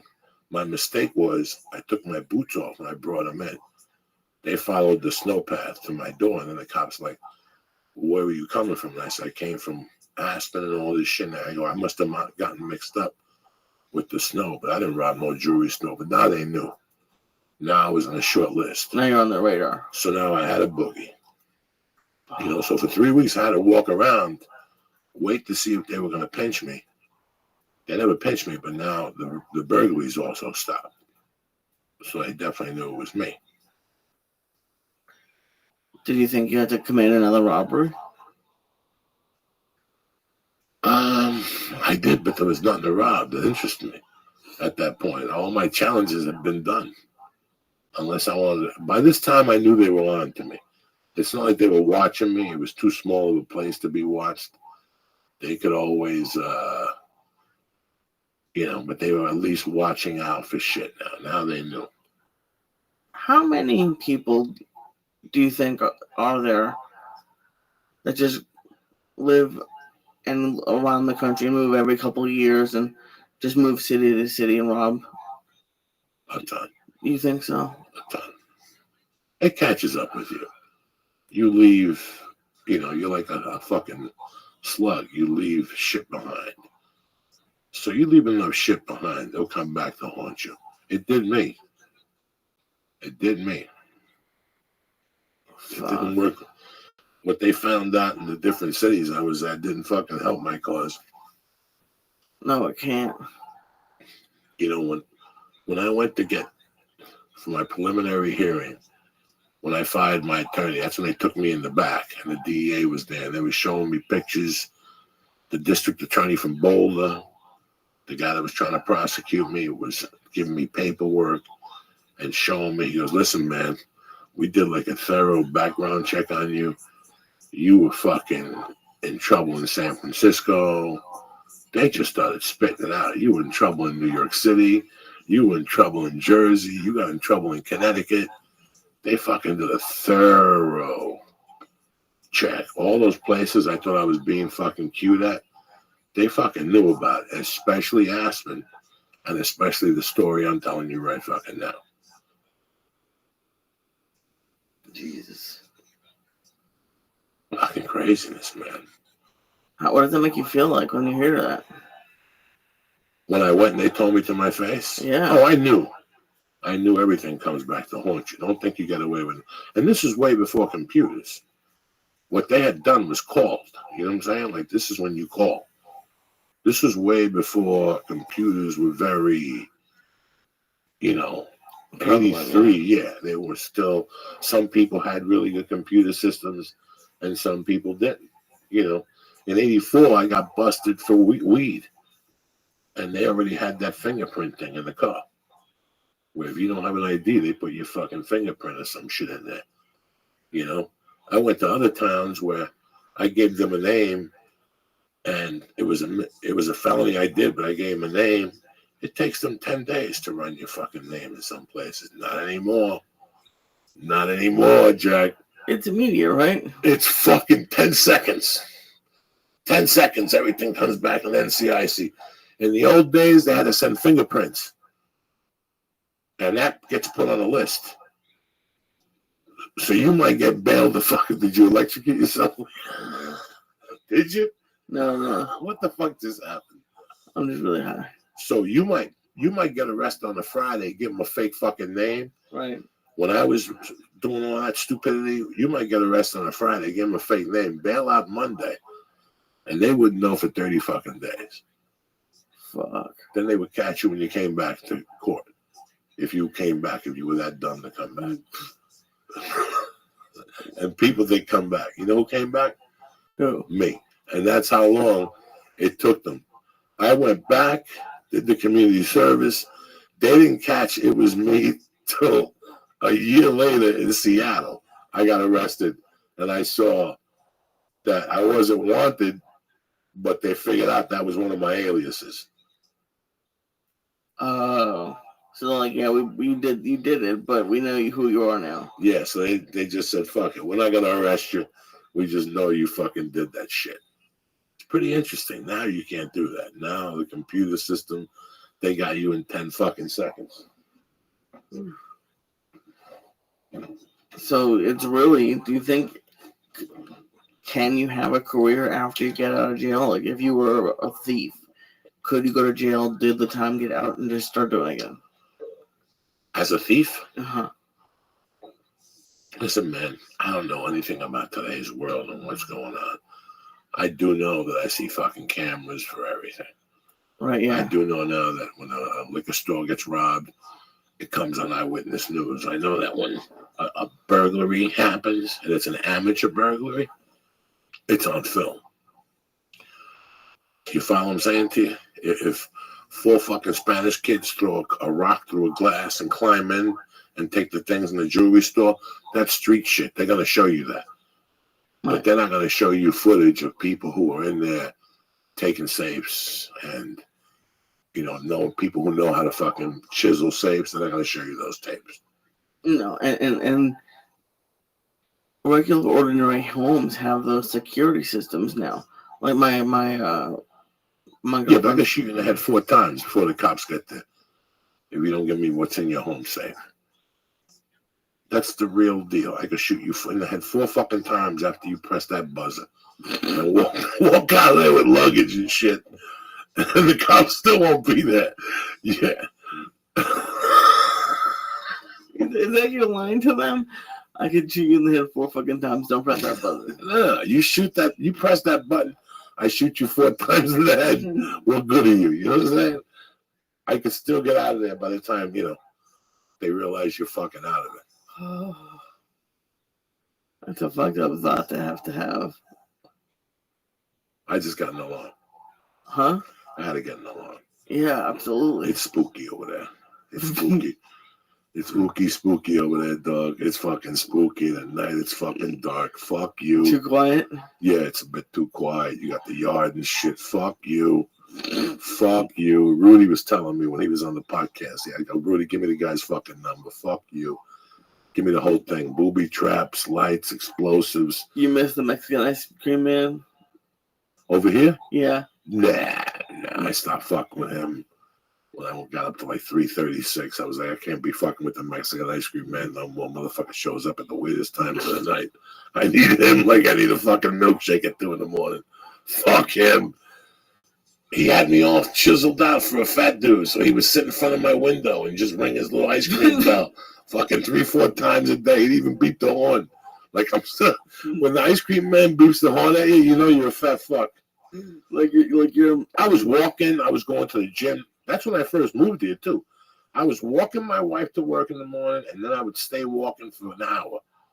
And then I would go home, eat, Weight Watchers, go to the gym, and I noticed, damn, I'm putting on fucking pounds. It was that fucking Mexican ice cream man beeping the horn at me. He was luring me out to the talk to him, and he'd sell me a fucking ice cream. Was he mad? Like he was mad at you for making him wait?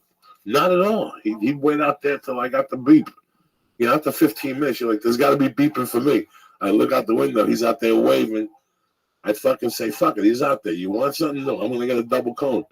Then I realized, Jesus Christ, these double cones are fucking killing me. So I cut that motherfucker off. Then he switched governments.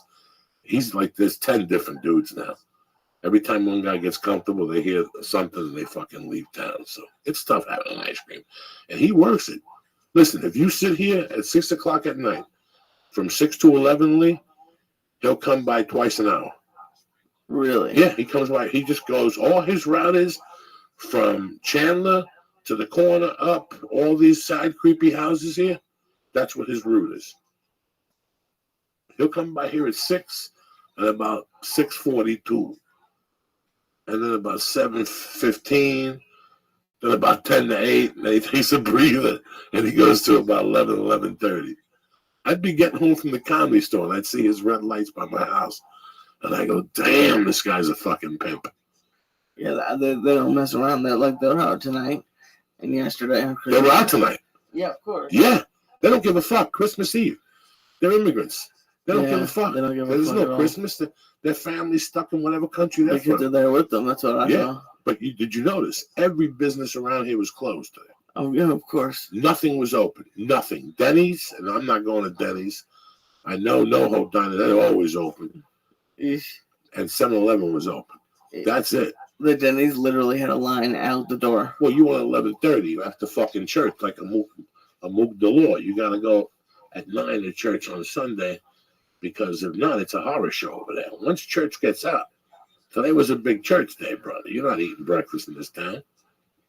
They don't give a French in this fuck. Today was a tough day in this town for breakfast. Egg McMuffin was delicious. Wait till you look at your shit later on. It's green and stuff. The egg ain't even real. I have them. Oh, you'll say it. Yeah. I don't know. It's a great way to start the week. I'm happy you people fucking spent it with us the last hour and a half. I know it wasn't a big ho-hum type of fucking energy, but it's just me and Lee on Christmas Eve. Christmas night. Yeah, Christmas Talking night. bullshit to you people. We're not going to do a podcast the rest of the week. We come back to you motherfuckers January 2nd or 3rd direct. We're going to take a week off and hang out and clean the office and come back one night and do some shit in here. And that's it, man. We just wanted to spend some time with you guys and tell you that we love you. We're not fucking leaving you. We're just taking a few days off. Gives you a chance to listen to all the old podcasts and do whatever it is you need to do. But I'm going to make your transition fucking smoother, okay? Number one, I want to present to you for Christmas, because I know you guys got some cash. Everybody's trying to change their life. You want to change your life, go to onnit.com right now. Try the Alpha Brain, just for starters. 100% money back guarantee. This is part of your resolutions. What do you got to fucking lose? 100% money back guarantee. Go to onnit.com right now and press in Church and get 10% off delivered to your house. I can't help you with the clubs and the kettlebells. I can only help you with the supplements.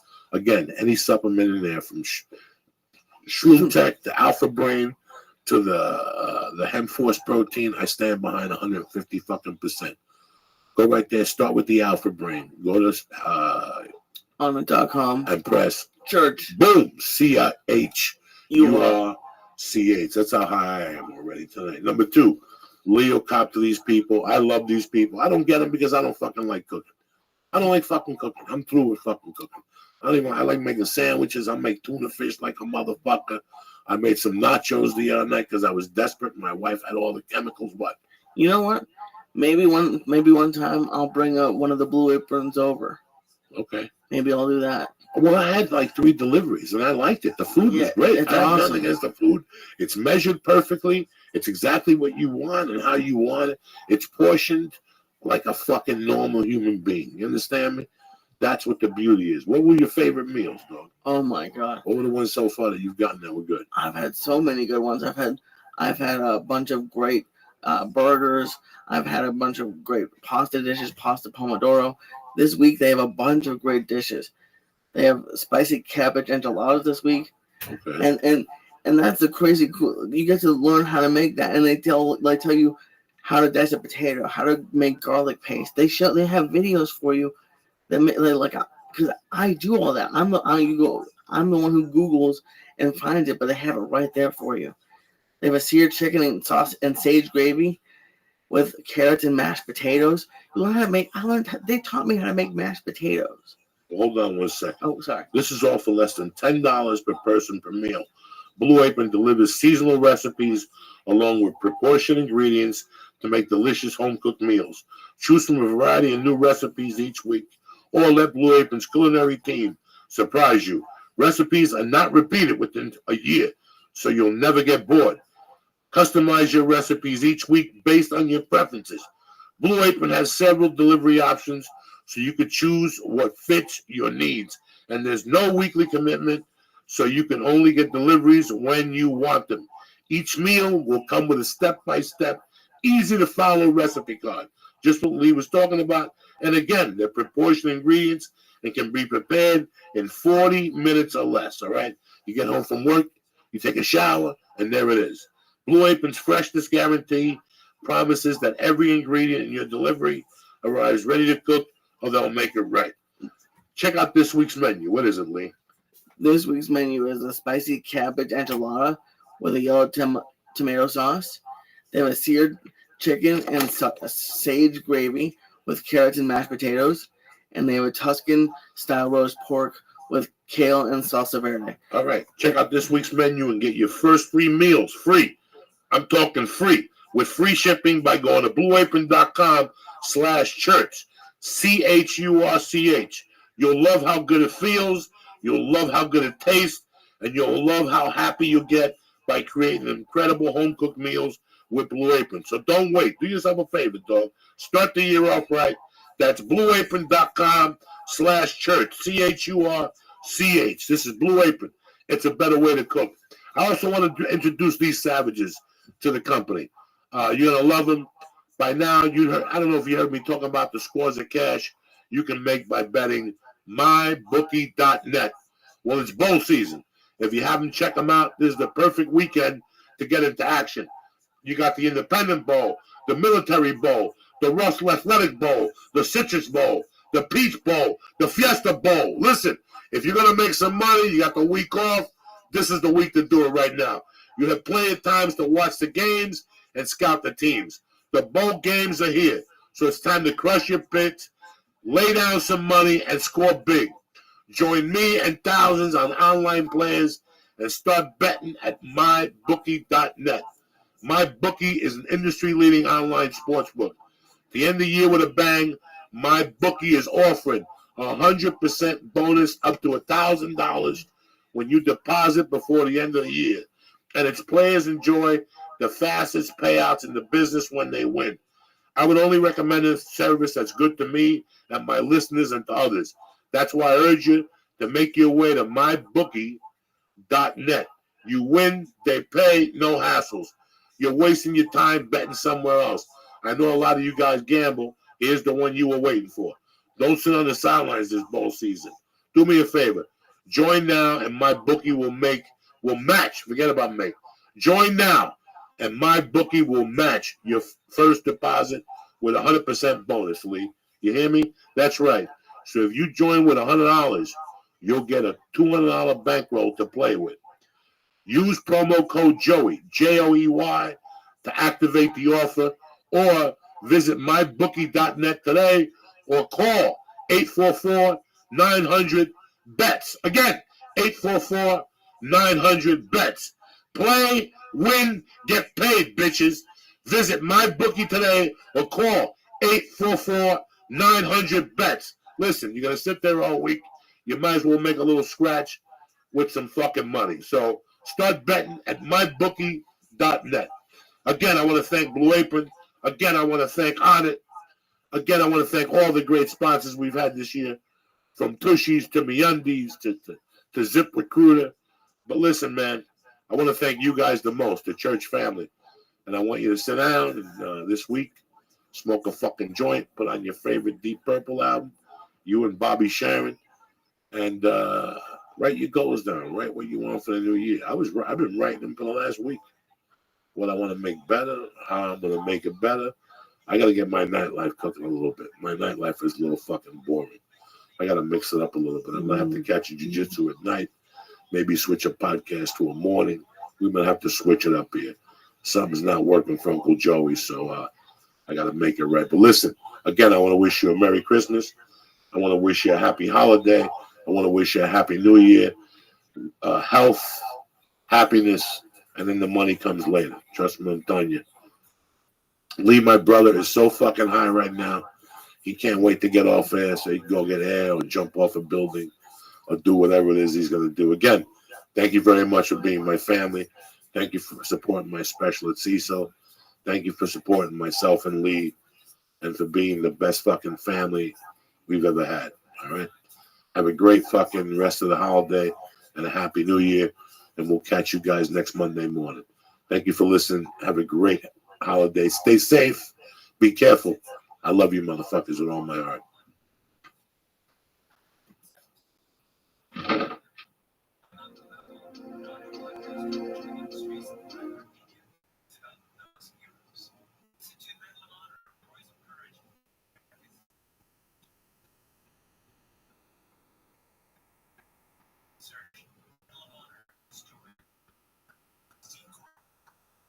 Unsolved, we highlight another cold case or challenging case that leads to just that one little piece of evidence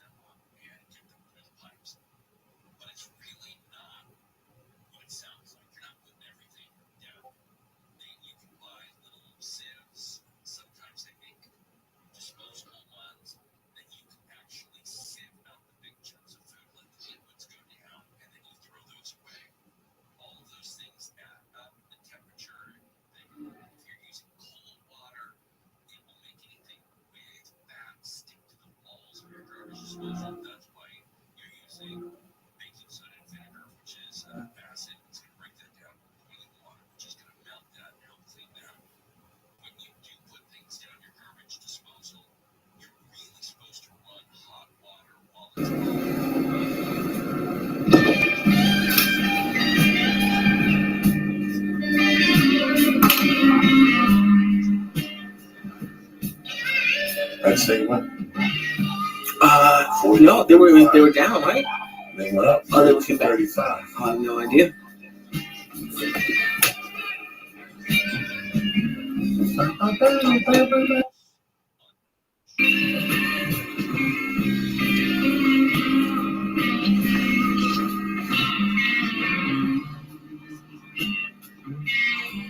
We're back, bitches. You thought it's Monday night. What happened? Penn State's up by 7 with 8 minutes left. 8 minutes fucking left. One of this, yeah. What's the final? It was 4 minutes left. What's the final score? What's the score right now? What's the score right now? What's it? 49-42. Oh shit! So they both scored again. What's up, you bad motherfuckers? First things first. Happy New Year to you and your families. May this year be the most prosperous and healthiest fucking year your family has ever had. You understand me? Because without your health, you got nothing. If you can't get a hard on, you can't get your dick sucked. It's that easy. You understand me? So get it together. Work on that fucking hard on for 2017. Besides that, the boys are here. We're just doing a few bong hits. Shine on you crazy diamond.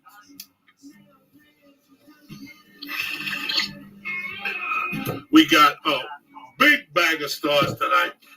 And we're going to mix them tonight with La Luna, a.k.a. the fucking moon. Look these fucking savages up. And these savages. We're going to mix them both together like an atomic bomb in your fucking head. You understand me? Let's start this party off on the right foot. It's fucking 2017. We're opening up with 1,200 right off the bat. 2, 4, a double, a meteor. That's how we do it. 1,200 right off the bat. I'm giving Lee one with a tail. A wing and You get a wing. you didn't get a single wing. What are you gonna do?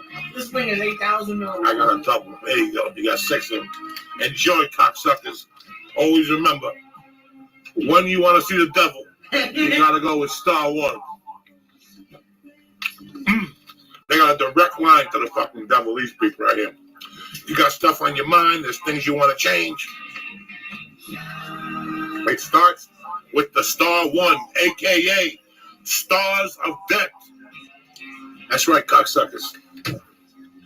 Let's do another bong that I haven't seen you in a while. It's good to see you guys. I missed you. Had a nice time yesterday on the Rogan Experience with those fucking lunatics. And now today we're going to bring the craziness back to the church where it belongs, you fucks.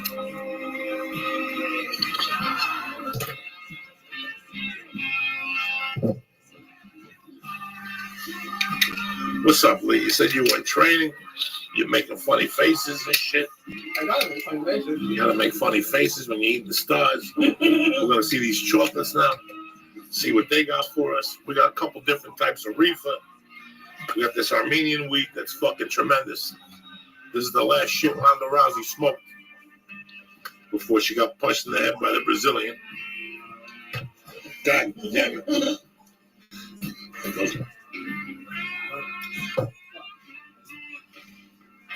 That's the end of that. There's only a little bit in there anyway. It's over, people. This fucking weed will kill you, this shit. And this is what my main man grew. We got weed coming from all over. You understand me? The only thing we need here is you, cocksuckers.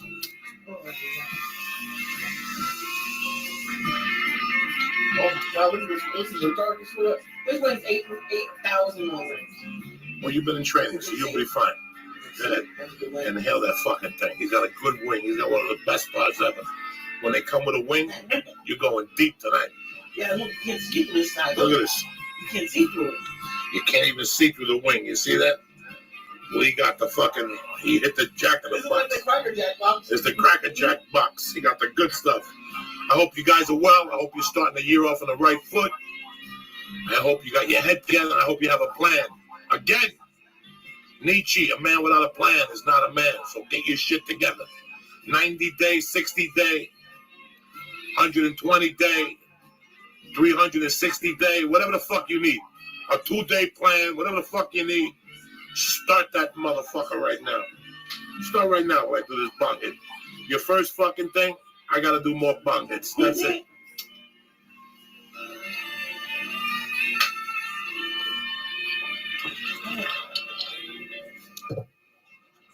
somehow I think that was on your list What's that? to do more bong hits. That was always on my list. You understand me? You always got to raise the level of bong hits. If not, you're going to fucking sink into the fucking sinkhole of life. I'm over here offering you an escape without joining Scientology or any of these other fucking organizations where you got to walk around and you can't be yourself. You understand me? Why join an organization?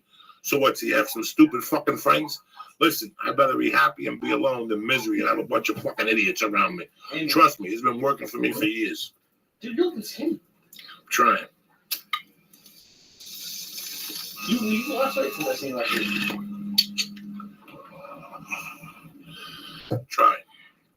I'm trying. Things are bad. You gotta fucking put it together somewhere. I didn't do much last week. I just worked out. I went to jiu-jitsu. I ate okay. I only had one piece of pumpkin pie. I didn't fuck around last week at all. My protein shakes. I told you that over the holidays is where you can fall apart, man. And I fell apart a couple of nights. One night, I got so hot by myself, I ate a bag of cookies and shit. I ain't gonna lie to nobody, dog. I bleed when I get cut. I got high. What are you gonna do? And I ate 3. I was eating 3 of the shot. The next thing you know, the cookie bag was fucking gone. I had to get up the next day and walk around 2 blocks and do a diabetic test and shit. But that was the only night I slept out of all the holidays. I got really high one night, and my wife made a mistake and bought these fucking cookies out. But besides that, I worked out. I watched it. I avoided the milk. You know, all you could do is try, bro. There's little fucking things you could do is try. I'm never gonna be Mike Dolce. I know that going in. I smoke too much weed. And I like my fucking food. You know, I like my taco from time to time. I like a separate hot dog, but I've been avoiding sweets. I've been really good with fucking sweets because I don't want to fucking go to diabetic bill. You know what I'm saying? So if anything, I'll eat a bigger piece of steak, something, you know. But yeah, one night last week I went deep by myself. Like the 30th or one of those nights, like the night before Christmas, there was cookies, man. What kind of cookies, you remember? Fucking Milanos. Oh, The there's not double even that many in that bag. There's not a lot in that bag. So that bag's going down. I inhaled that whole fucking bag. My wife woke up. She goes, "What happened to the cookies?" They were memory and shit, you know. You didn't like school, but you know you're nobody's fool. So welcome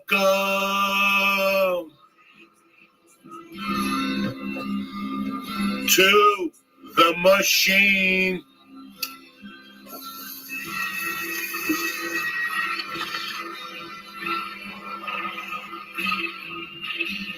You like that, huh, cocksuckers? I hope you're doing bong hits also. You're not leaving me here like some fucking drug addict. And if you're under 18, get off this motherfucker right now, cocksuckers. I'll call your mother and rat you out. It's time for some chocolate now. We're going right for the jugular, right for the DNA.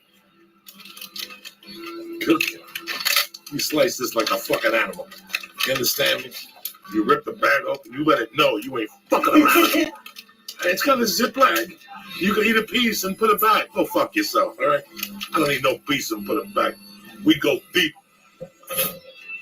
into the murky waters of the underworld. Again, La Luna. La Luna, a.k.a. Moon. That's where you're fucking going, cocksucker.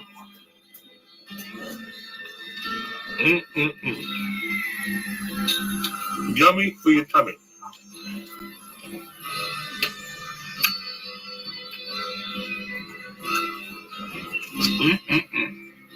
Delicious. I wish you were here with me. What's up, Lee? You're having a heart attack over there. It's going to work out just fine, people. 2017 was the year you've been waiting for. Trust what I'm telling you. You fucked around enough. I know what that was like.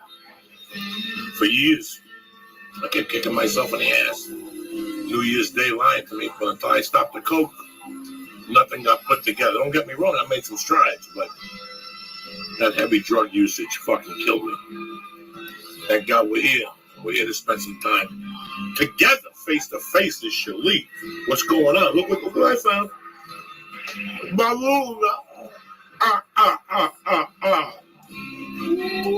Ooh, it's right, motherfucker. It's January 2nd.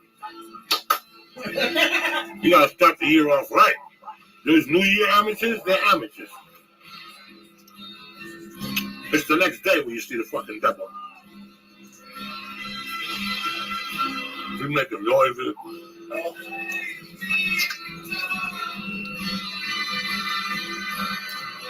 Wow. Sensational. And it's fucking tremendous, guys.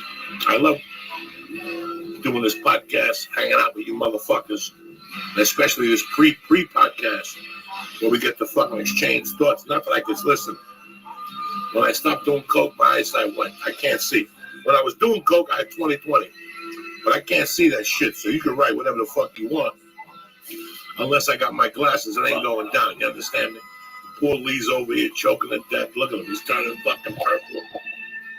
Look at this beauty here. Look at this. Oh. Go, Lee. Throw that last piece. There you go. Look at that.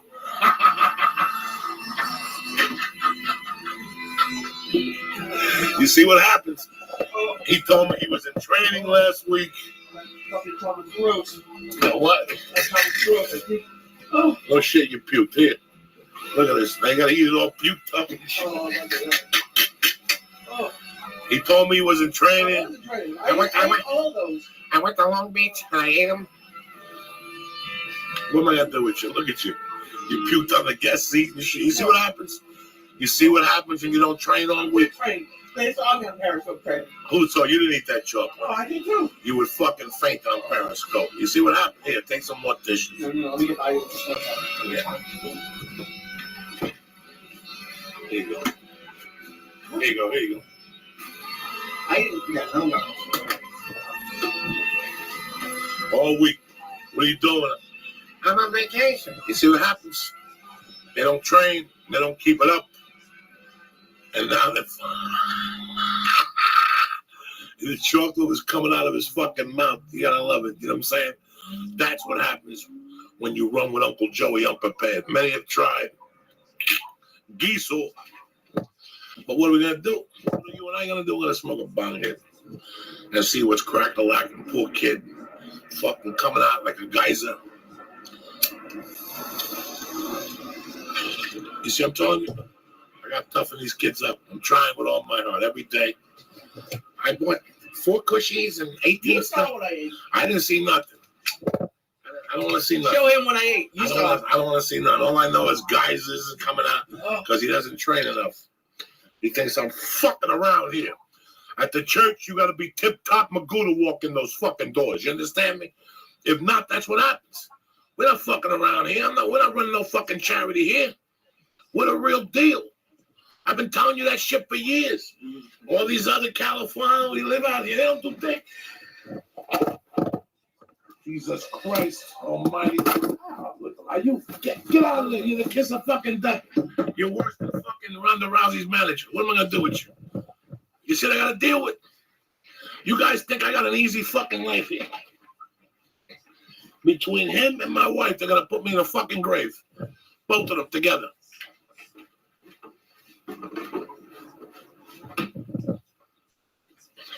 Tip top Magoo.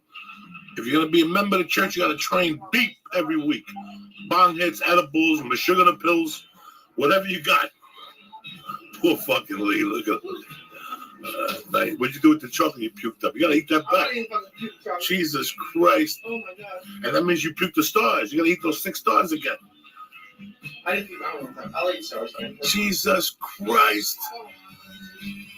You see what I go through, guys? Do you understand what I'm trying to say to you motherfuckers? I try hard. I lead them to water, but they don't want to drink it. They think like Uncle Joe. They think I got here on osmosis. I'm no fucking genius. I'm no genius. I got left back in the 7th grade, guys. You know how dumb you got to be to get left back in the 7th grade? I didn't graduate high school. I got no high school diploma. I tell them, Lee, you got to train. I don't give a fuck where you go. You got to eat 2,000 a day, smoke reefer. Because once you get into these rooms here in the church, there's no coming back. Come in here, big boy, have a cigar. You're gonna go far. Oh, shit. Oh, shit. Yo! He'll be right out, Tarzan. Oh, shit.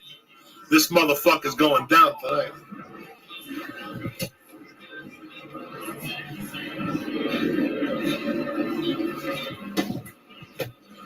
You all right now? You sure? Let me look at you. Gotta have a shirt ready. That's right. Look at him. He never knows. What shirt is that? Bruce up. That ain't gonna fit you, dog. Let's see if we got a bigger one. Oh my God. What size is This is that? double X. This is me. Fucking hilarious. Rule number one of the church: you gotta train. I trained. He didn't train. He ate a star with his girlfriend, and they watched Splash and shit.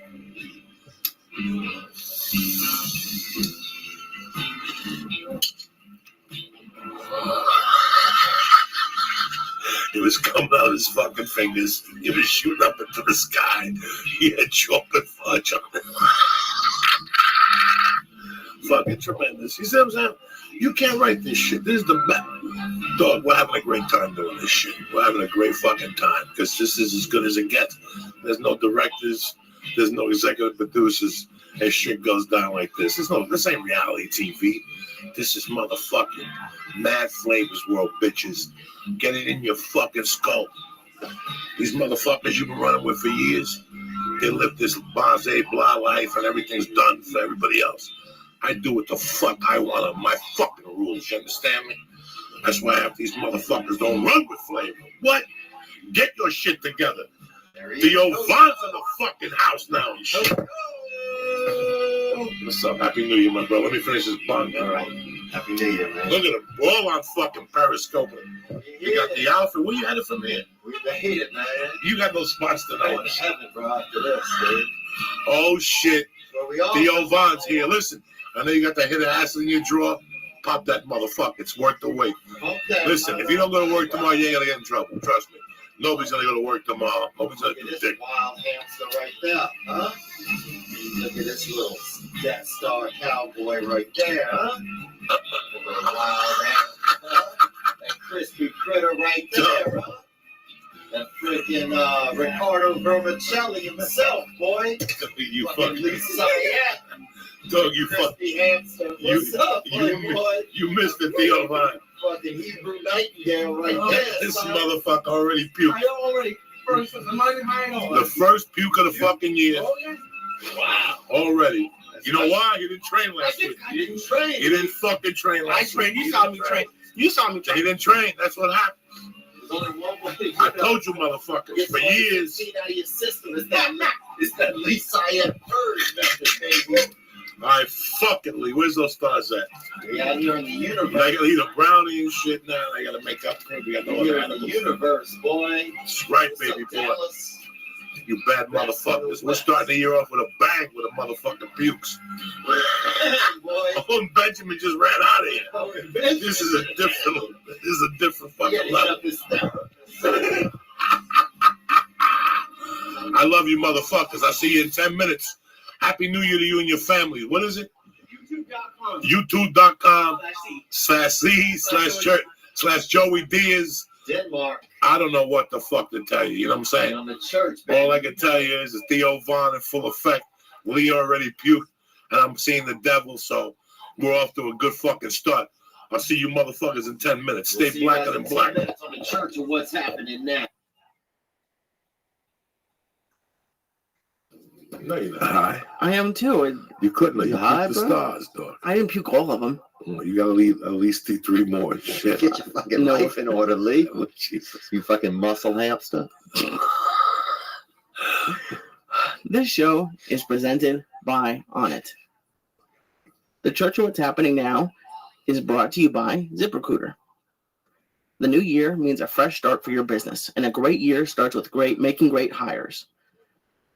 Our listeners can post jobs on ZipRecruiter for free by going to ZipRecruiter.com/church. That's ZipRecruiter.com/church. ZipRecruiter.com/church. The show is also brought to you by Lyft. Go to Lyft.com. Lyft is where drivers can make up to $35 an hour, and getting started is just a tap away. Sign up today at Lyft.com/Joey. Sign up today to drive for Lyft at Lyft.com/Joey.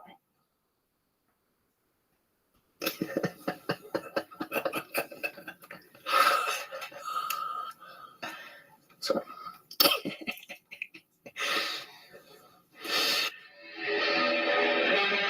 Oh shit! Kick that mule, motherfucker! It's all over. It's 2017. The restraining order's over. It's over.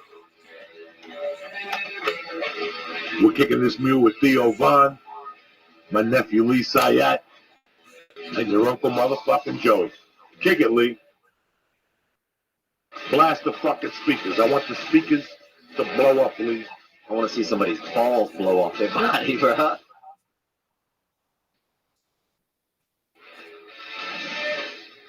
I want to see my dick try to fuck my ass, bro. Let's party. Oh, shit.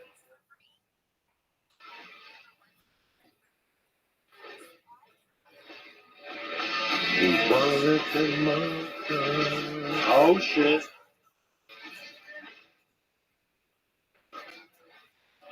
What's happening, you bad motherfuckers? Happy New Year to you and yours. I hope this is a happy year for you. I hope you're healthy. Because if you ain't healthy, you can't get your dick sucked and you cannot make any Guinness. You understand me? You can't hug your kids. So, my number one, one of my favorite people in this fucking city is on the show tonight, Theo Vaughn, my little fucking Jewish nephew, who already started the new year off puking the edibles tonight. I don't know And what this is- happened. you know what happened. You know what happened, bro. You know what happened. Fucking little money. You're away from me for a week and you didn't keep up the training. Okay. First of all, No, I don't want to hear a story. I don't want to hear a story. I know Excuses. exactly what happened. 10 years, you've never puked around me except that one night on the ass, but that night we went deep. I even burped in my own mouth that night. Wow. You know what I'm saying? Did you really? Yeah, you burp a little mushroom. You piss and all of a sudden you get a burp. And A little bit of belly a little, cum, bro. a little bit of fucking yellow acid and fluid. But Keeps your we tongue were warm, going bro. 4 or 5 hours that night, Lee. I took you to fucking SEAL training that night. I had you going under fucking barbed wire and shit. That was something that I felt horrible about. But tonight, you didn't even let the medication hit you, and you fucking. those chocolate La Luna is. But you told me you bought 4 of them and took them down to Long I Beach. did. You can see. I have video evidence. That's why. This is why. Did you eat the whole thing? Of course I did. What do you mean eat the whole Did you thing? eat it off camera and do magician tricks like you No, did I to me in the didn't. I beginning? never do it. I used to have to watch him. He would put. He's a Jew. Yeah. The Jew got those fingers. They move real. Best magician of the Jews. Not a big living. Oh, they keep 10% of the trick in their pocket. They invented the fucking magician. Fucking Jews. That's who invented the magician. The Jew with the black top hat and shit. Yeah, they're all magicians out of the womb, bro. So, Lee, man. Last time I it's- saw Lee, he was over here squealing on the Oh, patio. yeah, we Remember that? fucked up. Fucked up. Bro, and the craziest part about that, Joey, was when I came in, I thought I heard I'm like, there's kind of a squealing in the microphone at first, and Lee's like, I'll fix it. And by the end, it was him. It was him. He's like, look like a fucking disabled gerbil, bro. He looked like a fucking. That's how I felt. That was like the deepest I've ever been on mushrooms. Oh, tell you, he looked like a damn welfare gerbil. He was over here just like. It was chocolate mushrooms that smelled like Parmesan cheese. He was eating it and it was foaming out of his mouth. I just put it in my mouth and drank it. I didn't deal with it. He wants to fucking chew it. He wants to And snack get it the all. tea. He thinks it's Anthony Bourdain. You gotta swallow them drugs, dog. You can't be fucking That's what I around. tried to do tonight, and that's why I puked up all over the floor. Because you said you were making fun of me. You're like, just swallow that Just motherfucking swallow that thing, Lee. motherfucking thing. And it was like still a whole chunk, and my body just is like, I think my body is starting to fight back because I wasn't getting that fucked up over the weekend. Because you do them every night and you do little amounts. You gotta go deep. You got to get in there, bro. 1,800 by yourself. Yeah, you got to get your bowels high, Lee. I ain't 800. 800 don't do nothing for nobody. Yes, Yeah, it does. What are you That's an talking about? appetizer in your And world. first of all, no, I was doing over 1,000. No, you weren't. I was know, too. I know you. You got to get your bowels high, bro. I want to fucking. You know, I want it's your so- shit to be scared. it's so That's how funny. high you got to get. It's so funny. We were having a conversation before the podcast started about, about this is it. Like, I guarantee there's a lot of people today walking around with an ice pack on their head going, what the fuck happened 2 nights ago? Yeah. Like, I went out to get 2 drinks and I ended up blowing 4 guys. My asshole shut. You don't know what realm you get into, and when we spoke today, right off the bat, you're like, listen, dog, I'm trying to keep my life together. I'm a young dude. I'm good looking. I don't want to fade away. So I've been behaving myself. Was your main thing alcohol and then you went crazy? Yeah, I mean, well, I just ended up getting I ended up getting into drugs usually sometimes at night. But drugs without the alcohol, or they have alcohol had to soften you up first? I think I would just, You know, it's a good question, man. Alcohol has never been a thing for me. I never cared about alcohol. I just once people started having cocaine around, I just kind of like the smell of it. You know what I'm saying, bro? What about meth? Nothing else up your nose? Oh no, nothing like that, Nothing dude. like that. We used to do like back in the day. Some dude came through the neighborhood. I remember with some kind of I don't know what LSD suppository, some kind of suppositories, dude. People were doing, yeah, it was like just putting these like little. They were kind of I don't want to say pink. They were kind of reddish looking little. Fucking throwing rainbow treats up your ass. It's not manly enough if it's pink. I mean, it was, yeah. And people was doing these LSD suppositories. This dude had I remember he probably had about 400 of them. I don't know where he got them from, Germany or somewhere, Iceland or something. And to us, that was like, they got them from Saturn. We never even heard of that. Germany, we'll fucking do this. And people were doing acid, or whatever it was, doing the suppositories, I remember for a while. So I liked psychedelics a little bit when I was younger. And what else, dude? And then, but out here, I don't know what happened, man. I just had a couple of crazy nights. And then I was like, I'm going to try something different, man. So I just decided I'm going to stop partying. So now I got about 6 months. I've been sober since last time I walked out of here, I went over to the Improv and did a set high on mushrooms, and they were flicking the lights on stage, bro. I still have it on video, man. I'll put it out. I'll put it out for your, for your legion. How old are you now? 36, man. I'm an adult. It's tough to say to yourself, this is it. You have those nights, and like we were saying, you had a spectacular night in my world. Like where I came from, that's a spectacular night. Oh, yeah. Getting in a cab, going for blow. Then the guy hooks you up with a chick. You fucked the chick in the cab. No, he did. Oh, he fucked her in the cab. Oh, no, this is craziness. Now, what time did this night end? Dude, so what happened with that night was... Let me revamp it for you. So what happened was I went to a party, bro, and I didn't even plan on drinking. No, you're in New York doing I'm in comedy. New York City. Yep, I'm in New York City. Yep, I was doing comedy. I had a sublet there. I was just kind of experiencing the city. We talked once or twice when I was there, and I was enjoying it, man. It was good. And then I went to a party one night, and afterwards they were drinking at the party, and I just felt uncomfortable, dude. To be honest, man, most of my life I have felt uncomfortable, bro. I don't know what it is. Like in a lot of environments, I just feel uncomfortable, bro. Out of place. Yeah. You feel that ever? All the time. What do you mean ever? There's more times that I feel in place like that. That's the weird times. But it's like my girlfriend and I were just talking about it because we stayed in on New Year's Eve. Yeah. But seeing the shots of Times Square and seeing the shots of the clubs. Maybe I should have done something a little bit more social, but that is not. I'd rather be in a box than in a club. Like that would feel so uncomfortable there. Like a New Year's Eve club, like that's not me at all. Well, you don't see in a club too. They show you the picture. You don't see people getting fucking molested in the background and people, But at least light a candle or something for your lady. You do anything? Oh well, yeah. Well, Joey's gonna make fun of me. We went away the weekend before. We went to Long Beach. As funny as it sounds. They took a trip to Long Beach. I don't know. Probably to pick up rent. Right? This is amazing. This is just amazing. So anyway, bro, I can't even get what that was it. You took your girl to fucking Long No, she took me. Jesus Christ. But then we just decided to come home because it was raining. Because it was raining. Yeah, we're gonna sit in someone else's apartment on New Year's Eve down in Long Beach when I have a nicer apartment up here. Bro, what the fuck? It's a horror show. I tried, and I keep It sounds like The Notebook. I'm losing them by the month. It sounds like The Notebook for two people on Down syndrome. No, this was something that when he told me, I go, what? Now, when he told me, I thought they were going to leave Friday night, go to a hotel like normal Americans, right? Yeah. Wake up in the morning, get a little room service, gives her a stabbing. Yeah. Take a walk down, come back, smoke a joint, eat a Star. Maybe about 6. Take it to a nice fucking restaurant, 6, 7 o'clock sitting, dog. So you're out of there by 9:30. You take it back to the apartment, give it straight up, eat 3 more Stars, and watch some stupid movie. I thought that's what he was doing. America. I got a call from him Thursday at lunchtime. So, yeah, we're about to leave. I go, leave where? Long Beach. I almost shot myself in the fucking head. I go, this kid can't be this stupid. And then that night I went to dinner. I had to do a set last week. And I had 2 hours to kill.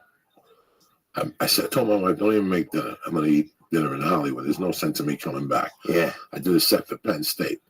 So I had 2 hours to kill, so I went to Chibo. That's one of my favorite places. It's a good place. I've never even been there. I see I it. don't eat the pizza. I don't eat none of that shit. I get the salad. It's delicious. The minute, whatever salad, and the Big Mama spaghetti with no meat. Just pasta with sauce and the cheese. And they give you a small serving. It's always been good. I've been eating there for fucking years. Wow. And that's what I eat. I go there 3 times a year, though. If I'm lucky, I got 3 times to drive by. I got an hour here. Yeah. I got an audition. I plan it. I go, okay, I got an hour and a half. I might as well go to fucking Chibo today. And I get excited. Yeah. I sit next to a guy. I go to the bar and I see the bartender. And he's an old door guy from the Improv. We start chit-chatting. 2 things down from me is a guy from Emerson College. And right away, I got to ask him. I had to ask him, what do they teach you up there? Because I never got from Emerson College. And I don't know. I'm not sure anymore. I go, I hired him because I thought he was sharper than I was. But lately, he's been slipping. I don't know what the fuck is going on. And that was Lee? That was Lee. Wow. He went to Long Beach Thursday afternoon for New Year's. Now, I could see it. Like I said, Friday after all the traffic is there. No, here's the best one. Here's the best one out of all of them. I call him Thursday night, or he calls me. We're talking in a conversation. And listen, he goes, yeah, we Airbnb'd. I go, you're not even in a fucking hotel with like a fucking elliptical. That you go to the elliptical. You've been home all week with her, and now you go down there for 2 more fucking nights with her to do nothing, to look at each other and eat cookies and shit. At a stranger's apartment. And watch really bad TV in a stranger's apartment. This was something that I was squatters, like, bro. I don't know.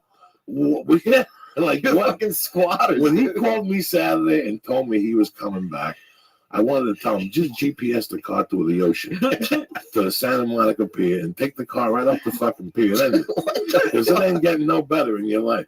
He went away to Long Beach. And every morning when I woke up since that, today there was a burglary in Long Beach where the guy shot the burglar. He shot the burglar every day. I woke up and that morning, all I was waiting You for. were praying for it to be like Lee's No, apartment? like to see Lee fucking shot in the head. Like Lee got hit by a car coming with a box of wings. They got poor girlfriend on the thing. I don't know what happened. The guy didn't stop for the red light. The saddest part is Who the fuck goes to Long Beach? for I don't know. vacation? Okay. Lee used to treat himself to a nice night at Chibo at the bar. And now a few years later, he's finally got a girl. No, that wasn't me.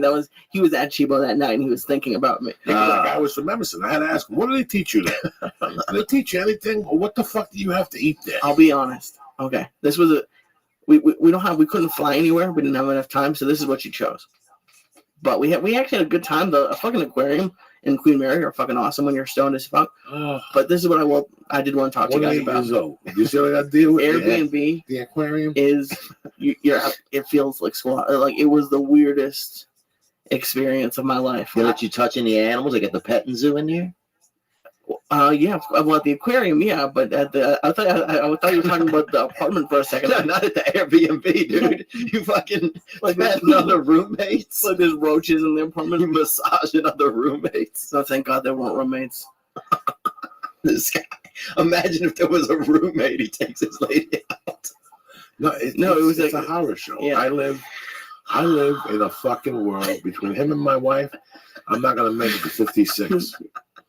I'm not gonna make it to. I just spent 4 weeks in that house with my wife. Wow. It's a torture chamber. It's a fucking house of horrors. I love it with all my heart. It's a torture chamber. What's the worst part? Like, what's the worst part? Honestly. It being 9:30 In the morning? at night Mm-hmm. and just sitting there, not having a spot because I don't want to be at the store every night, bro. Yeah. You know, I don't want to be that guy. I Yeah. don't need to be at the store every night. There's young guys coming up. I know how I felt when I was coming up, and I had shit to do. And there's some old guy that's coming down. I'm good enough. 2 spots a week, I'm good. This week I'm doing Thursday. Tomorrow night I'll do flappers. If I get out jiu-jitsu early Wednesday, I'll pop into someplace. But, you know, I got a gig Friday. I'm fucking good. I'm not working on nothing. I'm just putting a couple bits together, finding my new fucking voice, you know? Yeah. It's like when you travel, it breaks the monotony up a little bit. Oh, yeah. and I was home for 4 fucking weeks, and it was the holidays, and one of those weeks the baby was home all week.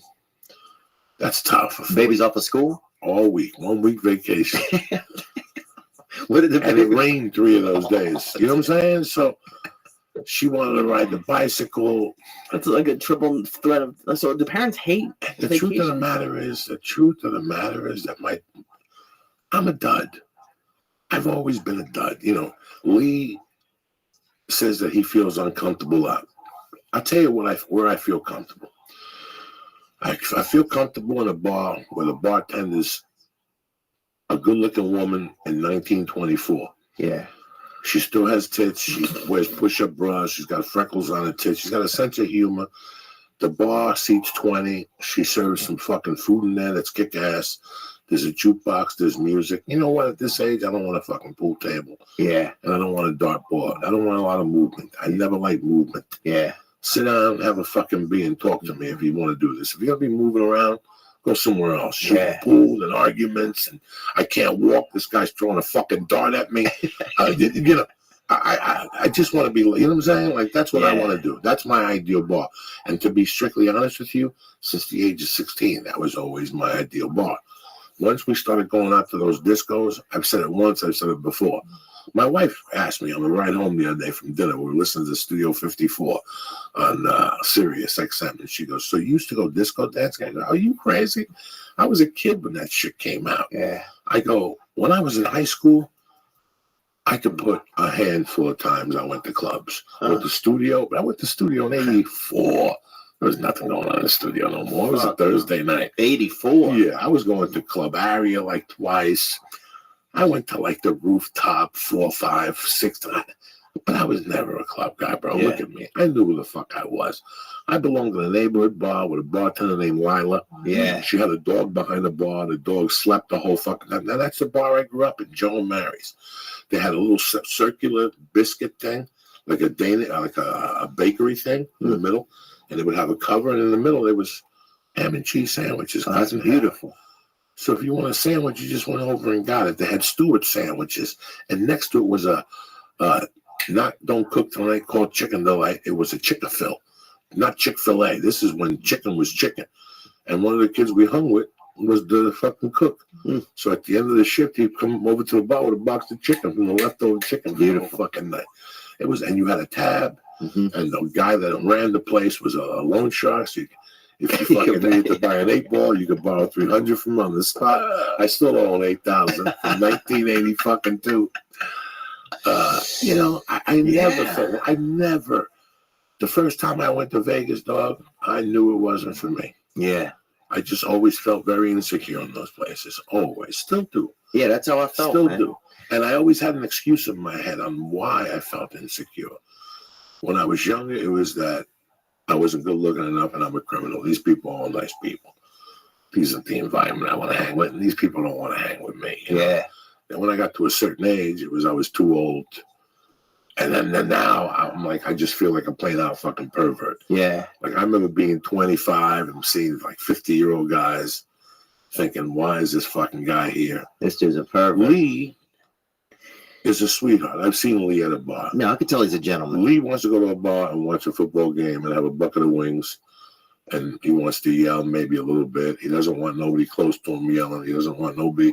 Lee will pay $3 extra just to, you know what I'm saying? Yeah, to sit in the Lee's white right. section. Lee Yeah. wouldn't do good in Studio 54. No. Lee, what's he going to do? Have one drink? People are trying to talk to him. I never liked going to a place where the music was loud. That's where you lose Uncle Joey. Yeah.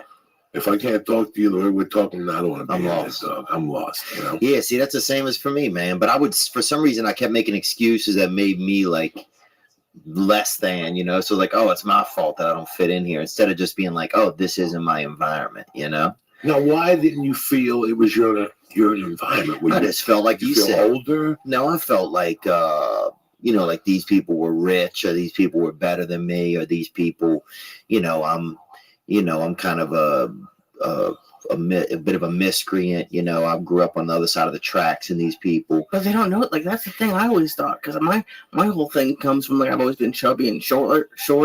You're like a tall, in shape, good looking dude. I look at you and I think There's nothing wrong in his life at all. Like, there's no way he's self-conscious about anything.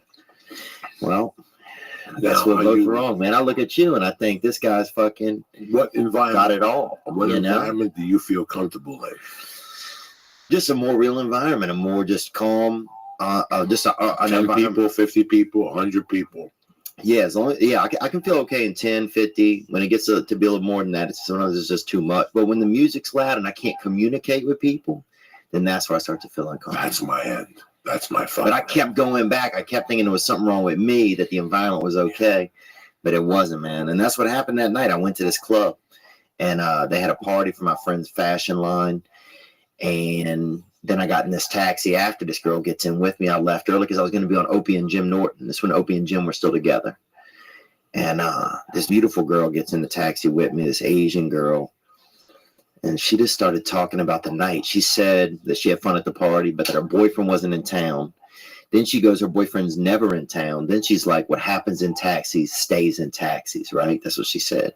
So I'm thinking, fuck yeah, you know, like she wants me to make a move on her. So I make a move, shut me down. And I don't know if that's what made me feel weird after that or whatever, but the taxi dropped her off after that. And then it was just me and the driver, bro. And this dude spoke another language, you know, something fucking fancy, you know, something that could play soccer, you know, like this dude fucking, you know, like this dude was betting on fucking foreign soccer games on his phone for sure, you know. And he said, I thought he said drugs, dude. And I just said cocaine. That's what I said. And next thing you know, we're in North Harlem. He bought some cocaine for us. He comes back in the car. We're doing cocaine. And then he's like, I got a gift for you. I got a gift, you know. And I thought it was going to be, you know, I grew up in like a troubled area. I thought it was going to be his dick, you know, like you know, that's what I was expecting anyway. And then a hooker, prostitute knocks on the door, you know. This lady gets in, and I think it was a man, honestly, in hindsight. She had these big sunglasses on. Kind of a man's face that was under the sunglasses. Do you have cocktails in you at this point? Yeah, had a couple tequilas, dude. And so now we're partying, bro. Me and the driver were first partying for about an hour. Dude, I got so high, I remember thinking, where is the driver? That's how fucking high I was. And he was sitting next to me doing cocaine. Yeah, at what point does this become not a taxi cab ride? Like, when does the meter get turned off? Like, this the meter's going, bro. The meter's at about 270, bro. No. So he's got to fucking be positive because I'm paying for this experience, bro. So then, dude, this hooker gets in. She had kind of long hair, huge sunglasses, covered about 60% of her face. And the 40% of her face you could see, to me, looked like a man's face, right? Like, I'm not saying there's anything wrong with that. I'm just... Like, if I were on a game show and it was like, guess 40% of this person's face, I would have guessed man first, right? You know what I'm saying? Like, look like a man's face, you know? Or it looked like a woman had just shaved recently. That's what it looked like, you know? So anyway, we're all getting high together, and the hooker starts making advances towards me, bro. This sounds ridiculous. And I got out of the car, man. I felt uncomfortable, dude. So then you feel like sliding. You don't understand. In my world, I'm thinking you're a Louisiana boy in fucking Harlem. No shit do you feel out of place. I feel out of place there, but no. I always felt comfortable in North Harlem. Yeah. Right, I know that neighborhood where you're at. You know what I'm saying? You're not in the Bronx yet. Right? You're not in the Bronx. I don't know where we're at. Oh, yeah, it doesn't matter. I don't know where we're at, dude. Was it dark? It was a dark Dark, that's all that matters, yeah. You're only having a good time if you're not in the dark neighborhood one part of the night. I was raising when I know when I'm back. Oh, my God. You know, I know when I'm back. Now, what time is all this going down? It's about 3:30. All right, so what time? Like, so you walk out of the cab. Where are you now? You getting another cab? No, I'm in the street. Luigi comes out after me. That's the dude I was partying with, the driver. And dude, you know what's crazy is he had even one of the lights in the taxi wouldn't go off, and he made like this little paper mache thing and put it over the light, bro. Like, this dude was, I mean, I don't think he was homosexual, but this dude was about the most romantic fucking cab driver I've ever spent time with, dude. And dude, it was more romantic in that taxi than it was at your fucking Airbnb, bro. That's the saddest part. So, dude, I get out. He comes out after me. He made me give him $100, right? And I gave him the 100 because I was a little scared at this point. And I'm thinking he's going to pay the hooker and she'll go.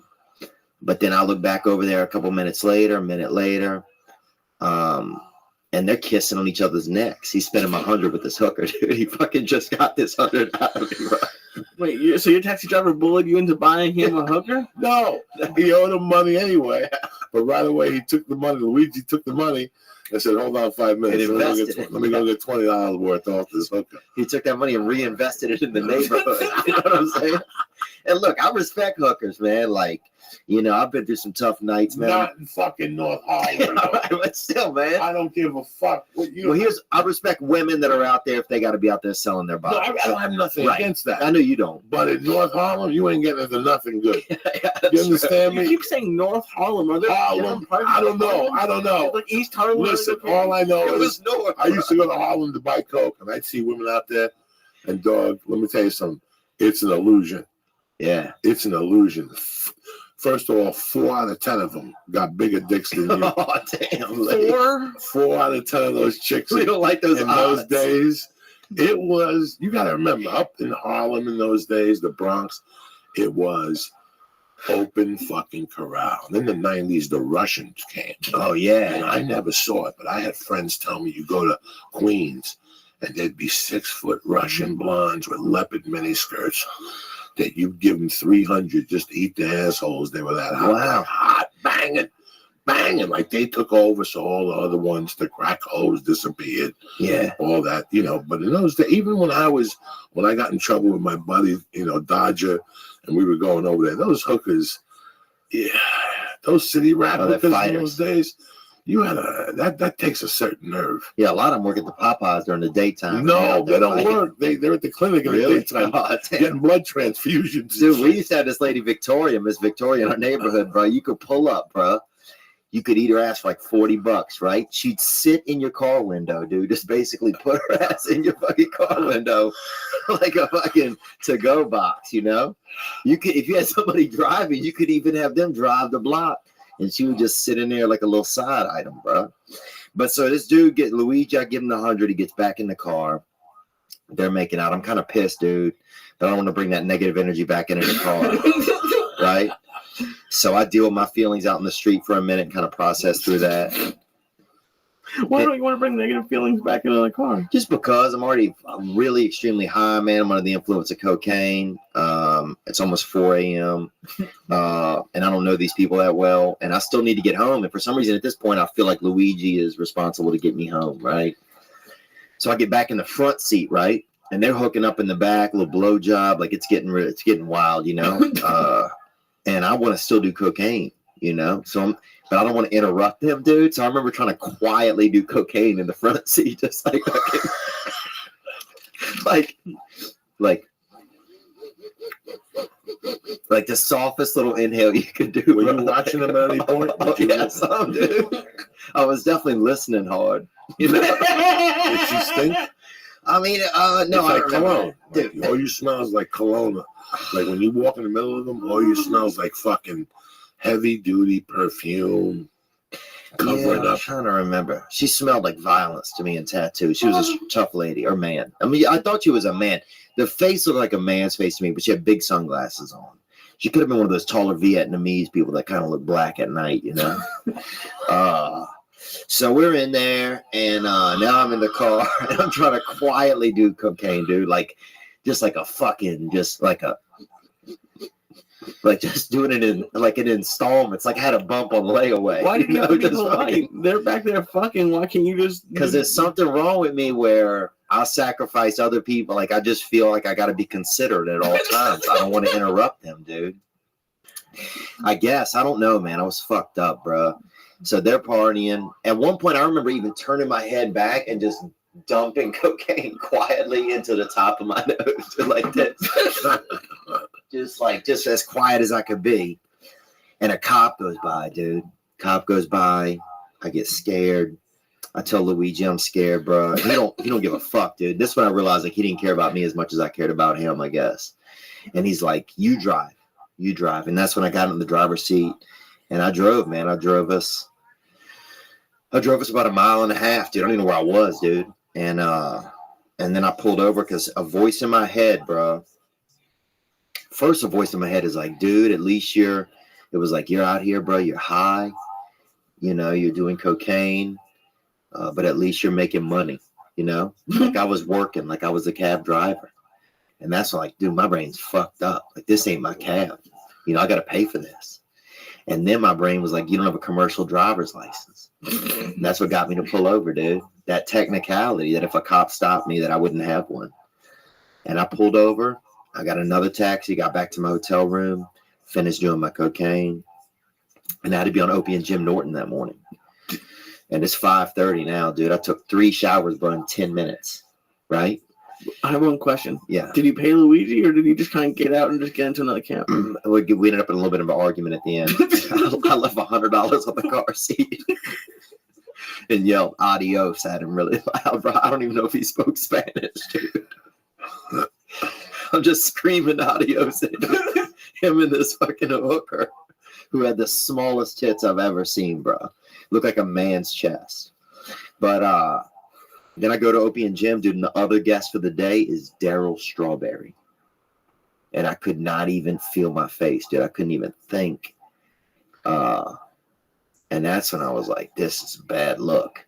You know, I couldn't even talk. They were asking me questions, dude, and I couldn't even, like, I couldn't feel my face. All my thoughts was coming out of my neck. Like I was running on neck thoughts, dude. I was fucking thinking with my neck, bro. So I fucking sat there for 3 hours, bro. Just roasting. Now I know how you feel, kind of, Lee. I just sat there just boiling in my own fucking drug-induced bullshit. And then I fucking left, bro.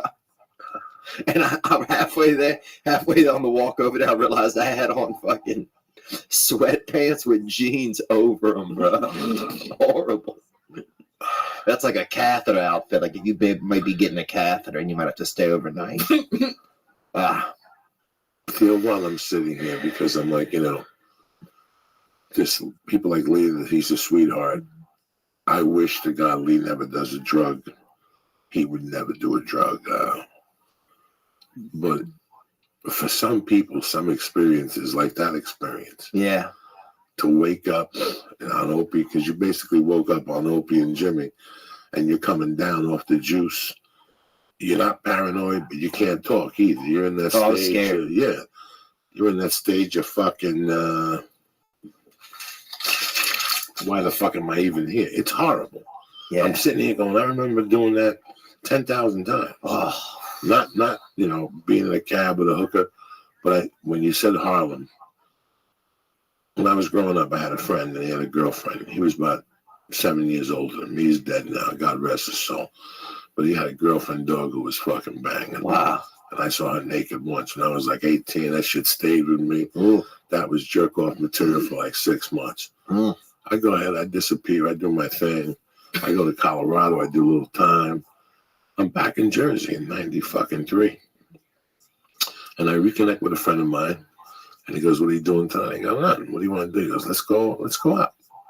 Meet me at Teaneck at this, I forget the name of the place. It's a popular place for that age group, you know. And I went there and met him about Teaneck?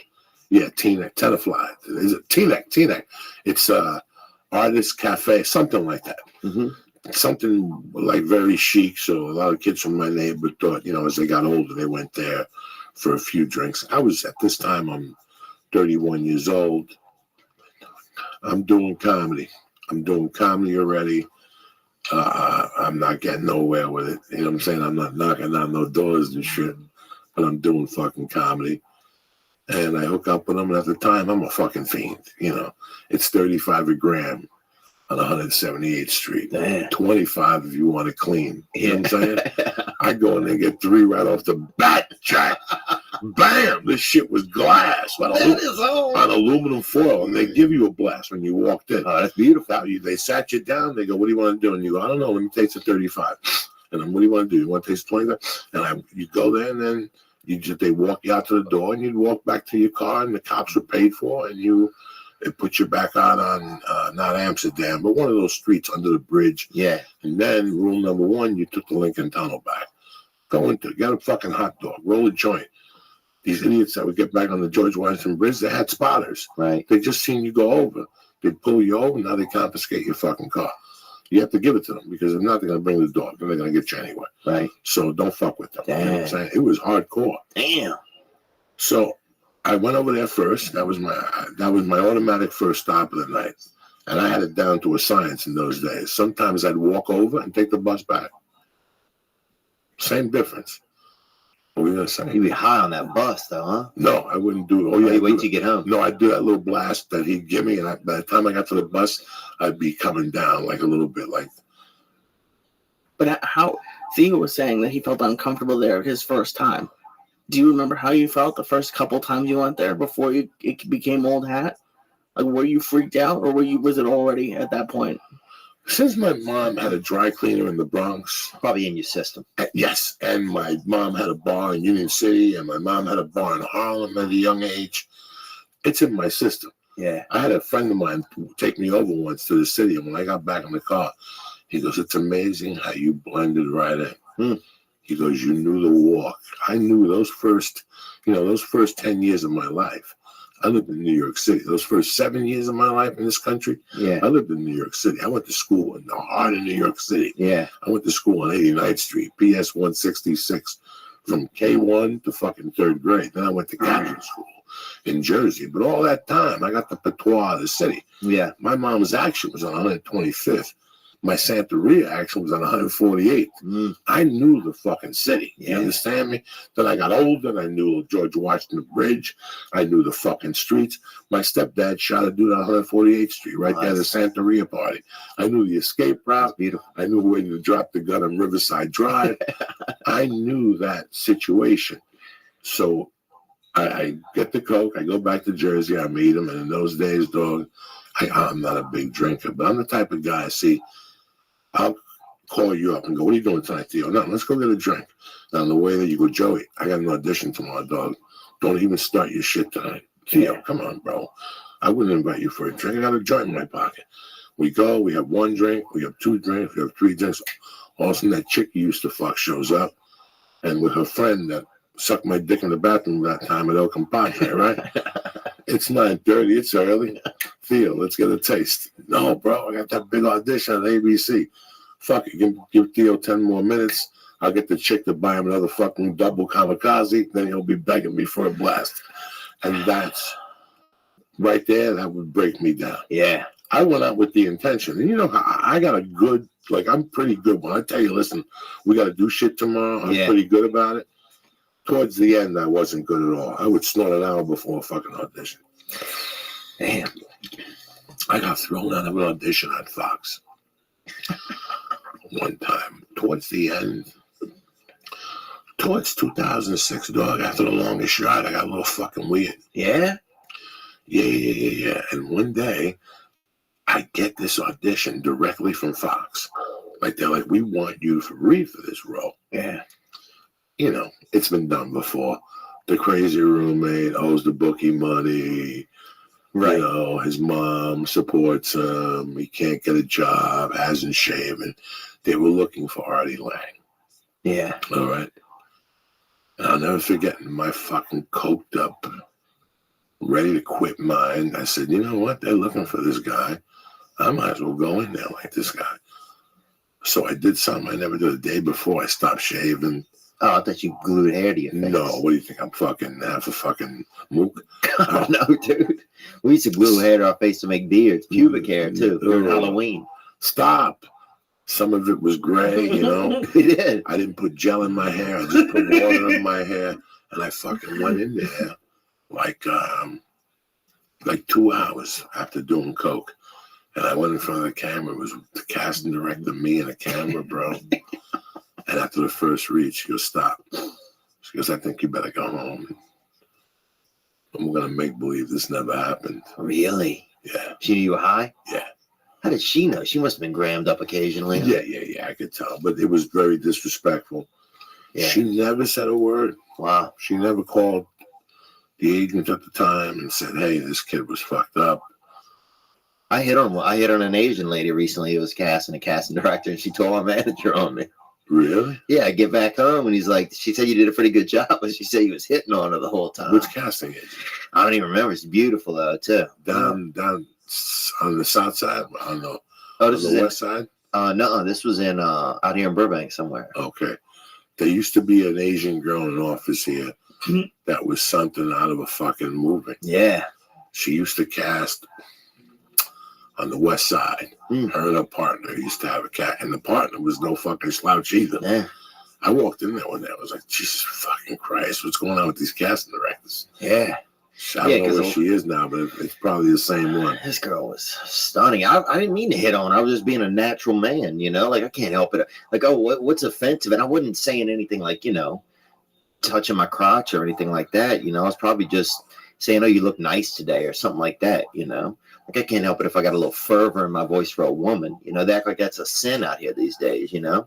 Oh, you want to bust a nut on a lady? You're a fucking, you know, you're a deviant, you know? You're Charles Manson if you want to do that, you know? Charles Manson studied Scientologists. He still studies Scientologists. How crazy is that shit? He's a little pussy, dude. I'll beat that dude's ass. I swear to God. You let that dude out for 1 minute in a fucking used car lot, I'll beat that motherfucking dude's ass, bro.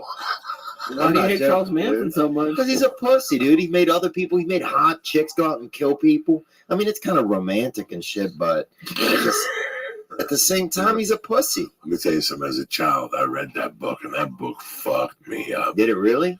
When I was about 13, after I got left back, it really fucked with me. Because I wasn't left back material. I had just gotten caught up in some fucking fantasy world. You know? But that teacher, Mr. Kingwell, who was a fucking prick. He left you back? Yeah, he left me back. No, I left myself back. I had summer school, but I went to summer school. I did the same fucking thing. If you have 3 misses in summer school, you're done. You're done. I fucking missed 3 classes over this chick because that's the only time I get together with her. You missed the first 3. Joey missed the first 3. I was in love, dog. I didn't give a fuck. That young love will get you. And I thought that my dog was going to just say, pass him to the 8th grade. Nah, they held me back. It was fucking brutal. It fucked with me. It fucked with everything I had. So Mr. Kingwall is part of every month you had to do a book report for him. The only problem was it was an oral book report. So he would take the book and dissect it. At that time, man, I was so pissed off at myself. Yeah. He was still my English teacher. Even though I got put in Mr. Barone's class. Who Mr. Barone, I took him to the premiere of the Grudge match. Wow. That's how tight I am with Barone. That's beautiful. No. Barone was tight. But here was the beauty of it. Me and Barone hated each other in the 7th grade. Like, he kept telling me in the hallways, you better not get left back because you're going to get me next year. It's going to be all over. And so that fucking last day of school, if you have to go to the 8th grade, you go to the 8th grade. If you have to go to summer school, they just put you in the other 7th grade class. So the whole fucking 8 hours, Barone kept busting my balls. It's going to be fun. You sitting here all next year. I'm going to fail you again. You're going to be in the 7th grade till you're 90. He goes, you're going to be driving the other kids to school. And shit. He would torment me. So he tormented me, dog, for like 4 or 5 hours. And on the way out of the classroom, I saw his keys were on the desk. And I took his fucking car keys. And I walked home and I threw him in the fucking weed somewhere or some shit. What a dick. And about an hour later, he pulls up my house with a cab. Where's my fucking keys? Wow. And we didn't talk again. And the next day, I got left back. And I was in his classroom and he never mentioned it ever again. That's pretty cool of him. And after about 2 months, we became tight because I realized he was a good basketball player and shit. So, how did we end up talking about this shit? We had this dude, Mr. Larry. We had this black kid in our school, Mr. Larry. He got held back so long they just made him a janitor one time in middle school. He was there probably. I remember him being like, he could piss. His trick was he'd come in while you were peeing at the urinal. He'd piss over you into the urinal. And finally, he was in 5th grade for so long, they just made him a janitor. I mean, he's probably still, if that school's still open, he's probably still there. Can you imagine only being in the 5th grade and they pull you aside? Listen, we've been talking here. The staff has been talking. It's not going to work out for you. But lucky for you, we have an opening in the janitorial services department. What does that mean? Listen, we'll give you $1 for every $1. We'll match it so you can join the army when you're 30. I just thought that probably means he was at least 16 or something. So that was what, like 7 times going through the 5th Let me grade. tell you something. When I was a Beautiful kid, guy. if you were stupid, Really handsome too. listen, when I was a kid, if you were stupid, they pulled you aside when you were 16. Yeah. The teachers at school pull you aside like, listen, Oh my god. you're wasting your time here. Yeah. When you get to high school, just sign out. Get a job as a mechanic. I swear to God, teachers were honest in the 70s. Well, that's a better way. Now they want everybody to push forward. Dude, I remember the first Wigger went to our school. I told you guys that before. The first Wigger, this kid, Brian St. Pierre, went to our school. And they'd never seen it before, and they thought he was mentally handicapped. They put him in, they made him eat the third lunch. The third lunch, the special lunch where those kids are in there. They make some of their own food and then they eat it. To make them have a talent. And he was in there, dude, this Wigger. So you'd have you have like kids who really had mental illnesses and, everything, all the DS and everything. And then you'd have fucking Brian St. Pierre wearing a Charlotte Hornets pullover, dribbling an invisible basketball all day, bro. Just posting up mental kids in the lunch line, bro. They'd never seen it. They thought he was mentally handicapped just because he wanted to, play with the brothers. Just different times. They had him cook lunch every day still? Like he didn't say anything? Once a week, they'd have them make some of their own recipes for lunch. It was cool. I mean, we had a good group of handicapped kids at our school. I remember. I'm fucked up, dog. Those stars hit me hard tonight. That's what happened. You know why they hit me hard? Because I trained last week. I didn't eat stars last week. Lee sprayed out of his face, out of I the didn't eat gate, stars boy. last week at all. I sprayed it, but I'm still See, high. you still here, you bro. kept eating stars and shit. Fucking them brown. I had transmission You took fluid and that. everything. No, you didn't. You threw a chunk away. Jesus. So This is why I have to do everything on Periscope. well, Thank God for Periscope. Lee's fearless, man. I don't see how you do it, Lee. I really don't. There's really not He a does, choice anymore. He does like a little bit. He goes like this in front of the camera. He goes, I'm going to eat some chocolate. He takes a bit like that. He chews and then this 80 milligram, whatever, he throws this away. And he tells people he ate it. And today he ate the whole thing. And it was coming through his fucking fingers. You should have seen him. He was gilling out, huh? When you were telling your story, bro, the thing that I was thinking about the most were the 200 of those stories that I had that I wish I had the time. I wish I had the fucking time to. And I got 10 that roll around in my head sometimes, and one of them will pop up in the middle of the night before I'm about to fall asleep, and my whole body shatters, bro. Those are those type of stories, especially when it comes to drugs. Yeah. Especially when it comes to fucking drugs. And the next morning you wake up and you're like, that's fucked up. I gotta get my life together. I gotta call somebody and shit. But, 10 days later it happens again. And, and then sometimes it's sex. Or sometimes it's crazy sex. You go to a girl's house and her sister and her stepfather in the room. Yeah. And everybody's banging and you're like, what the fuck am I a part of? I just want to watch the fucking Nick game. Wait, is that a real scenario? Lee, you would be fucking surprised what you bump out into when you're out there. Yeah. Especially when I started to do comedy, you'd be surprised what I bump into. And I had you one night talking, my body was shaking. Yeah. My body was shaking, telling Lee, just triple tours, just Boulder, just, I thought life was a certain way when I lived in New Jersey. Oh, yeah, I remember. Boy, was I fucking wrong. I remember trying to fuck this girl on roller skates one time. You ever try to do that, dude? No. At Halloween. Unbelievable, bro. But that was drug induced. I remember. Never been arrested? Dude, I got arrested in Mississippi one time. We're all high at some house. And they brought a kid. The cops show up and they brought a kid from downstairs, right? And they said, this kid is here. Everybody's going in for contributing delinquency of a minor. And then but once you got outside, kids were paying and getting out of the thing. They put us in the slave shackles, the things they put between two legs, and then hook you to the person in front of you. Put us in that shit, dude, and we had to walk downstairs. So it was the dumbest thing ever, bro. It must have taken us 40 minutes to get downstairs in these fucking leg shackles with these two stupid cops.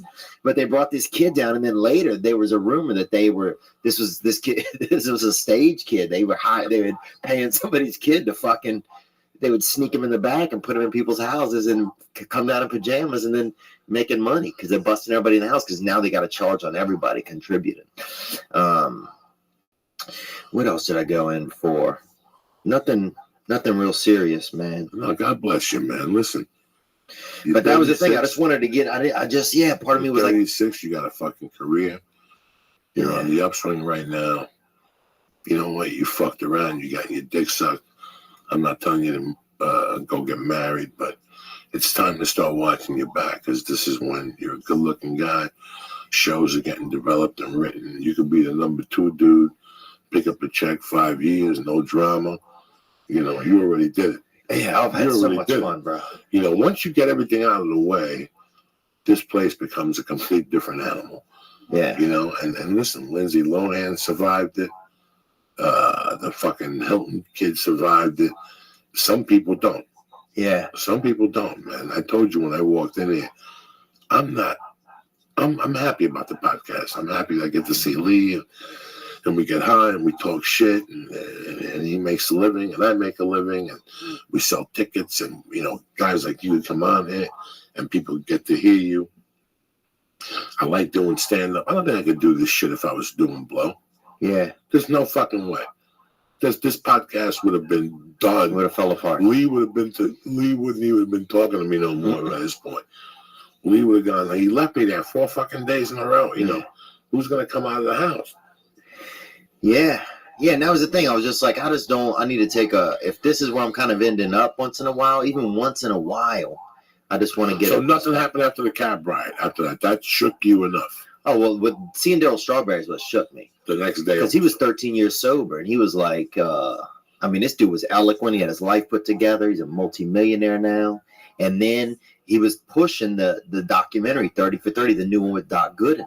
But Doc Gooden wouldn't show up. Doc Gooden couldn't show up because he's all sick. Fucked up. Yeah, he's all fucked up. And I know my life isn't their lives, but it made me think, okay, you just got to monitor what's going on. Because I didn't like to party. I just like to put myself in a crazy situation. Fuck yeah, me too. You know?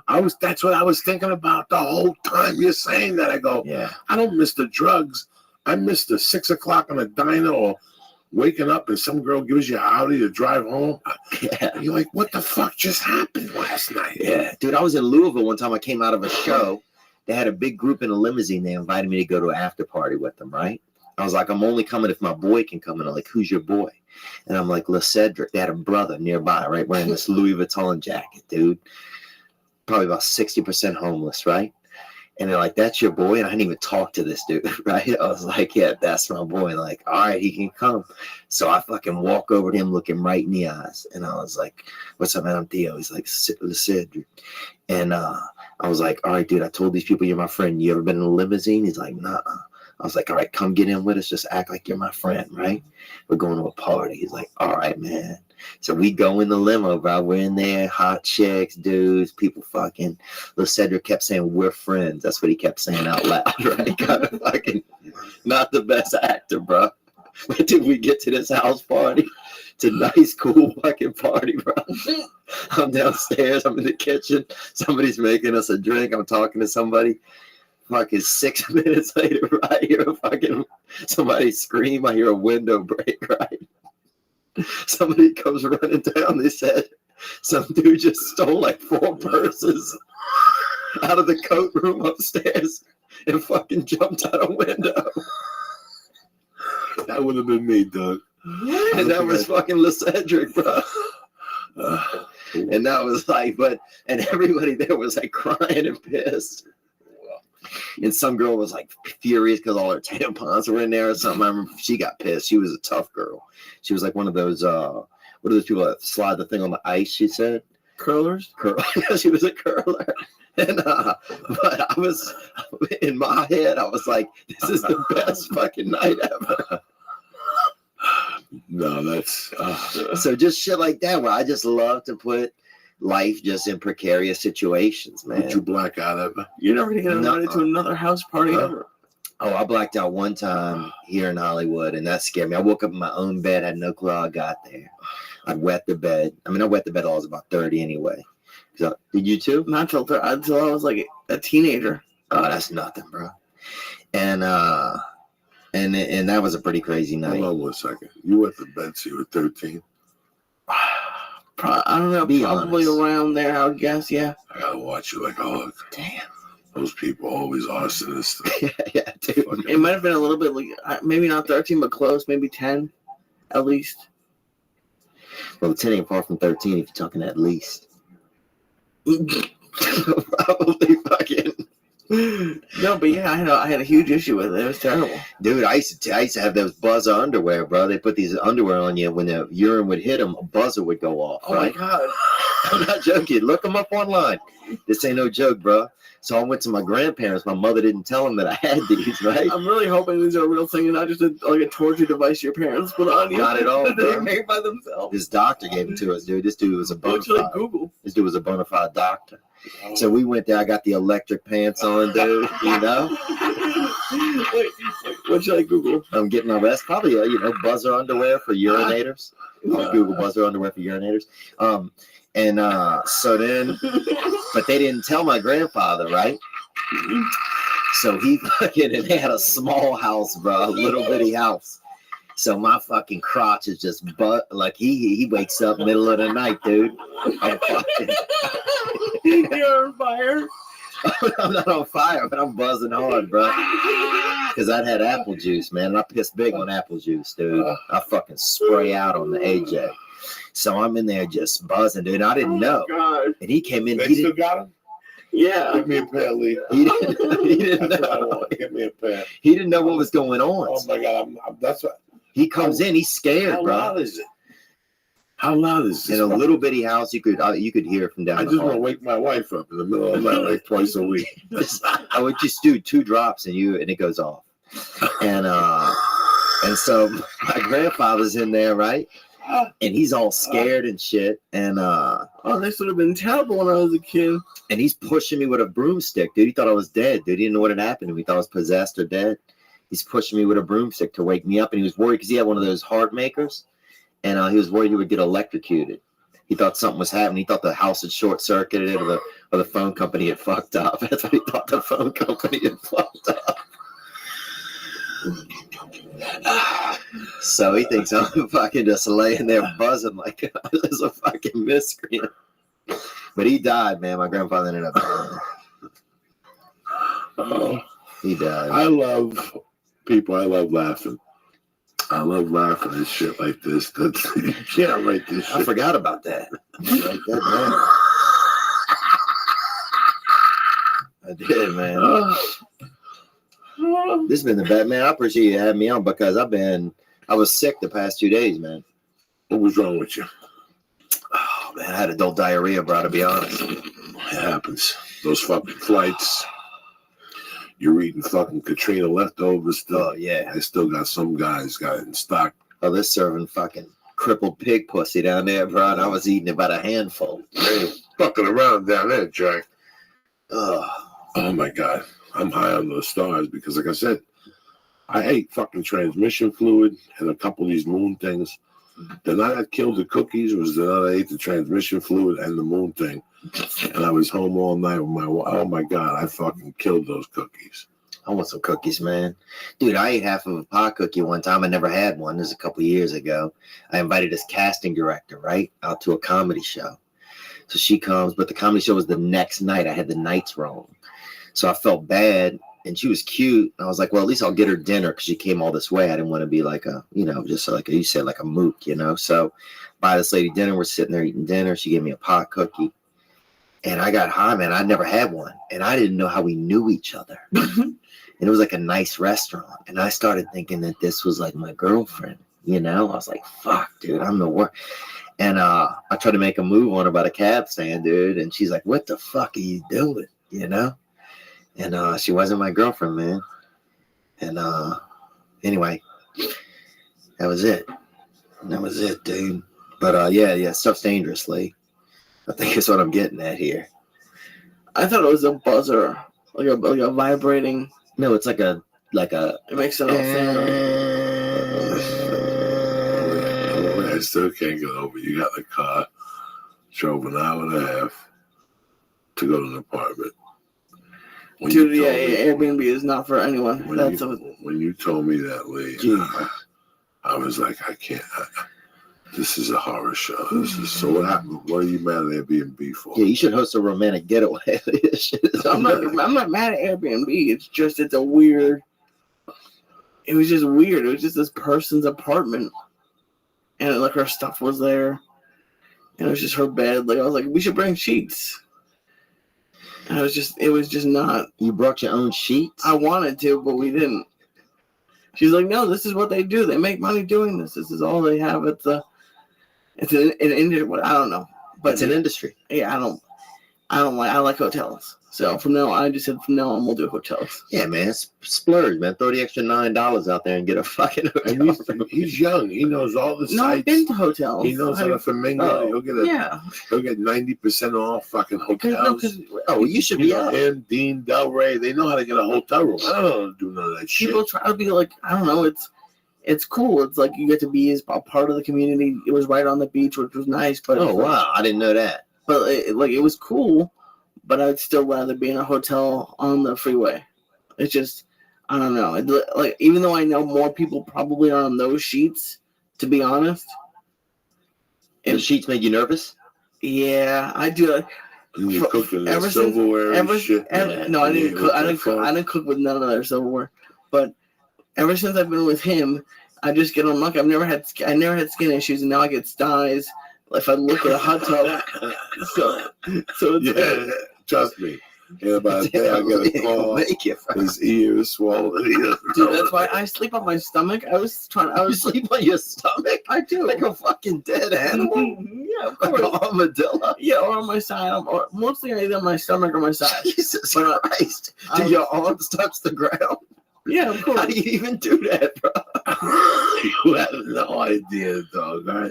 Who sleeps on their stomach? Face down? No, I sleep, yeah. Oh, face to the I side. have pillows, yeah. Oh, face to the side. What are you Jesus Christ, I thought you slept face down. I think I have like a massage table in my bedroom, and I just sleep. No, but I just try to... Dude, you're a fucking unreal, Lee. I figure what we were talking about. They should have dolls. They should have the Lee Syed dolls, bro. They're indestructible, dude. Oh yeah, it was just Airbnb. It was not. It's a hotel. It was just. I get it in like places where you want to rent a cabin or something Was like it that. a spare bedroom or was it We had a full personal apartment. bedroom? We had a full apartment. It was her personal bedroom, though. Yes. Okay, see, that's disgusting. Yeah. I won't let people bang in my bed and come on my headboard and shit. People spraying Listen, out. Oh yeah, let we me disrespected. We disrespected that bed. tell you something. You just come on the headboard and rub it in like fucking lemon. What's that, Joey? What's that shit you polish wood with? Yeah. Palm Old English. Old Whatever. English, yeah. They come back. They gotta sleep with that old DNA and Diaz lurking over your head and shit. Yeah, I did. Old English. That's a liquor, isn't it? That's a malt liquor. That's why we left. I knew it was gonna rain. There was gonna be fireworks, so we were gonna stay if there was gonna be fireworks. But then it was raining, and it was just like this person's. It was like her college apartment, kind of. It was like everything that had was like someone else went to IKEA, and Lee stayed down in a dorm at fucking pretty much Cal State Long Beach. It was not good. It was not good. But my girlfriend is young, but the activities were great, and she just isn't making a lot of money yet. So Did she have a good time? Oh yeah, we had a great time. The activities are great. Dude, There that you go. fucking dude. She had a good time, Lee.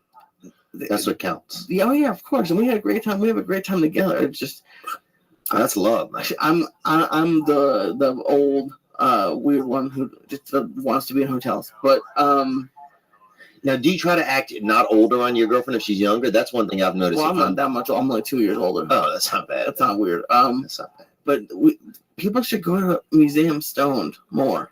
It's fun. It's like that. Have you been to the Queen Mary? No, I've been to the other place, the museum down there, the fucking Zoolandia. The The aquarium? water, yeah, it's cool down there. Yeah, the aquarium was fun It's as very fuck too. nice. Yeah. It's a nice time. It's beautiful down there. It really is. They redid Long Beach. Yeah. You know what I'm saying?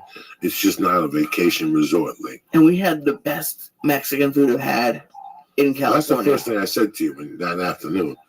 I go, make sure you get the Mexican food, but don't get a fucking chain. My boy But- Simon Rex is going down there with him and Cole. Does you know him, Simon Rex? Dirt Nasty? No. Oh, you gotta meet him. He's great, bro. So funny. No, it's great to fucking get sober, man. Yeah, it's cleared my Great head up a to get little. sober. Listen, man, I don't give a fuck what anybody tells you. And the quicker you catch yourself, the better off it is, you know? Yeah. But it might take you a year to get sober. But it's so good when you do. Do you feel better? 5 more. What's the difference right now that you feel? Yeah, I mean, I feel like No reefer, no sleeping pills, no, no nothing. nothing. Just straight up water. Maybe sometimes I'll hit up a Cialis 5 milligram, you know, if I'm trying to party a little, you know, if I'm trying to treat a lady to an evening or something. But you know, I'll drop $9 on that. I got a dude that, you know. Wait, when did that start happening? What? The Cialis 5 milligram? Oh, I throw that just because, look, dude, you know what I'm saying? Like, you know, I can be Michael Jordan, but if I could have Scottie Pippen next to me, bro, I'll do it, you know? Like, there's no point not having him in the ring with you, you know? You know, you don't show you know, you got to bring a knife to a bun fight. You know what I'm saying? I am so petrified to eat one of those things. Oh, you got to I'll throw, dude. I'll tell you, I'll put one of those in my butt, dude. They go quick to your cock, then, dude. What is this? What? In the last week, we've had somebody who put, what did she put in her asshole? Coke. Ecstasy? Ecstasy. Oh yeah, boofing. These kids are boofing where they blow cocaine in each other's butts. What? I read about that. That's a Colorado thing. What do they do? They put cocaine in the end of a straw, and then they put the other end into somebody's butt, and then they blow it in there. It's called boofing. I did that 25 fucking years ago. I invented that with a dollar bill. You boof with a dollar bill. You get the hepatitis C attached to the dollar bill and shit. If I don't have hepatitis C, I ain't got nothing. You know what I'm saying? Amen, bro. From all those fucking dollar bills and snorting that shit. I'm hysterical. Oh my God. What the fuck? So yeah, I hit a sabbatical, man, but I hit a sabbatical, so that's where I'm at, you know. But it's chill. I just feel what I feel because I just got a lot on my plate right now, and at least each time I can show up for it, you know. It's like every day I know I can do what's required of me, you know. Because my mind already tries to beat me up a lot. My mind, you know, first thing out of the gate, my mind is like, you fag, you know, you nigga. Sometimes my mind calls me a nigga even, you know. Like, Jesus Christ, I guess my own brain using the N-word, you know, and it's just like, that stuff's just tantalizing, you know, sometimes. So at least I know each day when I'm sober, it's like, or if I haven't been drinking or partying, then I'm able to get up and like battle my own demons and go at the day head on, you know? And I got enough war stories, and now I'm able to think out my war stories a little bit better. Because sometimes I was too busy making new stories to even think about the old ones. So now I'm able to look through the old ones and be like, oh, this could be a good story. And I can share those stories. So I feel like my stand-up has gotten better. You know? I put it together a new hour in the past year. You ready to shoot another special? I'm ready, man. You feel good about it? Oh, I feel good, dude. Where would you shoot this time? This time I would do Chicago, or I would do here in LA, I think, because I got enough friends that understand me. You know? And it might be delusional. Otherwise, I would do Dallas. Dallas, bro. I love those people. They're fucking everything, dude. Where do you work in Dallas? The Improv? Yeah, I worked the Improv. But I worked the one out in, Arlington. yeah, Addison. Addison. Yeah. I worked at Addison. That was one of my favorite clubs. It is a great club, isn't it? One of my favorite. But the hotel used to be 50 yards away. Now they switched it, I heard. The one I stayed at was really close. You could walk I through. could walk. How many minutes? Literally, not even joking, 2.5 minutes. Maybe less. Then they put you back at that hotel. They said they took you out of this. I was like, nah. Oh, they did take you out for a little while. The first time I went, they had me stay at some other place down the street. And we had to drive down there or some shit. Yeah. Fuck that. Yeah, I don't do that. I don't do that shit, man. But yeah, man, I had some other crazy. I mean, I remember one night body slamming a bunch of hookers dressed up like a fucking Genghis Khan get Korean hookers and One of the last times I saw you, you had gone out one night, you went to the apartment, and you were gacked up, and you called the chick, and they sent you the wrong chick. oh yeah, some lady had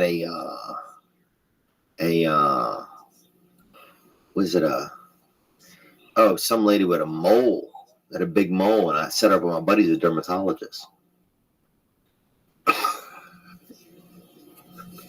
I don't even know how to answer that. Yeah, but hookers and stuff were never really my deal. I mean, my deal was I would just want to party and create stories, you know? Like, I never got into the really That guy brought the hooker into the taxi. You know, that's Luigi's deal. That's his life. It was nice of him because I think he was trying to be a friend to me, but you know, I didn't need that. You know, I was just looking to party. It's really weird when you live a certain lifestyle. You come to a point one night where you go, you know what, I can't do this no more because eventually something bad is going to happen. Luigi could have stabbed me. Yeah. The hooker could have slit my throat while I was putting my neck back to put coke in my nose. A fucking 1,000 things could go wrong. You know, from experience, man, now, if I could do it again, I always minded my business. Listen, I went into those neighborhoods late at night. I think about it, my fucking skin like just wants to shake like a spirit touched me. Like, Yeah. it's the weirdest thing. Like I remember being at a bar in like Fort Lee, New Jersey, and knowing that the place is gonna close at 3. We gotta make it over at 3 in the morning. But when you get to that place, the place is closed. So now you gotta get to the Bronx. Are you fucking kidding me? Now you gotta cross a bridge and another bridge with coke in your fucking car. They're confiscating that car and you're doing 7.5 years somewhere. Yeah. And you're still doing it. Yeah. And you're still going to that bad neighborhood.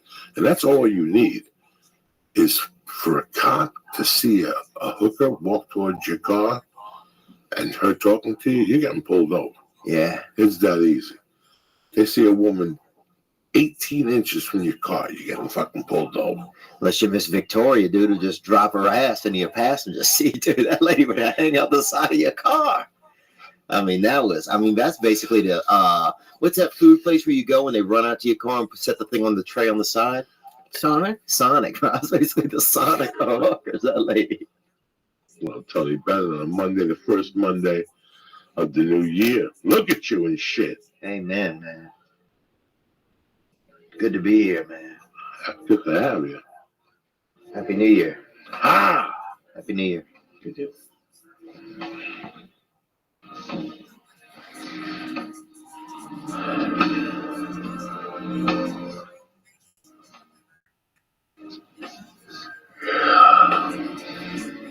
Victoria, I wonder what she's up to now. Who's Victoria? The hooker. What hooker? That lady who would drop her ass in your car for $16, $18 probably. I stopped by my old neighborhood the other day.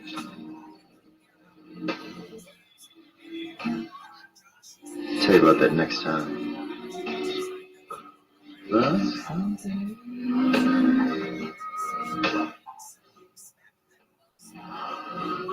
How you feeling, Lee? How you feeling? I'm feeling So the star stayed in you. The chocolate came out. yeah. I also ate the first half of the chocolate bar, so it was like something. Some parts of something stayed in me. Whatever's in there is working. Unreal. Hey, it's on fucking Periscope. That's the fucking craziest thing. You got the whole thing? You always do great. I thought to yourself, oh, you bought 4 bars. You trained last week like a soldier. But as it was happening, I go, I should have known. I had that feel like Ronda Rousey when she was standing next to the referee. I should have known this was a hoax. Listen, I mean, no disrespect. I know a lot of great people who make a lot of great edibles. Chocolate doesn't really ever sit well in my stomach. It's weird. Wow. I'm a chubby dude who just chocolate is not in it for me. You ain't a chocolate guy. I'm gonna remember that. No, sir. How many weeks a month are you traveling now? Probably 20 weeks.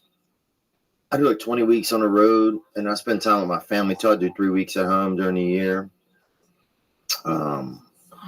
And then I'm doing enough work in town where it's good to be home, you know? Like I can make decent money just even staying in the city. You go out every night during the week? 5 nights a week, I say I get up. Damn. Actually, I'll probably get up 6, dude, honestly. I try to take 1 off, though, just to make sure that I'm able to know what I'm doing when I get to the club, you know? If I'm in training, I want to be out 6 nights a week and get 6 sets. If I'm fucking around, I like to do 4. Yeah. I'll go out one night and bang 2. just so I'm out 3 nights and I could stay Friday night with my family, leave it open. You know what I'm saying? Oh, you mean on the road? Yeah, I have to go out twice a month, man. Yeah, twice a month. That's what I like to do. Twice a month is the most I could do. 6 nights. Let's do this shit. Do this shit. Do this shit. Oh shit, Lee Sciatico, look at you with a new shirt on. What'd you do with the old shirt? It's not bad. It's in the trunk of my car. I just didn't want to wear a stinky shirt. But oh my god, that was fucking.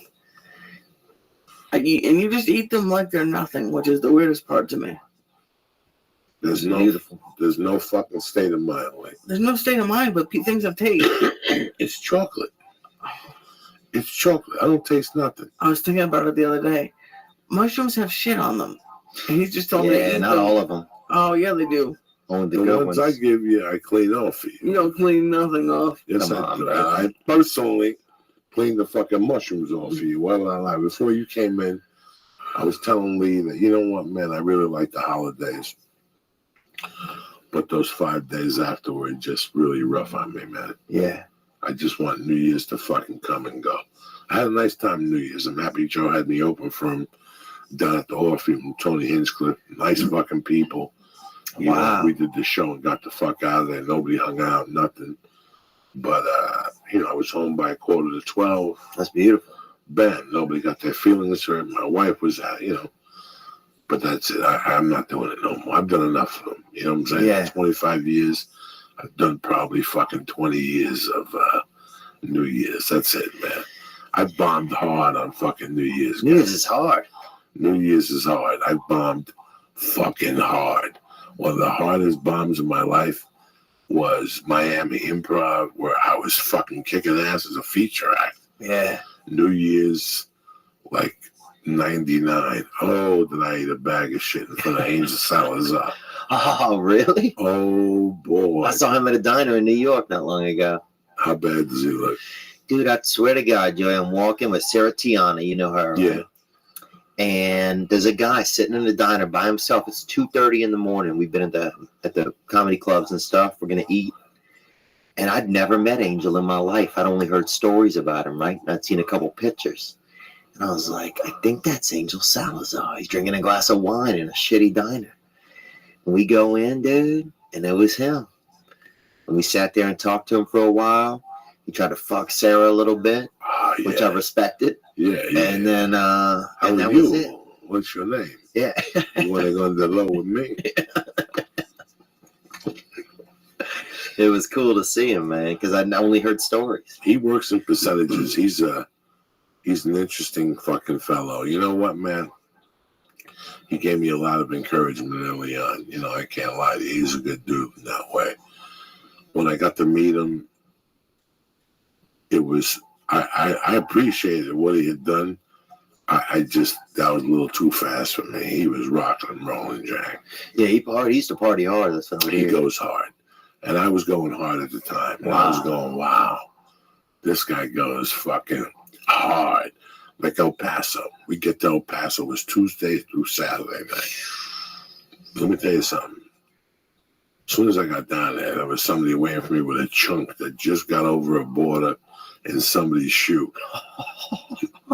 That first night, Lee, I smelled like a size 10, huh? I get fucking lit up. This shit was fucking tremendous, you know. And from there on, every night, there was somebody at the club who had something. It's El Paso, bro. When he would come to town, the phone at the condo would start ringing the night before. Wow. People, is Angel there yet? People wanted to take him out. And that Scarface thing, people will be, when he's 80 in a funeral in an old man's home, every day somebody will be taking him out, taking pictures of him, check it out. Yeah. Buying them lunch, bringing them clothes. It's amazing. People fell in love with that character hard. It just goes to show you. He still sells tickets. He's not selling out. Right.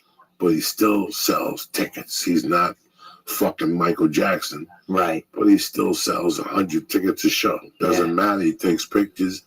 People go there, look at him. It's 30 fucking years later. That was 30 goddamn years ago, right? That's amazing. 83? Well, yeah. 83, 90, boom, boom, yeah. That's amazing. He was born in 94, right? 88. 88, 94. Who gives a Frenchman's fuck? You know what I'm saying, Lee? Yeah, fucking Lee, bro. I Unbelievable. apologize. I'm just happy to see you alive every time I come back in here, man. And always boost my spirits to know you're still going. You know? We ain't going nowhere. I know. We ain't going nowhere. Indestructible. We're going to take Lee for a ride and have a little talk with him and shit. Kick him out the car, make him walk home and stuff. Meet a hooker. His name is Luigi in a car. We need to scare Lee a little bit. Lee's never really had fun. Yeah, we need to get you out in one of the neighborhoods one night, dude. Get you in a little clan outfit. Sure. Take him out in one of the That's gonna go great right now. Oh my god. I'm joking, bro. I don't know if you. I don't think you'd make a good Klansman, Lee. No, I wouldn't. Yeah, I don't think you would. He's Jewish. Yeah, you could cross over though, because you have to be Christian first to be a Klansman. You probably do. I think it's like kind of you just can't be can't be Jewish. They'll be like, "Hey, what are you talking about?" What do you want to do this year, man, as a comic? This year, man, I want to get this other special. I got my new album that's gonna come out soon. We just locked it actually about 3 days ago, called 30-Pound Bag of Hamster Bones. And so I'm excited about that. And what else, man? We got a couple of great shows that we're pitching, so I'm excited about that. I wouldn't mind meeting a girl, maybe falling in love, you know, or at least being an honorable boyfriend. You know, I don't know if I've ever been that in my life, dude. You know, I was out there, you know, licking pussy after dark, you know, out there in the streets and just, you know, just tasting the flavors of the universe, you know. Now that you quit drinking, it's a different game out there, huh? It's not that easy to lure them back. Oh, no, girls want you more now. Do they? Oh, I think in a heartbeat, yeah. I've had more offers these days for like, I've just had more offers, I think, just because because you look like you do. Like, because I'm clear-headed. If I go sober, it's not like people are gonna be like, "Oh, Lee, I want to suck your dick." Like, well, no, they might, Lee. I don't think so. You know, bro, they might. Look, I didn't think you know, I've never thought I was very handsome, Lee. If that makes you feel any better. You're stunning, sir. Well, it's nice of you to say. But yeah, I think so. Those are some of my work dreams, you know. Outside of that, I want to be a better brother. I want to have a little bit more relationship with a God, you know, a higher power. Yeah, those are things that I want to do, man. And I want to help other people somehow. I just want to do something, even if it's little, you know, answer the phone when somebody calls if I know they need help. Not that I would, even if it's some Muppet, you know, that I normally wouldn't fucking answer, you know. You're 36. This is about the time that you got to sit there and go, Jesus Christ, what's next now? I did this, I did this, I did this, I did this. Yeah. What the fuck does it go? Where does it end up? Do I join the Beatles? Yeah. You know, this is I moved here, you know, like at 30-something, and it was rough. Wow. I didn't know for sure, and I'm like, if I fail at this, I don't have a lot of options. I could sell over the phone. I could sell cars and shit. I don't think I could sell things over the phone for 20 fucking years, though. So I got to make this comedy shit work one way or another. Like, that's how I didn't know. This was it, man. Wow. That's brave, bro. That's brave. Look, I had done everything else. Yeah. Come on. Who the fuck are you kidding? I had every opportunity in the world to learn how to be a brick mason, a roofer. Oh, yeah. I could have been 1,000 things. An electrician. Electricians. I could have been a fucking, those people who lay pipe for the fucking pipes. The irrigation pipes. Some guy fucking, when I was 19, said, listen, man, work the summer. If you like it, invest a little bit. If you like it, you fucking stay around. We raise your salary. If you like it, you buy in. He goes, I'm partners with these two guys. We make a little we cut it up every month. It's not a lot, but at least you make some money. You know, it wasn't a bad deal, though. I had great opportunities when I was a young man, though. Yeah. Fucking great opportunities that they would come to me and go, listen, man, just stick around. You're a sharp guy. Stick around. Stick around. I want to run this place tomorrow. Yeah. You can't be like that. You can't. And because of stupid shit, I lost great jobs, you know. But I'm happy I did. Because I wouldn't be where I am. I wouldn't found what I really wanted to do. You know what I'm saying? Oh, 100%, man. It's kind of awkward while you're going through it. Right. A lot of people right now that are listening to this are going through that. They're going through stuff. Transition from one situation to another. Yeah. It seems like you just have to keep fucking pushing. Yeah, because your life or your higher power has a plan for you, bro. Even if you, and I'm not trying to sound like some Christian weirdo or anything like that. I'm just saying that life has a plan for you, and you just gotta fucking, if you out there getting your ass eaten through a car window or whatever you're doing, just know that that doesn't define you, and that's just a little speed bump. That's just a little ingredient in your recipe, man. Because, dude, I used to bury a guy's shit in my neighborhood for free when I was growing up. He died. I lived such a fucking. The other part of this holiday I didn't like that I had a great Christmas Eve. Christmas Eve was fucking phenomenal. The family, and we had a great Christmas too. That was all cool. It was like Tuesday and Wednesday it got real. Like, what the fuck do you do all day? Damn, you had a tough time after that Christmas.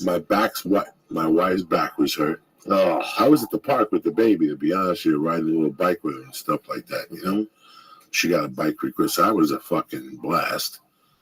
But, after that, it was like, what do? You wait till 10:45 to go to the store? Yeah. You're like fucking dying. I want shit to happen. You're like, come on, baby, let's shoot something. Yeah, life slows down. Life slows down, man. For me, fuck.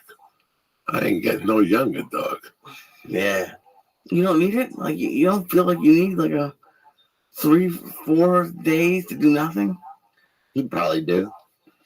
See, that's what I'm wondering too. How do you not feel like that, man? That's how I would feel a lot. That's how I feel sometimes. I'm happy to have that downtime. I had downtime. In my world, that was downtime. Yeah. Those couple of days over Christmas, that's downtime. But you had too much of it. You're recharging, blah, blah, blah, blah, blah. In the back of my mind, I want to be writing. I couldn't really write. Everybody was around me. It was kind of distracting over the holiday. It was just... Yeah. It's a bit much sometimes, bro. I did write the fucking book, though. I did write the book every day, whether it was a sentence, a paragraph, a new chapter. I cut something in. I did do that, which was interesting. That's good. But the problem is when you go on the road, I lose that because the computer I have on the road just sucks fucking dick. Wow. It's a Surface. And my wife is going to get me another one. I don't know what the fuck happened. I got to ask her what the fuck happened. Yeah. I really, I only focus on that stuff when I'm home.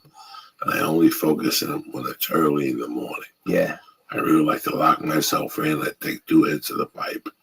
And I watch that shit. Let daddy work. Yeah, it's good, man. It's when your brain is nice. Did you get to watch the Ronda Rousey fight? And loose. No, honestly, bro, I don't like watching women fight, bro. I watched a lot of women street fight when I was growing up. But a lot of these chicks are always fucking fighting around us. So some of it I don't like. I do respect it. I think these women are tough and talented, unbelievable. Did you watch it, Lynn? Yes, sir. What did you think? I thought, well, personally, and I've said this before, that I thought just unsure that they want. I was like, why are they making Wanda the favorite? She's been gone for a year, and this other girl has been crazy good for a while. And my dad was saying today that she attacks and just gets people down, and in 12 seconds they're done. And she didn't seem like she had the same urgency this time. That's what he said. He's a very amateur fan, and to me, I don't even know about that. It just seemed like, I don't know if she has to be there for a contract or it didn't even look like a fight was put up to me. I thought it was very sad. Yeah, I watched it. I watched the replay. Like I said yesterday, I said, right before it started, I went to the bathroom. As I was pissing, I said, you know what? Ronda's going to win this fight. Let her win. Let her retire. Vent her frustrations on the media and how she felt and how she was treated. Tell a few people to go fuck themselves. And you never see Ronda Rousey again unless she's a spokesman for Fox Sports or something. Yeah. They'll get, you know what? Nunes will fight somebody for the interim belt.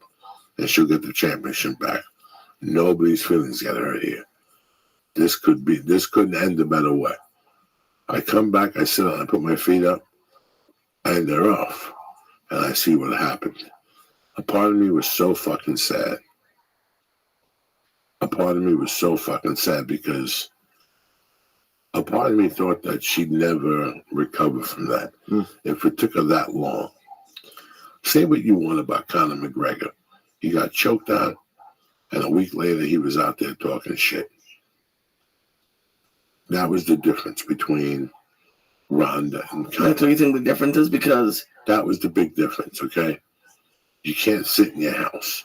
We all lose. I understand you worked hard. I work hard. You work hard. We work hard. We all fucking work hard, bro. To do anything in this business, to make a dent in this business, you have to work hard. To excel in your field, whatever field that you do, you have to put that extra fucking hour in that nobody knows about. You know what I'm saying? Like you get to work like, but you want that fucking IT job or whatever job you want. You got to put an extra 2-3 hours in on a Sunday. You know what I'm saying? Yeah. That's what life is all about. Even if you do it at home, you wake up 2 hours earlier. We all fucking do that shit. What are we talking about? Rousey. But, now she's saying, they made a statement. And, dog, nobody was sadder than I was. It's not like I bet her or nothing. There was no reason to. I was very entertained with Dominic Cruz and the other guy. If I was going to bet anything, that fight, I was just going to sit back and watch. And while it was going down, man, I thought about everything. And I'm like, again, I saw her hitting pads with the guy. I saw her doing nothing different. Yeah. I didn't see nobody different sparring with her. I didn't see no kickboxer in there sparring with her. No. I just saw her hitting pads. And it all came to me, and I felt sad. And I feel sad that she lost. I can't imagine how bad she feels, Yeah. to lose 2 in a row and like that on national. This one here, I think a lot of people feel the way I did. She wasn't even in the game. Yeah. It seemed like at first when she got hit, it came to her that she was in the fucking octagon. That's what it seemed like to me. And she was all gone from there. Like Rogan said, she threw a couple kicks, which is something out of her repertoire. And the move she does so greatly, it was gracefully, the chick escaped from it and returned the punch in there. So, yeah, I think maybe you could be right, Lee, that it was just a contractual thing, I have no idea, and I have no interaction with this guy, but why do you guys think she sticks with a certain coach who, from whenever you hear, is maybe they love her. No one likes it. No, well, she's dating someone else who she brought to that coach. Who knows? I don't know. I don't know enough about it. Well, man, sometimes loyalty is loyalty, even if sometimes if it's blind. If that's what it is with him and her, God bless her. At least she's loyal to someone. You know what I'm saying? Oh, amen. A lot of the tapes are being released from the fight and stuff. And people have said something. Listen, I'm not an expert in boxing or MMA to talk about who's a good coach or who's not a good fucking coach. I don't know anything about that shit. All you know is the results in the octagon or in the ring. I know Freddie Roach is good because the Filipino guy, Pacquiao, has been champion for 2,000 years. Yeah. I know whoever trains Floyd Mayweather must be good because whoever trains him, I know the guys down Winklejohn, down in New Mexico, they're good. They got John Jones, they got BJ Penn, they got Carlos Conduit, the list goes on and on and on. I know a lot of camps that are fucking great. That don't mean that people are going to be great there. Why Ronda, after she got knocked out by Holly Holm, why didn't she go start anew? I don't know. She's been busy. She's done a bunch of advertising. Who knows? It's a good question, man. I don't know enough about it. I got to fucking piss so bad, man. So go fucking pee. I got to do some shout outs real quick. Again, this show is presented from my favorite motherfuckers in the world, On It. Let me tell you something about On It. I've been back on the Shroom Tech sport again. I got to tell you people something unbelievable. Again, I tried to order the hemp force protein today. They didn't have it. So instead, I got some Alpha Brain, and I got one of the Club Bats. That's how I'm rolling for 2017. I suggest you do the same. Alpha Brain. Start with Alpha Brain because the money back guarantee, right? And they don't even want the product back. You think you're not sharp enough for 2017? It starts at Alpha Brain, bitch. Go to honor.com right now and press in Church. CHURCH and get 10% off your first order. Honor.com. Again, the code is Church. CHURCH. I want to thank my main man, Rory Oliva, for the badass Bruce Lee book. He brought me a fucking an old Jeet Kune Do book. You know, I love you. Jack Wilkin, Cap Unthor 3, Talking Land, Nick Ferrara, Ray Majewski, Darren Carter with his fucking push-ups, Ookie Spooky over the holidays looking good, CJ Blake, and Rachel A. Little over there getting more married down there in motherfucking Houston. Close that door for your Uncle Joey, though. What's the matter? Boy, I was raised in a barn. Yeah, I got a slip, Jay. What's that? I don't know what the fuck I want to do in 2017. I just want to fucking live, Lisa. I want to do a podcast a couple days a week with my main man. I want to be a better dad, and I'm going to try to be a better husband. And that's all you can fucking be, you know what I'm saying? I know I don't want to travel anymore as much as I'm doing. I got some cities that I got to go to out of respect, you know, so I got to pick my fucking cities next year and make up my decisions, you know what I'm saying? Yeah. Now I think look, man, I mean, I just love watching you work, man. So I'm happy you are doing your work, man. I'm happy that when we spoke on the phone today, you told me about your decision. I'm happy with anybody that gets sober. I gotta tell you something. Even if you were my enemy, you came to me and I got sober. I've been sober 8 years. I got the utmost respect for you because I know where you've been. Yeah. Listen, man, you want me to look you in the eye and tell you being sober is fun? Sorry. I will never fucking tell you that. Yeah, man. I've had moments of clarity because after I quit the coke, I went on like a 30-day or like a 40-something day no reefer thing where I just ate pot cookies from the pharmacy and I didn't smoke. And I remember how different everything felt. And I wasn't doing coke for a while. It's different when you have control of your life totally. Yeah. See, you could always turn down the bread off the fucking cheeseburger. Yeah. You could always go to the fucking gym. You could always, not drink and drive and shit like that. But something I always gave into was those fucking drugs, man. Yeah.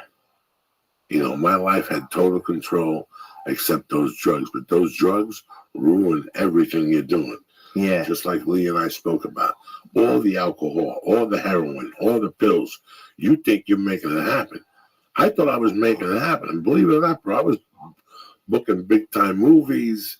But my comedy was eating shit. Yeah. If you think my comedy is shit now, you should have seen it 10 years ago. Because there was no emotional connection with cocaine and drinking. Yeah. There's no emotional connection. You just stuck there like a parrot. Just fucking talking stupidity. So once that whole booze, whenever I see a young comic on stage with booze, it does something to me.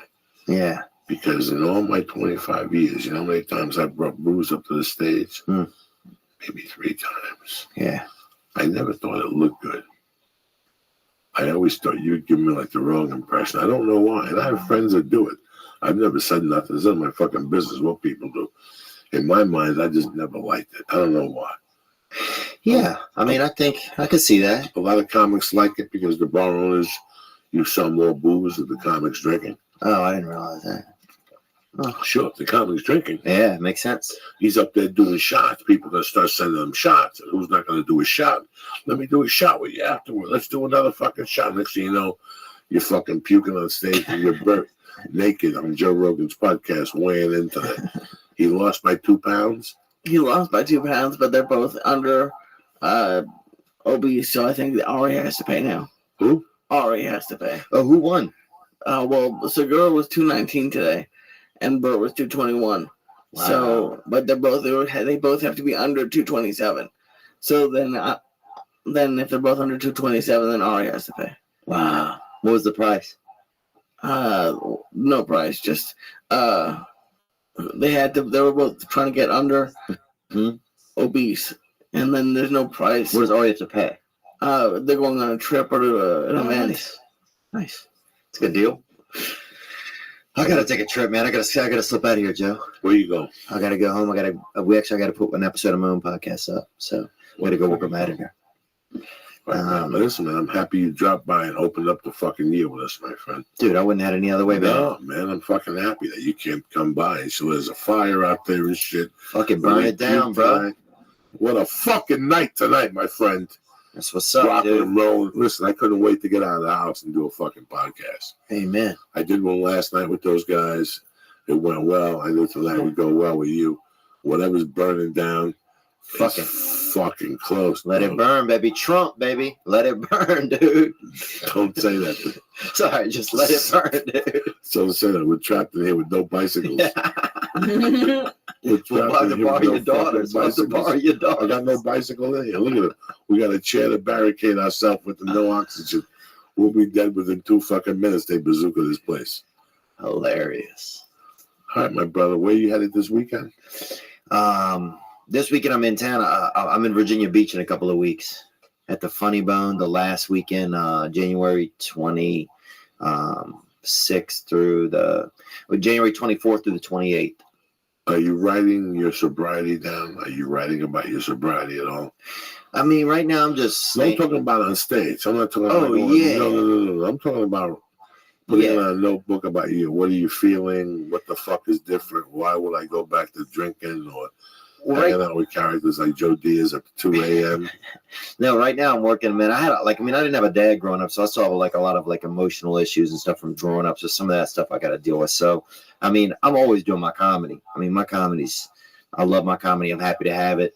I feel blessed to have this skill and ability, but at the same time, like, I'm dealing with other personal stuff first, because that's what I got to get right. But at the same time, my comedies is I feel like better than ever. So, it's all simultaneous. As long as I care about myself to keep working at stuff, then everything else will work itself out. I respect that, man. I love you. Either whatever you want to do. If you want to do bongers, if you want to do heroin, I love you either way. If you want to stay clean, I love you. What can I tell you? I just want you to be happy and get the best. Like we talked about before the show. Listen, if you know anything about me, bro, I can't drive a BMW. Yeah. I know who the fuck I am, Yeah. For me, living here now and having a great time, like I said, 20 years later, I've seen so many people that had more opportunity than me vanish. Yeah. Vanish. Sometimes I look them up on Facebook. I see them. They're in real estate now or something like that, but they vanished from this. Yeah. You know what? This wasn't really a dream for me. This was more like let's see what could happen. Yeah. In 2 years, if I book an extra role, I'll be happy with that. Can you imagine? All I want to do is be an extra. I never thought Mitzi was going to make me a regular and shit like that. Yeah. Just to be in this situation, to wake up and to be with Lee, I'm telling you, man, I'm fucking ecstatic. Yeah. The other type of comedy is too much fucking pressure. If you look at it now from the outside, there's a level of comedy. You can live your life and do great. Margaret Cho's been doing it for years. Yeah. She's just been sliding through. Everybody else is doing this and doing that. Margaret Cho's still selling out improvs on the weekend, bro. Yeah. Who the fuck are you kidding? She's been doing this for 30 years. If I've been doing this for 25, she's been doing this for 30 years. You just fucking take 3 months off and reinvent yourself, write a special, do this, do that, And you're good. You're young, man. You got the world by the balls. So. Oh, I've already lived out. I mean, all my dreams, I feel like I've already had almost in a lot of ways. So I feel like I'm fucking just playing around and over, like I've far exceeded my expectations. How many years you been here so far? I've been doing comedy 13 years. How many years you been in Los Angeles? 13, 12. Man, fuck it, Theo, Ron. You know what? Ride it out. Yeah. You might as well go to Hollywood Lawn and buy a plot and say, listen, I'll see you guys in 80 fucking years, all right? Bury me But fucking. it's done right here. Bury me face down. I want that Lee Syatt treatment, baby. You don't want to be over in Louisiana. You want to be buried here. Oh, I want to get buried over there in Mississippi. I already found a graveyard I like, dude. Did you really? Yeah, they got a brother that cuts it, dude. A brother cuts the grass. He wears a full suit when he cuts it every Sunday, no matter how hot he is. I feel like you probably won't be there when you get there. Nah, this man will be cutting grass forever, bro. And he wears a suit. Wears a full that suit type of the when South. he cuts it. And then you got little hills out there, and that man cuts it in a suit, dude. How do you get home? You take 2 flights? Sometimes I take one in New Orleans and then drive north. Sometimes I take 2 into Baton Rouge. That's where my family's at now, in Baton Rouge. But yeah, man, I had a great holidays, man. And it started off great, dude. Did a show with Amy Schumer New Year's Eve. We fucking murdered it in New Orleans. Now I'm here with fucking Joey Diaz. Now, who's tomorrow? Fucking Johnny Depp, son? Huh? Let me ask you something. Luther Vandross? Who's next, bro? How big was the Gerald arena? Levert? How big was the theater? I think 2,100. It's at 2,100. But she had downsized from another place because just because New Orleans, you're not going to sell a lot of comedy tickets on New Year's Eve. It's a party city. People go there to drink, you know? People go there to drink. Half people only have television sets, bro. They chilling, dude. New Orleans, Miami. There's a couple of cities that comedy has always been a hard sell. We've discussed this before. Yeah. That's why it was really interesting that she's doing New Orleans. I kept thinking maybe she's doing a riverboat casino. I don't know if they have those there. Well, she does it because she loves it. All of her friends, it's her favorite city. So she goes there every New Year's Eve anyway. So all of her friends go down there, and it's always a big party. So It's an 8 o'clock show or a midnight show? It was an 8 o'clock show. Yeah, that's how pimps do it. Yeah. You walk out at 10:30. There's no magic Boom. ball. Pictures till 11. The car's leaving. I love you guys. See you in a year from now. Boom. Yeah. Yeah, it was perfect, man. I mean, it was fun, man. She's funny to be around. You're on your way up, brother, man. She's funny to be around. That's good. You're working. Oh, I feel great. I feel absolutely great. I got a slip, Jay. All right, do your thing. I'm going to be over at the Calusa Casino Friday, January 6th, and next weekend, Hilarious in Cleveland. But let me talk to you about something here that you may. I want to talk to you about a smart way to earn extra money and get an extra $500 bonus driving with Lyft. You know, are you in between jobs? Are you looking to earn extra money for your kids' college fund? Are you going back to school yourself? Are you thinking of writing the next American novel? I mean, there's got to be something. You're seeking alternative funding for a new startup. Listen, this is what we're doing. There's other ride-sharing apps out there, but Lyft treats their drivers right. It's a flexible way to make extra money anytime from nearly anywhere. All you need is a car. Lyft drivers can make up to $35 an hour, and get started is just a tap away. You can drive mornings, nights, weekends. Just flip into driver mode and start making money. Plus, Lyft drivers can earn tips right from the app. Those apps add up fast, all right? And you don't have to wait for days or weeks to get paid. You could cash out instantly once you've made $50 thanks to Express Pay. It all adds up. Driving with Lyft is super flexible. It allows you to keep 100% of your tips, and it's always there when you need extra cash. Sign up today at Lyft.com/Joey. And right now, Lyft has a special offer for our listeners. You'll get $500, a new drive bonus after you complete 100 rides within 30 days. Go to Lyft.com/Joey today and start making extra money and get your $500 new driver bonus. Who's better than Uncle Joey? I got your ass out there, pimping, driving, cutting motherfuckers off on Lyft. Again, go to Lyft.com. Stop sitting there, you fucking mook.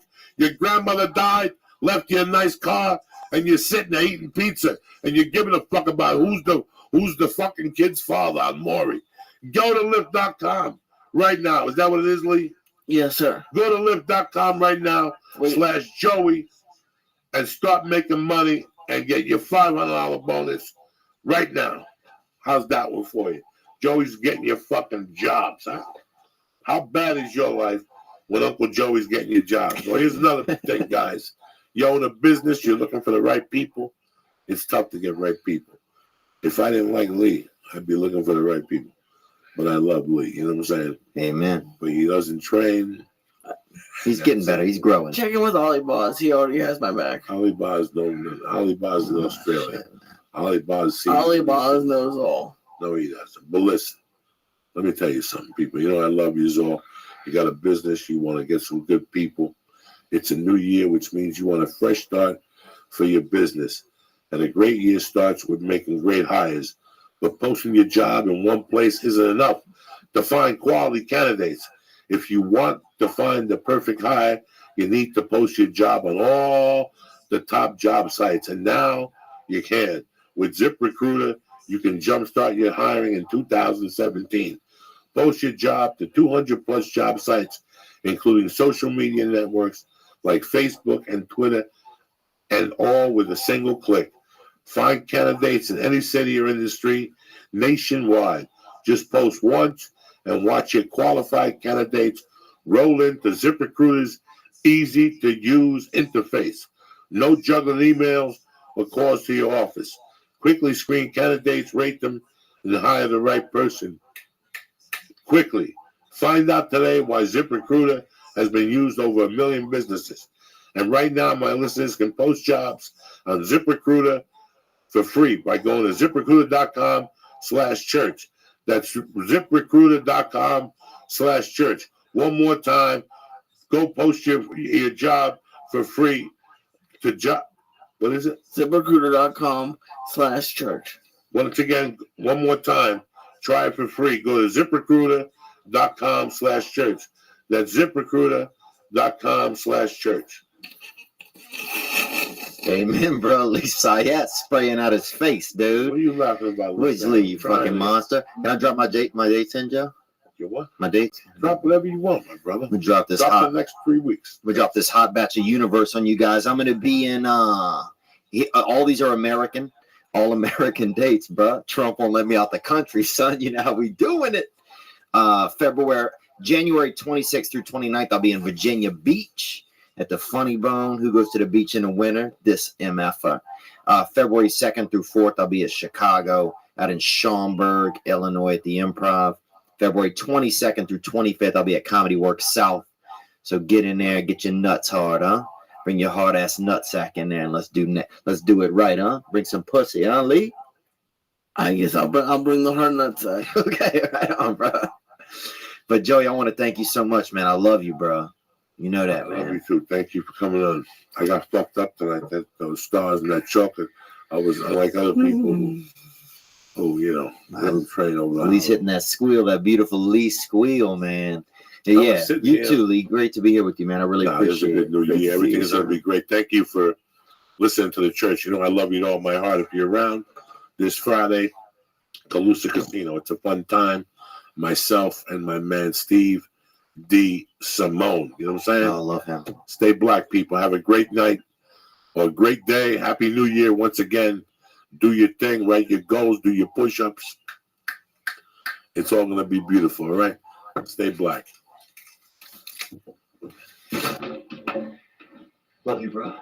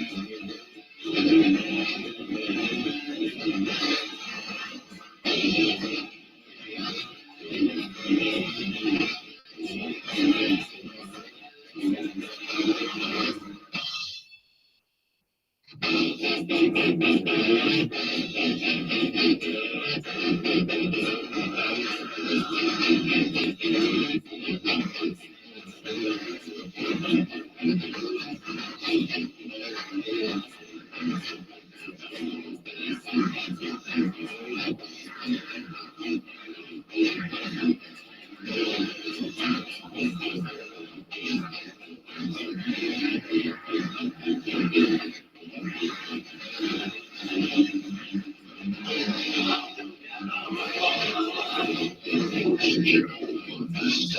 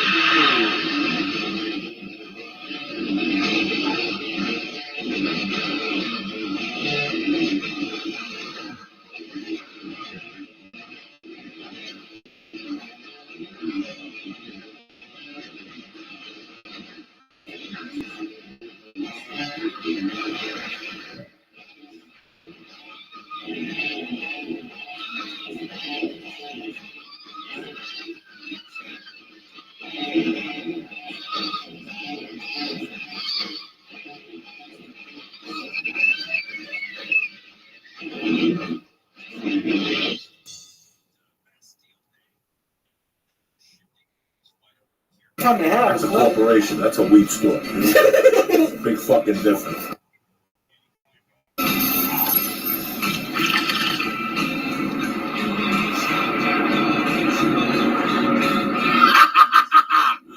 Lee saw the smoke and he just shook. He shook because he knows what's coming tonight and shit. You know who's at the door? The Grim fucking Reaper, cocksuckers. It's the Herb Man. He's free and he's coming to fucking get high with you. If you're 18, get off this fucking Periscope right now, cocksuckers. Because Uncle Joey and his goomba Lee Sayat are throwing heat. Hanukkah's over. Hanukkah's over. That's it. It's over. Yom Kippur next year. What all those fucking Jew holidays. It's over, cocksuckers. The next one sucks. It's Passover.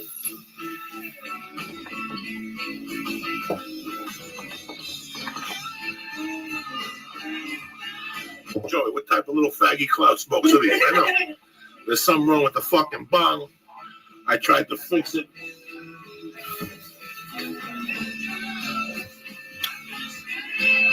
But it's a beautiful day to be alive. You're here. It's the church of what's happening now. The pre-church Periscope. Let me tell you something. It's a beautiful day to be alive. It's raining. We're here. We got our health. Who's better than fucking you? You're sitting around. Oh, it's the beginning of the year. Trump. Who gives a fuck? Trump. Hump. The Russians. It's you and me against the world, bitch. You understand me?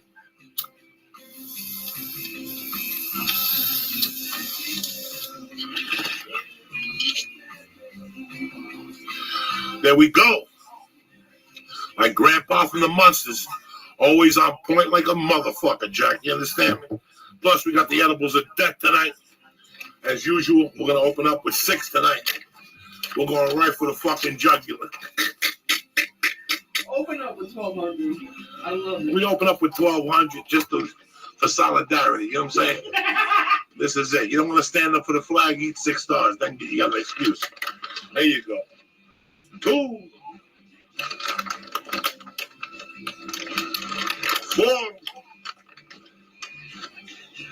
2, that's 4.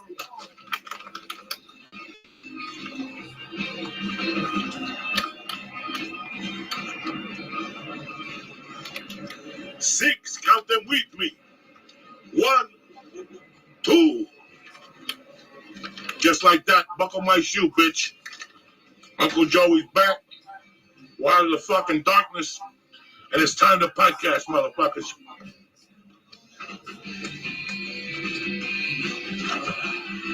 I got some beautiful new reefer today. This is the reefer of reefers. This is fucking the new perennial. Oh my goodness. It looks like Martian reefer. Look at this fucking thing. This is the real Martian shit right here. Fuck you, fuck Star Wars, fuck Carrie Fisher. I don't give a fuck. This is the real fucking Star Wars right here. If I hear one more fucking word about Carrie Fisher, you know why? Because it's that fucking homo movie, Star Wars. 1 minute when you're watching Star Wars, the next minute you're a Scientologist. Cut the shit. Who gives a fuck about Martians and everything? I live right here on planet Earth, bitch. Get your shit together. All week, Carrie Fisher, Carrie Fisher, Carrie Fisher. What about George Michael? You don't think he had an uncle that molested him? Where's that fucking uncle? Show a picture of him or something. What about Debbie Reynolds? But no, all fucking week. Carrie Fisher. Who gives a fuck with Carrie Fisher? I've had enough already. Enough. Put him in a fucking grave. What do I give a fuck all week? Carrie Fisher, Carrie Fisher. Like she was some fucking big deal and shit. George Michael's dead. He sang freedom. Fuck Carrie Fisher. I'm sorry, I got emotional, you know what I'm saying? I'm sitting over here next to Babe Ruth. He said, fuck the shirt with the buttons. It's over. No more buttons for me. No buttons for 2018. But God forbid you Gentiles with your fucking Star Wars. I never watched that piece of shit. I hate all those fucking movies. You didn't camp out for it? No, did you camp out for Rogue One yet? But you might as well put a dick up your ass if you're camping out for fucking Star Wars. That's what the problem is. Then you wonder, you sit there. Why do people join Scientology? Why do people vote for Trump? These are the same fucking people. These are the same fucking people. Why do people vote for Hillary? Same fucking people stand online. Sometimes you get there a couple days early. Get your shit together and shit. Oh. You thought we were just done. We got some transmission fluid. Chocolate comes in tomorrow. You're fucking okay till next Tuesday. But you better be training while I'm out of town, Lisa. Let me tell you something. When the stars meet fucking TKO, this is like Godzilla meeting fucking the smog monster. You understand me? One of the greatest Godzilla movies of all time. Japanese people everywhere. And then they team up to like kill you. Yeah. You understand me? So next time you want to see the devil, don't show up with a fucking cookie or nothing. Show up with a fucking TKO. Look at this right here. 60-minute guaranteed activation. Who makes that fucking promise? I'm not gonna take that one. In 1 hour, you will be seeing the devil in different fucking colors. You understand me? In case you're diverse, you want to see the red devil or the black devil. How come there's not an Indian devil? Well, eat one of these. You'll see an Hindu fucking devil. You'll have a dot, the fucking lottery ticket, everything. You understand me? Who the fuck do you think you're dealing with tonight, cocksucker? You don't really hear about that. You hear about like different demons. Yeah. What about different? Let's get this thing open. Let me tell you how strong this thing is. It's even greasy on the outside of the fucking box. This transmission fluid is the Cheez-It right here. People been dying out here in California. You're sitting there at your house. What am I going to do with my life? Listen, fucking hitchhike your car and come to Cali and we'll get you one of these. And you'll see the fucking light, cocksuckers. You understand me? Uncle Joey coming at you direct January 4th from the Voodoo Lounge. Listening to the fucking Doors and whatnot. Look at this. You pop this thing out like this.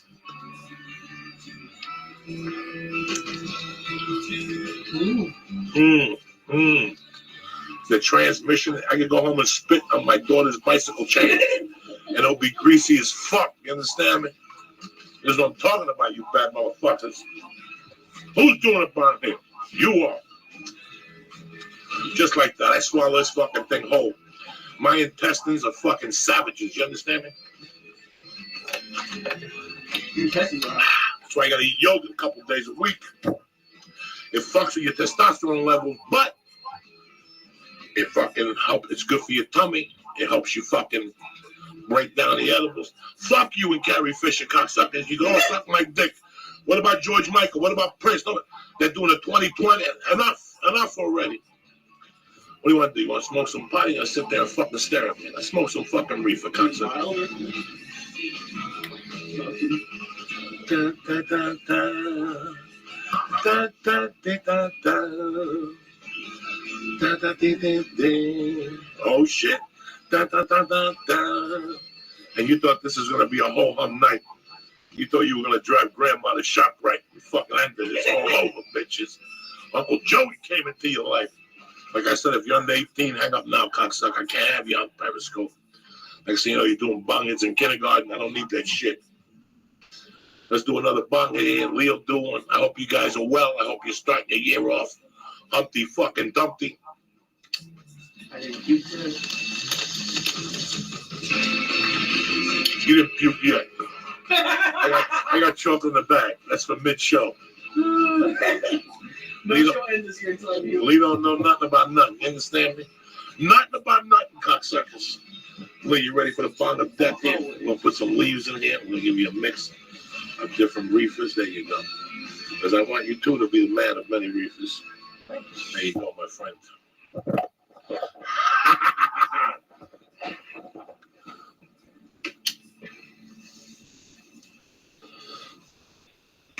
Look at my man Lee. Look at him going deep with that weed from the Antichrist.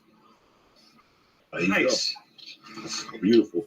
Look at Lee with his Roots of Fight shirt on. Oh shit. I want to thank them for sending us a box of shirts. Roots of Fight. Look at this shit right here. They ain't fucking around here. You understand me? I look good in navy blue. That's right, cocksuckers. Whatever. Anyway.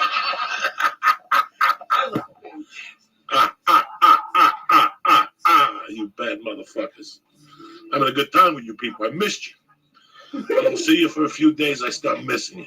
Calusa Casino is fucking sold out, but I tell you what, Cleveland, there's still tickets available. Next Thursday's the party, cocksucker. I don't need no stories.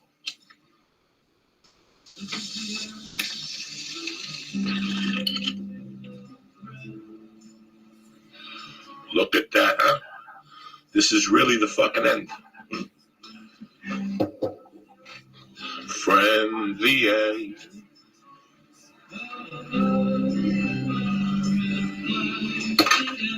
What do you get for food in Cleveland? Fairly cool. I got everything. This fucking steaks. It's Nick the Greek and shit. Takes care of you all week with nice chicken cutlets with artichoke sauce. Beautiful. I'm excited about Cleveland next week. We got a show on Thursday through Friday through Saturday. The second show Friday. Steve Bay's coming out. He'll be in the audience. Got a table. Gonna be rocking fucking Cleveland. You understand me? What?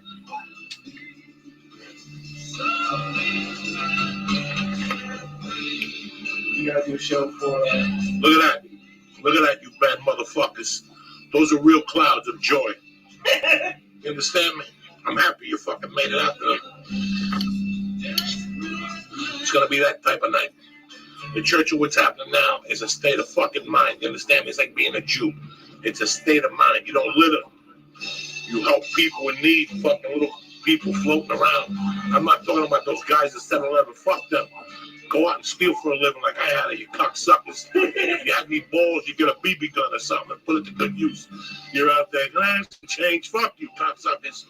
Go out there, focus, get a notebook, write your goals. I'm not sleeping in a tree no more. I'm moving up to a park bench and shit. I don't give a fuck. I slept in fucking bus stations. I slept at the fucking park. And here we are today. In the winter, you really get a heavy fucking winter jacket. I was sleeping in Jersey in the park in fucking November, November and December. Fucking jacket, cuddle up and cover your head, let the heat fucking resurface, and after an hour you'll be fine. You toughen up like a fucking Marine. Pain and struggle is a motherfucker, people. And that's it, and that's that. You understand me? The church is a state of mind.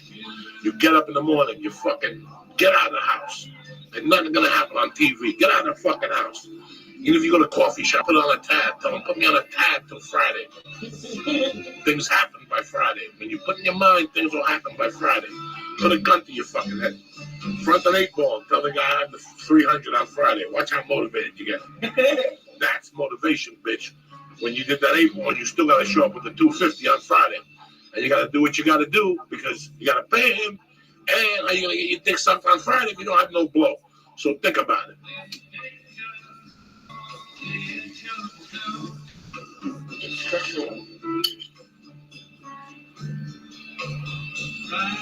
I'm like a fucking genie. You know what I'm saying? Look at that. But the only genie, you got 3 wishes. I got a wish. Suck my dick. That's my fucking wish, cocksuckers. It's a beautiful night to get together tonight. Lee, you ready for a bong? Get over there. Sitting there, the pipes are open. The mule is kicking. Look at this bong in here, you bad motherfuckers. I love you people.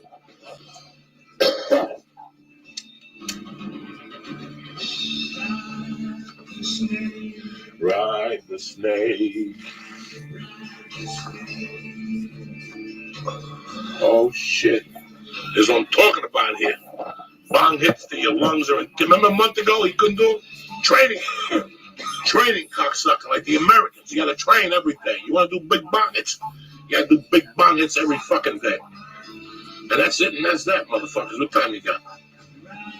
I have. Wow, it's still early here and shit. As long as we got time, we got bong hits. You know what I'm saying? We got reefer. It's like the old adage. If you got checks, you got cash. If you got checks in that thing, you got money. Fuck it. You take a chance. Columbus did.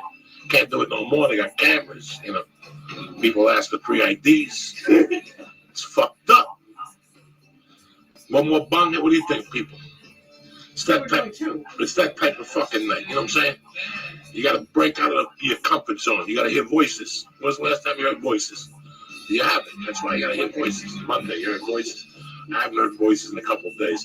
I could still smell the transmission fluid from that fucking edible. That's how strong that goddamn fucking edible is. You understand?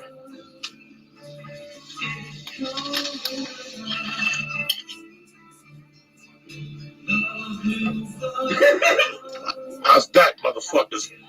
Just like Apocalypse Now, he comes out with a cloud of smoke and shit.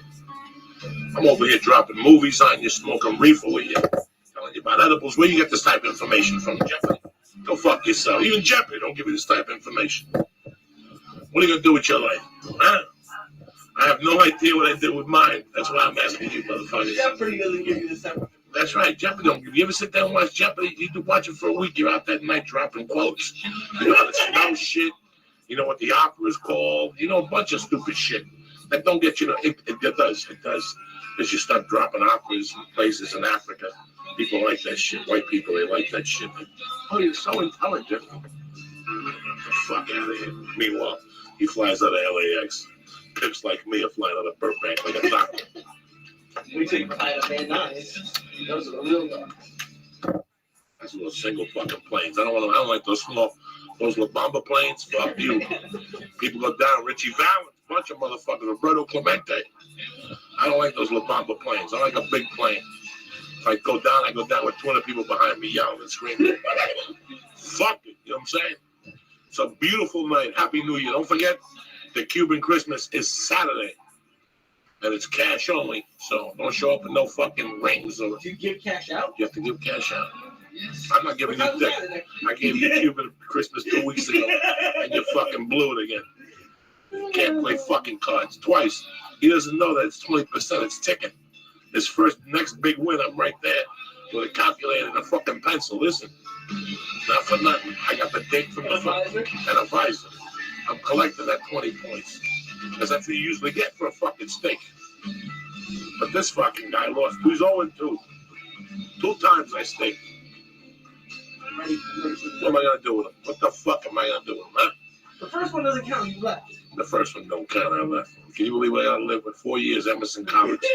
Anyway, youtube.com/church/C/Joey Diaz or something like that. YouTube.com/C/Joey Diaz. youtube.com/C/Joey Diaz. We're coming into your fucking living room, bitches.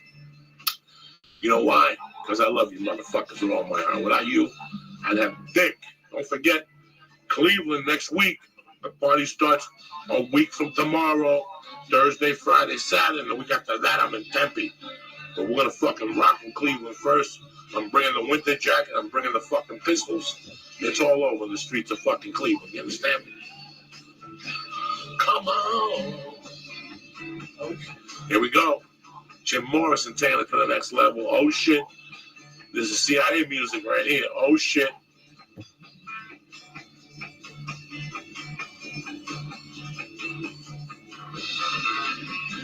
It's a nice night, people. Sit back, relax, let your mind take. Get the notebook out, Get the feather with the blood and write your manifesto. You understand me?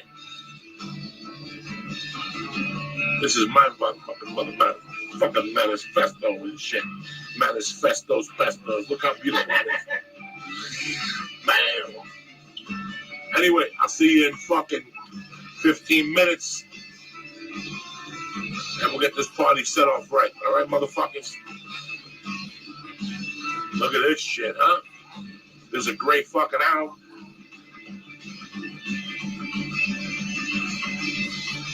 Come on, baby, take a chance with us. Fucking tremendous people.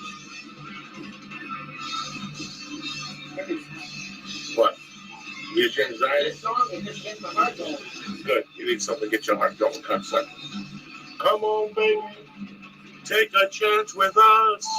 All right. 15 minutes. We'll be back. I love you, motherfuckers. Thank you for the Periscope. Thank you for the love. You know, bro, you know how we do it here. This is the real fucking deal. Stay black. Put this pants on right now. I want your love. I need your love. Oh shit. Woo! And I want it to be real. I want your love. Give me your love. And I owe you so much. Yeah. I owe you. You. Oh shit. I owe you. Two guys, ready? Let's do it. Oh my god. Oh shit, what an opening. Hold on, let me pause this off. Okay. The Church of What's Happening Now is presented by Onyx. I was just saying today that I'm growing to love my Hello Tushy more and more every day. I can't live without it. And you know what, guys? Bidets are back. The Church of What's Happening Now is proud to present you to HelloTushy.com. HelloTushy.com makes portable devices that spray your butt clean with water. That's right. It sounds funny, but it's completely true. Go to HelloTushy.com/church right now to get 10% off of your order. Where's that music, Lee? Kick that fucking mule, cocksucker. It's the Church of What's Happening Now. Hit it, Lee. Oh, shit. Oh, shit. Wednesday, January 4th, bitches. The day the devil was buried at sea. Uncle Joey, Nick DeTuro, my main man, Lee Sayat and shit. Oh, shit. Why fuck around? It's Thursday morning. Take a chance. Columbus did, bitches.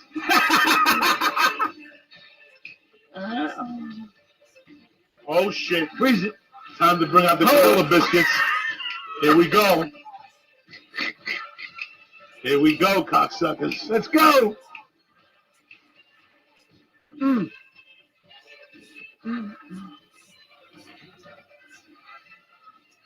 And you thought it was going to be a blasé type of fucking day. Yeah. What's up, you bad motherfuckers? Uncle Joey here. My main man, Nick DeTuro. And the fucking flying Jew himself, Lee Sayat. Hanukkah's over. Yom Kippur is over. Fuck it. Lent is on the way, Lee. It ain't your type of season. There's nothing to look forward to. All we have is Passover, and that sucks. What are you going to do? What's happening, Nicky? All right, buddy. Great to be here. Great to have you. Let's make it a Always. better We year. Showed up with wine, bread, fucking sauce. We're going deep into the murky waters. We've been eating stars. Lee didn't get sick tonight. They were out of chocolate. He Thank lucked God. out. They were out of this. I told you I tried my first chocolate in Seattle. And what do you think? So in Seattle, you just Yeah. walk in on the from the Yeah, street. you just walk in and said, it just said, like, you know, I don't know what it just looked like, said, come in. And you lived in downtown? So you were No, downtown? I was in the suburbs, Kent, Washington. Kent, Washington. Yeah, it was I know like where right it up the street. is. I got arrested there. Did you? Yeah, one of those places. It's Possession of stolen car, but the car wasn't stolen. That let me go for 3 days. they didn't let you But they go. kept me in there for 72 fucking hours because they pinched me on a Friday, those cocksuckers. Yeah, but that's why you got to make a move so you don't have to spend the whole weekend in. No, I had to go in front of a judge. You know, my cousin one time, he made out that he was having a heart attack on a Friday. He got pinched, so then he spent the whole weekend. He threw himself on the ground and faked a heart attack, and then because he knew he would have been in jail all weekend. Instead, It he, sucks, dick. I know, we're That's fine. the time when you got plans and shit for the weekend. And all. There you are in Cali jail at 6 o'clock and shit. Oh my Your God! fucking I would pages know. going. for like fucking years. The worst one was I got paid. I was with my girlfriend. All of a sudden, the fucking car wash, she starts a fight, and she rips up half the fucking check. And I take her from her, and some guy goes, "Hey, leave her alone." I didn't do nothing. Oh, you were having a fight, and then somebody. Yeah, in Seattle, and I had to hide in the dumpster. And the cops were looking for me all afternoon. And when I got out of the dumpster, I walked 10 feet, and there the cops waiting for me. Wow. What a fucking nightmare. Seattle's a freaking strange town. I'm not allowed back up I there. got used to it, but it's a strange, It's strange, man. very bohemian. The Malouk. Yeah, Listen, it's the Bremerton, Washington is the deepest point. that's where my dad was in the Navy. Yeah, because it's the Yeah, deepest point. yeah. That's where the submarines are. They got pretty girls up there. No, But Bremerton is great. the The guys guys are all- do comedy in Bremerton They're all the time. dipshits, the guys. They all look very like My stepbrother's uncle lives all the way up there. When I went up there, Robert Ronnie, I fucking contacted him one time. It was 94, 95. You know, I used to go to Bremerton. You take But the it's a ferry growing over. city, man. Oh yeah, now it's got They're smart. All that, all those all that Navy computer money. guys Yeah. are up there. There's all that. Was it Amazon or who's up there? Everybody's up everybody's there. up there, right? Up there. I wouldn't know. I'm not allowed up there. 1995. You can't go. You're banned. This is 97. 20 years now. I'm 20 fucking years. I still got that warrant out. Wow. It's a non-extraditional warrant. They could only arrest me if they find me in the state of Washington. In that state. They won't come in. So you don't do no comedy there. Fuck no. No. I don't go nowhere. I got the Malouk put on me. Hey, Malloy. Look, it was like, let me tell you something. It was like I was going through a rough patch in my life. And then I moved to Seattle, and I didn't know what Maloik was till I moved. Like I thought I was going through. I was like on a 2-year skid. Mm-hmm. On a 2-year skid of debt. Yeah. And I finally moved to Seattle, and I get pinched 5 times in 18 fucking What'd you get months. pinched for? You name it.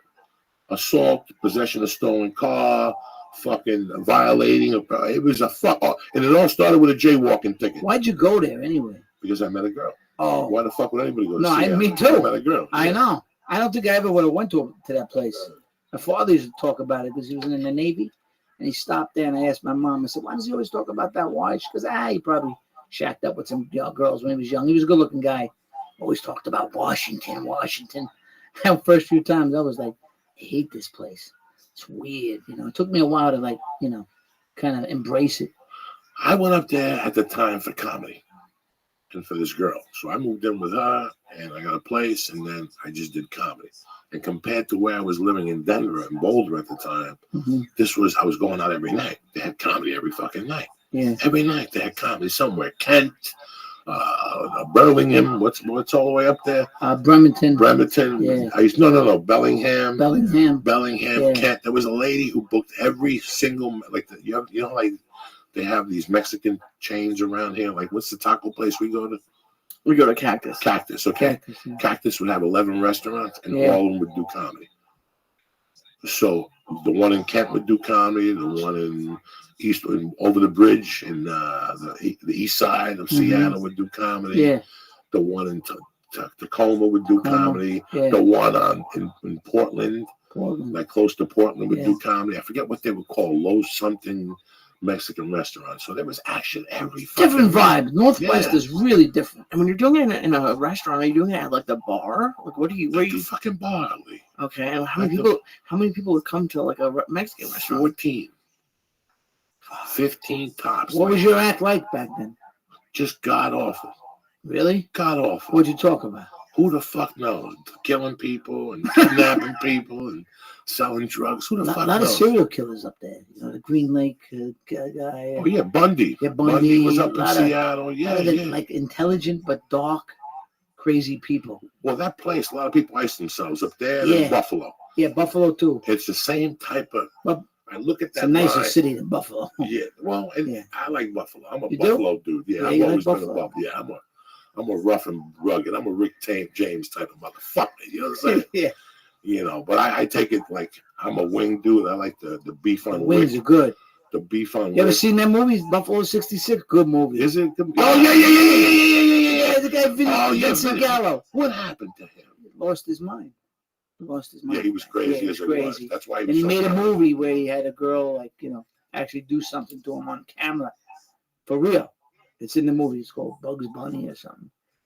And, he's definitely out there. He was a talented guy. Yeah, that's why. I love that movie. I love that movie. That's right. Vincent Ben Gazzara's in it. Yeah, he plays the father. Yeah. Oh my God. Angelica Houston is the mother wearing the Bills jacket. That's right. I gotta watch that again. That's a fun. I used to stop in Buffalo to go to Toronto. I was doing a movie. I didn't have a passport, so I used to go. I could get in from Buffalo to Toronto like with a birth certificate.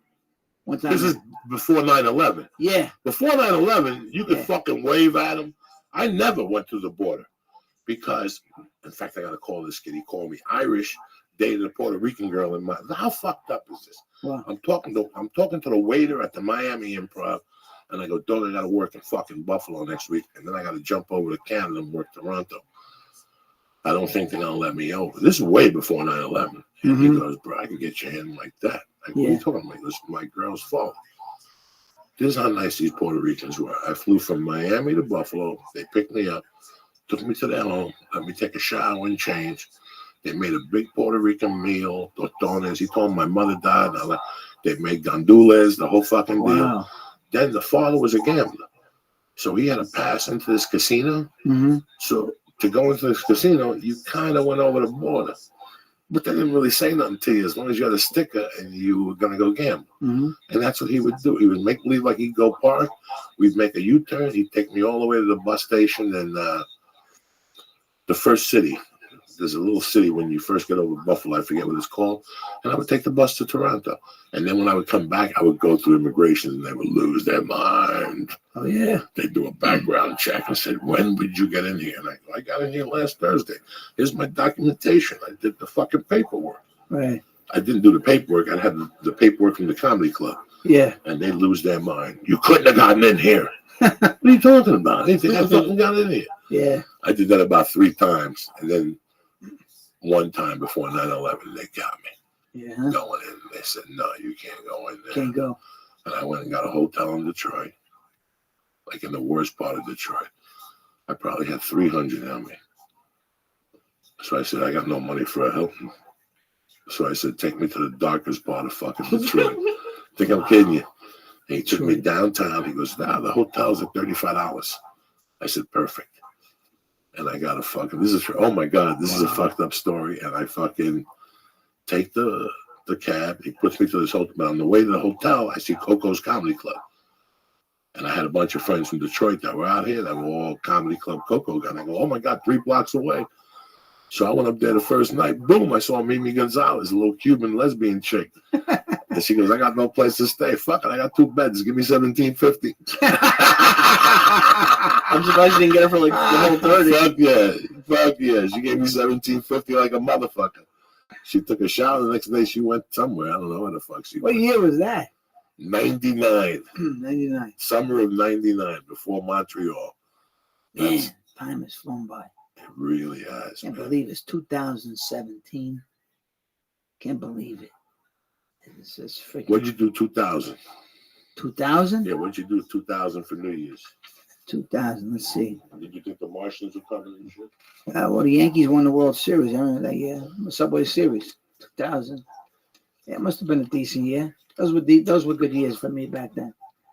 Those were better times. I was going back and forth, L.A., New York, and Yankees, Mets. That was good. I flew all the way from Canada to see the closing game. I flew like 5 hours and I drove 5 hours. I was in Canada, someplace called Osoyo's, doing some rinky-dink movie. I got off and I drove 5 hours to Seattle and dropped my kids off and then boom, and then flew 5. So I traveled like 10 hours for one game. I said, they better fucking clinch. I didn't come this far to lose. I'll fucking kill them if they lose. I'm at Shea Stadium. I'm going to celebrate tonight. And the Yankees, tough game, but they put them away. We celebrated at Shea. I love sticking it to the Mets at Shea. It was a great feeling because I felt like I willed them. I said, I came this far not to lose. There's no way I'm fucking losing like I'm playing. I wasn't playing, but I'm taking it personal. And, and the Yankees did win. They pulled it out. Louis Soho with a little hit, man. You know what that sounds like to me? That sounds like when the Red Sox came back 3-1 against the Yankees. 3-0. Yeah, that's a little different. Look at Lee throwing salt in the wound.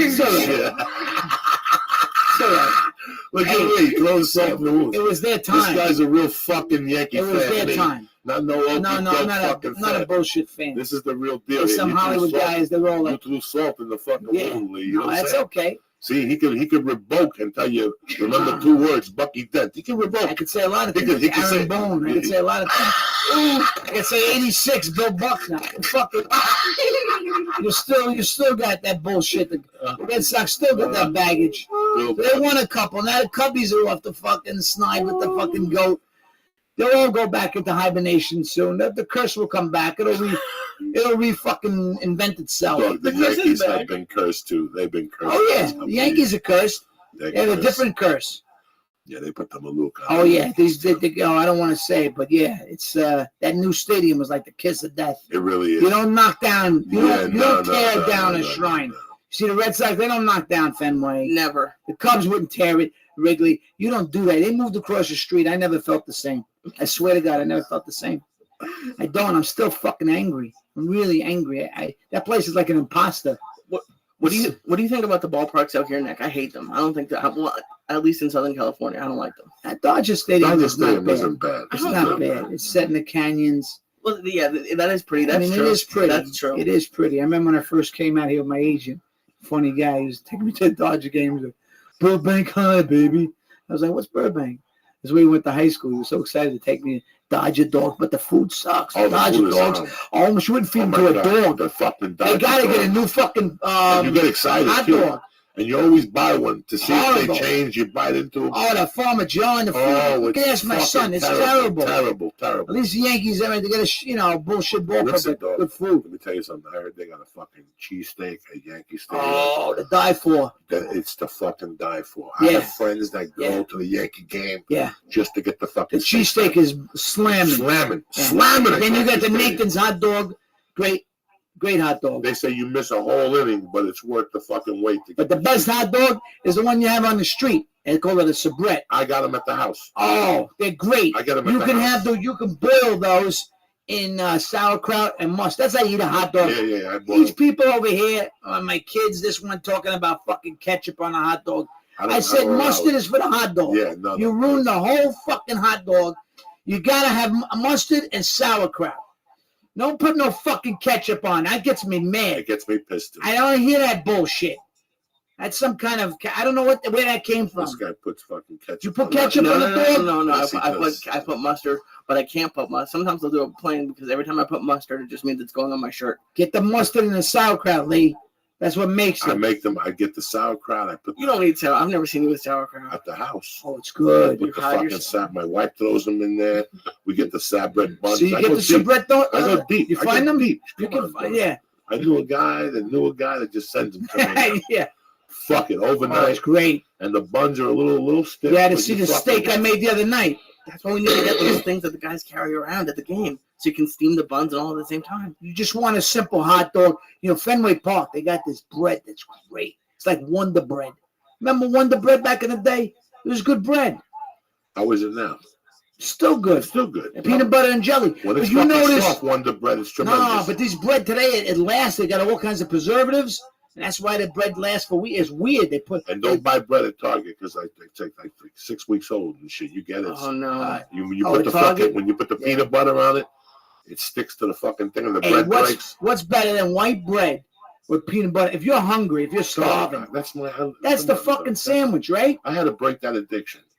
Like I lost 10 pounds because I stopped eating peanut butter. I love If there was butter. peanut butter in my house, I would fucking stick my finger in it and just lick it. I get Yeah. so high at night, I couldn't control Skippy? myself. No, I'm a Jif type of motherfucker. You're a Jiffy. I'm a Jif type of motherfucker. Creamy, but no fucking No, I don't want no peanut one. peanuts. I got dentures. Yeah. I got a fucking. And you see the peanut in your shit, right? You ever No. just take shits like that? Say No, I don't peanuts? want to look at my shit. I used to No, take I'm- shit when I was a That's why I kid. got a bidet. Oh, you get the That's why I bidet? got a bidet. I do it When I with was the a thing kid, in the I did shower. When I was a kid, I was a creepy kid. I took it out and broke it in half. I wish I had a bidet. I like cleaning that ass. Well, Feels you gotta good. hook- you wanna I didn't hook even me know up. when I went to Italy. I looked, I go, what is this shit? I was a young guy. She goes, that's to clean your ass. I didn't know what it was. I thought it was another toilet. This I should Tushy, get one. Tushy.com. Because I'm always wiping. No, this is tremendous. This takes care of the hemorrhoids. Tushy.com? It Hello, wash- Tushy.com. Hello, Tushy.com. Oh, I need it. It washes behind the nutsack. You can put it on hot, and it steams like a dry cleaner. You're like, Oh, that type shit. of shit. But steam comes out. Really? means there's no germs. Then you dip the helmet in there too. Oh, While you're God. at it, you do a little agua mineral. You know what I'm saying? Sometimes you get a little Puerto Rican shower. Oh, man. That's the original Puerto Rican Yeah, shower. yeah. That's what a Puerto Rican shower is. These people out here think washing your know. face No. and wetting your hair is a Puerto Rican No, that's not a shower. Puerto Rican That's shower. the byproduct of the Puerto Rican shower. Right. The original Puerto Rican shower is washing that muffler, wiping the nutsack, cleaning the helmet, putting some polish and shine, taking that dead pea smell off the helmet. Yeah, but you do it with a face cloth, not. I read the entire instruction booklet. There's nothing about the nutsack or anything. All that And where? in the Hello Tushy. Because they have no imagination. See, that's what I'm here for. I'm Johnny Imagination. You know what I'm saying? You gotta have imagination. Right. You got water sprinkling up. It hits your asshole and it feels good. So if it's hitting your asshole at a certain power, okay, what do you think is gonna hit? What do you think it's gonna feel like when it hits your nutsack like that? And all you gotta do is just move back a quarter inch. That's it. You'll feel it hitting your nutsack, and you move your feet. You make sure your hips are over your knees. You know what I'm saying? Man. And you do that little shake right there, and it's all over but the shout. And then you move back another inch. Use it all every day. Every day.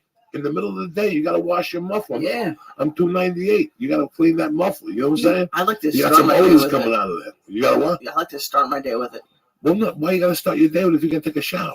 Well, I don't take a shower right away. I'm gonna work. Oh, no. When you work out in the morning, you wash your muffler. Yeah, absolutely. Oh, Don't yeah. blame me. I'm not mad at you at all. Yeah. But you got That's to be good fresh. shit, It's man. 2017. You got to keep everything together. Yeah. You ever go to Starbucks, you stand in front of a chick, hot chick with her hair, the back of the hair looks like a rat's nest. This dirty bitch went out. Her pussy smells like a condom, and she's standing on line waiting for a fucking latte, acting like You she gotta don't know how know to about clean, it. man. You gotta know how to I clean can't up. stand People dirty don't know how people. to clean up. I love washing No. 3 times a day. I got a shower when I use it. That shit about a drought, save that for these fucking Gentiles. Yeah. I take showers, Jack. I don't give a fuck. I love the bathroom. I love the bathroom. That's why I put fucking my robe focus. on. That's why I focus in the shower. I smoke a Tutsuroots. Yeah. I get in that fucking shower. I play Scrubby Dub Dub. Yeah. I let the fungi toenail get nice and soft so I can cut under it. I'm overdue. I look at that toe and it's stuffed with fungi. So Yeah. tomorrow at the casino, I'm going to sit in that shower. I'm bringing the heavy duty nail clippers Nice. and I cut them right in the shower. Do you like the old school soap or you like the liquid? I bring my own soap. Your own soap. I bring Yeah. my own fucking whatever. that You have a blue- favorite? Yeah, the blue one. Blue one? It smells nice. I take the drop cloth. I fucking wash. I wash the muffler good. I got a little Do the loofah. shampoo every day? Yeah, I shampoo the hair. Yeah, yeah. Look at Yeah. me. I got 10 Absolutely. hairs left. I got to Right. wash them every day. Yeah. I got to let them know I love them. You know what I'm saying? Before they abandon ship, I got to let them know I love them. You can't be walking around with dirty hair. What do you wear for the underarm? You know, Just unscented. oh, you don't like it? I like old school stuff. No. Old Spice. Old Spice makes you smell like a Billy Goat dome. Nah. When you play the hoop. I don't put that on. Does it? my- No, I never Just smelled it. under- You smell good. No, yeah. just under here. I put whatever unscented, the good stuff. Unscented. You use lotion? And do you lotion your Sometimes- body? Sometimes I'm a Yeah, you lotion need guy, to. but I don't lotion my stomach. No. I lotion from the kneecap down, the foot. You know what I'm Yeah. saying? That type of shit. What about bats? You like bats still? What are you fucking? I'm just what are you, talking what you- bedroom what are you, shit. heavy breather? No, I'm just saying.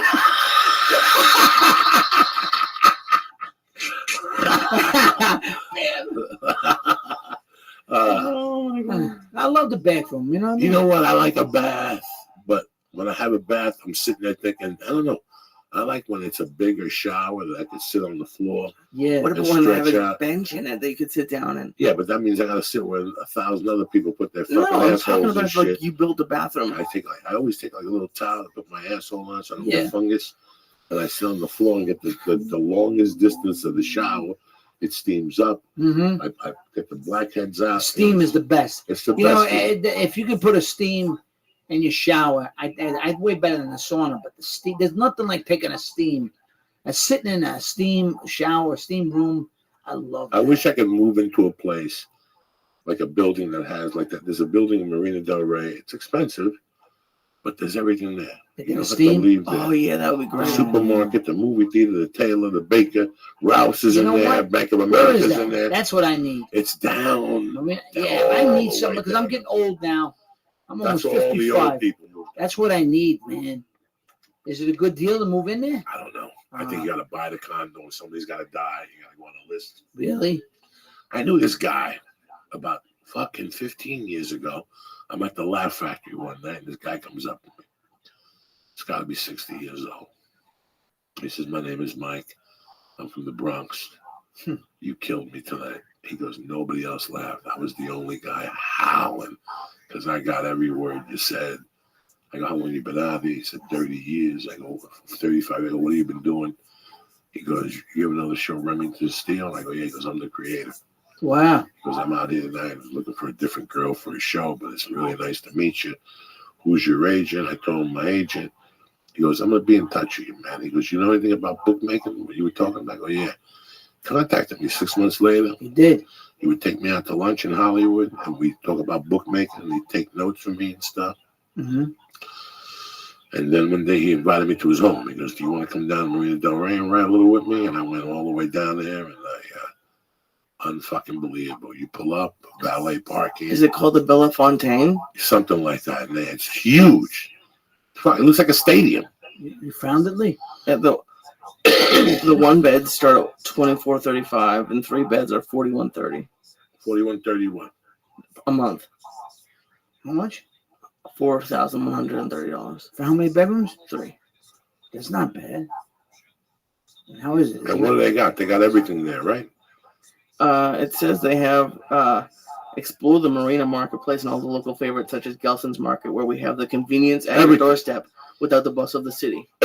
Everything. They got everything down there. It's so I went down there a couple times, right? Cool dude. We went and pitched. We couldn't sell it. You know, it was just a little too edgy. There was no internet then. There was nothing then, you know. Right. We went to USA. We went to FX16, whatever that is, FX18. We went to a couple places, but he still kept in touch with me. But the other thing I didn't know was that he was writing all those movies at Lifetime all those years. Excuse me. Those are the weirdest scripts because in those days, somebody signs with Lifetime and you just keep writing movies for him. So he was Dick Van Dyke. All right. It's Dick Van Dyke and his son. So, you know, I'm moving around my business and all of a sudden I get a call and it's Mike and he goes, "Doug, I got work for you 3 days on a movie. You're playing a bookie." He goes, "I wrote the role in. It's a Dick Van Dyke movie. They're going to bust you, him and the son."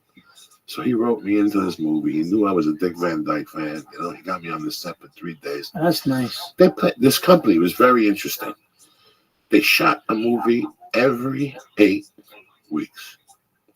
They took a week off and they'd start a new movie. Was it like one of those like B movies, maybe? It was all Lifetime. Okay, yeah. They just all shot Lifetime. all Lifetime. This has to be 2002, 2003. I was talking to the guy, and I'll tell you, they told you in the beginning, listen, if you want to do this, you can do this. If you don't, we pay scale. Listen, we've had everybody do this. So don't give me your song and dance. Everybody did these things. Like the one I did had fucking people in it. Like I forget who it was. I didn't give a fuck because it had Dick Van Dyke. Right. And he was cool as shit, his father and his son. His son is not his father. But you know what these people did that I never forgot about them? I worked 3 days, and all 3 days there was a basket, a present, all 3 days. Nice. And a bottle of champagne. Nice. It cost them $8. Yeah, but when you get treated, Do you understand me? Yeah. I never ever forgot these guys. And in fact, we shot at a bar, and they go, "We're just going to take over the bar and drink." And one of the guys was smoking dope, and the director was smoking dope. And I go, "You guys smoke pot with Dick Van Dyke around?" He goes, "He's an AA guy. He don't give a fuck about weed." So Right. but they shot a movie, Lee, every 8 weeks, 1 week off. Were they writing them too? Probably. So this They were just a machine. What was the I'm company? sure- They probably had it down on the science. They had it down to a science. Yeah. Were they like it was like kind of like Dick Wolf did specials. They Yeah. did Lifetime movies. Right. Oh, they probably made. So they would just billions. write for Nick Turturro. So it would be Yeah. Nick's got a 6-movie deal, a 6-picture deal. So Nick's going to do 3 this year and 3 next year. But we also have the chick from CBS. They had her at the time. So it's her. So you would basically work for 8 weeks. Then you'd have 9 weeks off. You would work 8 weeks, then you'd have 9 weeks off. That was the rotation. Right. Pretty fucking cool. Yeah. And I talked to the guys, and the guys like, dog, we just come back and blasted. No overtime, by the way. 7 to 5. Yeah. No overtime. They didn't need overtime. No, they were so good. No They overtime. had it down on the side. Quick looks. These people are smart. Yeah, quick looks. Quick. They framed 2 ahead. Yeah, They were like a soap opera type fucking angle. I'm surprised you didn't do 8 million of them. That sounds like you're You know what, dreaming. man? He got me one. Then he offered me one day and another one, like a year later. Did he give you a good one? Like a good? Like The bookie one was good. I still got the reel. Yeah. I weigh Did about they pay 400 Did they pounds. pay like? They must have paid the top star or something. The company, it was Yeah. really weird because he was saying, this company, this is what they do. Because like years ago, man, when I was first on NYPD Blue, I got like a movie of the week. I remember I couldn't believe like an offer came in. It was like, and I basically turned it down because I was going to do a play. It was a lot of money, and then I was saying, oh man, I fucked up. Why did I do that? And then they went to Matthew Perry, and then he didn't want to do it, so I was able to get it back. But I was like, man, I was almost going to blow, 125,000 or something to start like a movie of the week. But you could make some nice coin in your hiatus back then. If you were on TV, you had a TV name, so right away you were, a commodity, But you can't find that shit today. Don't matter who you are. And, they don't do the movie of the weeks and all that shit. Oh, no. Nobody's doing They that. did away with those things. Now you got to go and fight for guest spots. Guest spot. Guess what? Lee's going through changes. I just caught It's him. the beginning stages. Is he? Yeah. I just What's going caught on with him? You can just look over Yeah. him and you can see him like he gets very sad. He thinks of Jerusalem. He Really? thinks of the old country. Yeah. He gets all sad and shit. Someone stole my credit card and tried to buy Jamaican food. So it was a bad night. When was that? What was this? Last night. $38 of Jamaican food. Oh, really? I don't know. Then they knew it wasn't me. They did. Yeah, they knew I wasn't eating Jamaican food. So I'm at surprised. least my credit card company. I has mean, figured. listen. That's all right. Let's I'm sure it's pretend. recorded. Let's pretend that they caught it, and all of a sudden they go, "All right, type up Lisa. I am the picture you came up with that shirt. And I'm looking like you do right now." And they said, "Let me ask you a question. Does this guy look like he gets Jamaican food?" What do you think the question would be? No, he gets Yeah. good food. I can tell he knows what he likes. And he's never been to a Jamaican restaurant before in New York. Bullshit out of this shit. That wine with the edible fucking makes this feel like mushrooms. Yeah? Yeah, You very like the lightly. mixture? I like it. That's a little Pinot. I like it. It's very nice. Yeah. Did you finish your wine, Lee? Absolutely. Jesus I like Christ. Pinot. Did Pinot's you my eat- favorite. Did you eat Want a another little? star? You all right? Yeah, of course. Want a little more? Sure. When do you drink wine? I I didn't know never. you're a wine drinker. I don't. But when I do, I like Pinot. Let me ask you something. How many tutorials are there in the acting business? There's my brother. There's Aida, my cousin, me, and my son and my daughter are, interested, but she's more interested. Well, she's interested more in music. But there's 3 of us that I know of. She had another sister who was talented, Aida, but she didn't really make a living at it. She was a musical theater girl. But as far as I know, the 3 of us, yeah. You weren't one of those acting class dudes. No, You didn't go down I to the South Village and I didn't like meet that with shit. Monaco. And, No, I was a freaking theater major for 1 year running around in tights, and I didn't like it. And all the kids, I thought they were all kind of, fanook, So I was like, this ain't for me. I got to put tights on and stretch, and I was making noises in the class. And one of my friends who liked this, one guy liked me. None of those people made it. It's so funny. And then I did it 1 year there, vocal, me, mow, like my brother does, all that shit. And I'm like, I just didn't, I not that I didn't want to act, I just didn't like all that theatrical theater kids. So after 1 year, I said, I'm not coming back. This is not what I thought, acting was. But I think I wasn't totally committed then. When I got committed later on, I learned on the job. I didn't have all the classical. I took a class with this guy, Bob Modica, but him I liked because he wasn't like your typical acting teacher. It was like if my father became an acting teacher. He was a bit insane. He used to stir his coffee with a switchblade, and you would have to do this exercise called the repetition. And he would speak like this. And you basically have to put your attention on somebody. They put their attention on you, and you have to be honest. So you might say like, well, they might say like, you're angry, but you have to be truthful. I'm angry. Yes, you're angry. Yes, I'm angry. You're angry. Right, I'm angry. Yes, you're angry. Yes, I'm angry. That bothers you. Yes, it bothers me. It bothers you. Yes, it bothers me. It bothers you. Yes, it bothers you. But you had to stay in the moment. But if you were fake, Modica would be like, that's not it. He would stop the exercise. But sometimes, like, if you didn't know what to say, he would write on a piece of paper. Now, where was this at? This was in Carnegie Hall. He was great, this guy. How much a month? Robert X Modica. Back then, it might have been like, it was kind of big. It was expensive back then, maybe $150 a month or $200. I don't remember, but he took a liking to me, because he knew I was kind of like raw and I was like a caveman. Because I remember he talked to because my brother studied with him a little bit, and he played football against him and his brother against my uncle Tony. It's so weird that we found this guy Modica. He actually was almost in The Godfather. He was almost Sonny Corleone. Because of Coppola, I spoke to Coppola. He said he loved Bob Modica, this guy. He had a little acting career, but teaching was his thing. But I loved him because it was like my father, who he was forceful but educated. Like, he'd tell you sometimes to go outside. He was like an idea. He'd say, go outside and take a walk and figure out why you're coming to the door. Don't come until you know.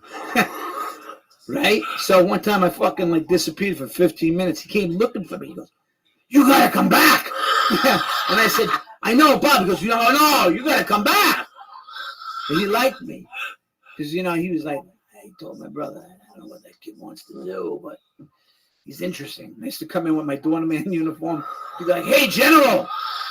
I was a doorman around the corner. He'd go, you're just in the neighborhood. You figured just stop by.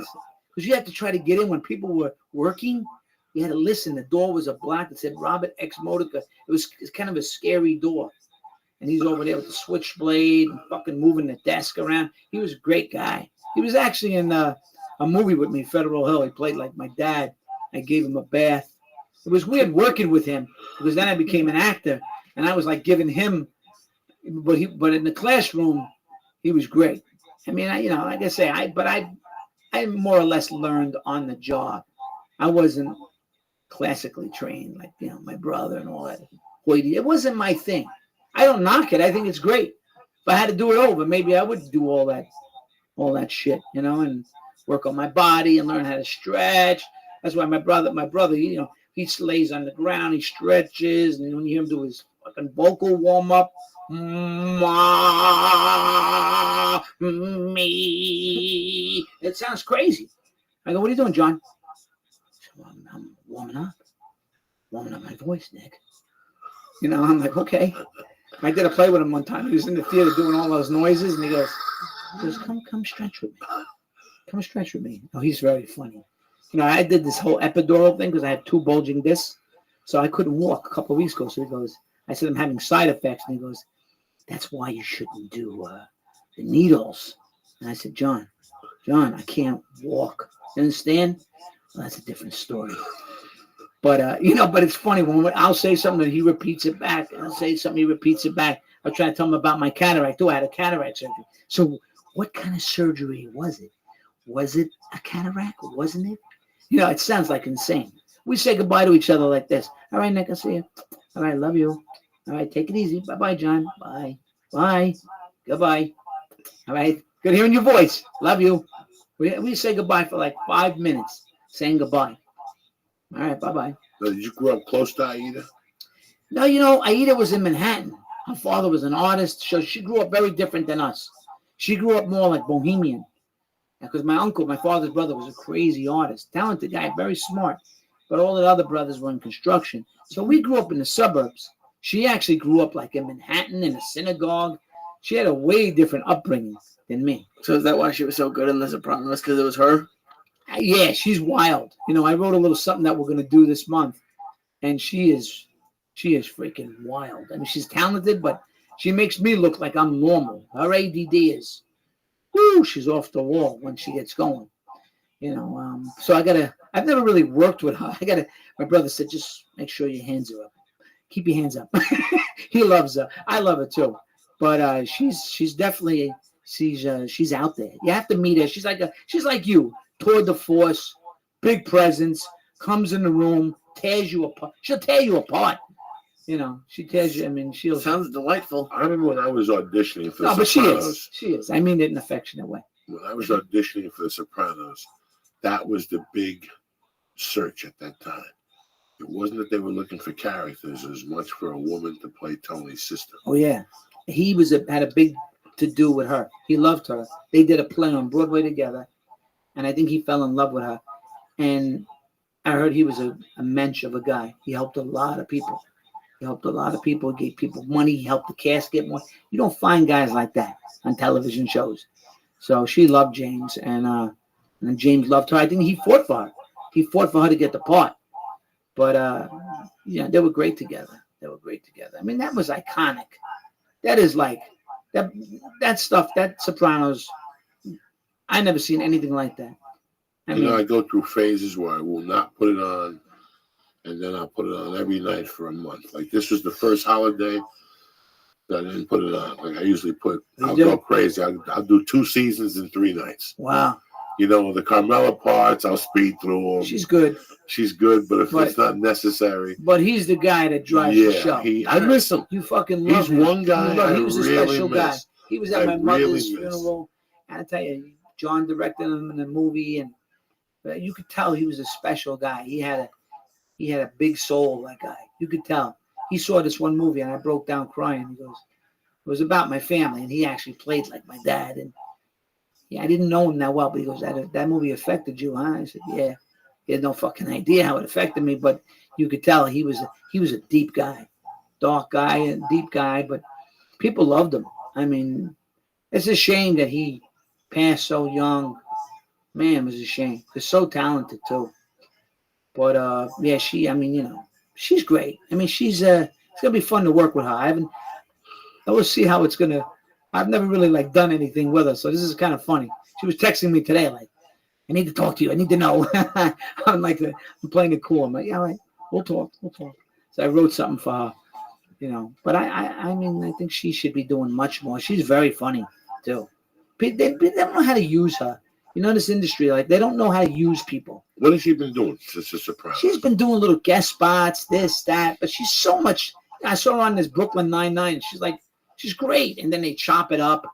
Sometimes you do a TV show, they just chop you. They chop it up. It's so choppy. I was helping her memorize her lines at home. She's a little slow. She likes to write her lines out. And I work faster because that's how I worked in television. I always learned how to work fast with TV. But she's got her own, For auditions now, Nick, it's a complete different game. And it's so weird how... I don't even know how to audition anymore. I don't even know how to audition anymore. Like now, I don't. This last one I went in for, I prepared so much for it on my own. I went over, wrote it out, went to sleep, got up at 4, went over it again. After we dropped Mercy off, me and my wife went over. And it's like, I'm not disenchanted. I just know that even though you go in there already got somebody in mind. I'm very nice that you brought me in. Thank you very much. Right. But I'm not even in the fucking game anymore. That's fine. I mean, I'm not disappointed as much as I thought I would be, But no, I forgot how to do it. And that was my favorite part of it. My thing was doing the work. That's why I got pissed off. Is now I gotta go to wardrobe. Of course, an audition is not it's not a performance. It's an audition. Some guys are good at it. Some may be better than others. Good at it. That's my thing. Are you really? Yeah. I mean, there are times that I love it, and then there are other times I just feel like I'm all, Sometimes if I'm not there, and then sometimes when I'm there, I really come out of there feeling like, wow, I did something. You know when you did something good, and then when you're off. Sometimes you're just off, and sometimes you're on. But I never think that's the final. That's why I look at it as, if you really want someone, that's not the tell all. I've not been that lucky with auditions in my life. I've gotten some. I've gotten some, you know. I mean, actually, I was a young guy, NYPD Blue. I only read for them. I never went to I didn't have to go through that network. That's horrible. If you ever have to test and you have to go, you know, to the studio. That's a nightmare. Nightmare. That's nervous breakdown. That's what I was did doing for my a own. week. I did No, that I've one seen time. guys that do, and I was with guys when I had my own pilot at CBS. Guys, I brought in like somebody like Billy Gardell. I was trying to get him hired as my brother. Everybody goes, "Well, you don't look like your brother." I said, "Yeah, but maybe he's adopted." I was like fighting for him. I was, you know, and I remember, you know, in front of them coming to the network, and then you hear what people say at the studio. It's terrible, you know. And I'm like, because I've been on, you know, and you've been on the other side. I knew what that was like, but that's why I always like gave my all with other actors when I was the few times that I ever was like on that side of the fence. It was interesting to see a lot of guys that come in. You know, there were famous guys too. They were like, "Hey, I read for you." I said, "Yeah, I know." They said, "You know, you didn't hire me." I was like, one time, one of the Baldwin brothers said that to me. I was like, "Oh well, I didn't." You know, the guy was being a bit of a jerk. So I let it go.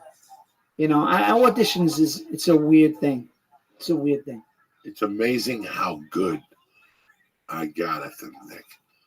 How I would take rooms and fucking demolish them. That's great. 4 or 5 people in a room. I would fucking the Peter Siegel audition for The Longest Yard was a very blasé audition. Yeah, it was. Till this day, I don't know how I got it because the read was horrid.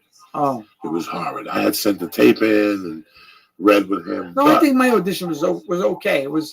I mean, I didn't know what it was going to be. I had no idea what that part was going to become. The beauty of that part in Brucey is it became, on paper, it was nothing. And Sandler added so many things for me that 95% of it made the movie. But really, on paper, Brucey was really not a big deal, and it became a beautiful part. But I got to give Adam, because Adam was like, he fed me the ball. I have Totoro say that. He didn't know me that well. But I went in there with an idea. My brother told me that. He goes, if he sees you're funny, he'll pick up on that. Just go in there with something. And that's why I went in blazing with the haircut, the this, the that. I didn't really know what I was going to do. But it became a great part. And it was nothing on paper. What was your first big audition? First big audition? Like in front of it, like beside the Spike Lee movies. Yeah. Like in New York. I went for my cousin Vinny. Really? I was up for that. I didn't get it. Obviously, but Yeah. who was the casting director? Do you remember? I forget. It might have been a big one, like Lynn something. I forget his name. He was actually a big. Now, who else was up for that role when you went down to the read? Who else did you see? I don't remember. I don't know who I saw or anything like that. I just know that I was almost in this movie Alive, Frank Marshall movie. That was a big audition. They liked me a lot. That movie where they all eat each other on the plane, the team. So I had a big scar on my head. I remember. I got banged my head 5 o'clock in the morning. I had this big scar when I went in for that movie Alive. And I came close. And I was close on an Oliver Stone movie. I was a young guy. He said, Oliver Light Show. He never even picked up his head. Born on the 4th of July. They were like big movies that I was being like, I don't know who I was, but that was a good sign. That was a good sign. That people were like, they like you. They like you. You're like you. Raw as a button, but they fucking like you. Then I nailed the pilot the year before NYPD Blue, and with Whit Thomas. They called me on the door, and I was like, and the guy goes, "You got to get on the plane, baby." I didn't like that. I go, "What? Tomorrow morning you got a test." I came out to LA, man. I was walking around this fucking Sunset Boulevard with a powder blue leisure suit. This is what I wore. I went to the CBS. Jeff Sagansky was the president. And I went in front of CBS with a powder blue leisure suit. Peter Dobson was the star. He had a lot of pilots back then. Yeah. And I had a hat on my head, and I went back to my agents after the fucking I remember I was going up against this other guy from Chicago, and the guy was a nice guy. He goes, "You're going to get the part, not me." I said, "I don't know. I don't know shit." And then my agent goes, "Well, the guy said, you look like the lead guy." And I went crazy. I said, "What? I don't look anything like that fucking guy. You're not going to give it to me because I look like the guy." The guy called the agency, Peter Dobson. He liked me. He said, don't worry. You're going to get it. Just go back home. Let them bring in guys with blonde hair and blue eyes. You watch, you're going to get this pilot." I was so fucking angry. I don't look nothing like you, Peter. He goes, I know. I was so pissed, man. I fucking went home. I sweated it out. Wait a second. So Peter Dobson was the lead. He was the lead. He read with me in front of the network. Right. Some guy named Jeff Sagansky, the president goes, he looks like him. And so when I went back to April, I know, I said, I don't look nothing like the motherfucker. Pete, I don't look like you. He goes, I know. Just say yes to him and shake his hand. So fucking funny. And then they casted me with Mitchell Whitfield, who was the other guy who was in My Cousin Vinny. And the funniest thing happened to me in LA. We were at the Formosa Cafe with Peter Dobson. And I'm fucking really naive. And he goes, hey, Jodie Foster's there. And my brother knew Jodie Foster. And I don't know. I was gonna go up to her. And they go, you know, Jodie's a dyke or something like that. No, this is a true story. So I'm on the telephone talking to him. I don't know if it was my brother or somebody. I go, yeah, I met Jodie Foster, Jodie the dyke. I yell it loud. The table she's right there. She's fucking like a piece of bread or a napkin, like, threw it at me. These guys were peeing in their pants. She did. I had to tell my brother, I said, yeah, I called Jodie Foster. Like, I didn't know she was right there. They go, did she throw it at me mean? And they were like, no, she threw it at you, like giggling, like, what's wrong with you? So, you know, the next day in the studio, they were like, oh, Jodie the dyke is looking for you. They were like, they wouldn't stop, wouldn't let me live it down. But my God, they put me at the Mondrian Hotel. I was living the dream. I had a pilot, Better Days. I wore a turban in one scene. And the show didn't get picked up. I remember in the spring, when not getting picked up, I was like, oh, fuck. There goes my career. And then a year later, I was up for fucking NYPD Blue. But then they were like, you know, is he Mexican? Is he this? Is he? I said, I could be. There's a Puerto Rican. Tell them I'm a little Puerto Rican. Because they liked me. But they said, does he have any Hispanic blood? You know, and I was like, yeah, I got it somewhere in my ass. I don't know. Don't fucking take it away from me because I'm not Puerto Rican. I'm New York. This is a New York show. So they kept me on a fucking string for like a few months. And my agent was like, don't worry, baby. You're going to get it, honey. You're going to get it. And I didn't know. I was like, are you sure I'm going to get it? I had a nervous breakdown. I had to take a leave of absence when I was a doorman because I got, let me ask you a question. Got sick. This Maury guy.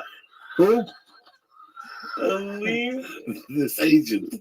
Marty Lisak. He's a big agent. Okay. But he used to talk like that. Hey, honey, what the fuck are you doing? We had a great relationship. You motherfucker. What happened to the dude who stole the check? The check? Oh, that guy. No, he's a criminal. $6,000. Oh, that guy with the bulging eyes. No, Marty's big shot. Marty went to CAA. That guy was a criminal. Why I ever let that guy in my life tells you how stupid and dumb and crazy I am. Because people say, I had a guy who came over my house when the bulging eye guy was hanging around. And he said, Nick, is that guy with you? And I said, yeah. They said, you can't have a guy crazier than you represent. You can be crazy because you're an artist. This guy's out of his fucking mind. And I didn't know he was a criminal. He stole the money and then gave me a check that bounced after he fucking stole the money. Then I told him, I said, you're fucking dead. Not only did you steal the money, I caught you. And now you give me a check that bounced on top of it. What a fucking crew. The big bulging eye. I'm doing World Trade Center. He's behind Nick Cage and everybody. And Nick Cage goes, does he represent you and your brother? I was like, no, Nick, he's a little wacky. I got to get rid of this guy. I got to get him out of my life. I had a great agent. He's a UTA. So you didn't get him out of your life. You got I did. But he got fucking, he was embezzling money or, yeah, he went to jail. He used to call me from jail. I said, don't call me no more. I don't want to hear this shit. How much time did he do? I take him to a fucking meeting. I tell him, shut the fuck up in the room. Don't open your mouth. Because one time I was at an HBO meeting. I'm pitching something. My brother's on the phone. His mouth almost opened. My brother said, who was in that room? I said, some fucking wacky bandit. He goes, don't bring that guy. Don't bring that guy in the room. I said, yeah, I know. Because I tell him, shut the fuck up. I said, no, shut the fuck up. Keep your mouth shut. They're here to meet me. This is a meeting about, I'm about talent. You don't know. You're going to fucking say stupid shit. You look like Johnny Gombach with bulging eyes, dressed the part. You're supposed to be a manager. Oh, what? I could write a movie about this fucking guy. And his name is one of the names on Seinfeld. That's the hilarious thing. It's one of the characters on Seinfeld. That's his fucking Let me name. tell you something. When he used to come to the center of the longest yard. You remember him? Yeah, I It's remember. out of his mind. I saw him afterward. I went somewhere. He didn't get me that job. He didn't get me the job. No, My here's the brother funny had thing. I went somewhere, and somebody I knew got up from a table and came over and said hello to me. I gave him a hug. Right. And where he went back to sit, that dude was there. So immediately, he came over and said hello. And He used to stick out like a sore thumb. Yeah. He was I met great. him in church years ago. I didn't know. Yeah, this is where I fucking met him, in church. And you know, I had my suspicion about him. But I was always like, you know, always like street guys. I had this stupid way about me. Like I was established with UTA, with legitimate fucking people, not Johnny Gombach with bulging eyes. Who are their other clients? Who, him? Yeah, who is that? I was his biggest client. And he would drop my name, but you look bad. If you go, Nick is with him, that doesn't look good for Nick. Nick's got to be with somebody that, when I had Marty, I had good people. You know, I walk in the room with WB, I got a deal. CBS, I got a deal. Can't bring this lunatic into a fucking meeting with CBS. They're going to go, why are you with this man? I got to put a cork in his mouth because he just would sound like a buffoon. He dressed like I'd yell at him. He'd go, you always try to hurt my feelings. I Robin, shut the fuck up. Shut up. When you go in the room, act the part. Play your part. Don't open your mouth. Don't get in my way. It's not about you. I'm here. I was a good pitcher back then. I knew how to fucking pitch. And then a maniac like this could fuck me up. Just look at him.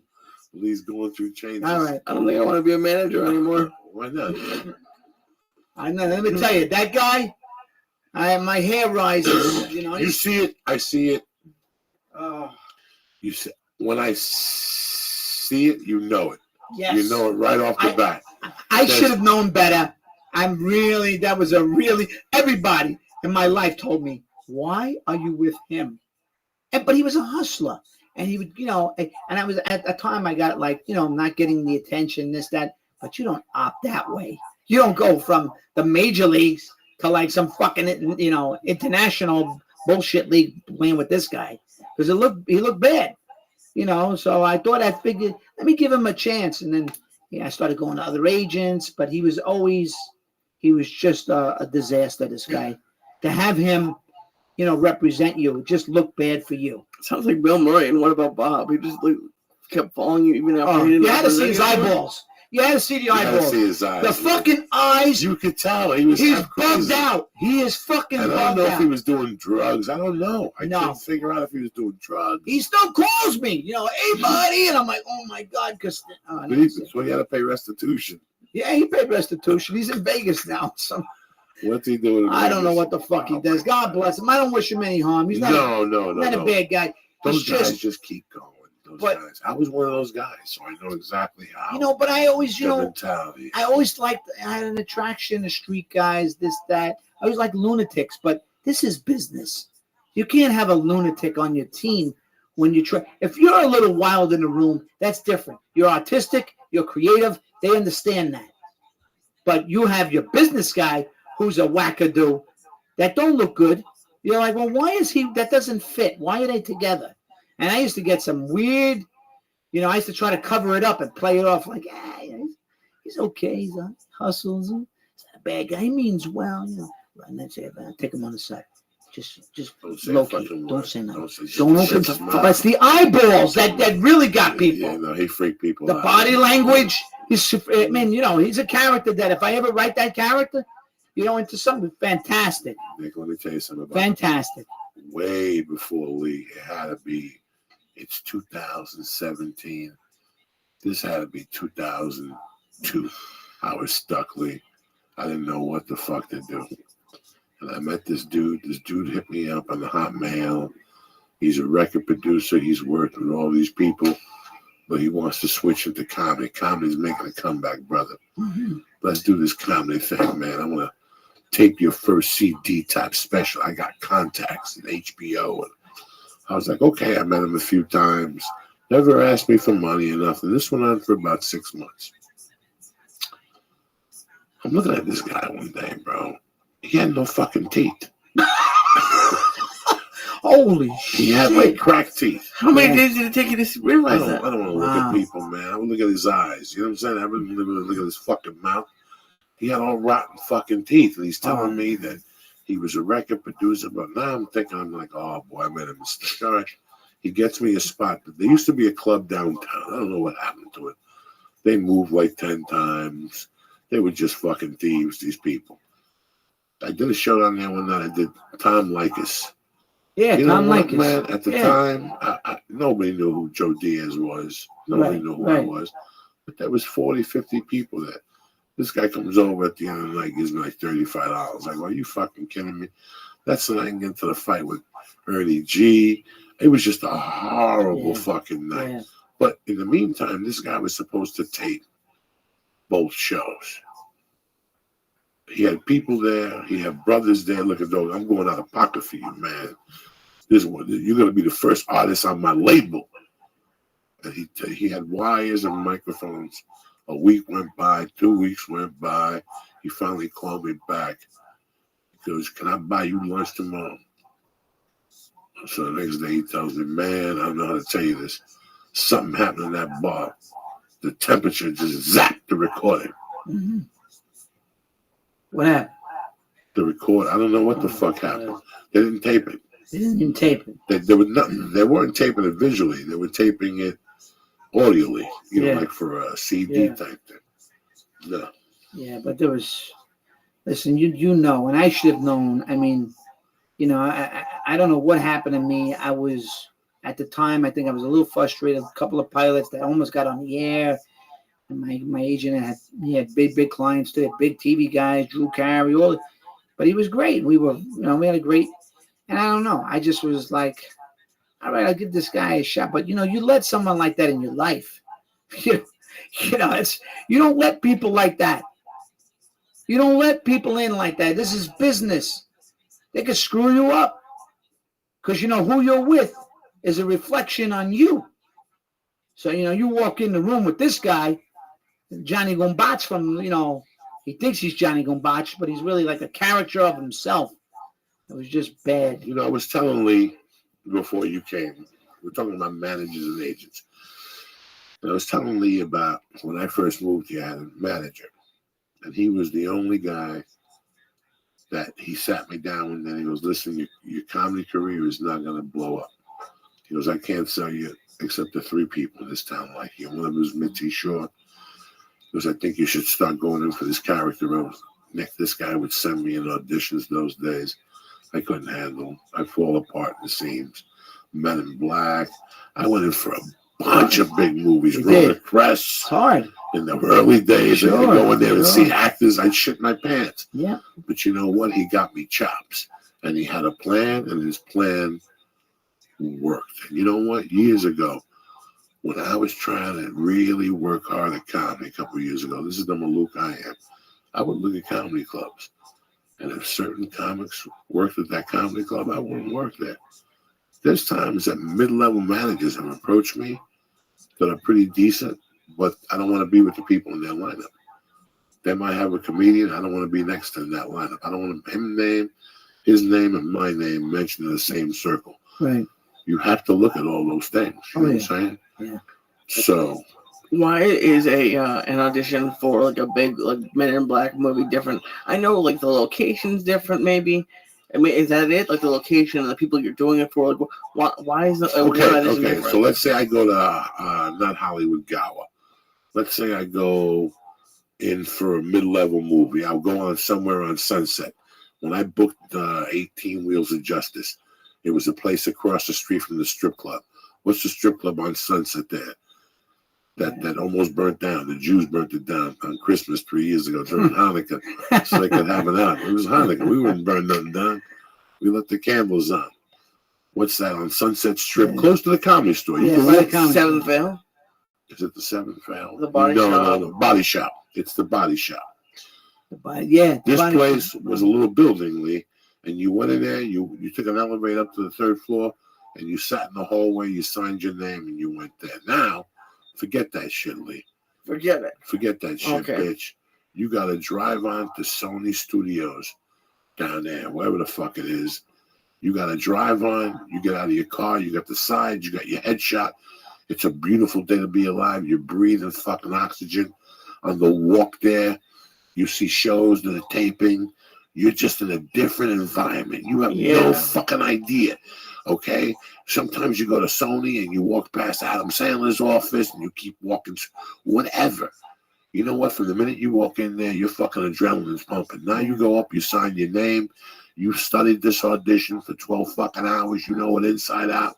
You don't have to put your fucking glasses on. That's killing me. You got to put your glasses on mid-read, you know.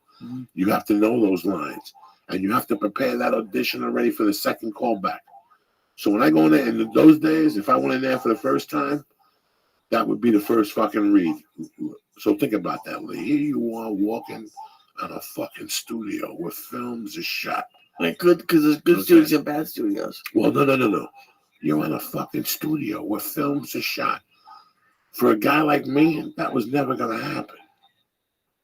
That don't happen for a lot of people. Just to walk in the studio freely, to go all the way down there. I remember going in for NYPD Blue at Fox and walking all the way to the Boschko fucking building. Wow. But here's the beauty of it. I go all the way down there. It's a 9-page audition for a Colombian drug deal. I meet Danny Trejo at the audition, okay? On the walk out, I'm walking slow, kind of depressed that I blew the audition. And this lady comes in and she goes, "Are you here for the audition?" And I go, "Yeah." And she goes, "Read these lines." And the movie was basketball, and I got 6 weeks on the fucking movie. Really? On the Fox lot? On the walk out of NYPD Blue. That building was a cool building. That building was tremendous. Oh, that was it was great. Stevens' building. But you had to walk there. You had to walk down. You had to walk down, and it was 8 fucking miles. It was when it's 80 degrees and you got black leather on because you're playing Johnny Bananas, you got a black velour warm-up suit on and you weigh 350. It's hot. And you're sweating the coke and the weed and the Chinese food out of your system. Did you read for the producers? Okay, so I went in for NYPD Blue and they liked me the first time. And right away, a week later, they called in for something else. If I would read for a janitor or something. And I went in for a janitor. And I didn't get it. I wasn't Spanish enough. All right? They wanted the guy to be Puerto Rican or Dominican. I'm Cuban, dog. It's a different Spanish. I didn't get it. And then I didn't hear from them for like a month. And I got a call one day. Jeff Gatlin calls me. He goes, "Listen, I got a big fucking audition for you tomorrow. Do you have a coach?" And I go, "Fuck yeah." And he goes, "Well, get this." Jeff Gatlin loved those Latin auditions. And at the time, I was already starting to hate them. I could see that I couldn't sell them. They would say, "Thank you for coming in." And when I did go to producers, the producers would always go, "Are you even Spanish?" Right. You know what I'm saying? I go, "God damn it. God damn it." Yeah, because they think you might be Italian, you might be mafia guy. So I get this thing, and it's a fucking Colombian drug dealer. God damn it.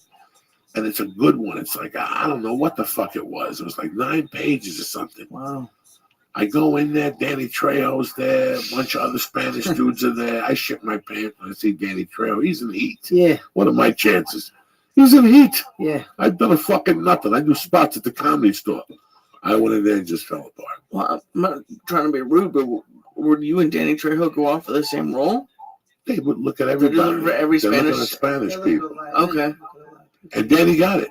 Really? A warm-up suit. He wore the warm-up suit. I think I might have been back. 1998. Yeah, I was there. Yeah, 1997, 98. When Yeah. you finally went on, I wasn't there. No, I went on years later, but I did so bad at that 9-page audition.